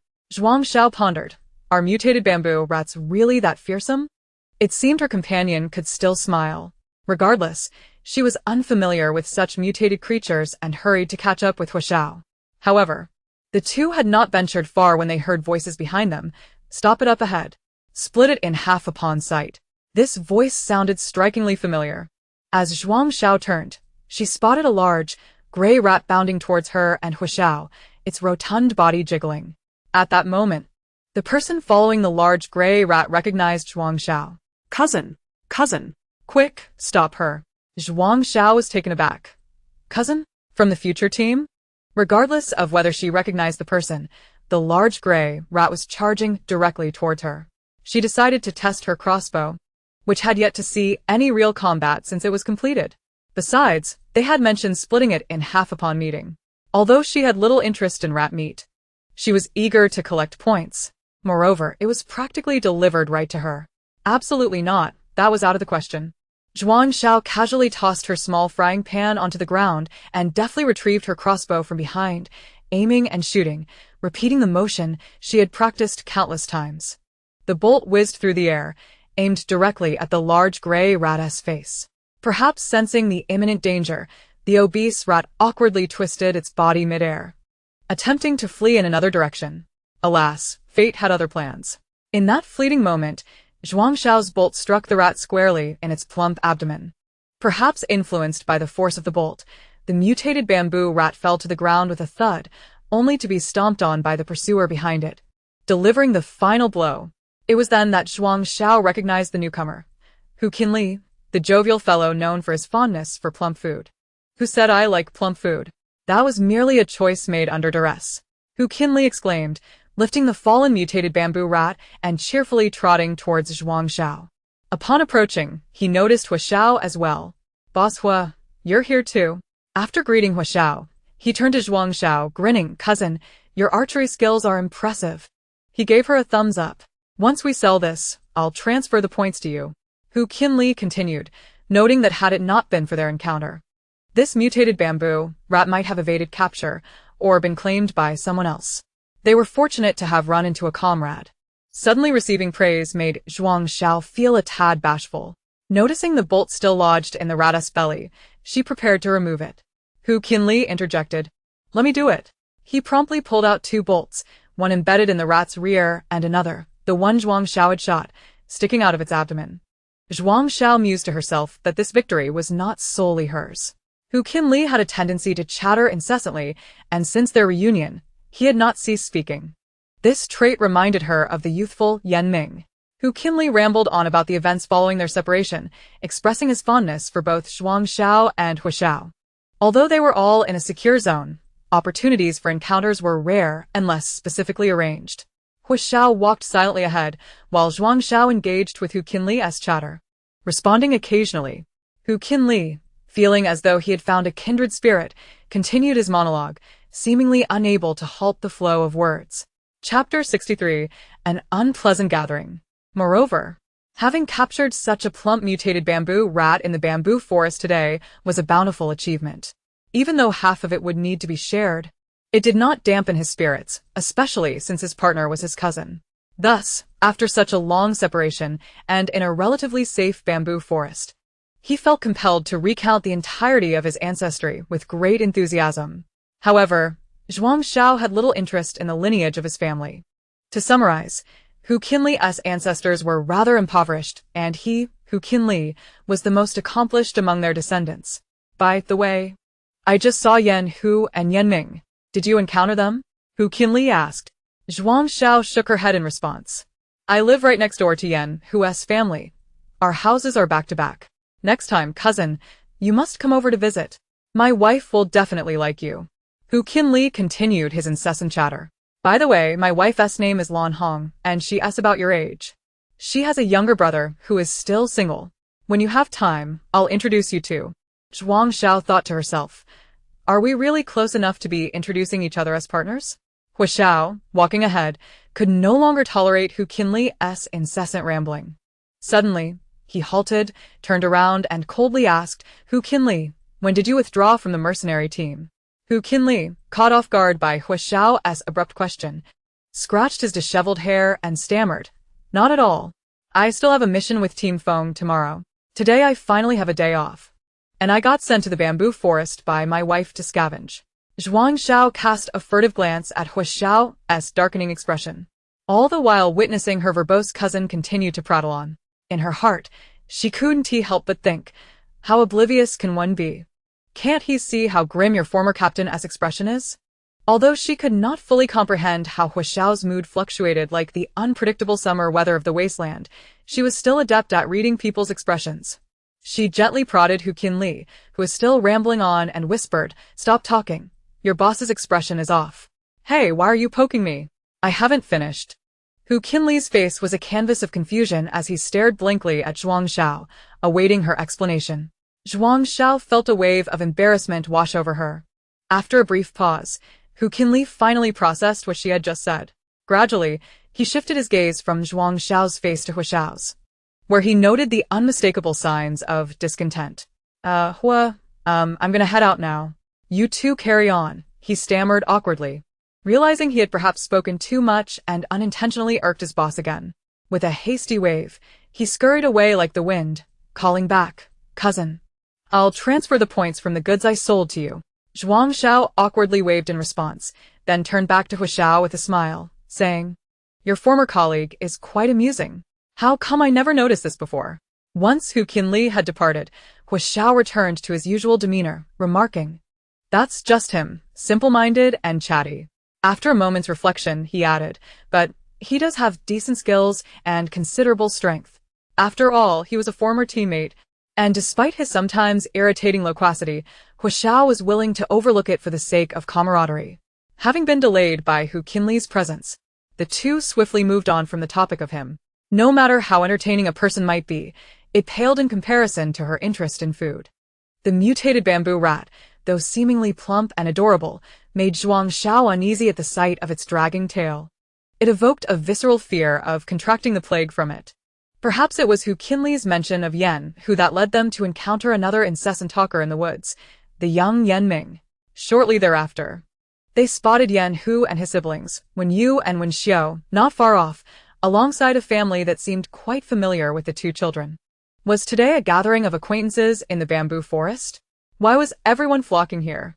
Yan Ming, upon seeing Zhuang Xiao, was overjoyed and enigmatically insisted she guess what delightful treasure lay within the bamboo tube he held. Zhuang Xiao, unwilling to engage in a guessing game, shook her head resolutely, stating, I can't guess. Seeing her reluctance, Yan Ming brought the bamboo tube closer to her and cautiously opened the lid. Though Zhuang Xiao was disinterested in guessing, her curiosity piqued regarding what could warrant such solemnity from Yan Ming. However, upon catching sight of the contents, she recoiled in horror, retreating several steps and turning pale as a ghost. In her retreat, she nearly stumbled over the underbrush, but Hu Xiao was there to steady her. Zhuang Xiao now regretted her curiosity, cursing her inquisitive nature for compelling her to look inside Yan Ming's bamboo tube. She felt an overwhelming sense of discomfort, both physically and psychologically, as images of the writhing white worms filled her mind, reminiscent of enormous maggots. That harrowing image clung to her thoughts, making her feel as though every hair on her body was standing in protest against her reckless curiosity. Noticing her distress, Yan Ming hurried over to inquire, "Sister, what's wrong?" He moved the bamboo tube closer, unwittingly exacerbating her fear. Zhuang Xiao instinctively shrank behind Hua Xiao, waving her hands frantically. "Put that away. Keep it away from me." Confused but obedient, Yan Ming carefully closed the tube and stowed it back in his bag, lamenting internally that it was indeed a valuable find. Once cleaned and sautéed, it would turn golden and crispy.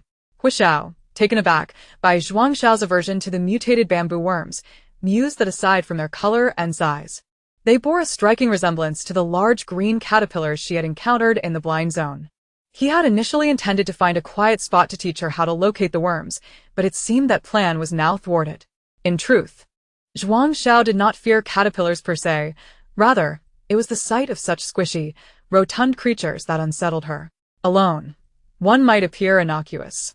But in a dense crowd, the sheer volume was overwhelming. And given her already established disdain for these little nuisances, she simply could not bear the thought of a massive gathering of them within that bamboo tube. If given a choice between mutated snakes, bamboo rats, and bamboo worms, she would gladly choose the first two. In her childhood, she had even been able to twirl a snake around her finger, while rats typically scurried away from people, presenting no threat. But these worms? No, she couldn't think about them. After a moment of composure, Hua Xiao began to educate her on the nature of the mutated bamboo worms. The individuals tapping on the bamboo stalks were searching for these worms. He explained that as long as one worm within a bamboo segment was of low to medium radiation and edible, over 99 of the worms in that nest would also be safe to consume. Thus, mutated bamboo worms were the most sought-after product of the bamboo forest. Despite this, Zhuang Xiao remained resolute in her refusal to accept such creatures. Whether deemed finicky or cowardly, she had no pressing need to confront them, and she would never entertain the idea of harvesting mutated bamboo worms. If Hua Xiao wanted to pursue them, he was free to do so. She would stick to foraging for her beloved edible mushrooms. After all, the flavor of mushrooms was not necessarily inferior to that of any bizarre mutated worm. As the saying goes, mushrooms may even offer greater nutritional value than meat. Hua Xiao checked the map and noted that venturing further would lead them back into the blind zone, so he decided to remain near Yan Hu and the others. Seeing his sister's fear of the mutated bamboo worms, Yan Ming instinctively moved 3 meters away to continue his bamboo tapping. Locating these worms was not as straightforward as one might think. It required a wealth of experience. To find mutated bamboo worms, one must assess the color of the bamboo leaves and the condition of the segments, searching for wormholes to trace back to the worm's lair. Recognizing the color of the leaves and the state of the segments necessitated years of accumulated knowledge. Of course, this experience was not infallible. It merely increased the odds of discovering mutated bamboo worms. Zhuang Xiao, curious about the areas they had yet to explore, directly approached Yan Ming to ask. With her small shovel, she began to sift through the ground, looking for nodules resembling mutated bamboo mushrooms. Humming a little tune, the little girl gathering mushrooms carries a large bamboo basket. She collects the most mushrooms, countless like the stars, la la la, la la la. Perhaps it was indeed the infectious charm of this captivating song that worked its magic. As Zhuang Xiao sang the third verse, she discovered a small cluster of mutated bamboo fungus eggs nestled beneath a towering bamboo stalk, comprising only 3 specimens. Upon examination, it was revealed that the slightly smaller egg exhibited low levels of radiation and was deemed safe for consumption. Elated, Zhuang Xiao cradled the egg in her arms and twirled around the bamboo, realizing that this peculiar entity seemed to thrive in clusters. As anticipated, on the reverse side of the bamboo, she stumbled upon 2 mushrooms adorned in delicate, netted white gowns, beneath which lay an additional 4 to 5 bamboo fungus eggs. Zhuang Xiao initially tested the mushrooms draped in white, and the results indicated moderate radiation mutations, confirming them as edible. Remarkably, both white gown mushrooms proved safe for consumption. She took the time to delve into the details of these fungi, learning that they were simply referred to as bamboo fungus. with the bamboo fungus eggs representing their earlier form. The information further elaborated on the common flora and fauna within the bamboo forest, including bamboo fungus, bamboo insects, bamboo fungus eggs, bamboo shoots, and even a mysterious organism she had never heard of before, named golden cicada flower. According to the data displayed on her wristwatch, this was a type of fungus that parasitized cicada larvae. Zhuang Xiao mused over the growth characteristics of this organism, likening them to that of the caterpillar fungus. However, with summer already halfway through, she had yet to hear a single cicada song, leading her to conclude that the cicada larvae had likely become extinct. Consequently, the golden cicada flower, which relied on cicada larvae as its host, had probably also vanished from existence. Nevertheless, Zhuang Xiao did not dwell on this. The discoveries she had made thus far were entirely foreign to her. The only lingering desire she held was for bamboo shoots. Yet she had not come across a single one. The more one yearns for something elusive, the more it becomes a source of obsession. With some mutated dove meat still at home, if she could find bamboo shoots today, she could persuade He Xiao to prepare a delightful mutated dove and bamboo shoot soup for her. She also had mutated bamboo fungus eggs, and fresh bamboo leaves among her ingredients, making it entirely feasible to host a grand bamboo feast. The thought of such a feast invigorated Zhuang Xiao, and she cheerfully chanted, bamboo shoots, come to sister's bowl." No longer could she sing about the little girl gathering mushrooms, for her harvest of fungi had already exceeded expectations. Having collected a single bamboo fungus egg, He Xiao was soon approached by Zhuang Xiao, who was cradling 3 mutated bamboo fungus eggs and 2 white gown mushrooms. These treasures needed to be stored in the bamboo tube for his peace of mind. Meanwhile, Yan Ming, who was feeling rather frustrated while tapping the bamboo joints, glanced up to see his sister joyfully approaching with a bounty of mushrooms. He pondered whether to borrow her seemingly enchanted fingers to help him locate some mutated bamboo insect nests. Thus, after Zhuang Xiao handed her findings to He Xiao, she found herself ensnared by the persistent Yan Ming, who, knowing her fear of mutated bamboo insects, halted 3 meters away and implored, "Sister, can you point out a few bamboo joints for me to see if we can find mutated bamboo insects?" Zhuang Xiao replied, "Sister can barely avoid those creatures, let alone guide you to them. Our elements clash. How could we ever meet?" However, unable to resist the persistence of the young boy, and wishing to amuse him, Zhuang Xiao mimicked the gestures of fortune-tellers from films, closing her eyes and gesturing with her hands while reciting incantations. "Heavenly spirits and earthly deities, heed my call. 9 celestial maidens, fulfill my command." Upon opening her eyes, she yelled, "Monsters, where do you flee?" With that, she picked up a small spatula and struck a bamboo stalk. In an instant, a cascade of tiny white worms erupted from the bamboo tube, leaving Zhuang Xiao utterly astonished. "What on earth? What is happening?" she internally shrieked. "Ah, 9 celestial maidens, you have betrayed me." Her feet seemed to be rooted in place, paralyzed by fear until Yan Ming's excited voice reached her ears, jolting her back to reality. She hurriedly retreated, but had she been any slower, those mutated bamboo insects would have been crawling at her feet. Seeing that Zhuang Xiao had stepped back, Yan Ming rushed forward and knelt down, swiftly capturing a plump little creature. With a swift motion, he extracted its juices, revealing it to be a moderate radiation mutation, safe for consumption. Zhuang Xiao then beheld as the boy began to collect the mutated bamboo insects from the ground and place them into the bamboo tube. This entire sequence of actions transpired in a matter of seconds. No, this cannot be. Why must I witness such a scene? Her eyes felt as though they might burst, and her mind threatened to explode from the overwhelming presence of mutated bamboo insects. As she surveyed the surrounding bamboo, she felt an irrational conviction that they were teeming with these creatures. What if a bamboo stalk broke and showered her with them? No, she couldn't think about that anymore. She no longer wished to seek bamboo shoots. She needed to find He Xiao. This place felt far too unsettling. Once Yan Ming had tidied up the area of the mutated bamboo insects and turned to seek his sister for further guidance, he found her missing. Cradling his bamboo tube of treasures, he felt an inexplicable joy, utterly baffled by his sister's aversion to these seemingly harmless creatures. They were so diminutive and endearing, unlike other mutated animals that were prone to aggression. "He Xiao, when shall we return?" Zhuang Xiao anxiously inquired, glancing at the bamboo around her. Hua Xiao. Unaware of the previous events, regarded her with curiosity and asked, "What's wrong?" The day is still young. Zhuang Xiao felt too embarrassed to confess her fright, and simply stated, "I believe we have gathered enough for today. Any more, and we shan't be able to carry it all back." Hua Xiao scrutinized her eyes, his own dark and luminous orb seeming to pierce through to her very soul. Zhuang Xiao's hand absent-mindedly rubbed the spatula several times, wrestling with the urge to simply confess her fears. It was not an embarrassing matter. Who among them did not harbor something they feared? She was human, not some celestial being. Just then, Yanming dashed over again, still failing to grasp Zhuang Xiao's fear of mutated bamboo insects, and asked, "Sister, can you point out a few more for me?" For the first time, Zhuang Xiao found Yanming's persistence rather unappealing. Almost as if struck by a revelation, Hua Xiao suddenly understood why Zhuang Xiao was so eager to leave the bamboo grove. She had been frightened once more by those mutated bamboo insects.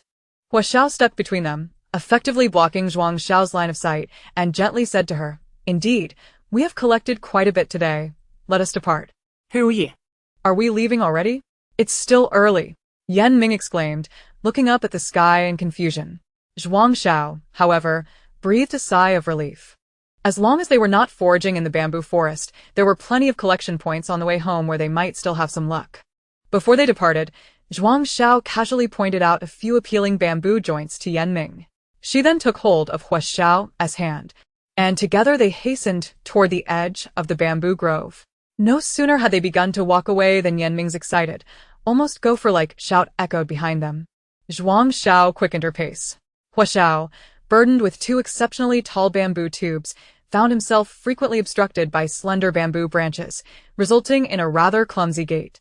However, witnessing the little girl quicken her pace, he suppressed the possibility of being scratched and intensified his own steps. It was truly astonishing that a girl capable of defeating mutated giant snakes would be frightened by such a diminutive mutated bamboo worm. This was indeed a significant surprise. Moreover, he still had a small bamboo tube containing the very same creature on him. Initially intending to consume it himself, he now considered selling it instead. If the little girl discovered that the pot used for daily cooking contained stir-fried mutated bamboo worms, she would likely resort to starvation in protest. As the light grew ever brighter, they finally reached the edge of the bamboo forest. Zhuang Xiao meticulously inspected herself from head to toe and insisted that Hua Xiao check for any peculiar insects in places she couldn't see, such as atop her head or on her back. Only then did this matter reach a temporary conclusion.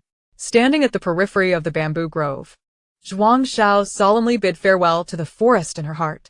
Even if it held energy stones, she steadfastly resolved not to return. Sometimes, the more one wishes to avoid something, the more it approaches. Soon enough, one finds oneself struck by surprise. Zhuang Xiao exited the forest purely by intuition, not following the route they had taken to enter, and thus, when she felt inclined to admire the surrounding scenery, she momentarily lost her sense of direction. A mouth is a useful tool. If one is uncertain, it is best to ask. "Which way shall we go now?" Zhuang Xiao inquired. Hua Xiao checked the map and reoriented himself before responding, "That way." Zhuang Xiao glanced in the direction Hua Xiao pointed, but there was no discernible path. The end of the grass thicket led into a forest, though it did not appear to be a bamboo grove. At this moment, Zhuang Xiao felt that as long as it was not bamboo, everything was negotiable. She rechecked her gear, and then looked at the two large bamboo tubes behind Hua Xiao, suggesting, "Shall I carry one too?" Hua Xiao shook his head in refusal. The two bamboo tubes merely contained mutated bamboo fungus eggs, significantly lighter than 2 sacks of wheat. He could certainly bear that much weight. Furthermore, considering that he had not matched the little girl as harvests lately, he felt compelled to engage in a bit more labor to demonstrate his worth, even if just a little. The two soon traversed the grassy expanse. To their surprise, before they could enter the forest, they encountered Hu Qinli again. This time, he was not alone. He was accompanied by Feng Xiang and Xiang Su, future members of their team. "Hey, cousin, what a pleasure to see you again," Hu Qinli exclaimed cheerfully. "Hello, cousin." Feng Xiang followed suit. Then came Xiang Su, who hesitated for a moment before saying, "Hello, cousin." Zhuang Xiao remarked, "And what about their names?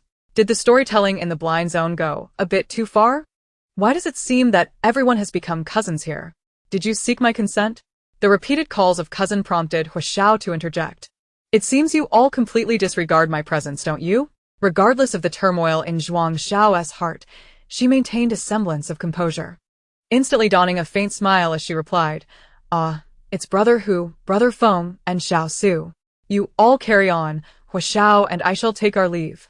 Wait, Cousin Hu Qinli's words trailed off as Zhuang Xiao, believing she had exchanged pleasantries, tugged at Hu Xiao's sleeve, and within a short span, they had distanced themselves significantly. Until their figures faded into the forest, the three stood there exchanging glances. Old Hu, did you offend our cousin? Otherwise, why did she dash off as if chased by a dog? Feng Xiang cast a sidelong glance at the bewildered Hu Qinli. Chapter 66. The Disunited Mutated Wild Chickens. This fellow had just claimed that they had jointly hunted a mutated bamboo rat in the bamboo forest. Yet, he hardly appeared to be acting like someone who had just collaborated. After they had put some distance between themselves and the others, Zhuang Xiao remarked, "Is this an unexpected reunion with old friends?" Familiar faces appearing one after another. She extended her finger to count the acquaintances she had made since arriving in the wasteland. Just a few remained, and if she could encounter them, her day would be complete. Hu Xiao, listening to her musings, chuckled. It is indeed quite a coincidence. Zhuang Xiao responded, "This is akin to planting vegetables on a roof. Truly serendipitous. I wonder if there are any mutated beasts lurking in this forest?" Zhuang Xiao suddenly halted, gazing at Hu Xiao. Otherwise, why would those three burly mercenaries be huddled together? The more she pondered, the more convinced she became.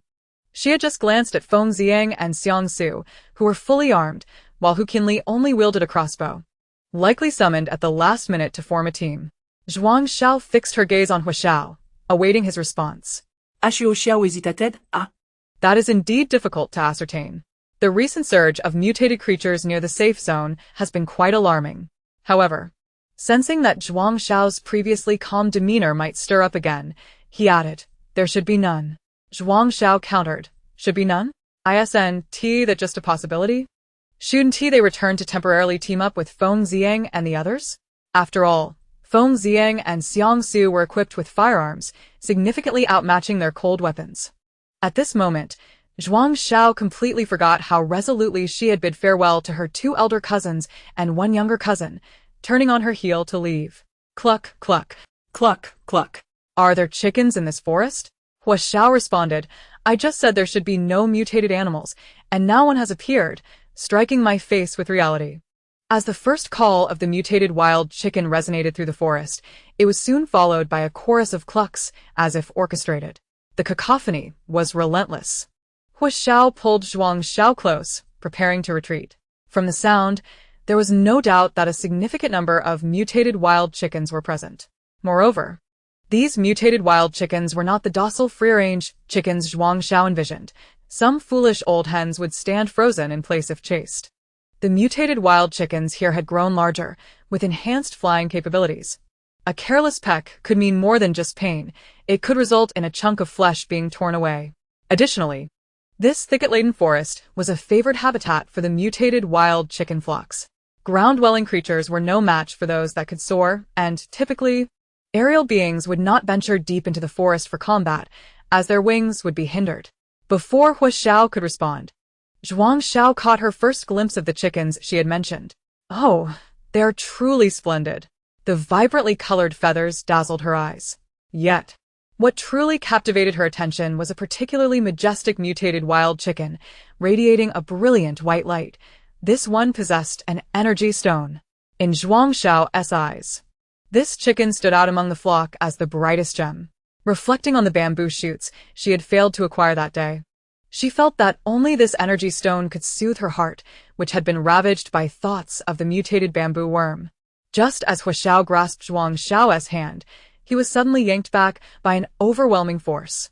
Turning to see Zhuang Xiao, her eyes sparkling with excitement, fixated on the flock of mutated wild chickens, nearly drooling, he thought, this little girl isn't setting her sights on the meat of those mutated wild chickens, is she? After all, poultry such as chicken, duck, and fish remained the most recognized sources of meat among the denizens of the wasteland. Perhaps it was the intensity of Zhu Xiao's gaze, Or perhaps the mutated wild chicken, imbued with the essence of an energy stone, possessed an extraordinary sensitivity. In any case, the eyes of the girl and the fowl fortuitously met.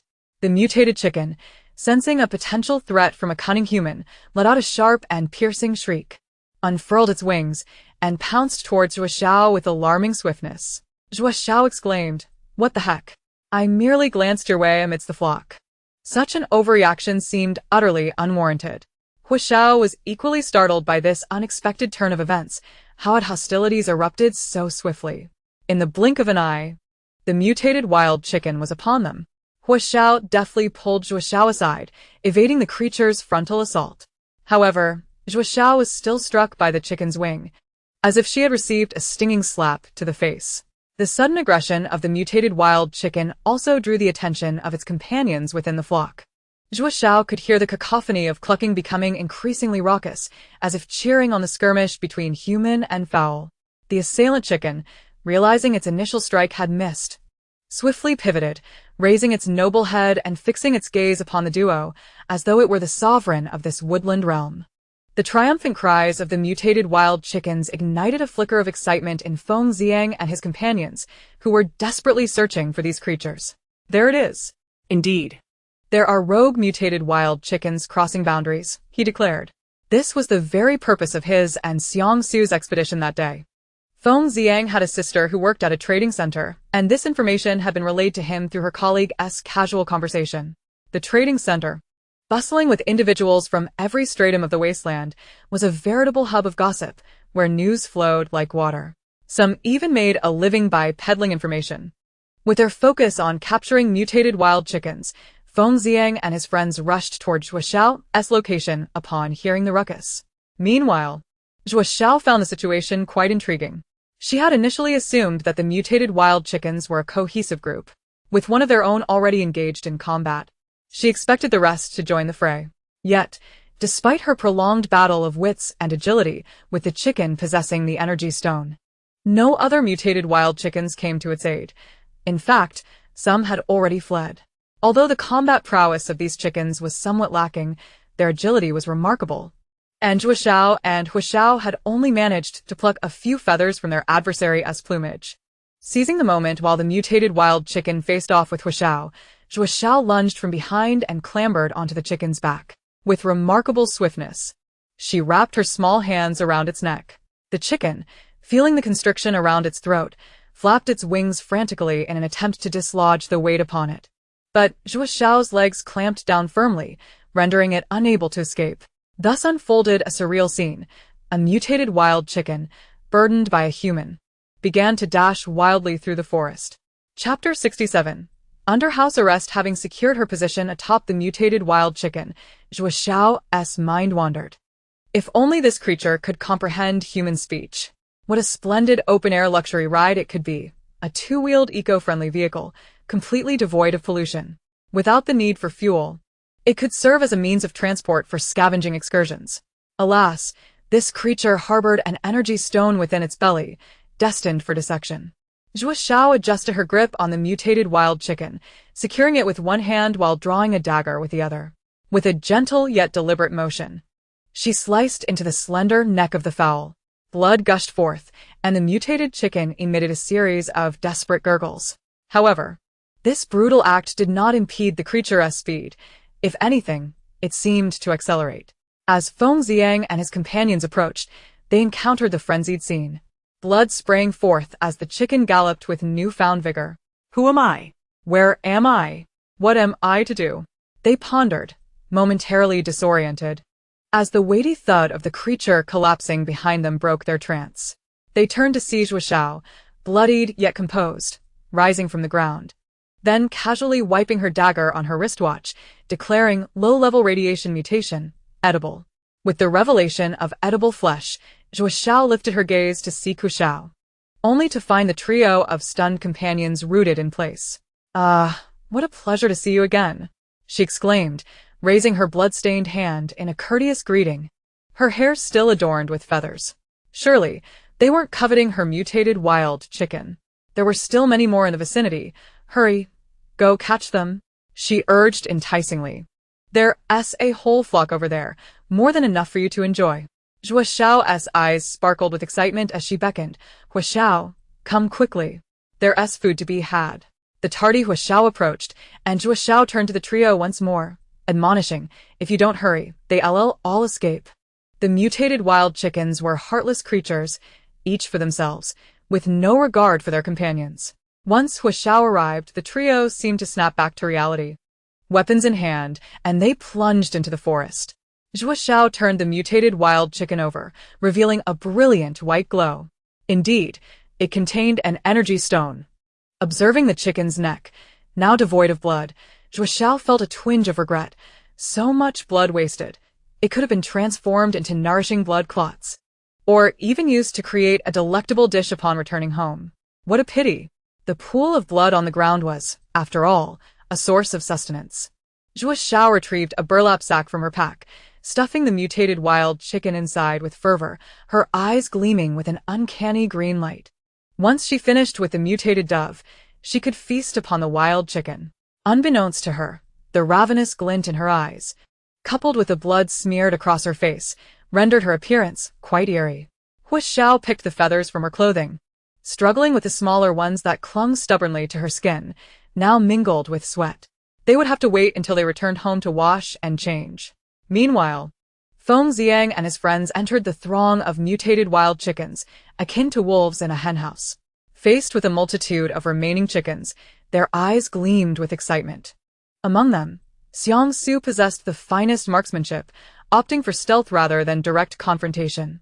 Feng Xiang and Hu Qinli charged boldly into the flock, embracing the chaos. The presence of 3 new predators sent some of the more astute mutated wild chickens fleeing into the underbrush. Gunfire erupted within the woods, accompanied by the frantic flapping of wings and the chaotic flurry of bodies. Just as Zhuang Xiao completed her task, the trio reappeared before her once more.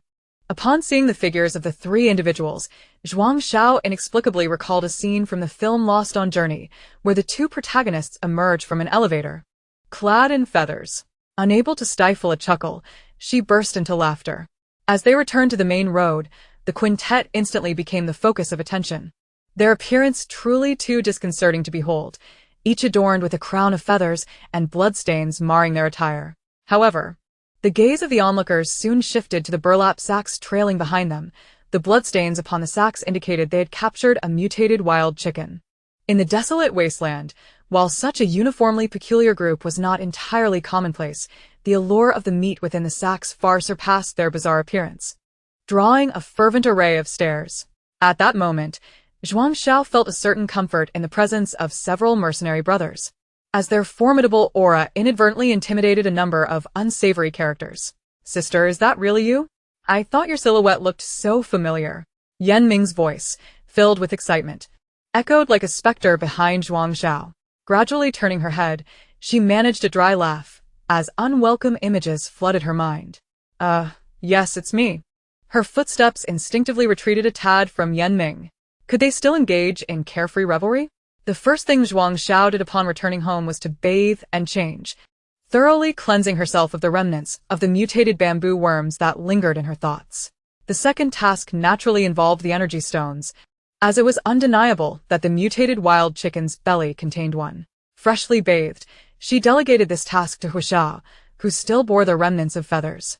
Zhuang Xiao cradled a bowl of chilled mung bean soup, sipping it slowly, while observing Hua Xiao work.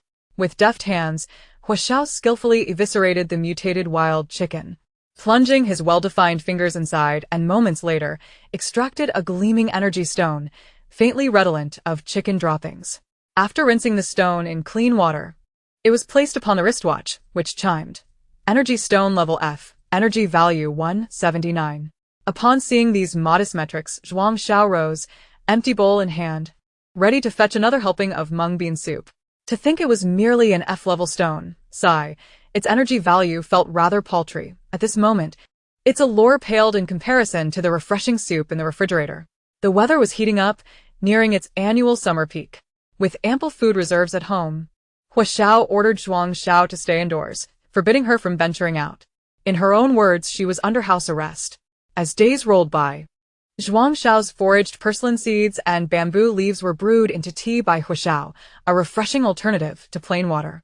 During this time, however, the plants she tended suddenly wilted, possibly due to the intense summer sun. She even attempted to sprout some mung bean sprouts, but that too ended in failure.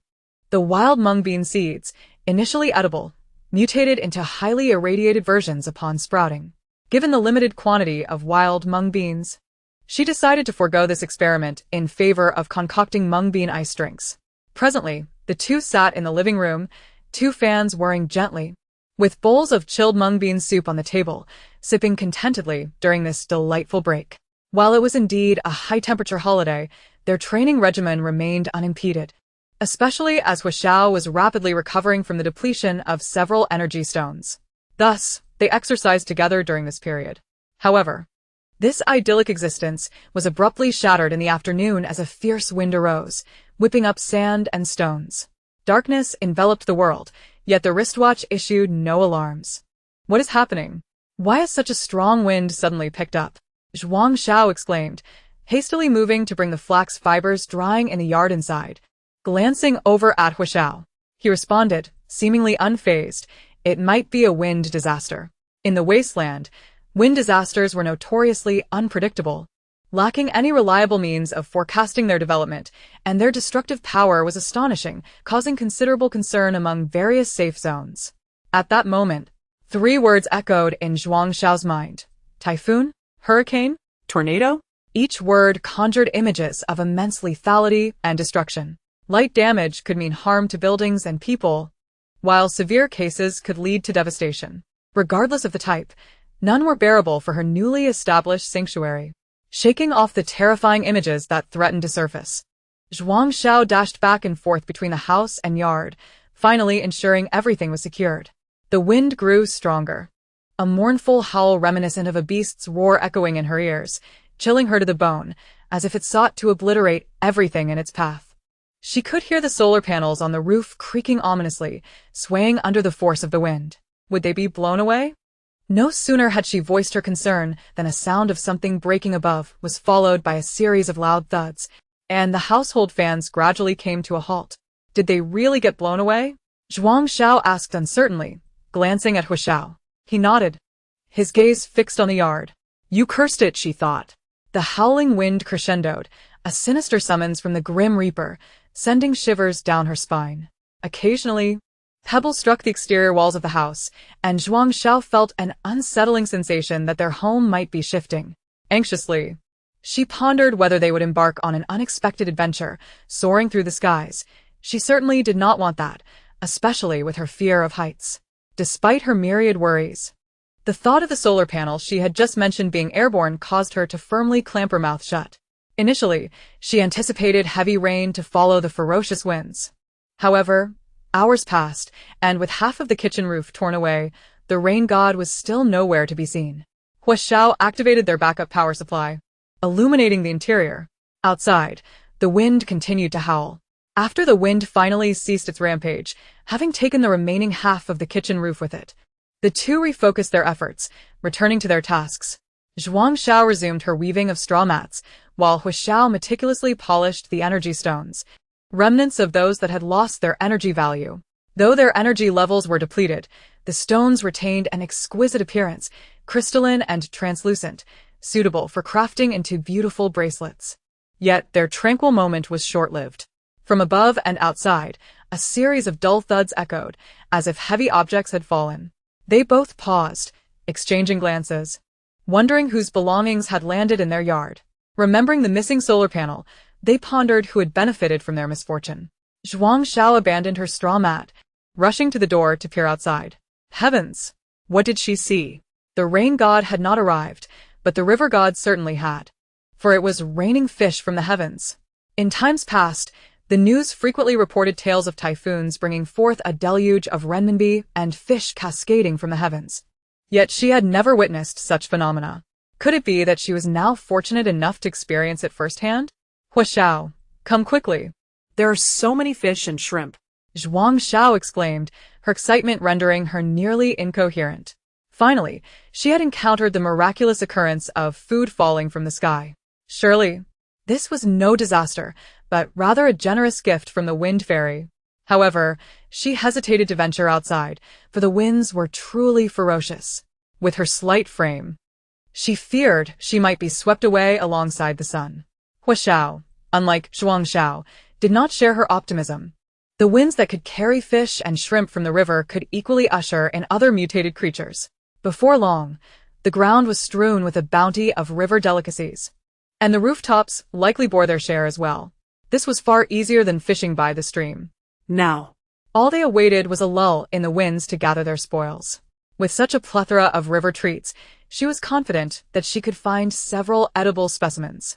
At that moment, the sound of fish landing on the roof became a symphony of potential nourishment in her ears. Please let the storm bring even more fish, she thought, only to realize that sometimes one ought not to make such whimsical wishes. Just as Zhuang Xiao had mentally recited her adapted version of Gorky's the seagull, the winds intensified dramatically. A plump and adorable young creature flew through the forest, over the meadows, across the rivers, and burst through her bedroom's ceiling to pay her a visit.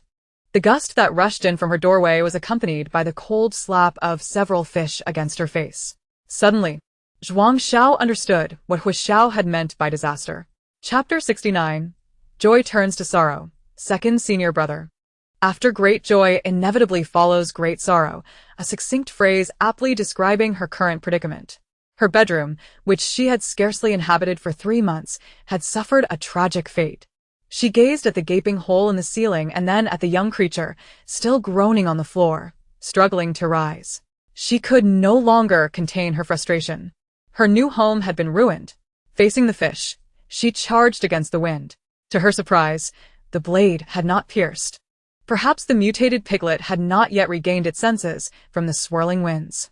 Even as Zhuang Xiao drove her dagger into its neck, it merely emitted a few more pitiful sounds. Growing increasingly displeased, Zhuang Xiao raised her small fists and began to pound the piglet's forehead. This is for ruining my bedroom. Why don't you take your destruction to Hua Xiao's place instead? Hua Xiao, armed with a crossbow, fell silent at her words. Had he violated some cosmic law that dictated his room must be the target of destruction? As he observed the blood trickling from the piglet's snout, he fell silent again. Was this still the once fragile girl who could scarcely fend for herself? After approximately a quarter of an hour of exertion, Zhuang Xiao finally descended from the piglet, breathless. What are you standing there for? She chided Hua Xiao, who appeared rather foolish standing idle. This dagger isn't sharp enough. We need a sharper one to draw the blood. Oh, and grab a basin. Zhuang Xiao expressed her exhaustion from the struggle with the piglet, wishing to act swiftly while it was still incapacitated. Gradually, the winds abated, and the fish falling from the sky diminished. As Zhuang Xiao surveyed her bedroom, sorrow welled up within her.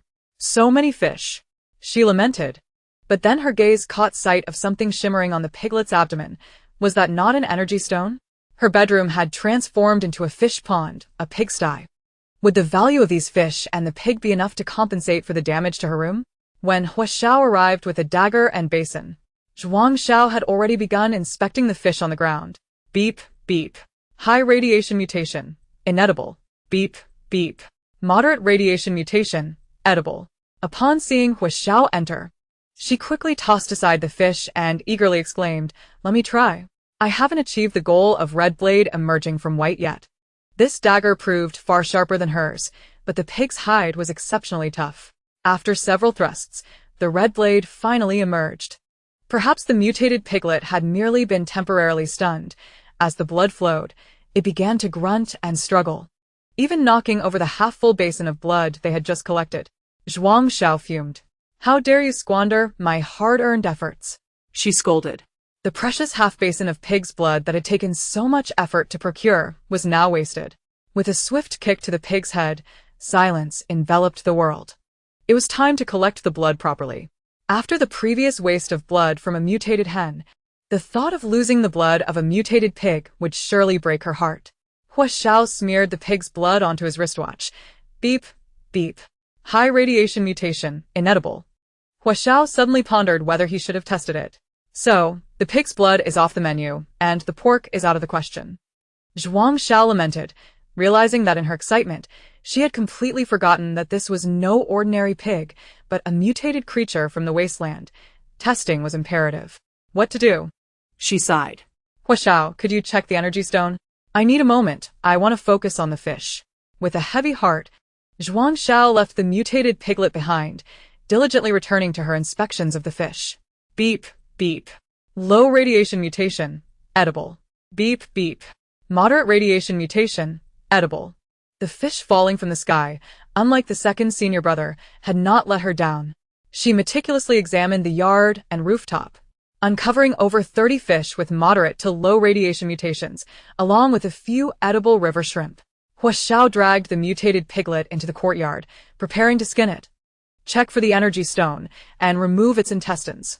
Zhuang Xiao stood to the side, pinching her nose in distaste. Are you really going to save that waste for the new year? Hua Xiao merely grunted, continuing his task. You really intend to keep it for the new year? Zhuang Xiao questioned, a mixture of confusion and intrigue evident on her face. In response, Hua Xiao elucidated the benefits of the mutated pig's excrement. There is an old saying, 1 pig, 2 bears, 3 tigers. The pig in this adage refers not to domestic swine, but to wild boars. This saying underscores the fierce combat prowess of wild boars, feared even by bears and tigers. In nature, animals are particularly territorial, and wild boars are no exception. Urine and feces serve as the favored means of marking territory, and wild boars utilize these methods as well. In the wasteland, as winter approaches, certain mutated creatures, unable to find suitable dens or winter provisions, frequently launch attacks on human settlements. The most effective deterrent against such assaults is the scent of stronger animals, which can intimidate lesser mutated beasts, significantly reducing the likelihood of attacks. While this method is not absolute, it has proven effective over many years. However, large mutated animals often inhabit areas that are difficult to approach, making it challenging to acquire their excrement. After listening to Hua Xiao's extensive explanation, Zhuang Xiao found herself viewing the pile of excrement with newfound appreciation. Ah, the winter talisman. Moreover, the protective qualities of wild boar hide are remarkably robust, fashioned into clothing. It serves to shield one from accidental bites by mutated creatures during the frigid months. Clearly, aside from being inedible, this creature offers numerous advantages. Yet, alas for her bedroom. Zhuang Xiao examined the energy stone extracted by Hua Xiao, which beeped with a reading. D-grade energy stone. Energy value 564. Well, that is acceptable. It is not the lowest tier. Compensation for her bedroom is more than sufficient. By the time Hua Xiao dealt with the mutated wild boar, darkness had enveloped the land. Chapter 70. Tomorrow brings hope, while accidents bring despair. The kitchen roof had been torn off, leaving it filled with dust and debris, rendering it impossible to cook. Thus, for dinner, the two of them each consumed a nutritional supplement and then rested. That night, Zhuang Xiao naturally returned to Hua Xiao's room, where her little hammock resumed its duties. Before sleep, the lingering scent of pig feces filled her nostrils. The odor was intensely pungent. During the sweltering summer break, cooped up indoors, coupled with the strong winds from the previous day, Hua Xiao had not permitted her to venture outside, concerned about the potential presence of numerous mutated animals. However, the more she was restricted from going out, the stronger her desire to explore and seek edible resources became. Indeed, as Hua Xiao had anticipated, the northern section of the safe zone had not only been invaded by several mutated wild boars, but these were also particularly robust adult specimens. Additionally, there were 2 adult mutated wolves. Consequently, from the afternoon until nightfall, the northern safe zone was rife with the sounds of gunfire and cannon blasts. However, due to their location on the southern fringes of the Shanty area, they remained blissfully unaware of the turmoil occurring far to the north. The nearby Shanty area had also suffered numerous attacks from smaller mutated creatures, such as mutated rabbits, rats, and goats, with the north bearing the brunt of devastation. Directly threatening the safety and property of those within the safe zone, members of the guard and mercenary teams were dispatched to the northern region. The remaining areas of the Shanty that were under attack had no choice but to initiate self-rescue efforts. Thus, for the inhabitants of both the safe zone and the Shanty, last night was an insomniac ordeal. The number of injured was incalculable, and the deceased were countless. Furthermore, as long as the danger alerts for the Shanty remained in effect, no aid or support would come forth. All protective forces within the safe zone prioritized the defense of their own territory. To this day, Zhuang Xiao believed that the safe zone was still an official organization dedicated to the safety and security of its citizens. Even if rescue efforts were delayed, it was surely due to objective circumstances rather than a willful abandonment by the higher-ups of the safe zone. Upon Hua Xiao escorting Zhuang Xiao to the shanty, she once again bore witness to the brutality and savagery of this world. The streets of the shanty were strewn with the foul-smelling remains of river creatures, scattered planks of wood and straw, making navigation exceedingly difficult. Many homes were in a more dire state than Zhuang Xiao's. Some lacked roofs entirely, while others had lost half their courtyards. Furthermore, she observed numerous dried bloodstains on the ground and walls, indistinguishable as to whether they belonged to humans or mutated animals. All around her, the faces of the people were numb and tranquil, as if they were not the ones who had suffered this catastrophe. Hua Xiao surveyed the grim surroundings, his expression heavy with concern. The damage wrought by this windstorm far exceeded that of previous years. The series of calamities this year led him to question the true safety of the safe zone. Perhaps it was time to contemplate relocating to another secure area. Yet, autumn was fast approaching, and with it, a brief window for food storage and an opportune time for relocation. The distance to other safe zones was not something that could be traversed swiftly. Zhuang Xiao gripped her crossbow anxiously, her eyes darting around. Today was not a day for excursions. Hua Xiao too regretted bringing the young girl out today. A visit to the supply store could have waited a couple of days. After all, their situation had improved considerably since Zhuang Xiao's arrival. As they approached Yan Hu's residence, it seemed prudent to check on their condition. At that moment, Yan Hu and his brother Yan Ming were busy repairing their roof, with Hu Qinli's home directly behind theirs, truly a wall apart. Hu Qinli was also being compelled by his wife to repair the roof. Their dwelling was in slightly better condition than Yan Hu's, as they still had one room intact, while Yan Hu's had lost both roofs. Fortunately, the solar panel had tumbled into the yard, rolling twice before being stopped. The three of them chatted idly as they worked on the roof. Such days were not the norm but had become commonplace for the denizens of the wasteland. Which will arrive first, tomorrow or an accident? The answer is all too simple. It is undoubtedly the accident. In the wasteland, tomorrow embodies hope, while accidents signify despair. The inhabitants live each day in a state of desperation, awaiting hope, only to be met with despair. This cycle seems interminable. "Hey, cousin!" Hu Qinli called out, startling his wife, Lan Hong, who was tidying up in the yard. This also disrupted the small flicker of compassion Zhuang Xiao had recently mustered. "Hu Qinli, why aren't you focusing on the roof? Must you shout like that? Can't you let a woman work in peace?" Lan Hong Vito. Rising with a hand on her belly, glaring up at the roof, Hu Qinli shrank back, grinning sheepishly at his wife. "Dear, don't be angry. I only called out because I saw my cousin." Lan Hong had heard her husband mention this cousin numerous times, but had never had the fortune to meet her. Her curiosity about this cousin, who seemed to occupy her husband's thoughts so frequently, was piqued. As Hu Qinli shouted, Yan Ming immediately turned to look towards his yard. But they no longer had a yard. The strong winds from the previous afternoon had scattered their wooden fence, leaving only the gate standing defiantly. Yan Ming and Yan Hu descended the ladder together. "You all carry on. I and Hua Xiao merely stopped by to take a look." Zhuang Xiao called to the two still on the ladder. Without hesitation, Yan Ming jumped down from a height of over a meter. It had been quite a while since he had seen his sister. The commotion drew the attention of Wen Yu and Wen Xiao, who lived next door. Oh. And it is worth mentioning that they no longer had a wall separating them, with the adjacent Aunt Ma's yard wall also down. The three homes had merged into one large courtyard. Wen Yu's family still had one intact small room. Upon hearing the commotion outside, Wen Xiao dashed out from the small room, standing at the door, silently observing the lively scene.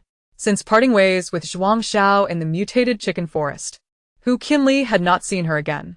Observing the two groups below engaged in conversation, he felt a pang of impatience and leaped onto the unfinished roof of Yan Hu's house, descending from their side. Zhuang Xiao pondered, should they really be here? Why have they come? A sense of inescapable entrapment enveloped her. The enthusiasm exuded by these individuals upon encountering her was perplexing. After all, she had not performed any remarkable acts of benevolence. Among the three burly men, two were incessant chatterboxes, who, through their combined efforts, managed to orchestrate a lively spectacle. Chapter 71. Ultimately, it was a misallocation of affection. When Lan Hong noticed her man's figure vanish from the rooftop, she surmised he had gone to visit his cousin at Yan Hu's residence. In a flurry of anxiousness, she ventured out, her considerable belly leading the way. Skillfully, She maneuvered through the gaps in the walls of both households, swiftly making her way to the street where Yan Hu and the others were gathered. Upon entering, she beheld 4 men encircling a fair-skinned young woman, among whom her partner, Hu Qinli, was animatedly gesticulating, his saliva nearly landing on the girl's face. Hu Qinli, could you not wait for me? A slightly sultry voice erupted from behind Zhuang Xiao, causing Hu Qinli to abruptly halt mid-sentence and scamper past her towards the source of the voice. Zhuang Xiao wiped away non-existent sweat from her forehead, relieved that someone had come to claim him. How unbearable! How utterly unbearable! Her own beloved Huazioj was far preferable, his words few yet profound. Turning around, she caught sight of Hu Qinli supporting a strikingly bold woman who was also noticeably pregnant as they approached. This was Hu Qinli's wife, Lan Hong. Judging solely by appearance, Zhuang Xiao found herself at a loss for compliments. Lan Hong bore the standard features of women from the wasteland shantytowns, her complexion slightly sallow. Yet her eyes sparkled with a clarity that Zhuang Xiao found appealing. Oh, so this is the cousin. Indeed, she is fair and delicate. No wonder my Qinli has sung her praises so often. Lan Hong immediately showered Zhuang Xiao with flattery, leaving her feeling somewhat bashful. Qinli had mentioned that his cousin would be visiting their home soon, and she had been eagerly awaiting that day, only to unexpectedly encounter her today. As she spoke, Lan Hong cast a reproachful glance at her husband. It was then that she seemed to notice Hua Xiao, her tone shifting to one of formality. Brother Hua is also here. Hua Xiao had been standing there for quite some time, feeling invisible. Have none of you noticed my presence? Am I not a person? He mused, nodding in acknowledgement. Perhaps due to Hua Xiao's former position as Hu Qinli's captain, Lan Hong exhibited a measure of reverence towards him. Lowering her voice considerably, "Cousin, why not come to my home for a visit?" Lan Hong continued to warmly invite Zhuang Xiao. Zhuang Xiao cast a desperate glance towards Hua Xiao, silently imploring him to interject. "No, we have matters to attend to. We must take our leave." Hua Xiao declined. Lan Hong, somewhat disheartened, acquiesced. "Very well then. Once our house is repaired, you must come, cousin." "Indeed, you must come." Hu Qinli chimed in eagerly, echoing his wife's sentiments. With Hua Xiao's refusal, Yan Ming chose to remain silent as well. It was only when they could no longer see Yan Ming's courtyard that Zhuang Xiao exhaled deeply. Regardless of the world, she found herself ill-equipped to navigate the intricacies of social obligations. Sighing, she glanced at Hua Xiao, who also appeared somewhat inept in such matters. Yet they were fortunate. In the wasteland, even though social relations existed, they were quite limited. Upon reaching the general store, they learned of a significant attack by mutated creatures in the northern sector of the safety zone, which was far more devastating than in the southern slums. As they entered the safety zone, Zhuang Xiao marveled at the quality of the houses within. It was merely a few windows shattered by debris. At least no roofs had been torn away. After hearing the old man's accounts, they grasped how perilous the previous night had been. The general store had an influx of second-hand goods, including solar panels and radiation shields, some of which were damaged, with cracks evident in certain areas. Hua Xiao explained that once the wind subsided, some brave souls ventured out to scavenge. Many households had undoubtedly lost possessions, and numerous individuals would seize the opportunity to collect what they could, selling their findings to the general store for points to offset their losses. They too were there to purchase solar panels and radiation shields, among other items, spending a total of 200 points. As Zhuang Xiao observed her dwindling balance, she contemplated asking Hua Xiao if they should sell a few pearls, as those trinkets held little utility. However, on their way back, Hua Xiao promptly dismissed the idea. The reasoning was simple: an excess of points was of little value. Virtual currency could depreciate at any moment, while tangible goods provided security, especially food. In the future, they would refrain from selling unless absolutely necessary. Suddenly, the matter of acquiring a vehicle resurfaced in her thoughts. This sense of foresight, born from concern, resonated with Zhuang Xiao. Though her intellect was limited, She had a refrigerator. Was it time to consider a heater next? Additionally, she needed warm clothing and blankets, as well as an ample supply of food. Winter would surely be more arduous than summer. Before long, autumn approached. Following a couple of torrential downpours, the temperature began to gradually decline. Xiao took on numerous repair jobs for electrical appliances at the general store, only occasionally accompanying Zhuang Xiao on her scavenging ventures. Zhuang Xiao felt as though she had seamlessly integrated into the wasteland over the past 6 months in terms of attire, demeanor, and physical endurance, blending harmoniously with the local inhabitants. Moreover, she no longer required the company of a somewhat ill-fated Xiao, who might diminish her chances of successful foraging. Thus, she preferred to embark on her expedition solo. One early morning at 4 o'clock, Zhuang Xiao set out with her bag and small shovel, destined for the deadly nightshade tree. The fruits at home had long been consumed during the summer, and the only wild fruit gathering spot she knew within the safety zone was that very tree, which had already been discovered by others. She planned to arrive early to assess the situation. If results were unsatisfactory, she would venture elsewhere. In a few days, a collective gathering event was scheduled within the safety zone, featuring a variety of crops such as sweet potatoes, peanuts, and potatoes, all maturing around the same time. Consequently, nearly everyone from both the safety zone and the slums would participate, with those unable to secure transportation even resorting to renting vehicles or walking to ensure they did not miss the final harvest of the season. The significance of the autumn gathering was palpable. The individuals she encountered en route differed from those met during previous foraging activities over the past few months. Along the way, Zhuang Xiao frequently spotted people pulling carts. The last time she witnessed such a scene was during her trip to the bamboo forest for gathering. During that time, she had wished for a cart of her own, and now that simple desire began to resurface once more. Throughout her journey, Zhuang Xiao eagerly anticipated her encounter with the deadly nightshade tree. However, upon arrival, she was taken aback. The area beneath the tree was teeming with people, even more than during the summer visit. Her heartfelt aspirations had ultimately been misplaced.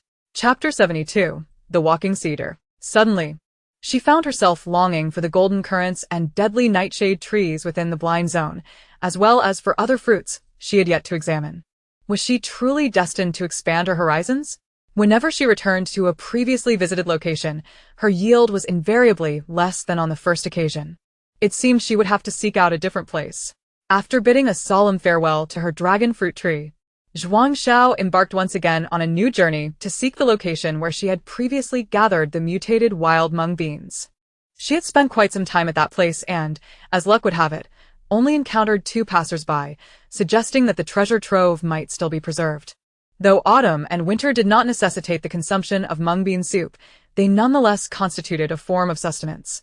Now, with the wild mung beans in full maturity, she anticipated an even greater yield, allowing her to revive her project of sprouting mung bean sprouts during the winter months. She refused to believe that she could never procure edible mung bean sprouts. With no one in sight, Zhuang Xiao arrived at the site of the mutated wild mung beans with ease. The tranquility of the area was a welcome sight. Each vine was laden with black pods, their abundance a delightful surprise. The leaves of the mutated wild mung beans had begun to develop yellow edges, signaling a withering trend, and some pods burst open with the slightest touch. This phenomenon troubled Zhuang Xiao greatly. When the pods exploded, the beans ejected with such force that they stung upon contact. Surely, these beans did not consider themselves as the pea shooters from the game Plants vs. Zombies, shooting at anyone who approached. However, she could not indulge in such thoughts. As the sun rose higher in the sky, the pods would dry out further, resulting in an even greater number of explosions. The assault she faced would also intensify. It was imperative to harvest all the pods and stow them away in her sack while she could. As for the ones that had already burst, she would take her time to gather them later. Without hesitation, she set to work, drawing upon her experience from the last encounter with the prickly mutated wild mung beans. The gloves she had sewn during the summer heat finally proved their worth. Zhuang Xiao concentrated the vines entwined around nearby trees and shrubs into one area before beginning her harvest of the mutated wild mung beans. The task proceeded swiftly, and soon she had nearly filled a sack with pods.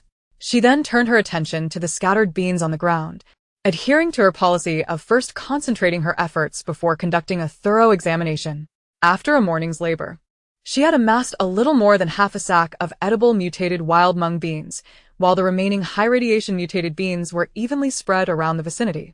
This area was now several times larger than the original growth zone of the mutated wild mung beans, and she even reserved some in her bag to scatter as she walked, effectively becoming a walking seed sower. She was determined to cultivate her own fertile ground. She hoped that this region would yield even more mutated wild mung beans the following year. One must always hold on to hope and ambition to sustain oneself. After half an hour, Zhuang Xiao had finished scattering the high-radiation mutated wild mung beans. She then strolled along the gentle slope below, searching for any other edible fruits. She was skeptical that, apart from the dragon fruit tree, she would find any other small fruits. The morning sunlight had yet to reach the base of the slope, where dew still clung to the leaves, and the ground remained soft and damp. Suddenly, amidst the vast expanse of green, Zhuang Xiao spotted a vibrant splash of red. Could this be a fruit that was edible? Autumn was known for its bounty of fruits. Surely she would encounter at least one. Without a moment's hesitation, she dashed toward the patch of red, and her expectations were met. A sprawling green plant adorned with bright red fruits, increasingly resembling the snakeberry. It was said that this fruit was also a medicinal herb, capable of treating snake bites. She wondered whether the mutation had merely enlarged the fruit, or if its medicinal properties had also intensified. If it were the latter, it would indeed serve as a remarkable remedy for snake bites. The surrounding mass of red was delightful to behold, and Zhuang Xiao, who had not tasted any fruit for quite some time, felt an overwhelming sense of joy. Imagining the sweet and sour flavor, she felt her mouth water as she set her sack aside and commenced her fruit-gathering endeavor. Beep beep, moderate radiation, edible. Elated, she found her first edible fruit. What sorrow could remain regarding the dragon fruit tree that had once been raided? She had often heard that snake berries were toxic and inedible, with some claiming they were medicinal, thus carrying a degree of danger. But in this desolate land, even the wild grasses along the roadside seemed worthy of examination for edibility. Not to mention these juicy fruits that could undoubtedly be considered a culinary delight. Disregarding any concerns about cleanliness, Zhuang Xiao popped the first tested berry into her mouth. Before her lay a vast expanse of snake berries. Sampling just one was negligible. She took a hearty bite, feeling the coolness wash over her, slightly tart yet still acceptable. Though the taste paled in comparison to the apples, pears, and strawberries of her past, she had not encountered any of those familiar fruits since her arrival here. This rendered the once derided wild fruits like the dragon fruit and snake berry exceedingly precious. Finishing the first fruit, Zhuang Xiao began testing the others, even examining the leaves and stems. Snake berries could reproduce not only through seeds but also by propagating their stems. The seeds were elusive, yet the ground was teeming with snake berry shoots. With a swift motion, she wielded her dagger, declaring all the snake berries of this day to be hers. She was determined to never again experience the pain of being robbed or misplacing her affections. As she tested more fruits, her initial delight began to wane. The yield was disappointingly low. After inspecting a significant portion of the patch, she had only harvested 7 or 8 fruits the size of apples. Her previous bounties had inflated her expectations, and she found herself yearning to carry home half a sack full of goods. Yet the scarcity of food was the norm for those living in the wasteland. She had nearly forgotten this truth. After a moment of self-reflection and regaining her composure, she raised her dagger, once more, resolutely targeting the snake berry fruits. Beep beep, low radiation, edible. It was a true challenge. But she finally secured her first low-radiation mutated snakeberry. Soon after, she found a second, then a third. As her mindset stabilized, her luck appeared to improve significantly, with the remaining patch yielding more than double the amount of the previous half. Through her unwavering perseverance, she eventually discovered a small segment of stem and leaves marked with particularly dense low to moderate radiation indicators. Although this stem bore only 3 edible snake berries, it also contained roots buried underground. Chapter 73. The Weeping Willow's Little Sister. Fate was truly on her side. Initially concerned about the viability of the snake berry stems, Zhuang Xiao could finally breathe half a sigh of relief, with the remaining concerns resting squarely on Huaxiao's shoulders. If they could thrive, she might soon enjoy freshly picked snakeberries at home within the next 2 months. Moreover, She resolved to inquire with Hu Xiao upon her return about the possibility of creating a small greenhouse at home, where she might even savor fresh leafy greens during the winter. This time, her dagger had finally escaped the fate of digging pits. The small spatula had made a significant contribution to this endeavor, proving its worth during her excursions. However, as she continued digging, Zhuang Xiao sensed that something was amiss. Originally, the soil beneath was quite loose, and a single scoop would yield a considerable amount of earth. However, upon her final dig, the shovel distinctly encountered something unusual. It did not resemble a stone. Drawing from her previous experiences of digging, where she often stumbled upon bizarre mutated creatures, Zhuang Xiao felt a wave of anxiety wash over her. Surely, this could not be another lair of mutated beasts. With a swift motion, she aimed her sleeve crossbow at the suspicious area, but after a few moments of waiting, there was no response, an evident anomaly. Holding the crossbow steadily with one hand, she cautiously used the shovel to clear the soil above. Upon closer inspection, the object bore a resemblance to a sweet potato, or rather, it looked more like a potato. Yet, as she scanned the vicinity, there were no signs of sweet potato vines or potato plants within a 3-meter radius. She was intimately familiar with both types of plants, and unless they had undergone mutation and donned a new guise, there was no way she could fail to recognize these formerly common edibles. If it were not a mutated creature, then there was nothing to fear. After all, she had once single-handedly confronted a mutated serpent. Thus, Zhuang Xiao decided to first excavate the entire snackberry plant, wrapping its broad leaves carefully and setting it aside. Only then did she meticulously clear the soil from the peculiar object. To her astonishment, the potato-like entity was far larger than she had anticipated. Therefore, she resumed digging with her small shovel. As the hole grew larger, the true form of the object emerged. It turned out to be a climbing plant. Its robust vines entwined around a nearby tree, extending over 10 meters in height. Realizing that the hole she had unearthed was merely a fraction of the whole, Zhuang Xiao resolved to identify the plant species. She smeared the emerald green sap from the leaves onto a plate, and to her relief, it registered as moderately radioactive and edible. Indeed, as long as the radiation levels were within acceptable limits, everything from the wasteland was consumable. Opening the detailed information on the plant, she was astonished to discover it was none other than the yam bean, also known as the cool yam. In the province where she had lived, this plant was not cultivated, hence she had never seen it in person. Yet, during her travels, she had tasted it, stir-fried yam bean, which was quite palatable. Locals had described it as suitable for both raw and cooked consumption. Eaten raw, it bore a flavor reminiscent of water chestnuts, with a crisp texture and a refreshing sweetness. When stir-fried, it could be paired with shredded meat or sausages, making it a delightful complement to any meal. A crop that could serve as both fruit and vegetable. She felt reassured knowing it was once edible. With that confirmation, Zhuang Xiao eagerly resumed her excavation, determined to unearth the massive fruits hidden below. After months of physical training and nearly daily scavenging, her stamina had greatly improved. In fact, she had not even caught a cold during this time, which was quite remarkable. Now, after an hour of digging, she felt no strain in her hands or arms. As the area expanded, she worried that if these fruits were inedible, all her efforts would be in vain. Conversely, if they were indeed edible, she pondered whether she should notify Hu Xiao to fetch a cart. Once she cleared the surrounding vines and weeds, Zhuang Xiao realized that there was not just one yam bean but a small cluster. She had already unearthed 7 or 8, each weighing approximately 30 to 40 pounds. To avoid unnecessary labor, she decided to test the ones that were partially exposed. Among them, 3 were identified as moderately radioactive and edible, while the other 5 were highly radioactive, and she chose not to excavate further. After setting aside the 3 edible yam beans, she scoured the area once more and found 2 more moderately radioactive fruits. Altogether, the 5 fruits weighed over 100 pounds. And with the addition of the snakeberries and mung beans, she would have to carry 2 heavy sacks home. However, her objective was becoming increasingly conspicuous. The walk back would take her at least 2 hours. Carrying such burdensome sacks openly posed a risk should any robbers decide to confront her. Therefore, she needed to devise a way to conceal her haul and minimize unnecessary trouble.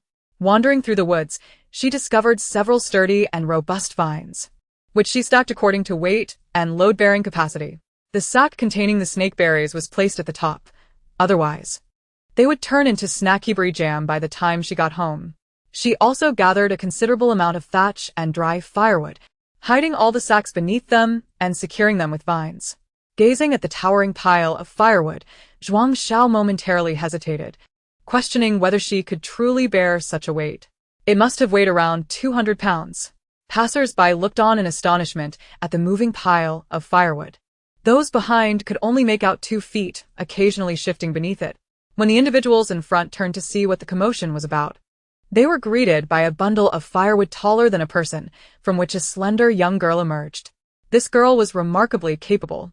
Though women in the wasteland were generally resourceful, it was rare to find one who could carry several times her own weight in firewood.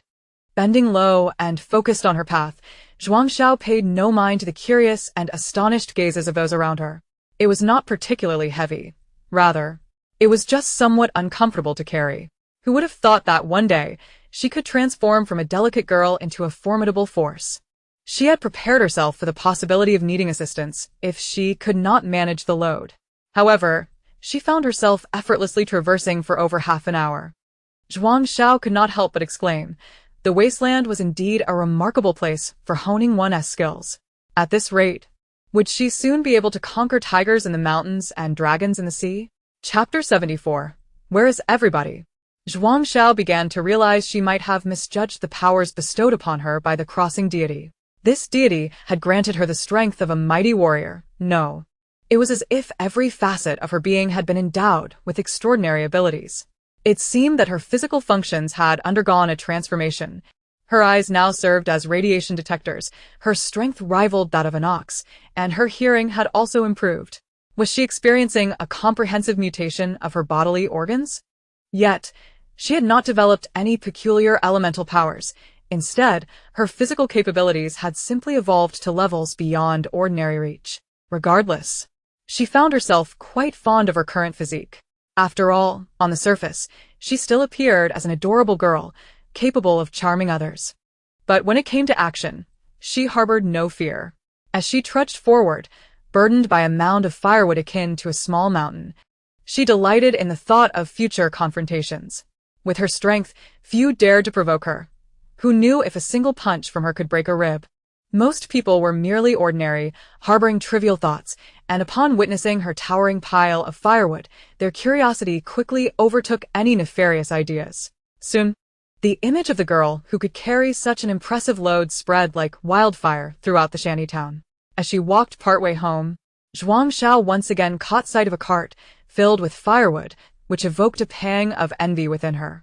While others utilized carts to transport their timber, she was compelled to rely on her own strength to carry the heavy load. Upon returning home, she resolved to persuade Hu Xiao to devise a means for her to acquire a cart as well. Although she was capable of shouldering a considerable amount of firewood, it did not mean she desired to attract undue attention. If given the choice, she would prefer to remain a charming and adorable young girl. Alas, fate seldom aligns with one's desires. Cousin, is that really you? Hu Qinli exclaimed, his voice tinged with surprise as he observed the towering pile of firewood behind Zhuang Xiao. He had not anticipated that his cousin was such a formidable figure. While it was often said that Hu Qinli possessed great strength, Zhuang Xiao's stamina appeared to far surpass his own. During their previous encounter, in the blind spot, he had mistakenly regarded her as a delicate and petite girl, merely swift on her feet. After all, even the mutated giant snake had been unable to keep pace with her, trailing behind her as she evaded its pursuit. Today, he found himself enlightened once more. Why don't I help you carry some of that? Although he noticed Zhuang Xiao appeared unperturbed, her cheeks devoid of color, and seemingly unfazed by the burden, he still felt a measure of discomfort watching his cousin toil so hard. Moreover, there was Hu Xiao to consider. If he were to discover this, one could only brace for the icy, cutting gaze that would follow. Upon recognizing Hu Qinli, Zhuang Xiao quickly shook her head vigorously. Cousin, please refrain. I'm almost home. And besides, I have something hidden in here. If I were to share it with you, it would reveal my secret, wouldn't it? Seeing her refusal, Hu Qinli did not press the matter any further. Instead, he walked alongside her, clearing a path through the crowd, dutifully acting as her protector. After all, Should he accidentally bump into someone and topple her mountainous load of firewood, it would be quite the calamity. With Hu Qinli's presence, the onlookers instinctively parted ways. He epitomized the image of a robust man, his bare arms displaying bulging muscles akin to those of a bodybuilder. The scene swiftly transformed from a young girl versus a girl warrior to a girl warrior versus a muscle-bound man. Since their encounter, Hu Qinli had become quite the chatterbox, his words pouring forth like a torrent, inundating Zhuang Xiao's ears. She often wondered how his wife managed to endure his incessant prattling. Lan Hong, she interjected. Isn't there a simpler way to silence him? Just a swift slap and the world would fall silent. Now, As long as Hu Xiao remained at home rather than scavenging, he spent half his time repairing the tasks he had taken from old Yu, and the other half training to regain his former peak physical condition. The autumn in the wasteland was fleeting, and winter proved to be the most arduous season. Prior to winter's arrival, there was a multitude of preparations to undertake beyond merely stockpiling food. Considerations for warmth and the security of their home were equally paramount. With the burden of scavenging resting heavily on Zhuang Xiao's shoulders, it became imperative for him to manage household matters to confront any unforeseen events that winter might bring. Furthermore, autumn was not solely a time for humans to harvest and store.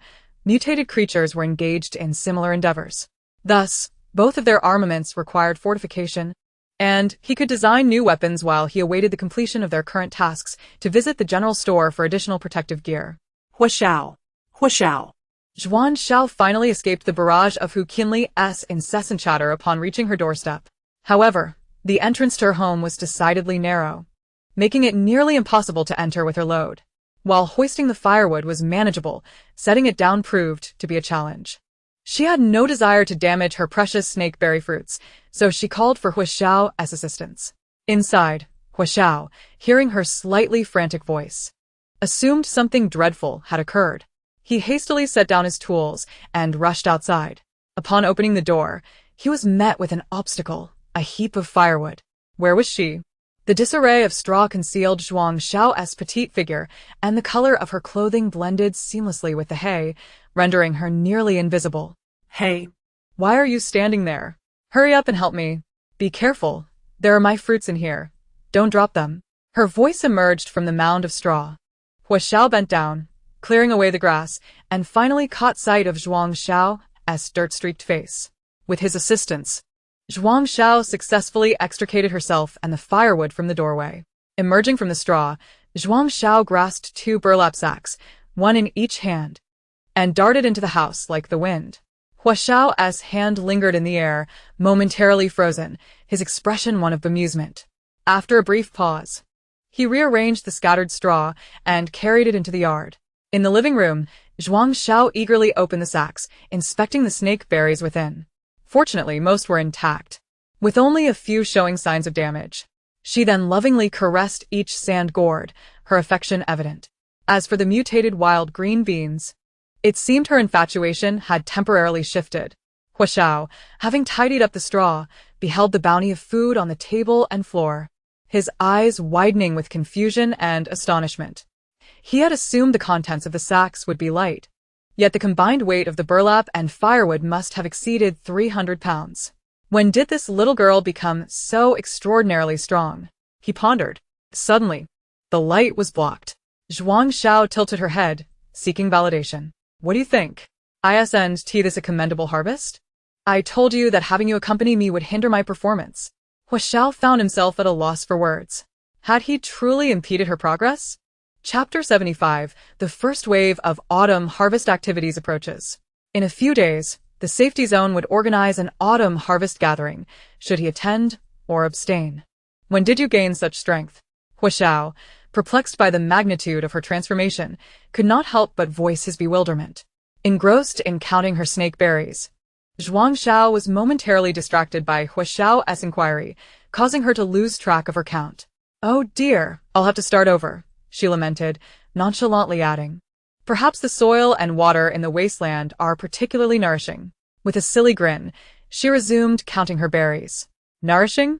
This is the first time I've heard of the wasteland possessing such qualities, he mused, returning his focus to the other treasures they had gathered. All right. We can feast on meat tonight. Isn't there's still some mutated wild chicken in the fridge? And whatever happened to that mutated mantis egg? Zhuang Xiao gazed eagerly at Huxiao, awaiting the response of their designated chef. Huxiao, resigned to her enthusiasm, could only acquiesce. You go take a bath. I'll handle the cleanup and prepare dinner. Okay. With that, Zhuang Xiao bounced back to her room, exhilarated at the prospect of another meat meal. Huxiao chuckled to himself, realizing that the frequency of her recent consumption of green porridge had sparked her cravings once more. Through the diligent scavenging of the chosen wasteland dweller, Zhuang Xiao, her family's resources have become increasingly abundant. The refrigerator now appears somewhat cramped, indicating that it is time for an upgrade. Additionally, Zhuang Xiao's wardrobe requires replenishment, and the bedding at home is insufficient. As for cotton, there is no immediate rush to procure it. They shall wait to assess the harvest before making any purchases. After a refreshing bath, Zhuang Xiao indulged in a delightful dinner of meat, eggs, and fruit, feeling elated and wishing she could soar into the sky. If only every day could be such a feast. This autumn, she is determined to gather ample supplies to ensure a cozy winter, free from the burdens of work and the need to venture outside. She envisions lounging in the warmth of her blankets, peacefully sleeping. Truly, this is the essence of a life well lived. Soon, the notification for potato harvesting arrived. During this period, Huxiao had accomplished numerous electrical repairs and accumulated some points.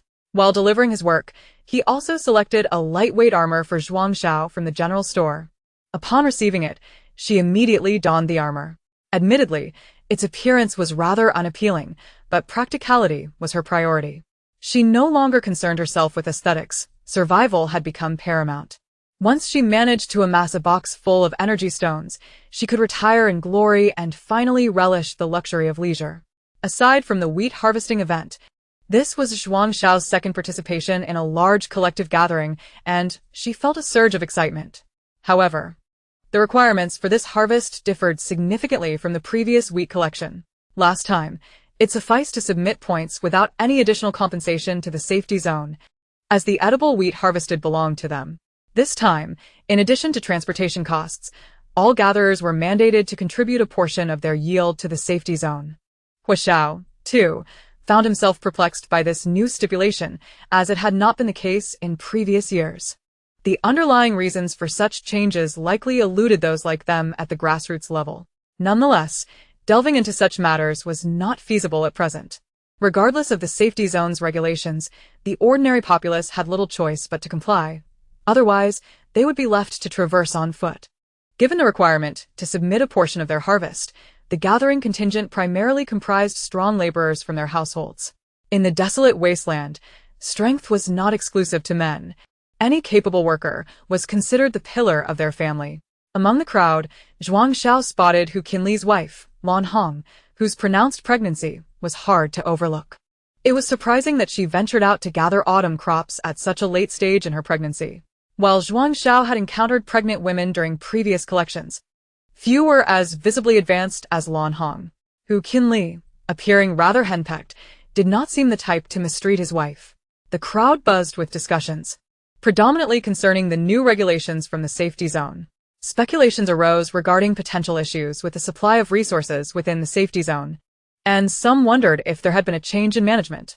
Indeed, the power of the people is immense, and their imaginations are boundless. Just before boarding the vehicle, Zhuang Xiao noticed members of the future mercenary team, including Hu Qinli, as Lan Hong climbed aboard their vehicle. No wonder, as this provided added security. Hu Qinli assisted Lan Hong into the vehicle, grumbling, "I told you to gather food from the nearby collection zone, but you insisted on going to the potato site. How can your mother feel at ease with you like this?" Lan Hong shot him a sharp glance. "Did you tell your mother?" No, how could I dare?" Hu Qinli shook his head vigorously, knowing better than to invite trouble. "If you don't say anything, I won't either. What does my mother have to worry about? Besides, our child is about to be born, and we rely on your meager income from the mercenary team to make ends meet. Everyone is in the same boat. Why should I be the exception?" As they spoke, he greeted a few others in the vehicle with a smile. Aside from Lan Hong, several family members of the future mercenary team were present. Once Hu Qinli ensured Lan Hong was settled, he moved to the front, and the vehicle soon set off. The potato collection site was not far from the summer wheat harvesting location, yet the methods for planting potatoes were significantly more straightforward. Each year, the harvested potatoes were tested. Any inedible ones were buried again to sprout anew the following year, ready for autumn harvest. Despite the wasteland's inhospitable nature, this primitive method of cultivation had not inflicted any damage to the potatoes collected. In fact, the area seemed to be expanding year by year. The potato collection site was largely unmanaged by the safety zone, yet it now bore an additional rule of submitting a portion of the harvest, which undoubtedly bred discontent among the gatherers. Upon arrival, the safety zone personnel had already completed their preparations. Each area had been delineated into small sections using laser beams, approximately 10 square meters per person. There was no need for a lottery. They simply lined up in order of arrival. As Zhuang Xiao and her companions boarded late, they were assigned to 2 plots near the edge of the collection site, comprising a total of 20 square meters, ample space for their endeavors. The sooner they completed their tasks and submitted their harvest, the more time they would have for leisure after storing the remainder with the guard team. Zhuang Xiao remained preoccupied with thoughts of the mutated grasshoppers encountered during the wheat collection, eager to finish her work swiftly to investigate for any signs of the mutated creatures nearby. Autumn grasshoppers had little time left to hop about. She refused to believe that her luck would forever falter in the face of these mutated insects. The expansive field of mutated potatoes towered above her, resembling a small forest. As before, patrols from the guard team frequented the area. Should anyone discover that their potatoes had been pilfered, they could report it. Quickly, the duo settled into their rhythm, digging towards opposite sides of their designated area, placing the cut potato plants aside for easier soil removal and to maintain visibility of one another in case of emergencies. The sizes of the potatoes varied, but the mutated ones were not excessively exaggerated in size. Rather, each plant yielded a significant quantity. The roots intertwined so densely that it was sometimes difficult to discern which potato belonged to which plant. Strangely, the mutated potato plants also harbored a few mutated insects, including the plump green creature she had previously desired as a pet but had given away. Upon spotting it, any lingering guilt Zhuang Xiao had felt dissipated entirely. In the potato field, no one could claim potatoes were less important. French fries, potato chips, potato flour, spicy sour shredded potatoes, chicken stew with potatoes. Oh, she had devoured that mutated wild chicken just days ago. What a pity. Nevertheless, potatoes could be stewed with anything. Thankfully, both Zhuang Xiao and Hu Xiao were in good physical condition. Otherwise, it might take them days to finish digging through the 20 square meters of potatoes. During a leisurely moment of respite, Hu Xiao unexpectedly discovered 2 edible mutated grasshoppers, which he stealthily tucked away in his small bag. The burlap sack this time could only accommodate potatoes, and once the inspection concluded, they would need to head over to the convoy to weigh their haul. The two busied themselves until 3 in the afternoon before finally tidying up their plot, at which point they could afford to glance around. The once thick potato thicket had largely succumbed, and the people in the surrounding fields were now clearly visible. Zhuang Xiao noticed that quite a few individuals were searching among the potato leaves for the coveted mutated grasshoppers. She couldn't help but mentally exclaim, "These mutated grasshoppers truly are the beloved treasures of wasteland dwellers." They perfectly encapsulate the sentiment, "My love for you compels me to consume you bite by bite, until you become an integral part of me." Before departing, an elderly woman from the neighboring plot approached with a sycophantic grin, inquiring, "Young lady, have you checked for caterpillars in your garden?" She had been observing Zhuang Xiao for a while, primarily because it was rare to see such a fair-skinned girl in the wasteland, which prompted her curiosity. Noticing that Zhuang Xiao had carelessly discarded the caterpillars without inspection, she felt compelled to ask. The woman's smile, reminiscent of a chrysanthemum, momentarily dazzled Zhuang Xiao. A stranger smiling so warmly must surely have ulterior motives. "No, dear lady, you carry on. We must take our leave," Zhuang Xiao exhaled, thinking to herself how unnervingly menacing the woman's smile was. After completing the handover with the guards at the convoy, the two prepared to seek out new gathering spots. With ample time before their return journey, Zhuang Xiao was determined to put an end to her previous entanglement with the mutated grasshoppers today.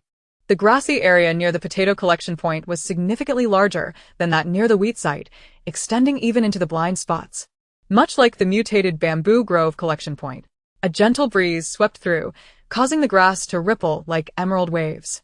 The azure sky, verdant grass, and soft wind imparted an unprecedented sense of freedom and tranquility. However, Zhuang Xiao's thoughts were far from the picturesque scenery. Look. The mutated grasshoppers leaping freely within the grass were utterly delectable, provoking a salivating desire and a sense of enchantment. Oh, autumn grasshoppers! Cease your hopping and come into my bowl.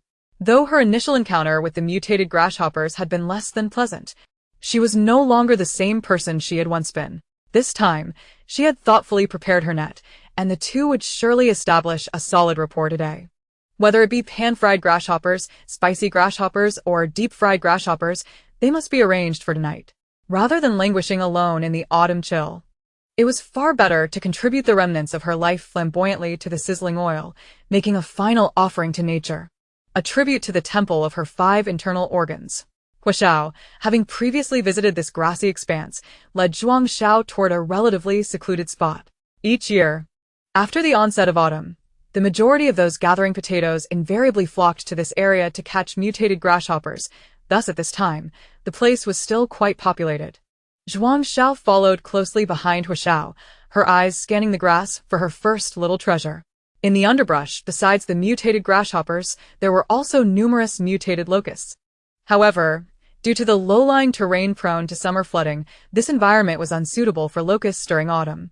Comparatively, the number of mutated grasshoppers was greater. While both could be consumed, the protein content of the mutated grasshoppers surpassed that of the locusts, and their taste was superior as well. Yet, the most visible creatures in the grass were the mutated locusts, their yellow-brown color starkly contrasting with the green of the grass, while the mutated grasshoppers, with their yellowish-green exteriors, camouflaged seamlessly among the blades. Nonetheless, upon sensing movement, the mutated grasshoppers would foolishly leap a couple of times, making them relatively easy to spot with careful observation. Upon reaching the designated area mentioned by Huaxiao, the two began to separate and engage in their respective tasks. The net would be utilized later. First, she needed to redeem herself. Determined not to stumble in the same place twice, she resolved to rise from this spot.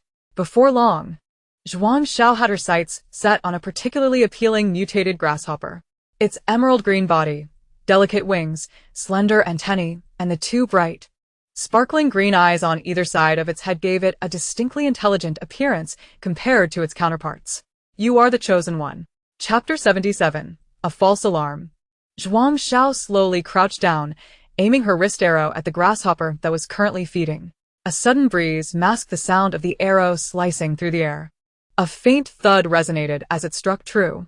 The mutated grasshopper tumbled from the grass blade, its limbs quivering uncontrollably, its unblinking eyes gazing vacantly at the azure sky. Ah! It is indeed a challenge to meet one's end. Zhuang Xiao could not discern the grasshopper's emotions. She only knew that she had finally captured her first mutated grasshopper of the year. Beep beep, high radiation mutation, inedible, came the clear notification from her wrist device.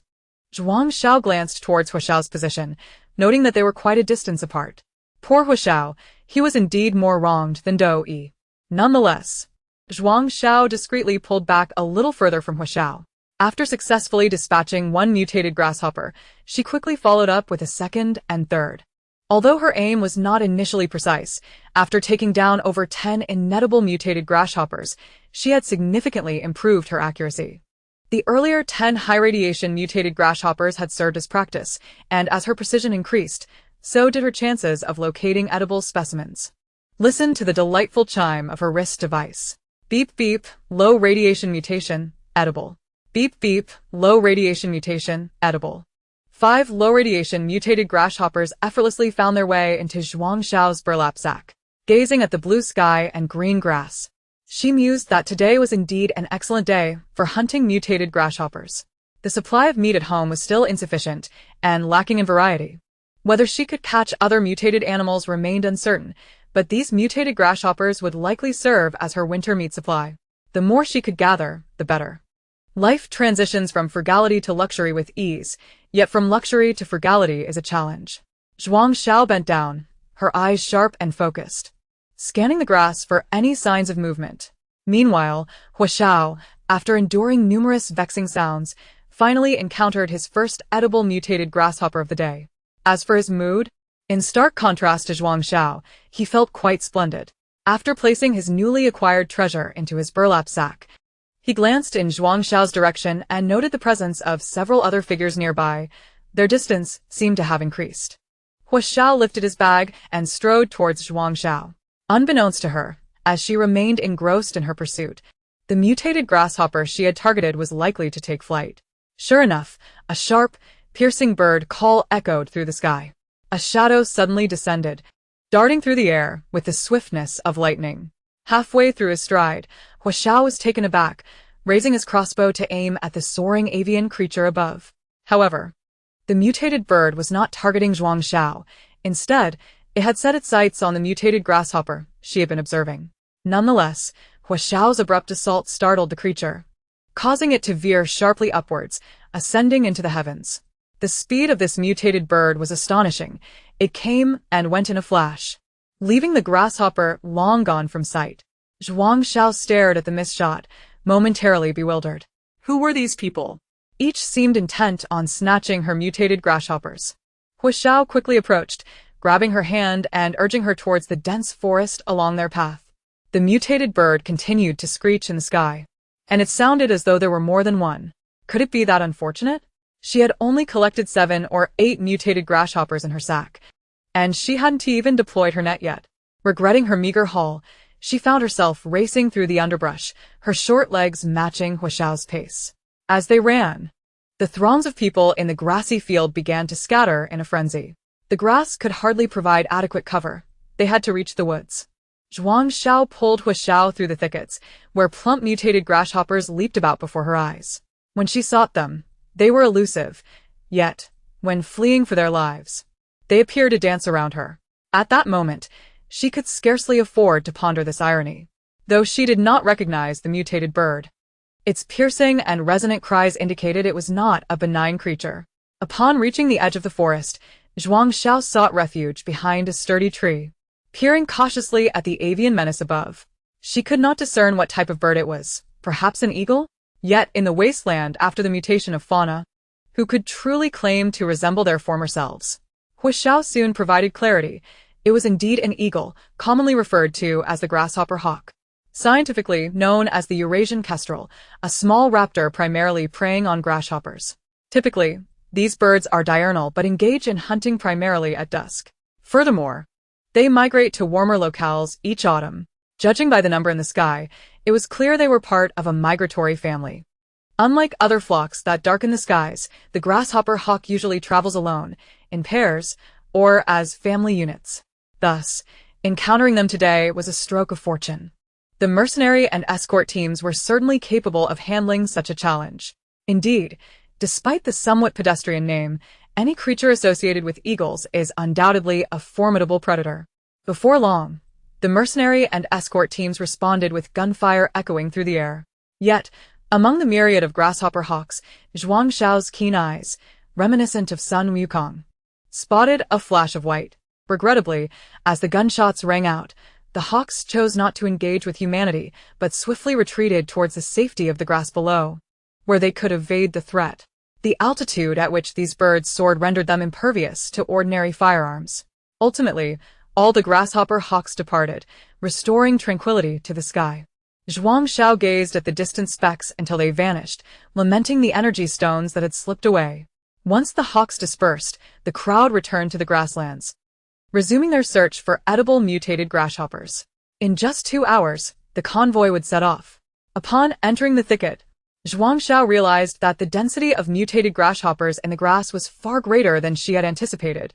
Any disturbance would send them leaping into the air, making it easy to scoop them up with a net. After conferring with Hua Xiao, the two began to collaborate. They found 2 particularly long sticks in the forest, each standing on opposite sides, one hand gripping the net and the other wielding the stick. As they advanced, they struck the underbrush, and sure enough, the grasshoppers abandoned their concealment, jumping into the air. Zhuang Xiao now truly felt as though her intellect had regressed since arriving in the wasteland, as she had previously insisted on using her sleeve arrows against the grasshoppers when a net would have sufficed so splendidly. Together, they managed to capture a considerable number, certainly 20 or 30. Zhuang Xiao eagerly claimed the task of assessing the mutated grasshoppers, and it was clear why. This effortless and labor-saving method immersed her in a euphoric state of catching grasshoppers. Although she was not particularly fond of insect meat, the sheer joy of simply catching grasshoppers was delightful. Especially when Zhuang Xiao received the grasshoppers, bound with hemp rope by Hua Xiao, and began to assess them with her wristwatch. It was a tremendous relief. Even the occasional beeping warning of high radiation and inedibility was more bearable. This task resembled that of an inspector in a factory, the only difference being that the approved products were destined for her own table. Hua Xiao, in this scenario, was akin to a supplier of raw materials. Previously, she had perceived monotonous, repetitive work as tedious. Yet now, the prospect of merely sitting and assessing the edibility of food, which could ultimately be brought home, made life seem almost blissful. Today was yet another day of daydreaming. Time was fleeting. It would soon be dark. Through their combined efforts, they successfully filled a sack with mutated grasshoppers. As they departed the grasslands, Zhuang Xiao observed that few had harvested as much as they had, though she occasionally spotted a few others with similar fortunes. Just before boarding the vehicle, she encountered the ant who had come to assess the green caterpillars at her place. "Little girl, you ought to check the cabbage worms," the ant remarked with a notably smug tone, patting her bulging bag with satisfaction. Zhuang Xiao replied, "But Aunt, what's the point of mentioning this now? Are you bragging? Showing off? Or expecting a share?" Completely baffled by the ant's logic, Zhuang Xiao glanced at the bulging bag, estimating it could hold no more than 3 green caterpillars. Zhuang Xiao feigned disinterest, brushing off the sack behind Hua Xiao. For she was the one with a sack full of mutated grasshoppers. Could she possibly envy the mere 3 caterpillars? Everyone is modest, she thought. One must remain low-key. In the end, Zhuang Xiao strode away with Hua Xiao, unperturbed. She had been feeling rather buoyant lately.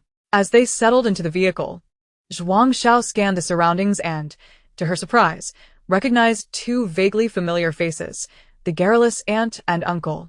Perhaps today's bountiful harvest had rekindled their lively banter. Reminiscent of times past, they were once again engaged in spirited conversation, though this time, several people sat between them and Zhuang Xiao, and the roar of the vehicle made it difficult to discern their words. She could only observe as the last rays of sunlight illuminated the scene, with droplets of spittle dancing through the air. The young man across from her disdainfully wiped his face, yet his head remained steadfastly in place, ears perked up. Glancing at the individuals on either side, she noticed the dullness in their eyes was ignited by a raging curiosity. It was evident that today's conversation was exceptionally explosive and thrilling. Suddenly, she too felt an urge to change her position to listen in. Who could resist the allure of gossip, especially when it comes without any risk? As they disembarked, the lingering expressions of those few hinted that today's tidbits were indeed delectable. However, nothing could compare to the deep-fried mutant grasshopper that awaited her. That evening, Hua Xiao prepared a mutant grasshopper, and from today's bounty, he retrieved a perfectly sized potato sufficient for 2 appetites, heading straight for the kitchen. He had become quite adept at this, if these newly acquired delicacies were not enjoyed by Zhuang Xiao on the day of their procurement. She would surely remind him about it for the entire night. After all, they would have to be consumed sooner or later. Thus, for the sake of his own peace, he decided to take the initiative. As the deep-fried mutant grasshopper was presented at the table, Zhuang Xiao decisively sliced open the creature's head and waist, leaving the ample abdomen for Hua Xiao. "You take this half, it'll replenish your nutrients." Hua Xiao felt a sudden, gentle warmth in his heart. Zhuang Xiao teased, "Brother, you might be overthinking this." Insects were not a staple in Zhuang Xiao's diet. The only one she had ever tasted was cicada pupa, and that was in her childhood. Back then, she relished only the crispy, fragrant head and waist, despising the soft texture of the abdomen. This explained her lack of interest when Hu Qinli offered her the round, plump variant. Its appearance suggested it would not be crispy. Naturally, she felt the same disdain for the abdomen of the fried mutant grasshopper. She was curious, however, whether the head would taste as delightful as the cicada pupa.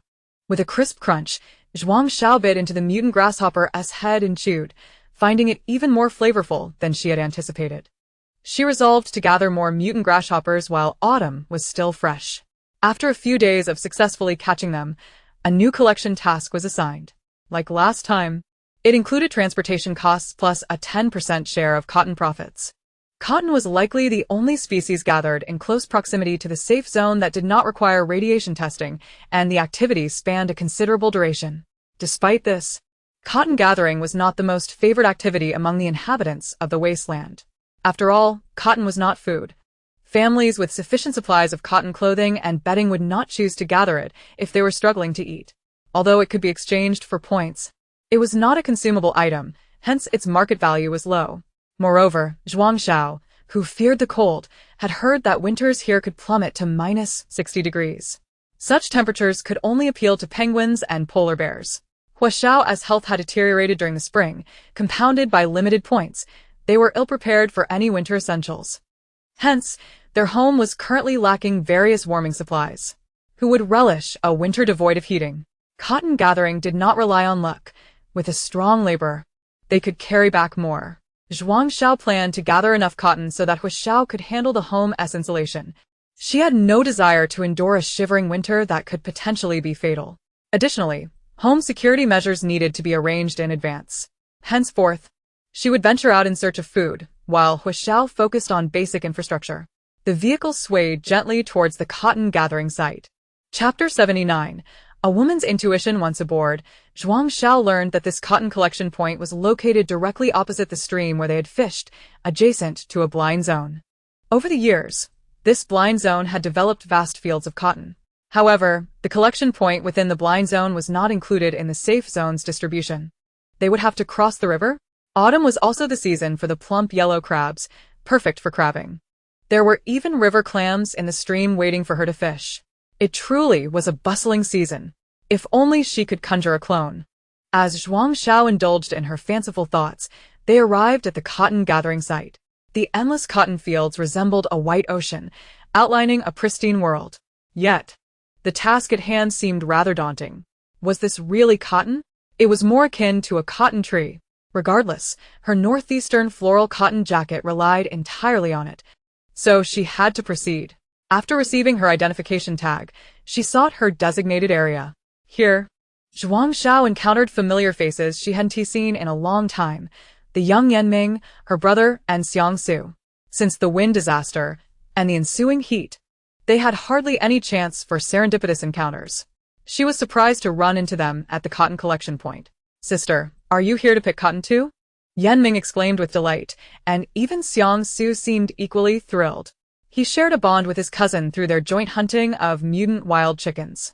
Zhuang Xiao replied, "We were each hunting on our own, all right?" After a brief exchange of pleasantries among the five, they returned to their respective cotton trees. This summer had seen an abundance of rainfall, resulting in a noticeable decline in cotton yield. After Zhuang Xiao finished gathering from her cotton tree, she had merely filled 2 sacks, still far from her dream of a floral cotton jacket, 2 pairs of cotton pants, and a large cotton quilt. She had brought 10 sacks with her, while Hua Xiao's tree yielded just over a single sack. Looking over at Yanming and the others, they appeared to be in similar predicaments. Was there truly so little usable cotton on these trees?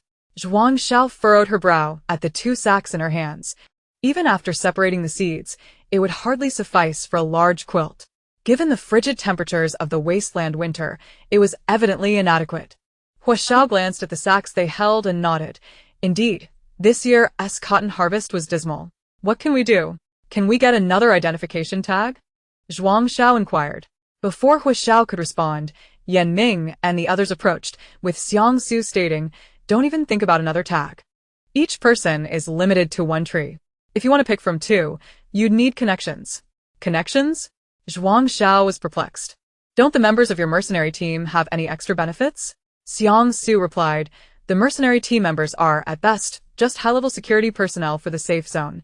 Having a stable income that keeps them from starving is already quite fortunate. What additional perks could there be?" Zhuang Xiao then turned to Hua Xiao. "Is it really that bleak for your mercenary team?" The 3 who had served in the mercenary team fell silent in unison. It seemed, perhaps, it truly was quite tough for them. Of course, this did not include those privileged individuals with connections or those who did not need to risk their lives for genetic modifications. Noting the 3's expressions, Zhuang Xiao tactfully shifted the conversation. "Didn't they say there are cotton fields within the blind zone? Why don't we venture in to pick some?" As for the 10% that goes to the safe zone, consider it like the fare for overloading the vehicle. After all, taking a day means wasting a day. Gathering enough in one day would be ideal. Besides, Hua Xiao and I genuinely need the cotton. It is undoubtedly preferable to refrain from spending points whenever possible. Although she possesses several thousand points, there is an incessant apprehension that they will be exhausted in no time. I concur, with a raised hand. Yan Ming expressed his endorsement, infused with a hint of eagerness. The blind zone at last, it is his turn. Following his sister, Xiang Su silently raised his hand as well. I too agree. After all, he had ventured into the blind zone once already. And this time it was adjacent to the safe zone, so what was there to fear? Zhuang Xiao gave a thumbs up, exclaiming, "Excellent, true men indeed." As for Hua Xiao and Yan Hu, who had yet to voice their opinions, they chimed in. If we do not go, would that not render us less than men? With 5 individuals, 3 in favor and 2 opposed, victory was ours. With that, Zhuang Xiao took the lead, carrying 2 burlap sacks towards the edge of the blind zone. Beneath the cotton tree, many others were also making their way towards the boundary, clutching the scant cotton they had gathered. The nearby guards chose to ignore them. As long as no disturbances occurred within their jurisdiction, their whereabouts were of little concern. In such moments as more people gathered, the initial fear of the blind zone began to dissipate. Moreover, as they approached the blind zone, they encountered an increasing number of individuals. The quantity of burlap sacks indicated a rather modest harvest for all. Before entering the blind zone, Zhuang Xiao casually climbed a cotton tree that was devoid of people. The crimson light was still quite distant from this field of cotton, instilling a sense of reassurance within her. Hua Xiao and the others watched as Zhuang Xiao ascended the cotton tree with the agility of a monkey, leaving them utterly perplexed. Descending the tree, Zhuang Xiao beamed. I went up there to check the feng shui. Seeking a piece of land that resonates with me, hee. So, which direction shall we head? The enthusiastic Yan Ming inquired, recalling how his sister had once guided him to the lair of the mutated bamboo worm. Zhuang Xiao retorted, Can we please refrain from mentioning or thinking about that? She pointed in a random direction based on her intuition. After all, it is said that a woman's intuition is the most accurate, and among the 5 of them, she was the sole female, haha. The others glanced at the direction she indicated. The cotton forest indeed appeared to be denser, nearly obscuring the view from one tree to the next. The branches of these cotton trees were numerous yet frail, making it somewhat challenging to climb and gather, but the scarcity of individuals meant fewer potential conflicts. While they were not afraid of trouble, they certainly did not wish to squander time on it. Zhuang Xiao, grasping her burlap sack, set off towards their target, with the others promptly following suit. Notably, Yan Ming was even more eager than Hua Xiao, trailing closely behind his sister, as if wishing to serve her. Before long, their wristwatches emitted a series of alarming beeps, signaling their entry into the blind zone. The group silenced the alarms and continued deeper for a quarter of an hour before pausing. Chapter 80. The Arrival of the God of Wealth. Perhaps these cotton seeds had emerged through nature's own selection process, thriving far better than those cultivated through human intervention. Could this be the power of natural selection? Even after enduring the ravages of storms, in a free environment, they could flourish wildly. Once they identified their favorite trees, the group eagerly commenced their gathering. Who knows? If they collected enough cotton, they might explore areas beyond the cotton fields in search of other edible provisions. However, this dream was swiftly dashed as they prepared to enter the laborious state of working for a group of mutated creatures. Who could comprehend the sensation of toiling for mutated animals? Nonetheless, they were willing, for the rewards were simply too generous. Although the cotton in this harvesting area was abundant, the branches were not particularly sturdy, making it easy for individuals of Hua Xiao's stature to snap branches and tumble down. Fortunately, they had brought not only plenty of burlap sacks, but also an ample supply of hemp rope. By simply pulling down the cotton branches from above and securing them to the trunks below, they could gather effortlessly. Zhuang Xiao placed her burlap sack beneath the tree, swiftly climbing up the cotton tree with ease. Sometimes, being small and light was indeed an advantage. Standing on a tree branch, with the azure sky above and surrounded by fluffy white clouds, she retrieved her prepared burlap sack and set to work diligently. The density of the cotton here suggested that by the time she finished picking from this branch, she would have accumulated a full sack. Fate is truly a wondrous thing. Amidst the vast expanse of white cotton, Zhuang Xiao unexpectedly spotted a pair of sparkling eyes. Before she could react, a graceful arc sliced through the air, its destination being her face. The assailant was none other than the mutated squirrel, identifiable by its one-notched ear, a remnant of a past scuffle. Had it not been for this distinctive mark, she might not have recognized her former landlord in the blind zone. They were all familiar faces. So fear was not an issue, though surprise certainly was. Thus, startled, Zhuang Xiao let out a yelp and plummeted from her perch. Fortunately, the thick cotton branches cushioned her fall. Hua Xiao, hearing the commotion, rushed over, asking what happened. The others called out in concern. "What is going on over there?" Zhuang Xiao landed perfectly on the burlap sack below the cotton tree and quickly reassured them, "I'm fine. No need to come over." At that moment, lying atop the sack, her eyes gleamed as she fixated on the object that had fallen onto her chest. No, this was not merely an object of attack. It was undeniably an energy stone. From within the clouds, the charming face of the mutated squirrel peeked out. Zhuang Xiao felt that never before had a mutated creature appeared so endearing. Just look at that radiant head, so captivating. The mutated squirrel blinked its bright, twinkling eyes. Its tail held high, swaying back and forth above its head. What had happened to humanity's courage? Where had it gone, the bravery to confront a mutated serpent? At that moment, Hua Xiao emerged from the cotton forest, finding Zhuang Xiao sprawled on the burlap sack, gazing at the sky with a silly grin. Surely, hadn't he knocked her wits out? He hurried over to help her up. Perhaps the mutated squirrel sensed the presence of a stranger and had already retreated into the cotton clump. Zhuang Xiao called out, "Wait, don't go. Let us have a heart-to-heart." She stared intently in the direction the squirrel had vanished. "Are you all right?" Hua Xiao inquired, checking Zhuang Xiao's limbs. There were minor abrasions on her exposed skin. "You'd better not climb trees. It's fine to gather cotton from the ground." Each time Zhuang Xiao found herself in a predicament, Hua Xiao would offer a few words of caution. Zhuang Xiao withdrew her gaze and displayed the energy stone in her palm to Hua Xiao. "Look, there's even an energy stone in this cotton field?" Hua Xiao exclaimed, as Zhuang Xiao playfully fiddled with the energy stone in her hand. "Why don't you take a look?" Hua Xiao silenced his watch and placed the energy stone upon the dial, receiving a beep that indicated the energy stone was of E grade with an energy value of 423. Zhuang Xiao took the energy stone and rudely shoved it into Hua Xiao's embrace, saying, "I'm fine. You should return to the cotton fields and avoid scaring away my god of wealth. I wonder if he is still around? Today, I must seize this extraordinary fortune. But what shall I offer in exchange? For now, let us find the god of wealth first." Hua Xiao remarked, "The god of wealth? Besides energy stones, is there also a god of wealth in the cotton fields? All right, you should hurry along and get to work. My little flower cotton jacket is counting on you." Zhuang Xiao pushed Hua Xiao away from her cotton territory, unwilling to delay her time with the god of wealth. As Hua Xiao was pushed forward, he still advised, "Be careful and stay safe while picking cotton."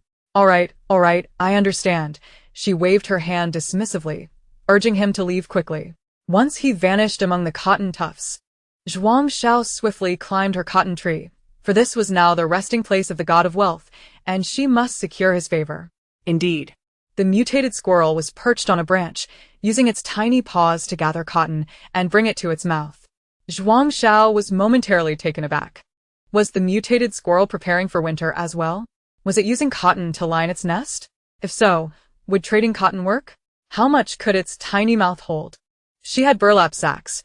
She could easily convert them into bundles to carry quite a bit home. The mutated squirrel, upon noticing Zhuang Xiao's arrival, paid her no mind and continued its cotton gathering. Although their first encounter had not been particularly pleasant, they had engaged in a fair exchange before, making them somewhat familiar acquaintances. Zhuang Xiao felt that taking the squirrel's treasure was somewhat dishonorable. It was essential to consider future encounters. Who knew what surprises awaited her next time?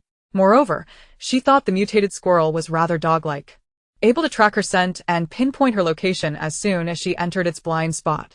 Nevertheless, regardless of the circumstances, she could not afford to offend this creature, now representing the god of wealth. With a self-assured smile, Zhuang Xiao greeted the mutated squirrel, but it remained unresponsive. Undeterred, she pressed on. "Wealthy ones are always in charge. My name is Zhuang Xiao, what is yours? She slipped into a whimsical soliloquy. How about I call you Little Wealth? That name sounds quite powerful and befitting of your current status as the god of wealth, she mused to herself. Seeing that the squirrel still did not react, Zhuang Xiao rummaged through her pocket and eventually produced the half-eaten snakeberry fruit she had left. She prepared to offer it. Recently, she had struggled to find new fruit-gathering spots, and this snakeberry had to be rationed carefully. She wondered if the mutated squirrel could understand her reluctance to part with it. The squirrel accepted the half-eaten fruit without hesitation, chomping down on it with gusto. Dear sir, shouldn't he return a favor? Zhuang Xiao remarked. It's not good manners to take without giving something in return. Of course, I want to acknowledge that energy stone you threw at me earlier. That was an offensive weapon and is confiscated. In her mind, a mini-drama unfolded while the squirrel continued to sit atop the cotton mound, ignoring her completely. Fine, if you won't cooperate, then I'll just focus on picking cotton. I have 10 burlap sacks to fill. With so many energy stones, I should allow the squirrel some time to contemplate whether my half-a-snakeberry is worth it. As Zhuang Xiao began filling her burlap sack with cotton, the god of wealth suddenly leapt over, tilting its head curiously at the sack in her hands. She could only wonder what it was thinking. Strictly speaking, besides their initial encounter involving theft, the mutated squirrel had never attacked her. Thus, she felt relatively unafraid, and even found the situation amusing. The squirrel eyed her burlap sack for a moment before it began tugging at it with its tiny paws. Zhuang Xiao thought, so the god of wealth has taken a liking to my shabby burlap sack? That was easy. She had 7 more in her bag. A trade. A trade. We must trade. Zhuang Xiao pulled on the sack while pointing to the squirrel's bulging cheeks, clearly indicating that she expected a fair exchange. No debts allowed. The squirrel tilted its head and scrutinized her for several moments before reluctantly spitting out a tuft of cotton it had stuffed into its mouth. Sister, is this what you wanted? Zhuang Xiao asked, her face darkening as she tightened her grip on the sack and shook her head, indicating she wanted small stones. She then produced her B-grade energy stone from her bag, briefly displaying it as a sample. However, it was only visible for a fleeting second before she tucked it back into her bag, now securely holding it to prevent any further theft. The mutated squirrel, displaying intelligence, quickly grasped her intention. It rubbed its cheeks as if preparing to retrieve energy stones from its little treasure hoard. Indeed, fortune was upon her. It was evident the squirrel possessed more than one energy stone. However, that was of no concern. The burlap sack was ample enough. Zhuang Xiao tentatively extended her hand to receive the energy stones, loosening her grip on the sack slightly, indicating that the energy stones would be exchanged for the sack. The trade was successful. Seeing the squirrel struggling with the open sack, Zhuang Xiao kindly tied it up with some twine. With the sack in hand, the squirrel wasted no time, leaping onto another cotton tree. Wait, god of wealth. Don't leave yet. I still have many more sacks to offer. However, the squirrel was quick, vanishing in the blink of an eye. Zhuang Xiao placed the energy stones on her watch, receiving a beep indicating they were of F grade with an energy value of 267. Alright, although it's the lowest grade, the energy value is close to the peak of this level. A pleasant surprise. I must be content. Perhaps I will seek out the mutated squirrel's lair another time. She hadn't anticipated that this creature was not only stockpiling food for the autumn, but also hoarding energy stones. She wondered how it managed to gather so many. Perhaps her eyes were less discerning than she thought. Resuming her work, she pulled out another burlap sack, determined to continue her efforts. Her second pair of cotton trousers and large quilt were still nowhere in sight. An hour later, gazing at the 9 exceptionally docile mutated squirrels before her, Zhuang Xiao fell silent, 9 gods of wealth to attend to.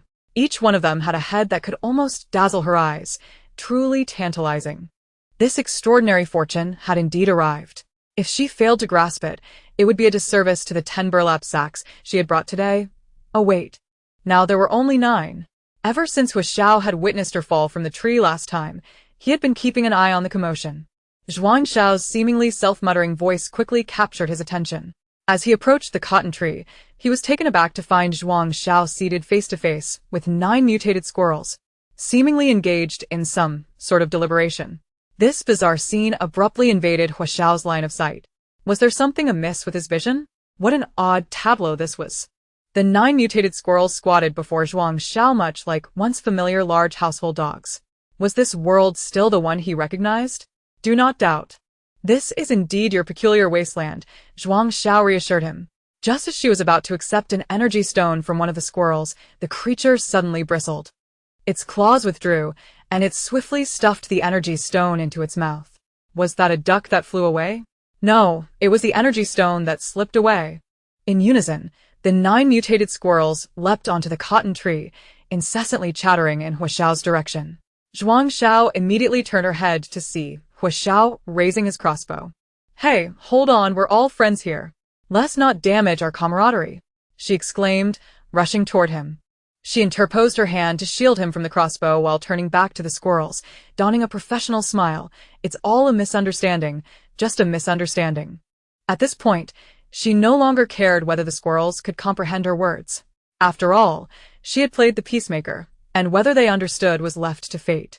Ultimately, under Zhuang Xiao's earnest mediation, the squirrels calmed their bristling tails, yet they remained perched in the cotton tree. Huaxiao stood behind her, watching as she handed a sack of cotton to one of the squirrels, which then reciprocated by offering her a shiny object. Is this even possible? Huaxiao mused. His worldview shattered, uncertain of how to respond. Apparently, the squirrels sought not just any sack, but specifically one to store cotton, likely in preparation for the winter. After all, winter was frigid, and even mutated creatures needed to ensure they were adequately insulated. This cotton was undoubtedly more favored by the deities of fortune than mere dried twigs or grass. Zhuang Xiao now possessed a sack of cotton, which she was selling for 3 energy stones. Chapter 82. Is this world insane? No bargaining. Perhaps these creatures were so affluent that they did not even bother to haggle, spitting out energy stones as easily as breathing. Huaxiao, gather all the sacks of cotton you have and bring them to the deities of fortune. Zhuang Xiao instructed him. Enough already, Huaxiao replied, incredulous. Was acquiring energy stones this effortless? What had their team toiled for in the past? After Huaxiao departed, Zhuang Xiao produced all the empty sacks that had yet to be filled. What mattered most now was harvesting cotton. She swiftly transformed into a diligent worker. The mutated squirrels, having received their sacks, darted into the cotton field, evidently to offload their bounty. When Huaxiao returned with a sack over his shoulder, he found Zhuang Xiao engrossed in her cotton-picking frenzy. Perhaps the squirrels were overly amicable. Huaxiao contemplated trying to engage with them himself, but before he could approach, the squirrels began to bristle once more. All right, this world is still the one I know. It's just gone a bit mad since meeting this girl. Observing the pile of over a dozen sacks and glancing at his watch, Zhuang Xiao couldn't help but marvel at the boundless potential of humanity, if only the employer compensated adequately. These mutated squirrels were remarkably strong and agile. A mere sack of cotton was no burden for them, allowing them to leap freely among the cotton trees. Thus, Zhuang Xiao packed the cotton tightly into the sacks, feeling a twinge of guilt at trading 3 energy stones for each sack. As she secured the sack onto the back of a squirrel, Huaxiao stood at a distance, poised to assist whenever necessary. With each delivered sack, the squirrels produced 3 energy stones. Watching Zhuang Xiao gleefully stow the stones into her bag brought Huaxiao a sense of tranquility. After several trips, the squirrels returned once more. Yet, Zhuang Xiao gazed at the last remaining sack and the squirrels' radiant heads, pondering what should be done. Surely, she couldn't squander this rare opportunity for trade. What a dilemma. Should she share her stroke of luck with the young Yanming? Noticing Zhuang Xiao lost in thought, one of the squirrels pawed at the solitary sack on the ground. What was wrong with this human? Why wasn't she working? It was getting dark, and they needed to head home, after all. What's the matter? Huaxiao inquired, observing Zhuang Xiao fixated on the squirrel's large head, her eyes gleaming with desire. Upon hearing his question, Zhuang Xiao seemed to arrive at a particularly painful decision, as if she were about to sever her own wrist, declaring, Huaxiao, could you ask Yanming and the others to bring the sacks over? Clutching her chest, she paused before continuing, to exchange for energy stones. The anguish was almost suffocating. Why hadn't she brought more sacks today? Such an opportunity to capitalize on should never be abandoned. Everyone's family, let us not make a fuss about it. Deep breath when Huaxiao returned with the others, Zhuang Xiao was already attempting to negotiate for energy stones with the squirrels. While they were all treasures, their values were not the same. To maximize benefits, one must naturally seek to optimize gains. Yan Ming, Yan Hu, and Xiang Su stood before this surreal scene, mouths agape in disbelief. What was this strange sight? Was this truly the wasteland? Was this reality, not a dream? The three men gazed skyward at a 45-degree angle, the blue sky confirming it was indeed daytime. This was no dream.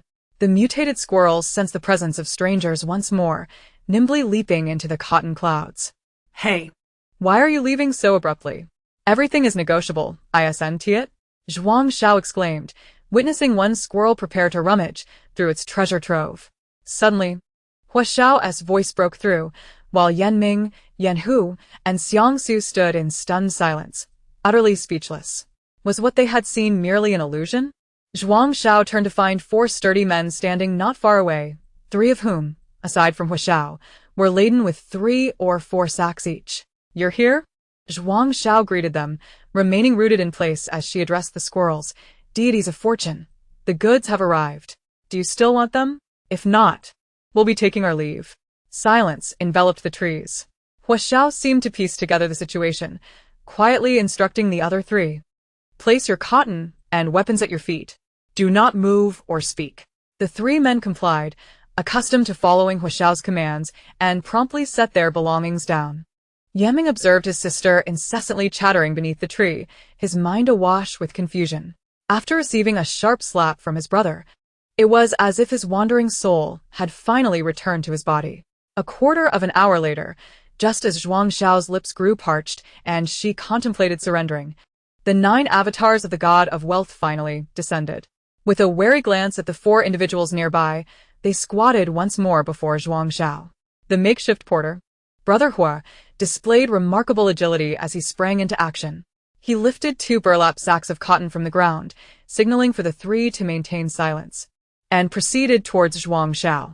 The trio witnessed Zhuang Xiao fastening the sacks onto the back of a mutated squirrel, which seemingly expelled something from its mouth. Zhuang Xiao opened her palm, awaiting the second energy stone. However, after a prolonged wait, the mutated squirrel remained as still as a statue, merely blinking its adorable big eyes at her. Zhuang Xiao thought, has this transaction turned so unilaterally in their favor? Is there a hint of favoritism involved? Nevertheless, Zhuang Xiao chose not to contest the matter. It was not her right to argue. 1 sack of cotton for 1 energy stone seemed a fair exchange, and she assumed the 3 of them would not object. They chimed in unison, we don't mind, we don't mind. 10 sacks for 1 is fine too. The 3, positioned at a distance, could not discern the details clearly. Yet, the scene, the tableau before them, was beyond the capacity of mere words to convey their feelings. Then, they saw Hua Xiao take the item from Zhuang Xiao's hands and return. He casually tossed the object to Yan Hu and picked up the burlap sack from the ground. Yan Hu exclaimed, what is this in his hands? His mind was a cacophony of frantic thoughts. Yet he struggled to suppress the urge to scream that threatened to escape his throat. Don't shout, lest the god of wealth be frightened away. This was his sole preoccupation at that moment.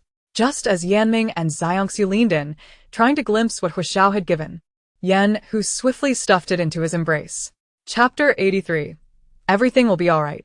A triumphant smile blossomed on his face, reminiscent of a spring breeze. Yanming and Xiangxiu exchanged glances, pondering what could possibly elicit such a lecherous expression from their elder brother. In a cyclical dance of emotions, both boys internally wrestled with their own urges to scream, forcing themselves to maintain silence. They playfully pinched each other behind their backs, grinning widely. oh my, Her sister is truly something else. Ultimately, all 9 mutated squirrels departed. Before leaving, the one with a notch in its ear rummaged through its little treasure trove and tossed 3 energy stones at Zhuang Xiao. She thought, let them rain down. Let this fortune shower upon me. Nonetheless, as if communicating through unspoken understanding, Zhuang Xiao surmised that this might be her remuneration for services rendered. After bidding farewell to the last god of wealth, she dusted off imaginary lint from her clothes, rose from the ground, and called out to Hua Xiao. What shall we do with our cotton today? This loss is considerable. Hua Xiao replied, do you even hear yourself? Is that human language? As the mutated squirrels departed, The three approached with a dazed gait. Big brother, sister, pinch me. I want to see if it hurts. They shared identical expressions of pleading. Zhuang Xiao replied, a pinch is imperative. It must be firm. Her cotton, her energy stones, and the divine radiance of the god of wealth. Who knows when she will encounter such fortune again? Feeling a pang of heartache, she decided that others should feel some pain as well. With determination, she decisively twisted Yanming's ear. Ouch! Ouch, sister, it's real. You can let go now. Yanming rubbed his ear, reflecting on how harshly his sister had pinched him. However, if such luck were to persist, he would gladly offer both ears for her amusement. The remaining three instinctively touched their own ears, reassured that this was indeed reality. And no further pleas for pinching were required. As Xiao gathered the burlap sacks, he deftly took 3 from each of the trio, ensuring that all had 3 energy stones in hand. As for the grade and energy value of the stones, that was purely a matter of personal fortune. What now? Zhuang Xiao spread her hands towards Xiao, a hint of exasperation in her voice. Although they had acquired a considerable number of energy stones today, who could ever have enough of free cotton? Standing nearby, Zhuang Xiao had regained his composure and eagerly raised his hand. I'll help my cousin get more sacks. Me too. I'll join you. When Yanming realized others were vying for his sister's attention, he grew anxious. Their family had retained old cotton clothing and quilts. Hence they had not brought as many sacks as Xiao and Zhuang Xiao. Nevertheless, the guards were sure to have some burlap sacks. Zhuang Xiao knew individuals accompanying the cotton-gathering team. The two stuffed the remaining empty sacks into Zhuang Xiao's hands before heading to the convoy assembly point. With the promise of more sacks, they set to work. The 3 dared not stray far from the area, concerned they might return and find no one there. Although still on the edge of the blind zone, the signal on their wristwatches was not particularly stable. Upon their return, they brought back 30 burlap sacks. Despite Zhuang Xiao's connections with the guard team, the sacks were not free. They had cost points, 2 sacks for 1 point, totaling 15 points for 30 sacks. Due to the energy stones, they only mentioned that the sacks were acquired without cost. Thinking of the almost free energy stones, the remaining trio felt invigorated and worked tirelessly to gather cotton. Such tasks were hardly suited for ladies. Although they had lost considerable time due to the incident with the mutated squirrels, the 5 managed to harvest 40 burlap sacks of cotton before the convoy's departure. After deducting what was to be delivered to the safe zone, 36 sacks remained. Each of Yanming, and Zhuang Xiao took 2 sacks, while the remaining 30 were a gesture of gratitude for Zhuang Xiao. Though the return gift was modest, it paled in comparison to the weight of the energy stones acquired that day. Zhuang Xiao accepted the gifts with a clear conscience. She had negotiated the deal with the mutated squirrels, so what was wrong with taking a small commission? Moreover, this meant she and Xiao could visit other grain-gathering points the following day. On the way back, the most anxious was Yanming, who frequently glanced at his brother's chest, fearing the energy stones might suddenly vanish. There were 6 energy stones in total. In contrast, Zhuang Xiao, accustomed to the mercenary life, remained remarkably composed. Internally, however, he was bursting with excitement over such unimaginable wealth. No wonder Yanming often claimed their cousin was extraordinarily lucky. This was almost miraculous. Knowing someone who could drive, the 3 alighted at the nearest point to Zhuang Xiao's home. They delivered the cotton to her and departed together. Xiao closed the door upon entering, only to find the young girl gleefully dumping all the energy stones onto the table. The myriad of glimmering stones was a sight she had never encountered before. Picking up one of the energy stones and placing it upon his wristwatch, a soft beep resonated, indicating an energy stone of grade A with an energy value of 4469.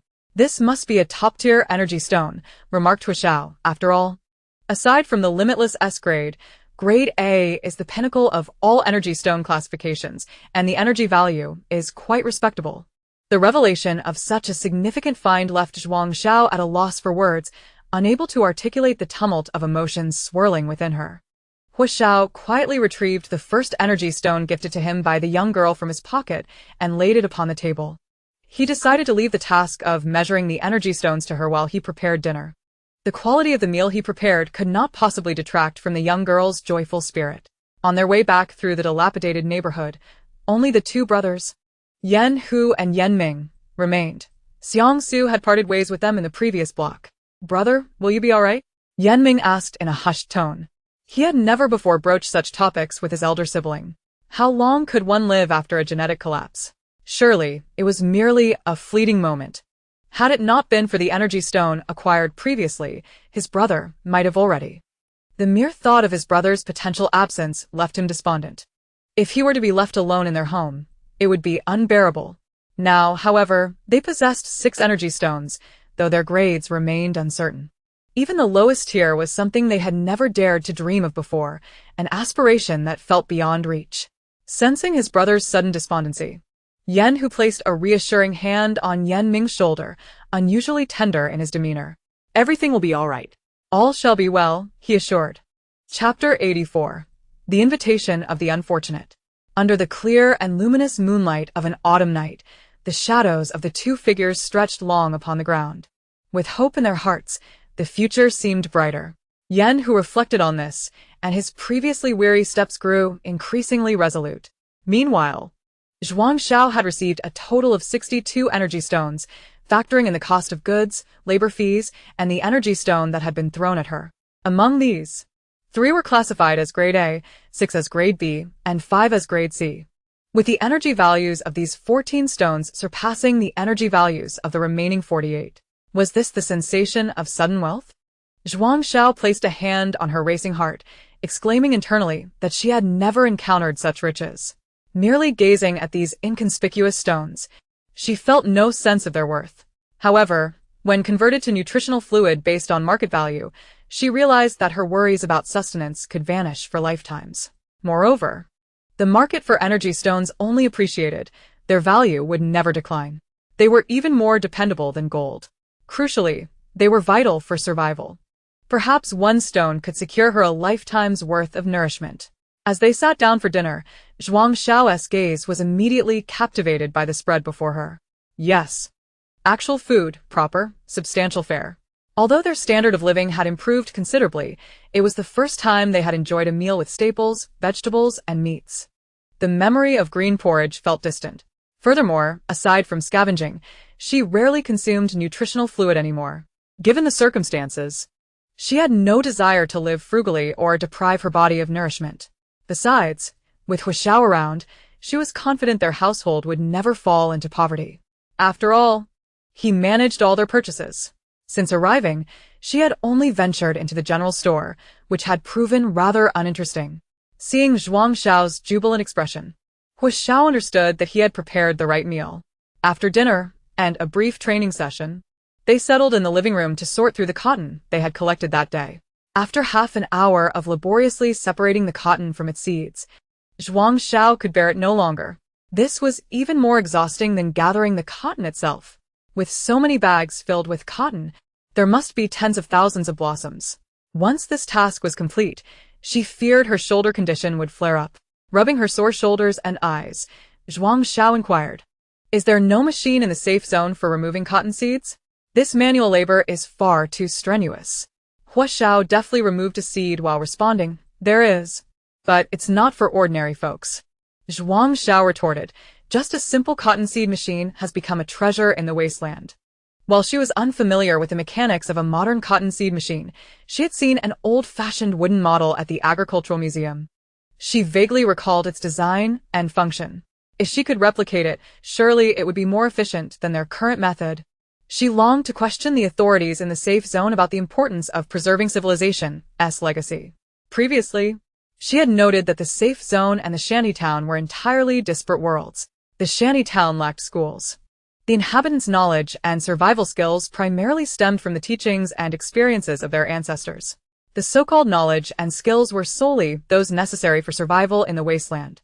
Concepts like physics, chemistry, and literature were entirely foreign to the people of the shantytown.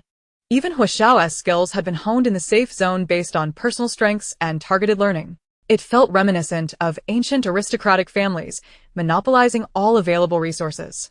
For those at the bottom rung, any hope of rising was akin to scaling the heavens. It seemed easier to dream of the impossible. Nonetheless, despite her grievances, she was merely a small fry, ill-equipped to challenge this world. Whether she could survive in this realm until her natural end remained uncertain. She wished for the arrival of a deity, or perhaps a local hero, to rescue this silent world. All she desired was to lead a tranquil life, day by day.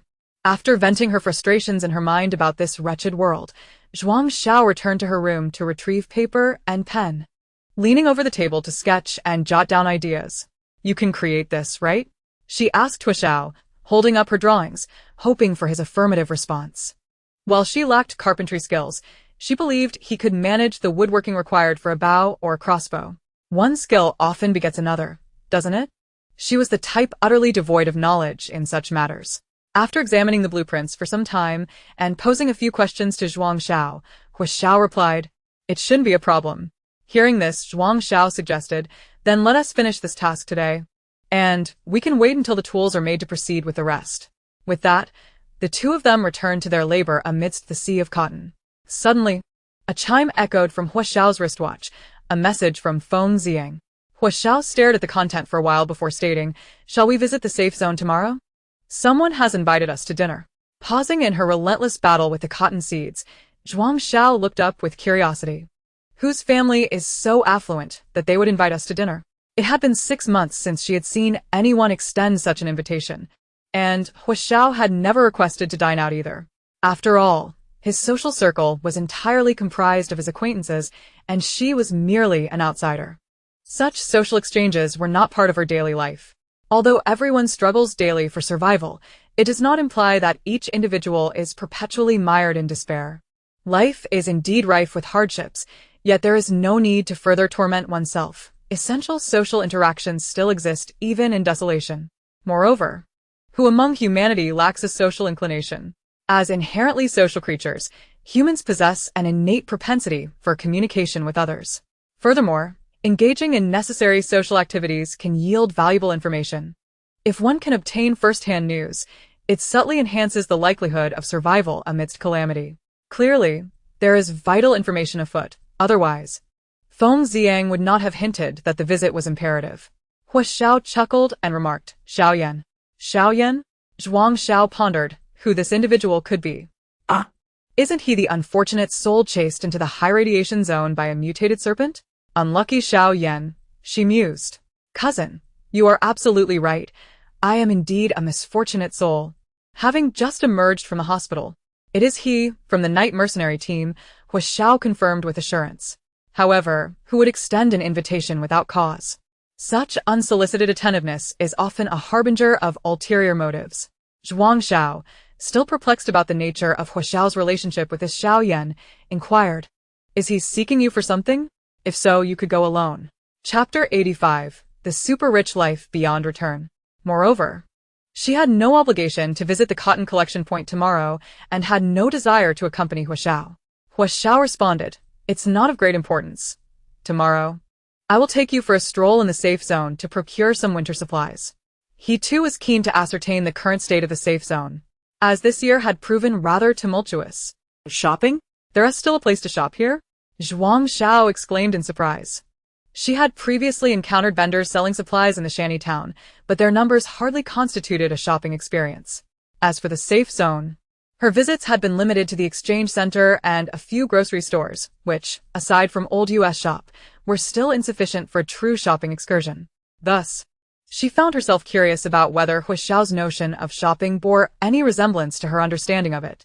Once a person's heart is stirred, it becomes challenging to withdraw.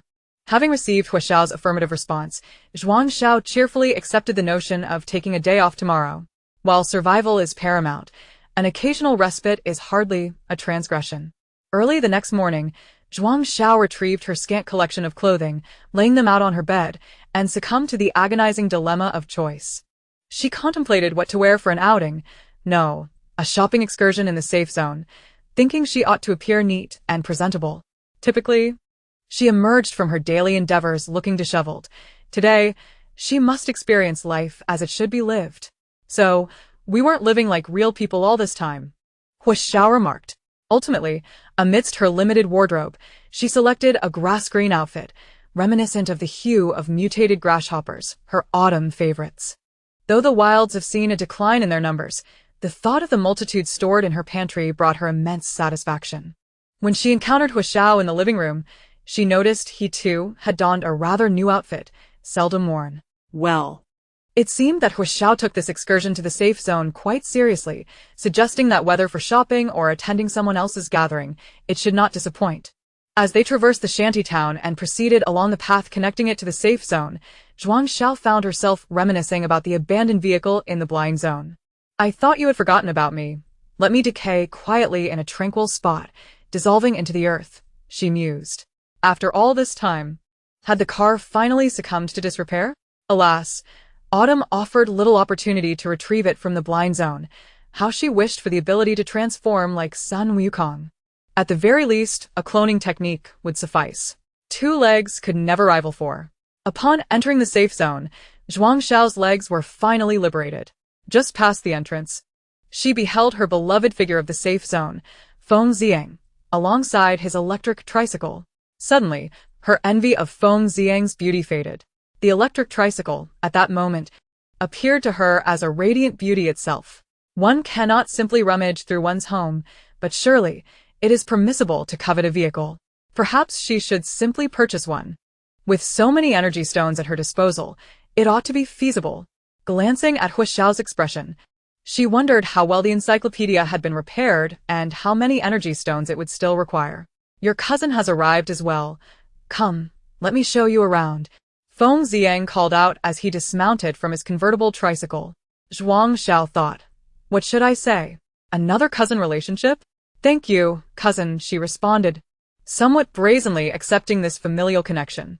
Having a cousin with a vehicle in this wasteland surely positions one among the middle class. Observing the electric tricycle, she couldn't help but reflect on her past life as a super-rich individual.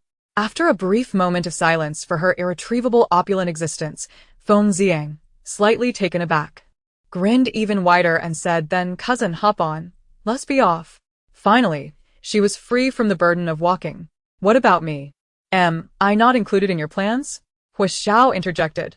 The location chosen by Xiao Yan for the gathering was conveniently close to their intended shopping destination. Situated in the commercial street of the southern district.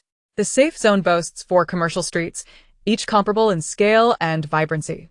However, at the heart of the safe zone lies an even larger and more prosperous commercial avenue, accessible only to residents of the inner city.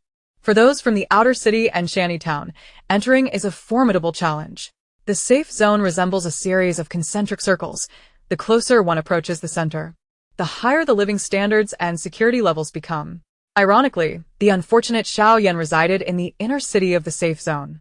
Upon reaching the so-called pedestrian street, Zhuang Xiao felt as though she had returned from a fantastical wasteland to her former world.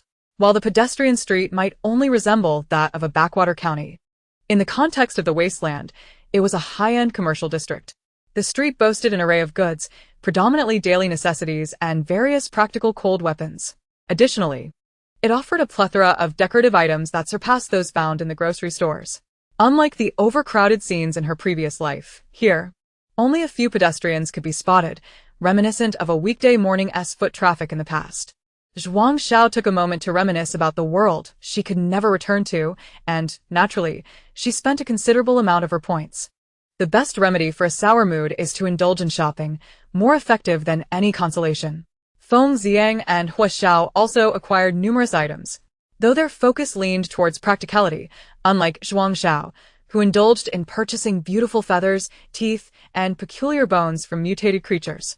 The commercial street belonging to the southern district spans approximately 1 kilometer, and the trio swiftly completed their exploration. An hour later, Zhuang Xiao once again found herself automatically returned to the persona of a wasteland dweller, and she encountered the leader of the night squad, Xiao Yan. How shall I put it? She was utterly different from what she had envisioned. During the journey, she had heard some anecdotes about Xiao Yan from Hu Xiao. In summary, this individual epitomizes an optimistic, industrious, and exceptionally intelligent offspring of privilege.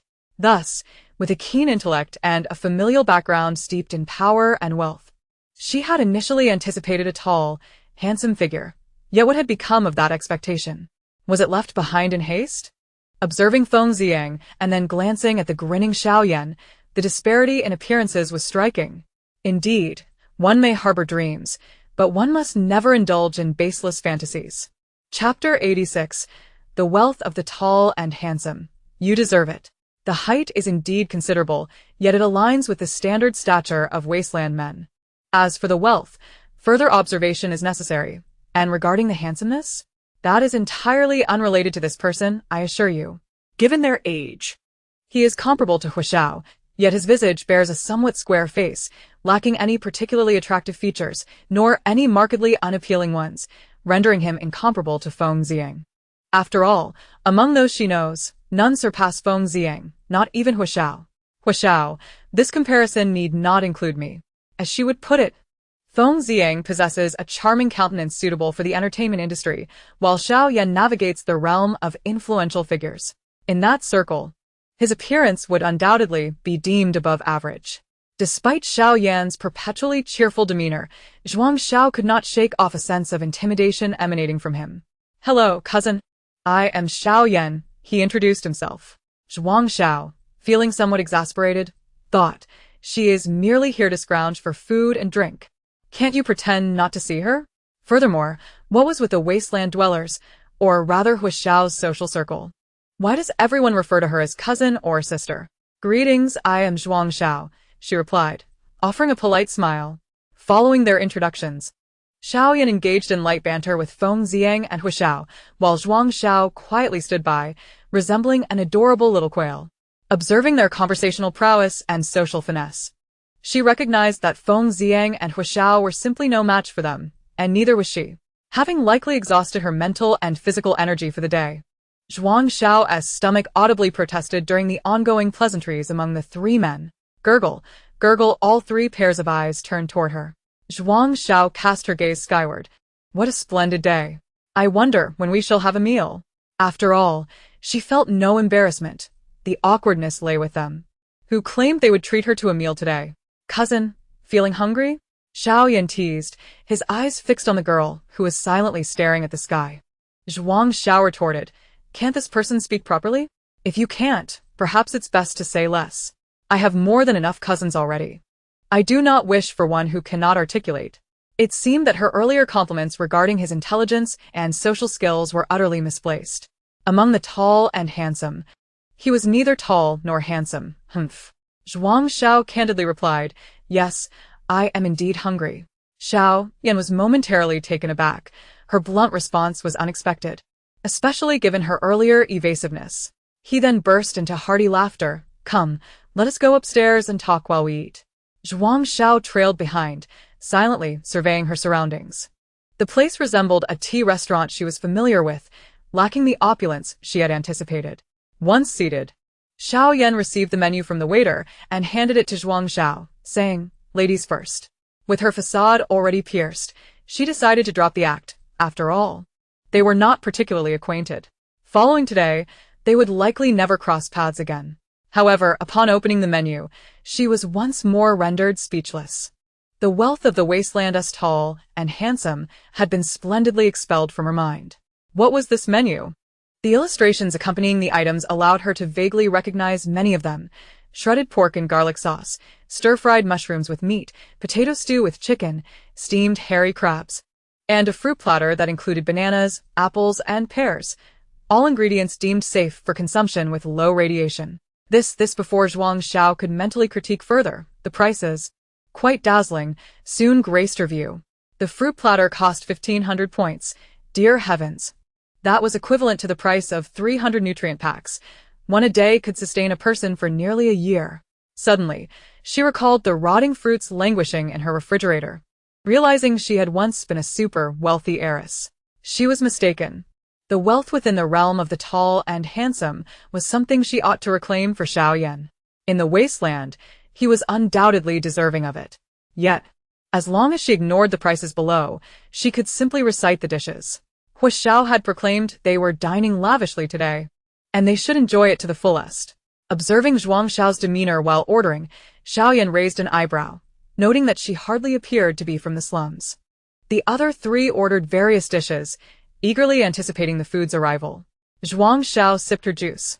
Worth 500 points and equivalent to 100 nutrient packs, enough for an ordinary person from the slums to sustain themselves for 3 months, content to be a mere observer. However, the trio did not engage in particularly useful conversation before the meal. From their dialogue, It became evident that while the Night Squad and the future mercenary team were not on amicable terms, the two leaders seemed to maintain a decent rapport, certainly not adversarial, and hinting at a degree of mutual respect. It appeared that these three individuals from diverse backgrounds had each distinguished themselves in their own right. Zhuang Xiao had limited knowledge of Feng Ziang and Xiao Yan, yet she could not quite pinpoint Hu Xiao's particular strengths. He was simply quite capable, albeit diminishing her own success rate. Nevertheless, Zhuang Xiao found this meal quite satisfying, with a balanced mix of meat and vegetables, rice, fruit, and a delightful dessert served just for her. The thought of the points she had spent on this meal caused her a pang of regret. She should have packed her portion to savor at home. The dessert was indeed exceptionally sweet, so sweet it could be overwhelming. It seemed that sugar is a precious commodity in the wasteland. Otherwise, how could such a cloying treat command such an exorbitant price? Just as Zhuang Xiao neared a sweet-induced stupor, the trio's conversation gradually returned to the matter at hand. You may have noticed the situation in the safe zone. It appears this area may be abandoned within the next few years, Xiao Yan stated, his countenance turning serious, shedding his earlier jovial demeanor. Hu Xiao and Feng Ziang were taken aback at the mention of abandonment. How had it come to such a critical juncture? Do you all recall the 17th safe zone? The one closest to us? Xiao Yan inquired. Of course, how could we forget? They were aware that many residents in their current safe zone had originated from the 17th. Feng Ziang remarked, Safety Zone 17 has reached a point where the wave of mutated crows has become uncontrollable.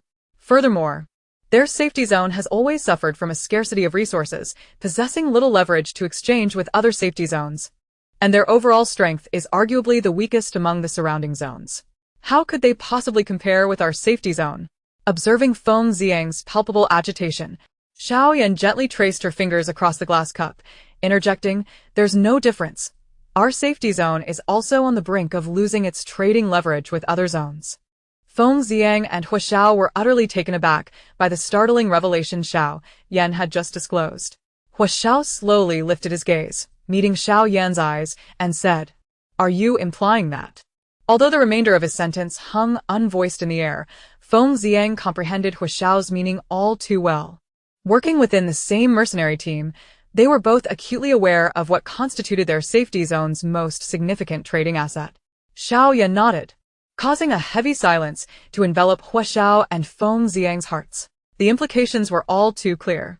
In the wasteland, the establishment of each safety zone was fundamentally rooted in the availability of resources, and the only hard currency between these zones, aside from energy stones, consisted of resources such as coal mines, iron ore, and salt mines.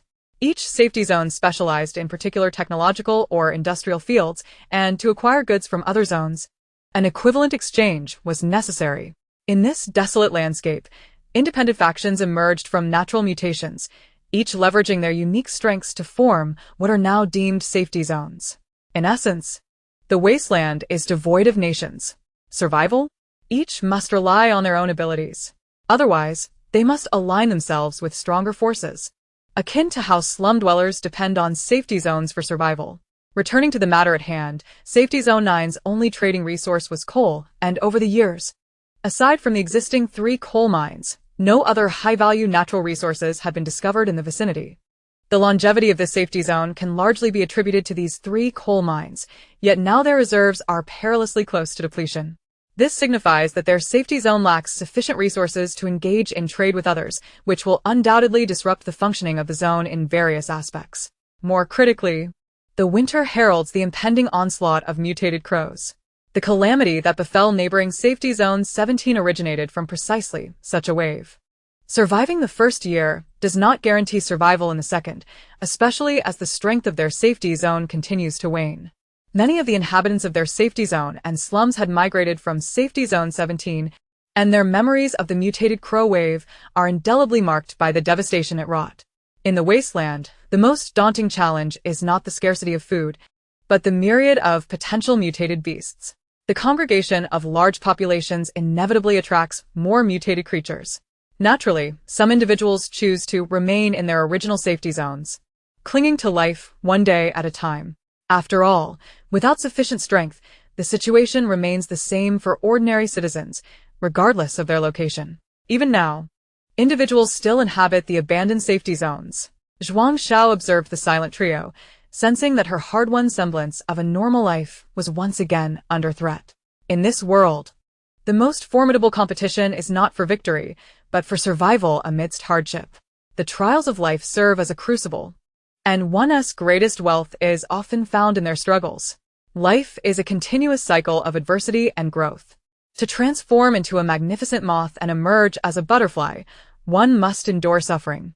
Zhuang Xiao silently consoled her heart, now riddled with wounds. Xiao Yan continued, piercing through the atmosphere with her words. In fact, following this summer's heat, some individuals in the inner city of the safety zone have already departed. They left quietly to avoid inciting panic. By next spring, the exodus from the inner city will likely be even greater.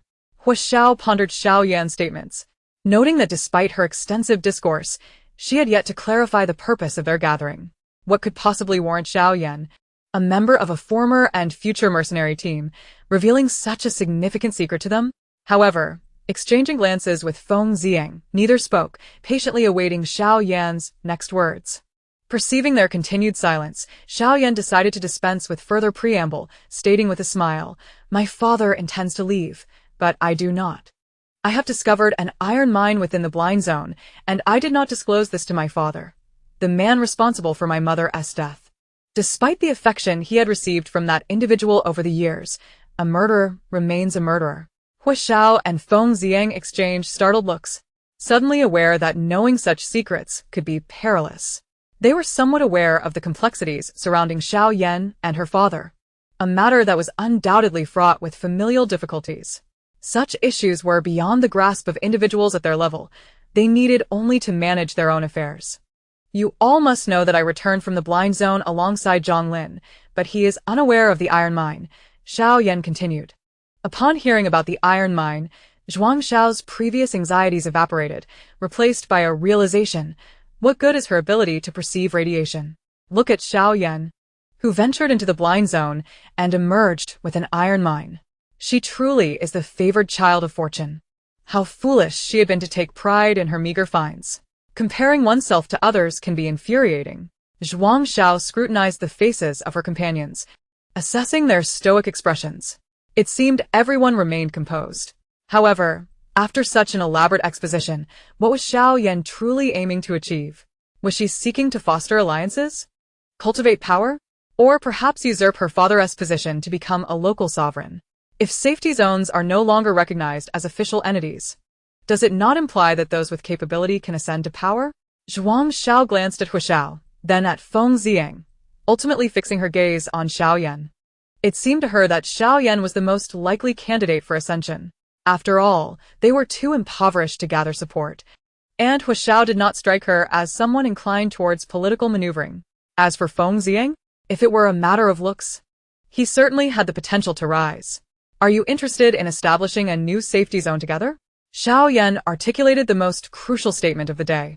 Zhuang Xiao thought to herself, as expected. After meandering through a labyrinth of conversation, they finally arrived at the crux of the matter. Feng Ziang felt a surge of temptation at this prospect, sensing an opportunity to change his social standing. Hua Xiao glanced at Zhuang Xiao, remaining unmoved. He found their current situation satisfactory. Furthermore, if Xiao Yan intended to establish a new safety zone, it indicated that their existing zone would not be abandoned, sparing them the need to scavenge for a new refuge. Ultimately, neither man provided Xiao Yan with a definitive answer. She understood that this matter was not urgent, and that today was merely a preliminary assessment of their attitudes. Regarding the matter of the iron ore, he was not the least bit concerned about the two spreading rumors. If he were not a wise individual, he would not have invited anyone for meal. Moreover, this safe zone was still under his father's command, and he was his father's most cherished son. After all, he was the sole heir. Before departing, Xiao Yan remarked, "Next time, do invite my cousin to visit the safe zone." Zhuang Xiao replied, "There is no need for that. I have no desire to partake in such high-stakes affairs in the future. It is rather suffocating." Chapter 88. The tenacious inhabitants of the wasteland. Indeed, ignorance often breeds happiness. In any case, she had gleaned that no safe zone in this wasteland was truly secure or stable. However, given the sumptuous feast she had enjoyed with Xiao Yan, She wished him success in his endeavors. Such triumph would spare her the need to relocate, at least until she had amassed sufficient resources to call a place home. For now, her foremost concern was merely to survive the impending winter. On the journey back, Zhuang Xiao said, "Tomorrow I will head to the sweet potato gathering site. You stay home and work on that cotton seed removal machine. We still have cotton, right? The food supplies at home are far from sufficient. I should go out and gather some resources." Hua Xiao responded, "Once again, I find myself being taken for granted." However, regarding what Xiao Yan had mentioned today, he was curious about the young lady's thoughts and thus inquired, "What is your perspective on today's events?" Zhuang Xiao paused, turned her head, and gazed up at Hua Xiao. "What do you mean by perspective? Are you contemplating entering high-stakes games? If that is the case, it seems we may have to part ways. Engaging in conflicts is exhausting." Observing the rare seriousness on her face, Hua Xiao hesitated for a moment before replying, "I believe things are quite good as they are." Upon hearing this, Zhuang Xiao smiled and said, "I too think things are quite good now." Fortunately, they could still manage to live together harmoniously. Seeing the young lady's radiant smile, Hua Xiao also revealed a subtle smile of his own. As Zhuang Xiao observed Hua Xiao's relaxed demeanor, she chose to dismiss all those disorganized thoughts. The day's excursion to the safe zone had come to an end. When the two returned home, the moon had already ascended into the sky. The moonlight poured into the room like water, and Zhuang Xiao soon drifted off into a peaceful slumber. The next morning, Zhuang Xiao, with her bag in hand, stealthily slipped out the door. She had made arrangements with Hua Xiao the day before, urging him to hasten the completion of the cotton seed removal machine and to upgrade the home defenses. Xiao Yan's words from yesterday had served as a stark reminder. The winter in this safe zone was fraught with peril. Upon arriving at the plaza to wait for the transport, Zhuang Xiao was quickly spotted by two individuals. Sister, you are here too?" A young boy approached her with enthusiasm. She was momentarily taken aback by his smooth, shaven head. "Who are you to greet me so familiarly?" Yet, that voice sounded oddly familiar. Noticing her wary expression, Yan Ming unconsciously rubbed his bald head and chuckled. "Sister, it's me, Yan Ming." "Yan Ming? You may have shaved your beard, but why on earth have you shaved your head as well?" Zhuang Xiao observed his youthful visage, and upon noticing that shiny head, imagined him adorned with a few scars. He could easily pass for a monk. Surely, there were no monks left in this wasteland. The inhabitants of the wasteland were quite practical. Seeking divine intervention was far less effective than relying on oneself. Yan Ming scratched his bald head, offering an embarrassed smile. Just as a voice from behind chimed in, "It's cold. Washing your hair is a hassle." As he spoke, Xiangsu appeared behind Yan Ming, sporting an equally gleaming bald head. Zhuang Xiao thought, this sounds quite reasonable. However, she wondered if they truly wouldn't feel the chill on their heads during winter. Today, "We are heading to a sweet potato gathering site that hosts a particularly intriguing plant," Yan Ming said with a mysterious smile. Zhuang Xiao felt a sudden, unwelcome premonition, recalling how Yan Ming had similarly teased her with a guessing game in the bamboo grove. She chuckled awkwardly, saying, "Well, let us just focus on digging sweet potatoes today. Have both of your families stocked up enough for the winter? By the way, where is your elder brother?" She tilted her head, searching for Yan but he was nowhere to be seen. "My elder brother is at home preparing cotton, and he needs a couple of days to rest before he joins me," Yan Ming replied. Zhuang Xiao acknowledged this with an "oh," thinking of Hua Xiao who was back at home. As the sound of honking filled the air, the vehicle arrived. Just before boarding, Zhuang Xiao spotted a familiar face, Lan Hong, who was noticeably pregnant. However, she did not see Hu Qinli accompanying her. Is she about to give birth at any moment? What if she goes into labor prematurely? But Lan Hong's figure soon vanished from sight. Zhuang Xiao redirected her attention to Yan Ming and Xiangsu as they animatedly recounted their gathering exploits from the previous day. Listening to their lively chatter made the journey feel swift, and in the blink of an eye, they arrived at the sweet potato gathering site. The seedlings at the gathering site appeared rather normal. It seemed that the mutations primarily occurred underground. Recalling the enormous sand gourd she had unearthed last time, she speculated that the sweet potatoes would be equally sizable. After receiving their number tags, they proceeded to their designated plots, which fortuitously were adjacent to one another. As they walked toward their area, Xiangsu cautioned, "Cousin, be especially vigilant while digging for sweet potatoes. There may be nests of mutated creatures below." During autumn, many burrowing mutated animals come to dig for sweet potatoes, and dealing with those that have underground nests is quite challenging for the defense and mercenary teams. Yan Ming chimed in. Indeed, one year I encountered a mutated rabbit, but unfortunately, it was highly irradiated and inedible. Zhuang Xiao reassured them. Do not fret. I have yet to taste mutated rabbit meat. I remember the adorable little ones I encountered upon arrival. They were all sold by Huaxiao. It is absolutely inconceivable for me to partake in eating rabbits.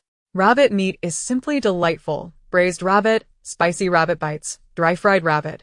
Each dish makes my mouth water. However, if a mutated hare could trade energy stones, I would not mind working to provide them with some mutated sweet potatoes. The three of them reached their respective plots.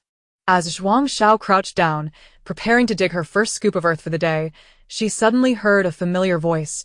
Ah, cousin, what a delightful coincidence. Zhuang Xiao responded, Indeed, it is quite a coincidence. In this wasteland, as one meets more people, it becomes inevitable to occasionally encounter familiar faces. She looked up to see Lan Hong propped against the ground, her pregnant belly prominent, smiling and greeting her. Well then, neighbor, happy sweet potato digging. Lan Ye. Why isn't Hu to go with you? Zhuang Xiao inquired, feeling as though Hu Qinli would not allow his wife to venture out alone. He is still out on a mission with the team. I sneaked out, Lan Hong whispered conspiratorially, as if Hu Qinli might be nearby. Oh. Isn't Hu Qinli and Xiang Su both future members of the mercenary team? Zhuang Xiao glanced at Xiang Su in the distance and then back at Lan Hong's belly, asking, Is your belly? Oh, it's nothing. I'm just carrying supplies for the delivery. Fear not the impending arrival, Lan Hong remarked, patting her backpack reassuringly. Chapter 89. Is misfortune contagious? Zhuang Xiao mused. Although she had heard tales of exceptionally healthy individuals whose infants developed normally, rendering childbirth a relatively straightforward affair. News outlets often reported incidents where women, while cycling or using the restroom, would unexpectedly give birth with little fuss. Yet such occurrences seemed to belong to the realm of rare anomalies. Moreover, this was clearly Lan Hong's first pregnancy. Was it possible that childbirth was so vigorous in this desolate wasteland? To add to her astonishment, Lan Hong intended to deliver the baby herself. Zhuang Xiao advised, If you feel unwell, do let me know, though internally, she fervently hoped the baby would not arrive today. She had only assisted in delivering piglets, never human infants. While both humans and pigs are mammals, the differences between a human infant and a piglet were undoubtedly significant. At that moment, she realized she might not be of much help. After exchanging a few pleasantries, Zhuang Xiao hurriedly banished this speculative thought from her underdeveloped mind and returned to her tasks. The day's workload was substantial. Not only did she need to assess the sweet potatoes, but the leaves also required examination. Sweet potato leaves were undeniably more delectable than those peculiar varieties of grass that were not wild greens.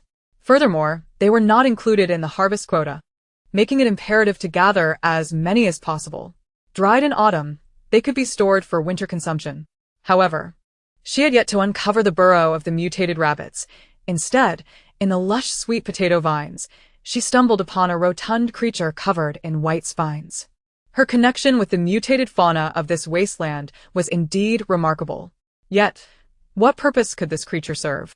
Once startled, it would curl into a ball, making it difficult to handle. Moreover, the spines of this mutated hedgehog appeared sharper than the blade of her dagger. She wondered how this creature had made its way into their sweet potato field. With so many people around, it certainly had some audacity. As the mutated hedgehog gnawed on the sweet potato vines, Zhuang Xiao snapped a photo to send to Huaxiao. The response arrived swiftly. Capture it, but proceed with caution. The summary of its utility was as follows. Edible flesh, usable spines, and medicinal skin. Was this not a veritable treasure? She pondered whether a sack could contain such a creature. Just as Zhuang Xiao contemplated how to secure the mutated hedgehog, a commotion erupted at the easternmost point of the sweet potato collection site. Had someone discovered a nest of mutated moles? It indeed seemed so. The fleeing figure was likely a mutated mole. Perhaps the entirety of this sweet potato patch was riddled with their burrows. The chaos spread among Zhuang Xiao's group. While the mutated hedgehog she had initially targeted nimbly vanished into the verdant expanse of the field. Wait, you're catching mice, not scaring away my prized find. Zhuang Xiao exclaimed. As the sweet potato gathering point descended into disorder, Xiang Su and Yan Ming rushed over to Zhuang Xiao, saying, "Sister, let us go. We can't dig sweet potatoes today." Zhuang Xiao, feeling exasperated, thought, "So, is today destined to yield nothing? Let us hurry." Lan Hong, with her prominent belly, echoed. With a ratio of 4-3, what more could she say? It appeared the mutated mole was no ordinary creature. Otherwise, it would not have prompted such a unified decision among the three of them. After Zhuang Xiao's remark, Lan Hong, with her burgeoning belly, was the first to sprint a few meters ahead.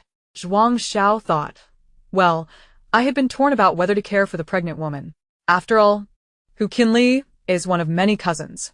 At this moment, Yan Ming and Xiang Su also noticed Lan Hong, and the three of them instinctively surrounded her as they made their way out of the sweet potato collection site.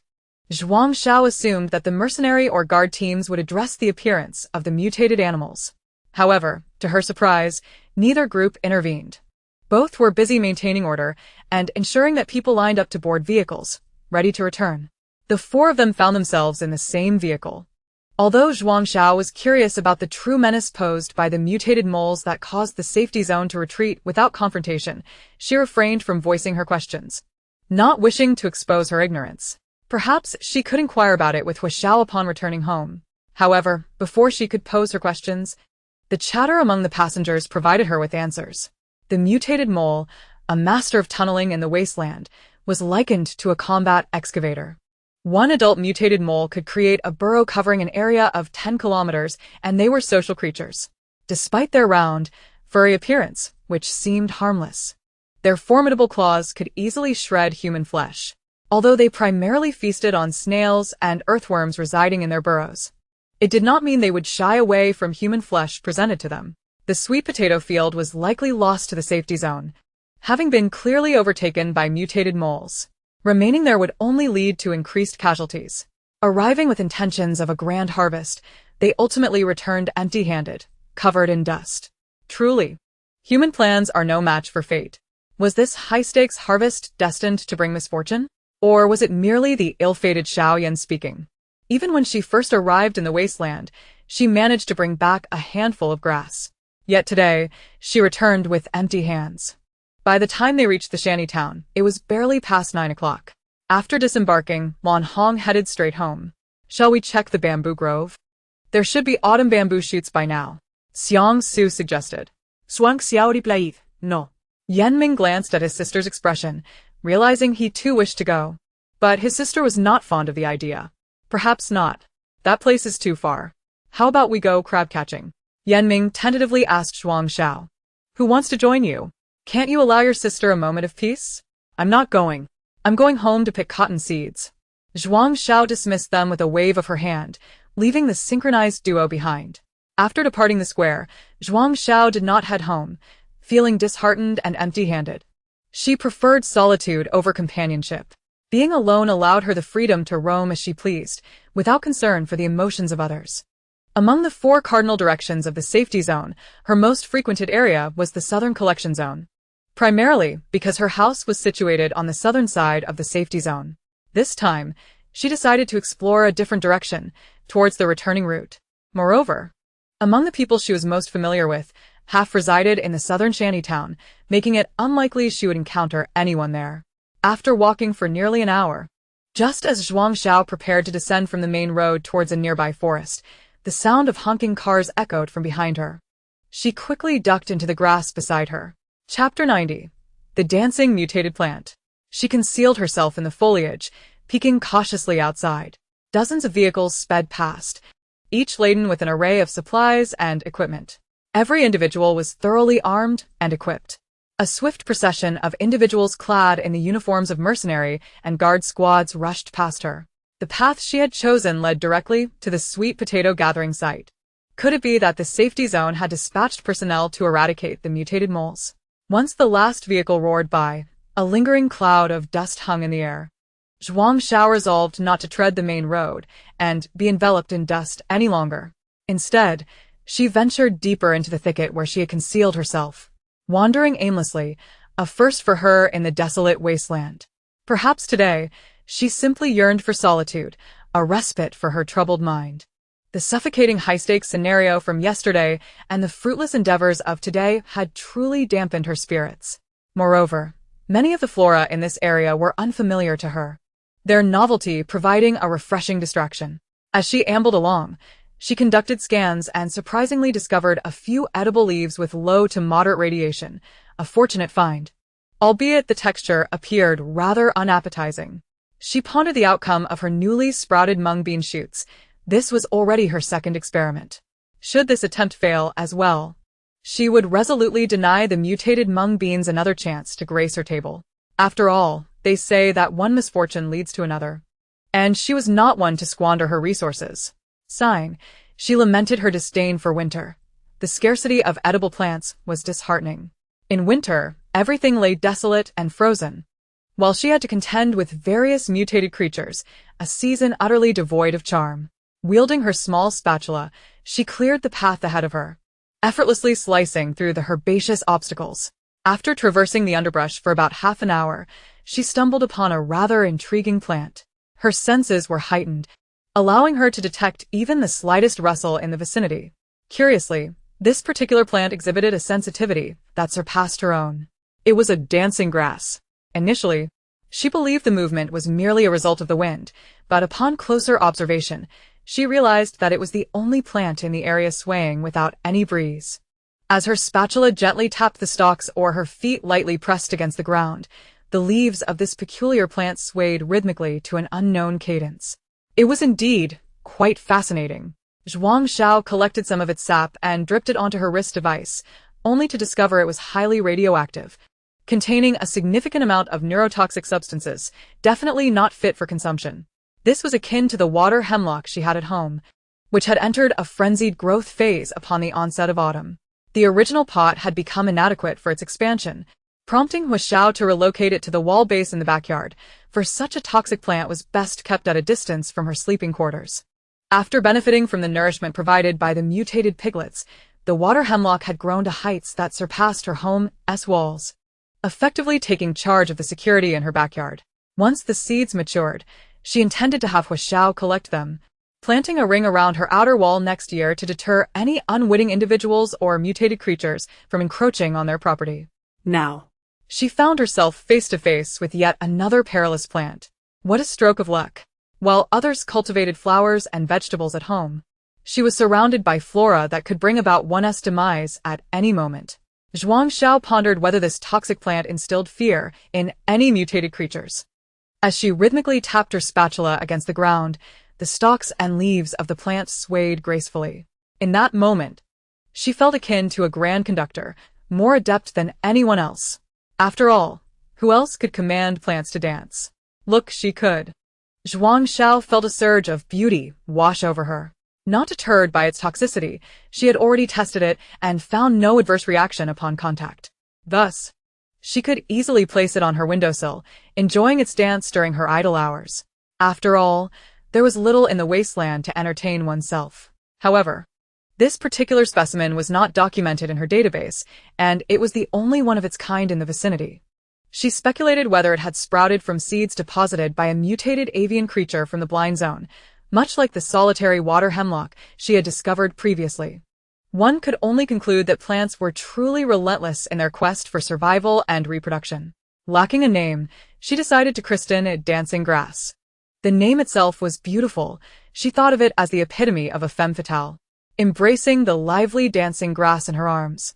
She felt a mix of exasperation and amusement as it leapt energetically at the slightest provocation, the sound of its movement growing louder with each exuberant swing. Zhuang Xiao now wondered if this mutated plant was akin to some sort of sprite, while the sensitive mimosa merely folded its leaves upon touch. This one was perpetually in motion, displaying its flamboyant antics. No matter how captivating the dance, one could tire of it after prolonged exposure. Despite having only spent a brief quarter of an hour in its company, she was already feeling a tinge of annoyance. Nevertheless, she had no intention of discarding it. She had a fondness for the extraordinary. The more peculiar, the better. The leaves of the dancing grass occasionally slapped against her face, prompting her to retrieve a sack from her bag and cover it. Even so, she could still see the sack moving as if it housed a living creature. Later in the afternoon, Zhuang Xiao received a message from Hu Xiao inquiring about her whereabouts. It seemed the news of the mutated moles at the sweet potato gathering site had spread. As she walked, she replied to Hu Xiao. Akin to the folly of texting while walking, a slip could lead one to an unfortunate fall. Just as she was lost in thought, her foot slipped, sending her sliding down the slope. A sharp pain shot through her coccyx. She had no desire to tumble through the grass. And as the sounds of breaking stems echoed around her, she distinctly felt the dancing grass in her arms become even more animated. Ding. The message was sent successfully. Zhuang Xiao muttered, "This is why you shouldn't text while walking. It leads to calamities." Rubbing her sore coccyx, she cursed Xiao Yan inwardly countless times. Ever since encountering that unfortunate soul yesterday, her day had spiraled into misfortune. Compared to Hu Xiao, whose presence could lower her yield, she resolved to avoid Xiao Yan in the future. "Why is this my fault?" Xiao Yan protested. "It's not, but let us not argue about it," Hu Xiao interjected. Zhuang Xiao climbed back to her feet, intent on retrieving her spatula. Out of the corner of her eye, she spotted several tall, slender plants nearby, adorned with green, oval-shaped fruits climbing upward. Surely, they were sesame. At that moment, she set aside her spatula, and the dancing grass, along with the sack, was flung to the ground. Dancing grass. Love is akin to a tempest, arriving and departing at its own whim. Zhuang Xiao pressed one of the plants to the ground, scrutinizing it closely. Indeed, it was unmistakably sesame. She would soon have sesame oil at her disposal. After all, in this desolate landscape, the opportunities to feast upon the tender green leaves were exceedingly abundant. A touch of sesame oil could certainly temper the bitterness and astringency, but alas, the sesame would require meticulous testing, seed by seed. The thought of such a laborious task sent shivers down her spine. Although the plant appeared somewhat robust now, each fruit contained a multitude of sesame seeds. Testing them would prove to be a more daunting endeavor than extracting cotton seeds from their bowls. Moreover, she had no alternative plan to mitigate this workload. Thus, Zhuang Xiao sent another message to Hu Xiao, and a prompt reply came. Fortunately, it was not necessary to test each sesame seed individually. Assessing the green husk would suffice. It wasn't until 5 o'clock in the afternoon that Zhuang Xiao had finished uprooting the nearby mutated sesame stalks. Some that she lacked the time to examine were placed separately in a burlap sack. She had paid little attention to the duration of her journey from the shantytown to this location. Consequently, she resolved to close up early today. The discontent she had harbored had long since evaporated amidst the monotony of her repetitive tasks. With the burlap sack slung over her shoulder, one arm cradling the dancing grass and the other wielding her beloved spatula, she made her way homeward. However, fortune was not on her side today. Perhaps the route she had chosen was ill-fated. Emerging from the thicket, she encountered 3 young ruffians, their tattered garments suggesting they were roughly the same age as Yan Ming. Yet, they towered over Zhuang Xiao. Halt. "We're robbing you," one of them declared. Zhuang Xiao responded, "You think just because you tell me to stop, I must comply? My legs are my own." She was no longer the timid girl who had once wandered through the mulberry grove, intimidated by a few mischievous boys. Noticing that they wielded only a bone dagger, she had no intention of taking them seriously. If they could manage to stand steady without trembling, she might entertain the thought of them as threats.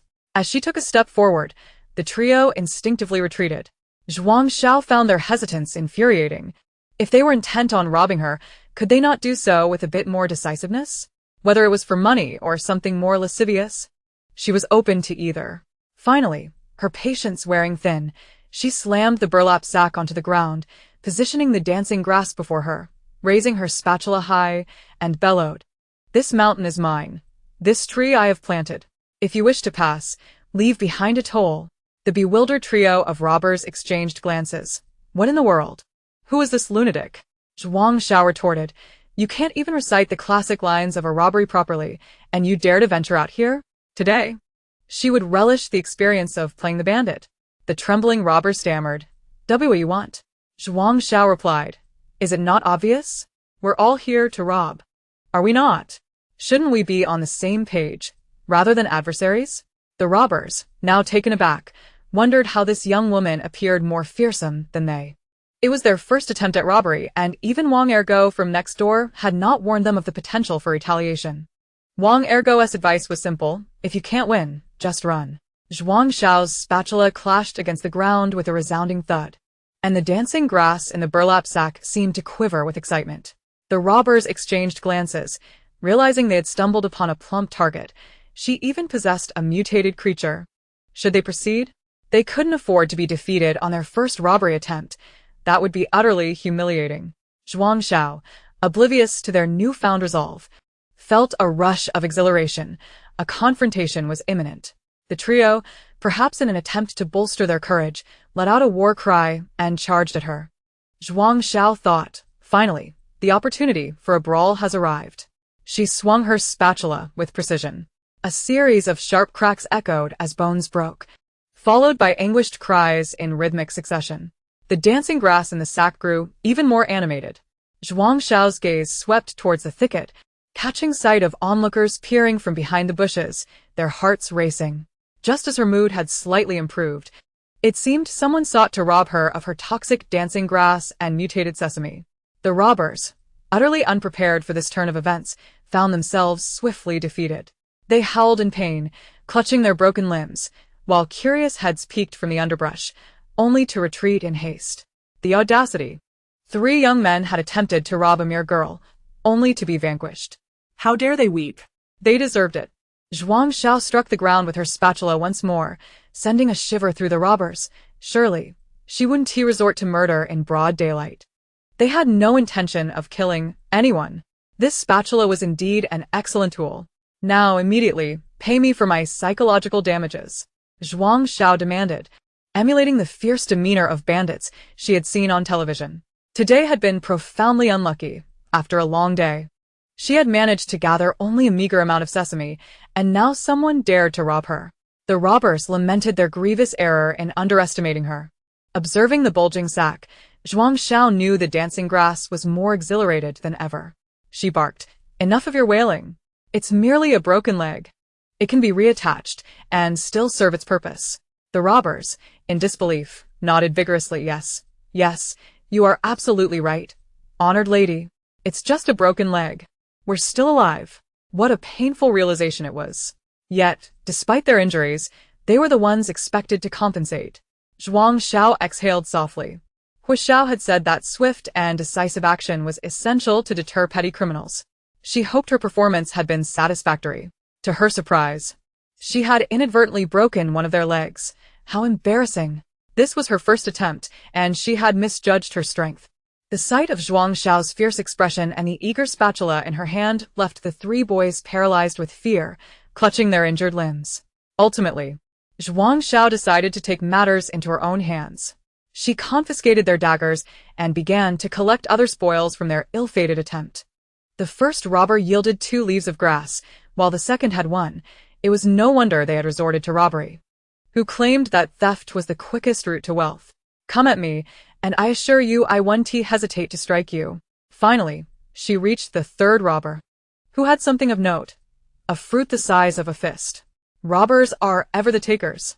After collecting her spoils, Zhuang Xiao struck the ground with her spatula once more, causing the sack to jiggle. She removed her crossbow with a slight smile. "You're welcome to try again next time." With that, her gaze swept over the trio sprawled on the ground. The robbers crawled backward, realizing the gravity of their situation. Once she had ensured they understood her message, Zhuang Xiao stowed her bow, gathered her dancing grass, and strode away with purpose. Shortly thereafter, the heart-wrenching wails of the robbers echoed behind them. It was truly a sound that could bring tears to the eyes of any listener. The few individuals who had been hiding in the grass emerged only after Zhuang Xiao had walked far away. "Hey, do you need a ride home?" "Door-to-door delivery, no. I mean personal delivery. 20 credits per person," one young man who had crawled out from the bushes said. Oh, thank goodness he didn't entertain any wicked thoughts earlier. Otherwise, he would have joined the ranks of the leg breakers.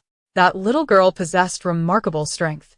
He instinctively touched his own bones and thought he couldn't endure it, truly unable to bear it. Soon, several others approached to offer their condolences to the trio of robbers. "That's too expensive. I'm cheaper, 15 credits per person, delivered right to your door." "Yours is too pricey. I'll give you 10 credits. 7 or 8 individuals who had emerged from the bushes began to argue animatedly around the 3 young men. The robbers. Wang Ergu, you scoundrel.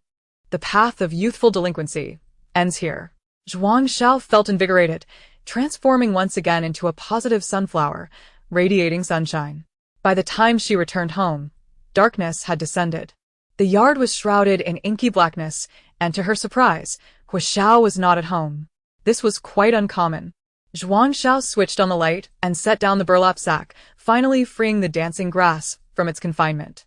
In the center of the living room stood a wooden cotton de-seeding machine, beside which a large basin contained nearly half a basin of cotton seeds. To her astonishment, Hu Xiao was quite adept at this task. She waited until 8 o'clock in the evening, having planted the dancing grass beneath her window.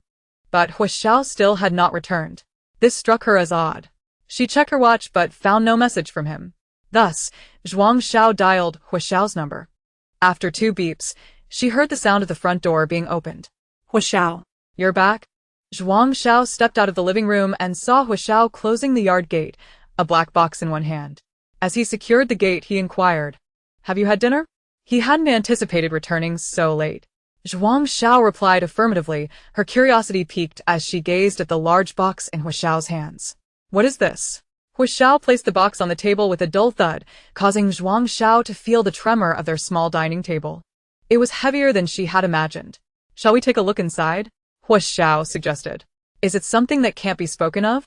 Zhuang Xiao approached the front of the box, took a deep breath, and cautiously unlatched the top. A box full of bullets and 2 guns met her gaze. This sudden revelation made her feel that merely becoming a bandit was far too limited in ambition. She looked up at Hu Xiao. Isn't it illegal to privately trade firearms and ammunition? This must have cost quite a bit, right? Where did you get the money? Could it be that Hu Xiao had a secret stash? In the Wasteland, there were no laws. Rules were merely imposed upon the lower echelons of society. Nevertheless, he could certainly answer her questions about expenditure and the source of funds. It cost 1 energy stone.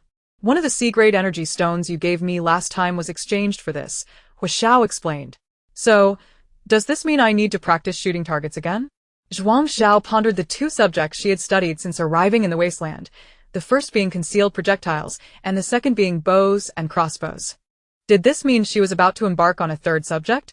She looked at the box brimming with bullets and thought that this was quite different from her previous studies. Hu Xiao nodded, saying, just in case. It's necessary to practice. Bows and crossbows, in terms of range, power, and accuracy, are far inferior to handguns. Moreover, handguns are relatively simple to carry and use, serving as effective backup weapons. If there are indeed disturbances this winter, the dangers we face will not be limited to sudden attacks from mutated animals. This can be seen as a precautionary measure. Even in the Wasteland, firearms and ammunition are regulated, and ordinary citizens in slum areas cannot afford to purchase them. In such times, the deterrent power of firearms would surpass that of cold weapons. As Zhuang Xiao touched the contents of the box, she felt an unexpected thrill. As if she were about to delve into the underworld. What should she do? Having just switched from robbery to counter-robbery, now she was confronted with a new subject. Feeling as if she were on an irreversible path, she gingerly explored this and that, her excitement mounting. This was her first experience handling real firearms and ammunition. So, let it be the 3rd subject. Survival skills point increased by 1. It was getting late. She decided to postpone the practical lesson, but the theoretical lesson remained essential. Hu Xiao earnestly explained the methods and techniques for using firearms to Zhuang Xiao, who listened attentively, even striking a pose reminiscent of a scene from a police drama. Am I cool? Zhuang Xiao asked, somewhat vainly. Hu Xiao simply remained silent. Suddenly, Zhuang Xiao seemed to recall something and mysteriously exclaimed, Oh, I forgot to show you. In addition to the mutated sesame, I also brought back a particularly interesting plant today. Come, let's go take a look. With that, she carefully placed the gun back into the box and pulled Hu Xiao along to the windowsill. The dancing grass swayed gently beneath the window. Wait, Zhuang Xiao said, rushing excitedly to the kitchen to fetch a small iron basin and a rolling pin. Hu Xiao stood outside the window, watching the young girl dash into the kitchen, then return with equal enthusiasm, puzzled about what exactly they were going to observe. The plant didn't seem particularly remarkable. Standing beside the dancing grass, Zhuang Xiao cleared her throat and proclaimed, Now, The greatest conductor of the Wasteland, Zhuang Xiao, will present a unique artistic performance alongside Miss Dancing Grass for comrade Hu Xiao. Applaud. Hu Xiao, somewhat bemused, instinctively clapped twice. All right, I'm starting now. So watch closely, Zhuang Xiao announced, her enthusiasm palpable. The rolling pin struck the iron basin, producing a crisp and resonant sound.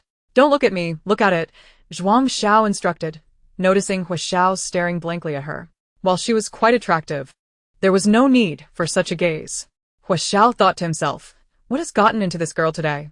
Nevertheless, he shifted his focus to the plant beneath the window. Under the glow of the outside lights, the plant's stems and leaves seemed to sway even more vigorously than before. Yet he felt no wind.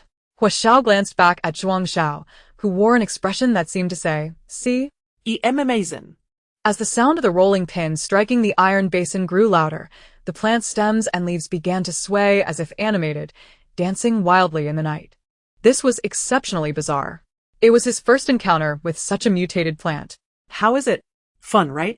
But being a conductor ISNTA role just anyone can take on, it's quite exhausting. I'm seeking compliments. Waiting online. Hu Xiao took the rolling pin and iron basin from Zhuang Xiao and struck them a couple of times.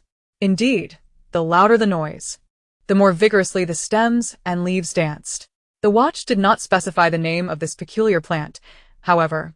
It could indeed be detected to contain neurotoxins of a highly toxic nature. Yet, mere skin contact posed no danger. When you have the time, you might want to extract some and see whether water hemlock or this plant is more lethal. After saying this, Zhuang Xiao chuckled to herself.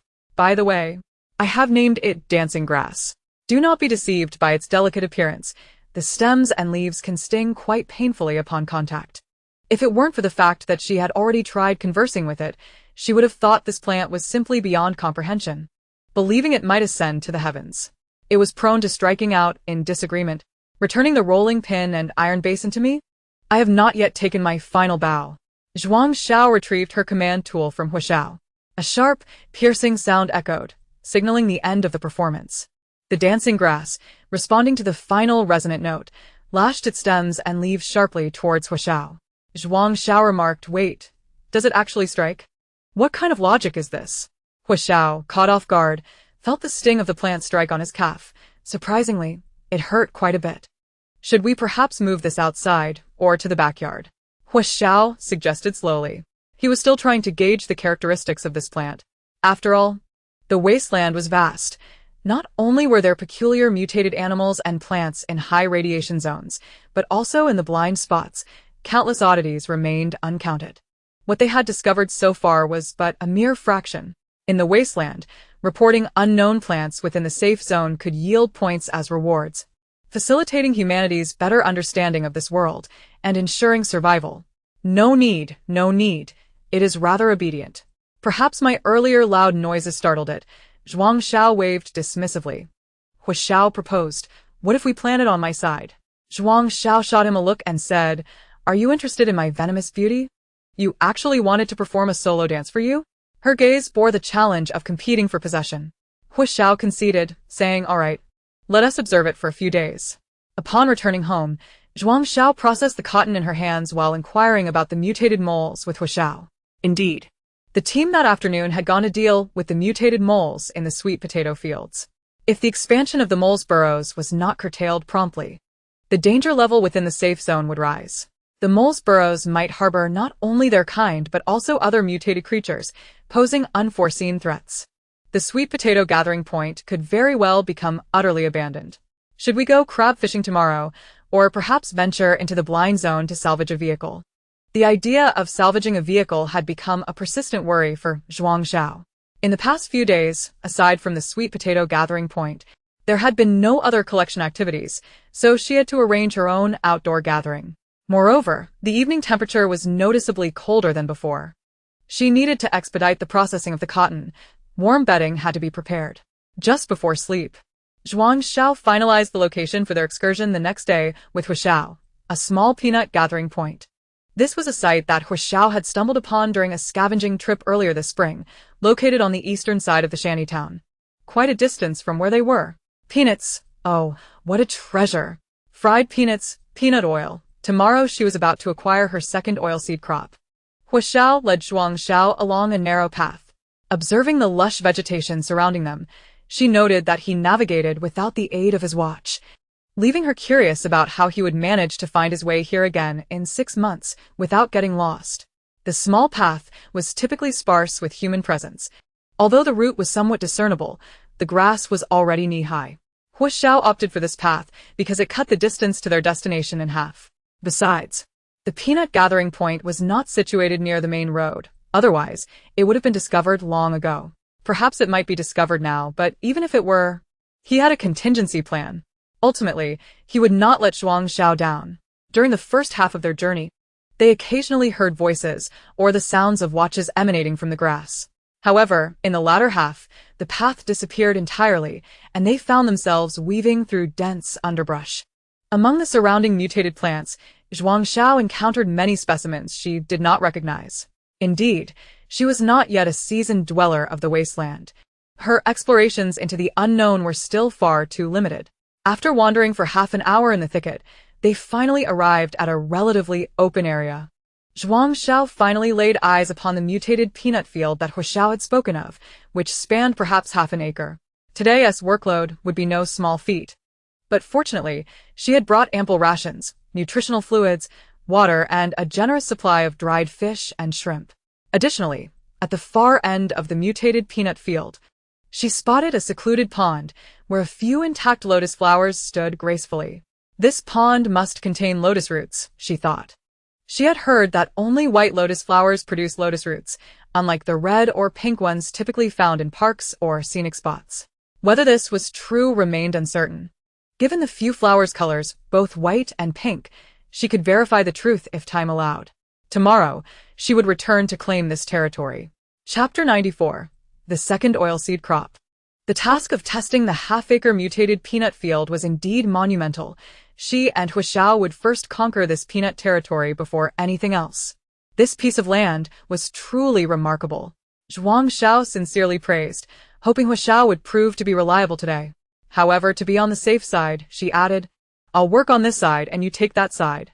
"All right," Hua Xiao, unaware of her hidden motives, readily agreed. From a distance on the hillside, nothing appeared amiss in the peanut field. Yet, once Zhuang Xiao ventured inside, she discovered that the peanut plants towered to her waist. If someone were to crouch down digging for peanuts, it would be quite challenging to find them. However, judging by the growth of the plants, the quantity and size of the peanuts below should be considerable. Zhuang Xiao casually plucked a few leaves from the peanut plants for testing, only to find that they were all highly radiated mutations. Suddenly, she began to worry about the peanuts growing underground. Nevertheless, she remained undaunted. After all, the peanut fruits developed beneath the soil, shielded from the sun's rays, which should mean their radiation levels were likely lower than that of the leaves. Today, aside from her beloved small spatula, Zhuang Xiao had also brought the iron rake that Hua Xiao had specifically prepared for digging up the peanut field. Of course, it was not the 9-toothed rake of Zhu Beiji. Her rake merely had 3 teeth. The iron rake was more efficient than the small spatula and maximized the prevention of damaging the peanut kernels.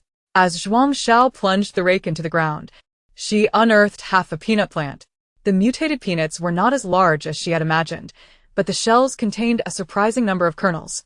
Typically, large peanuts contained 2 seeds, while smaller ones yielded a few more, around 3 to 4 seeds. However, the peanuts in the wasteland not only exhibited enlarged forms, but also housed at least a dozen seeds within their shells. Had it not been for the disparity in their external hues, one could easily mistake these for green beans rather than peanuts based solely on the quantity of granules. If only these peanuts could be tested directly for their shells like sesame seeds. Alas, as Hua Xiao stated, each peanut must be examined one by one for its seeds. When Zhuang Xiao received this disheartening news last night, she felt utterly disillusioned. The toil in the wasteland was indeed a source of great stress relief, especially for someone like her, who had never found herself idle enough to be bored and was instead occupied at home with extracting dragon fruit seeds. This was truly unfortunate news. Upon cracking open a peanut, she discovered a total of 7 kernels inside. Beep, beep, high radiation mutation, inedible. Beep, beep, low radiation mutation, edible.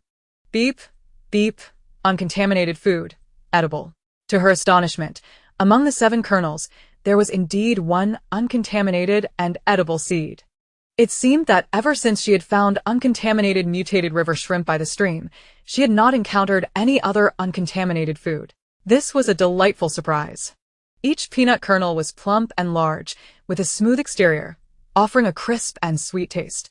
Freshly unearthed peanuts still retained considerable moisture and were unsuitable for storage. Thus, she would need to dry them out upon returning home. Considering her modest little yard, this was indeed a sweet burden. While Zhuang Xiao indulged in peanuts. Lost in her thoughts, Hu Xiao had already unearthed a dozen peanut plants, the soil at their roots meticulously cleared, and the plants neatly arranged at the edge of the field. After acquiring several uncontaminated peanut kernels, Zhuang Xiao felt invigorated in her work. Uncontaminated peanut kernels. She contemplated attempting to grow a few seedlings indoors during the winter, if the tender shoots and newly sprouted seedlings met the radiation value requirements. They could also serve as vegetables. Now, regardless of the type of seeds, Zhuang Xiao planned to experiment with a few during the winter, aiming to cultivate some green leafy vegetables amidst the prolonged winters of the wasteland. Naturally, each type of seed would have an equal opportunity for experimentation. 1 chance, 2 chances, but not 3. The remaining time was devoted to diligent labor, wholly focused on digging up peanuts with her iron rake. While Hu Xiao had already cleared 1/5 of the plot, she had only managed to unearth 5 or 6 peanut plants, rendering her work efficiency decidedly inferior. Together, they spent nearly 3 hours extracting all the peanuts from half an acre. Though she did not experience the satisfaction of a farmer, she certainly reveled in the fulfillment of their harvest. The absence of towering trees in this area allowed the peanut plants to flourish so splendidly. The midday sun in autumn still radiated intensely, and they spent over half an hour transferring the peanut seedlings to the woods, where they could gather peanuts in the shade during lunch. Should time prove insufficient today, they could take all the peanuts home for testing. Of course, it was preferable to bring back the peanuts that had been tested, as this would save considerable effort. Furthermore, Zhuang Xiao intended to rebury any peanuts that did not meet the standard back into the field, ensuring that next year would still witness a bounty of peanuts. Sustainable development was the undeniable truth. What she desired was longevity, not a one-time transaction. Without resting at noon, the two quickly consumed a modest meal before resuming their vigorous work of tapping the roots of the plants for peanuts. If the dancing grass were nearby, it would surely perform its enchanting dance for the entire afternoon. As they continued testing the peanut kernels, and with half remaining, Zhuang Xiao decisively sent Hu Xiao to dig for the peanuts that had been overlooked in the soil, simultaneously presenting him with a riddle even a child could solve. A thatched hut, a red tent, inside resides a plump white figure. Hu Xiao replied, "This doesn't require guessing, isn't it right here in my hand?" His luck may have been slightly lacking, but his intellect was certainly intact. Zhuang Xiao observed her own small half-bag of uncontaminated peanuts, while Hu Xiao had yet to detect a single one. This was indeed perplexing. Hu Xiao felt equally helpless about the situation. Listening to Zhuang Xiao periodically announce, "Beep, beep," uncontaminated food, edible, he couldn't help but steal glances at his own hands. Perhaps this testing task was simply not meant for him. After all, Zhuang Xiao had found uncontaminated peanuts among the plants he had dug up. This was difficult to explain. Although he had not harvested any uncontaminated peanuts, he believed that the low to medium radiation peanuts did not diminish the young lady's yield.